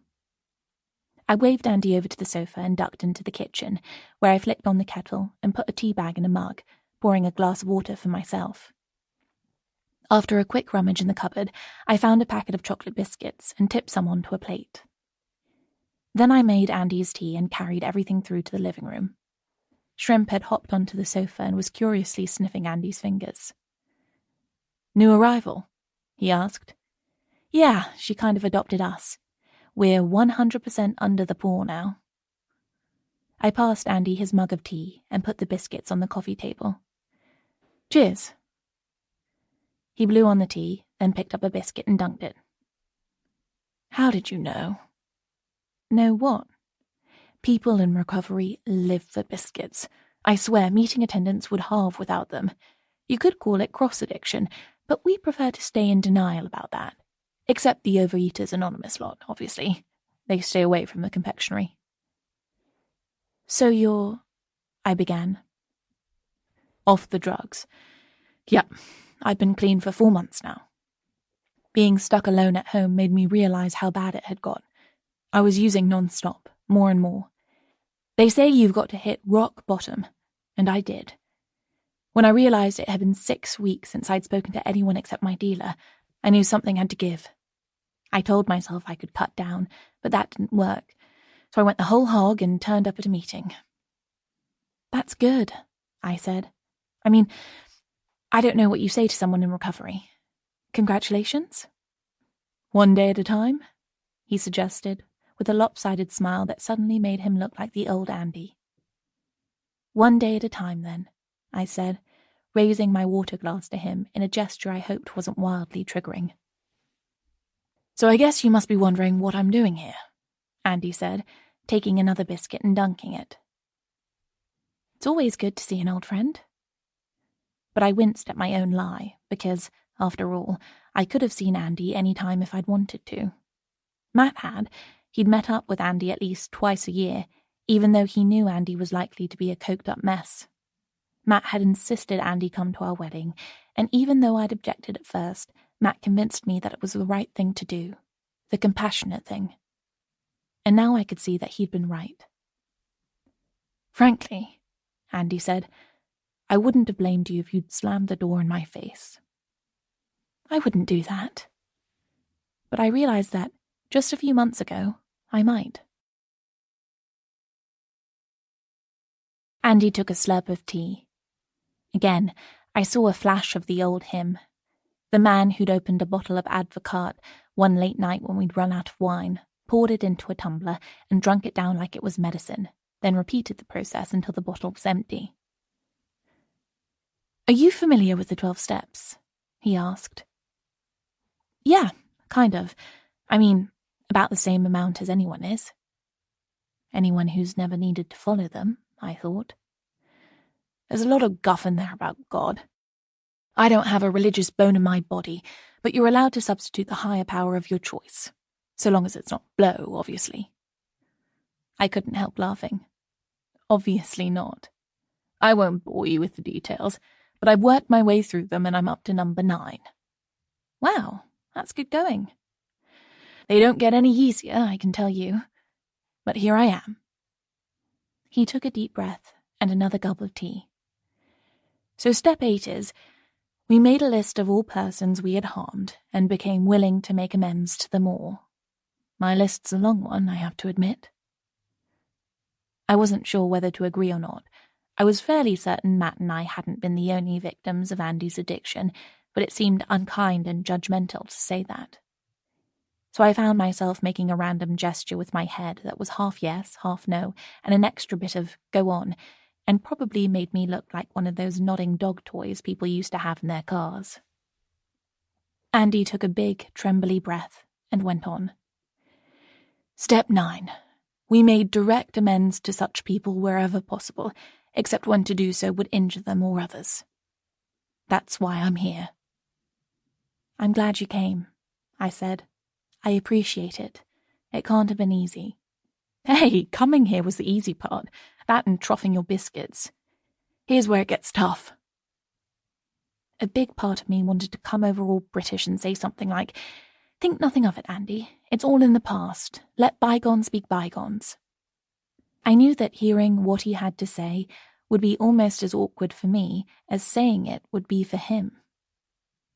But I also knew that this was important for both of us. "It's okay," I said. "Take your time. I'm listening." "Abby, I'm sorry," he said. "I came into your home and I took advantage of you and betrayed you. I stole your money and I stole your trust. I didn't set out to hurt you, but once I'd started doing it, I didn't care enough to stop. There was only one thing I cared about." This time I did nod, properly, but I found I couldn't say anything. Andy went on. "Matt told me about the issues you two have had. That's on me too. I took your chance of having a family, and that's the worst thing of all. Not that you'd have asked me to be your fairy godfather or anything like that." Now I found my voice. "Andy, I really, really appreciate your apology. It means the world. But you can't blame yourself for the other thing. That's not your fault. It's not mine either, or Matt's. It's just one of those things that happens. Some people can't have babies. All the money on earth might not have changed that." Andy leaned forward too, meeting my eyes. His were steadier than I'd ever seen them, a clear, bright green like a pond shaded by trees.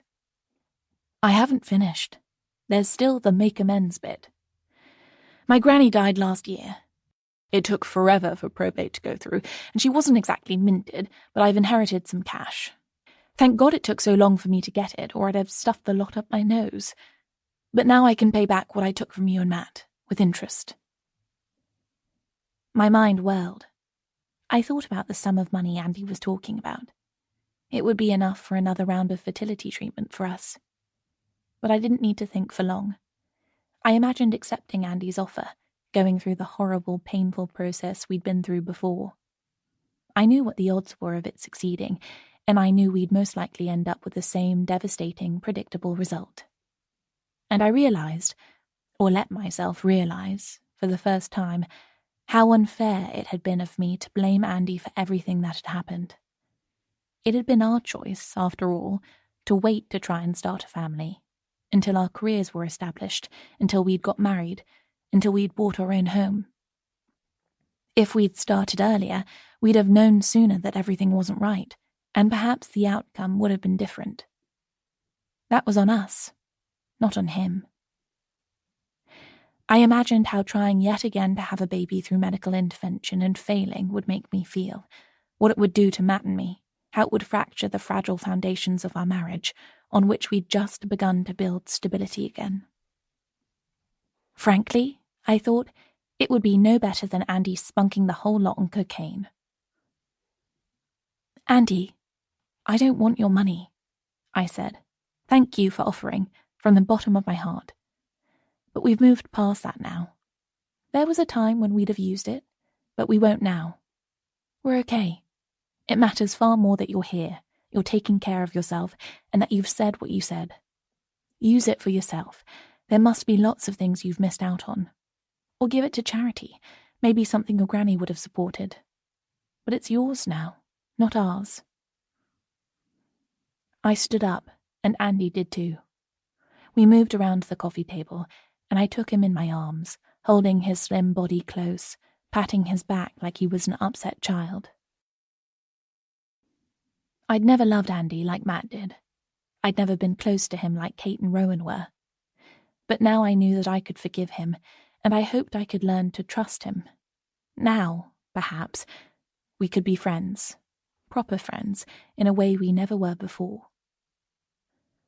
I heard the scrape of Matt's key in the lock, but we didn't move.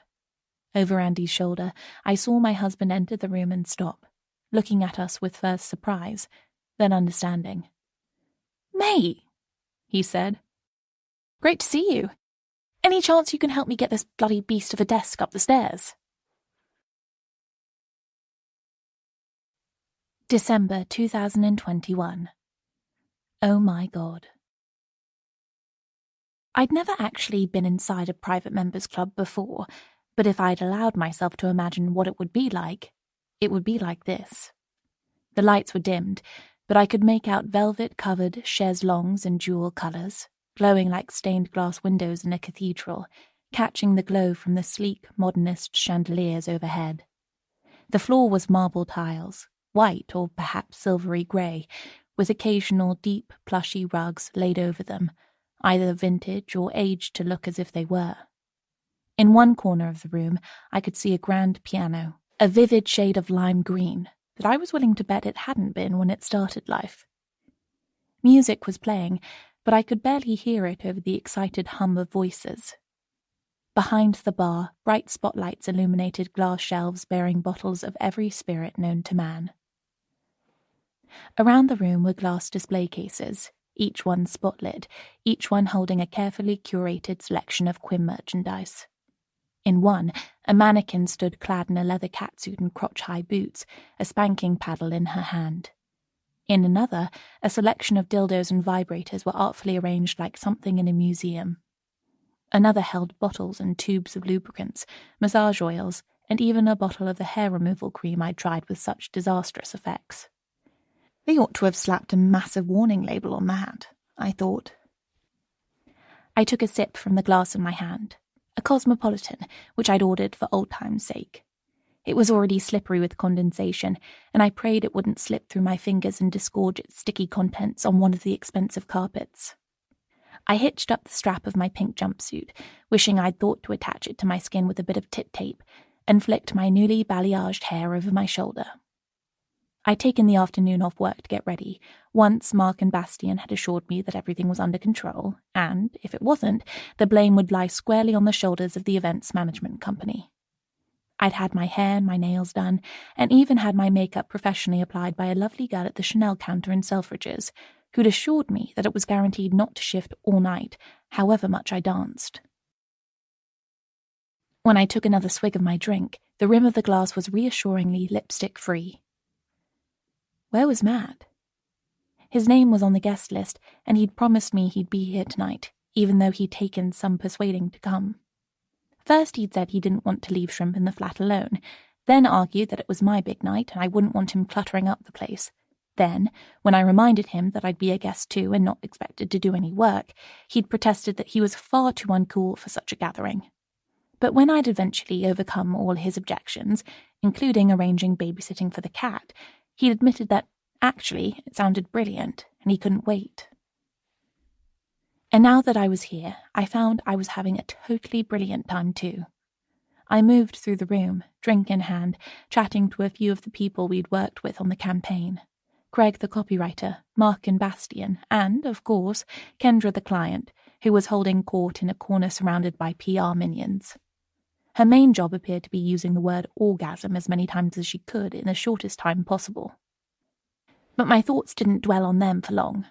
I was here, at the end of a successful and stressful campaign, looking my best, enjoying myself, properly, out.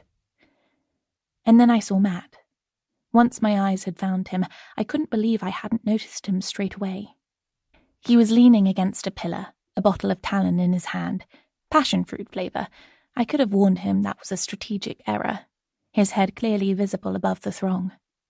His dark hair shone under the light of a standard lamp, taller even than he was. He was wearing a new dark red shirt that made his shoulders look impossibly broad and strong, and black jeans that made his legs look endlessly long. He was chatting to one of the celebrity guests, a comedian who was on the Strictly Come Dancing lineup, and who I'd nurtured a not-so-secret crush on for years. But as far as I was concerned, the comedian might as well not have been in the room at all. It was as if there was no one there at all in that moment, apart from Matt and me. I felt a dizzying surge of happiness, a lightness filling my entire body as if I might suddenly start to dance, or even be able to fly. I walked slowly across the room to join him, spinning out the moment, not minding when people waylaid me to say what a great evening it was, what a huge success. Wasn't it wonderful to be able to bring so many people together to celebrate the launch? I was happy to linger and chat, smile and laugh and drink, because I knew that every second, every step, was bringing me closer to my husband, and he wasn't going anywhere at all. I saw the comedian guffaw at something Matt had said, and felt a glow of pride. He even makes people who are paid to be funny laugh. Then he looked up and saw me, and my happiness ramped up a notch. His smile lit up his whole face, just the way it always did. I noticed his white, even teeth, his dark eyes crinkling up at the corners, the dimples in both his cheeks that I'd run my fingers down so many times, as if I was seeing him for the first time. If I got closer, I knew I'd see other things too. The threads of grey in his hair, the creases on his new shirt, which he wouldn't have bothered to iron after taking it out of its packaging, the scratches on his wrist from an over-enthusiastic game of pounce with shrimp. Everything about him was familiar, yet every day there was something new about him to discover. "See, I made it," he said. "I'm so glad you did." I leaned in close for a kiss. He introduced me to the comedian, and I wondered whether Matt had admitted that he'd seriously considered sacking off this glamorous event in favour of watching telly on the sofa with a cat. Maybe that was what had made the comedian laugh. "You've got a drink?" I asked. Matt nodded, holding out the half-empty bottle of passion-fruit Talon, too diplomatic to admit that it tasted like the stuff we used to disinfect our kitchen worktops. I reached out my own bottle, and we clinked. "Want to explore a bit?" I asked. "Sure. This place is off the scale." "Isn't it? Or maybe it's just that we haven't been anywhere posh together for so long. We've forgotten how to do fabulous." Our eyes met, and we both laughed, remembering that what we'd done together in the morning had been pretty fabulous, even with Shrimp watching us disapprovingly from Matt's bedside table. We excused ourselves and made our way back into the crowd, hand in hand, not caring if we were being unsociable. The strap of my jumpsuit had slipped down my shoulder again, but I didn't care about that either. "Listen," Matt said. "They're playing Destiny's Child." "Of course they are. It's a 2000s-themed event, after all." "Oh, right. I wondered why the waitresses were all dressed like the girls in our sixth form on a night out." "It's the cutting edge of retro fashion now, I'm told." "How can it be retro? It was like a couple of years ago." "A couple of decades ago, old man." We giggled again. A waiter offered us glasses of champagne, and I took one in return for my empty cocktail glass. Then a waitress passed with a silver tray laden with canapes, and I helped myself to a smoked salmon blini, while Matt had a sun-dried tomato and anchovy pinwheel. "See?" I said. "Retro." "I don't know what you're talking about. Isn't this the very cutting edge of culinary fashion?" "You're asking the wrong person," I admitted. "I still think artisan Scotch eggs are a bit advanced." "Speaking of which..." Matt nabbed 2 breaded, sausage meat encased quail eggs from a platter and passed one to me. We'd crossed the whole room by this point. The DJ was continuing with a series of decade-appropriate hits, and more people were beginning to move onto the dance floor. A neon light arced over us, and a mirror ball cast rainbows over the crowd. I paused, wanting to take it all in for a second, but Matt squeezed my hand tighter and urged me on. "Hey," he said, "what do you think is up there?" In front of us was a door, just ajar, with a bare concrete staircase leading up from it. "No idea. I've never been here before." "Come on, then." "Matt, I'm not sure we're..." But it was too late. He'd pulled me through the door, and together we ascended the stairs. We reached a landing with a closed fire door opening off it. Matt pushed the handle, but it didn't budge. "Onwards," he said, turning the light of his infectious smile on me and pulling me towards the next flight of stairs. "Matt, I'm really not..." "Shh! Come on!" We climbed another flight.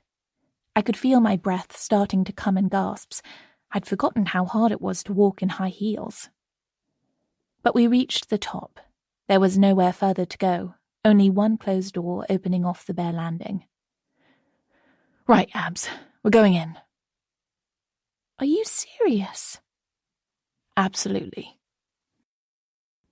He pushed the steel rail that bisected the dark green paint of the door, and this time it swung obligingly open.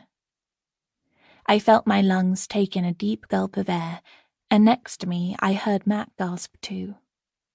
In front of us was a swimming pool, open to the winter night air, a haze of steam rising off its surface. Its water was luminescent blue in the darkness, illuminated by small spotlights beneath the surface. Teak sun lounges stood around it, bare of the canvas cushions they'd no doubt hold when it was in use. Tropical plants, their leaves so lush and verdant they must surely have been plastic, cast jagged shadows over the charcoal slates surrounding the water. The heady smell of chlorine filled the air, reminding me of holidays in hot places, the pool at our local leisure centre where I'd embarked on a soon-abandoned Get Fit campaign a few years back, and something else, another part of the past I couldn't quite place.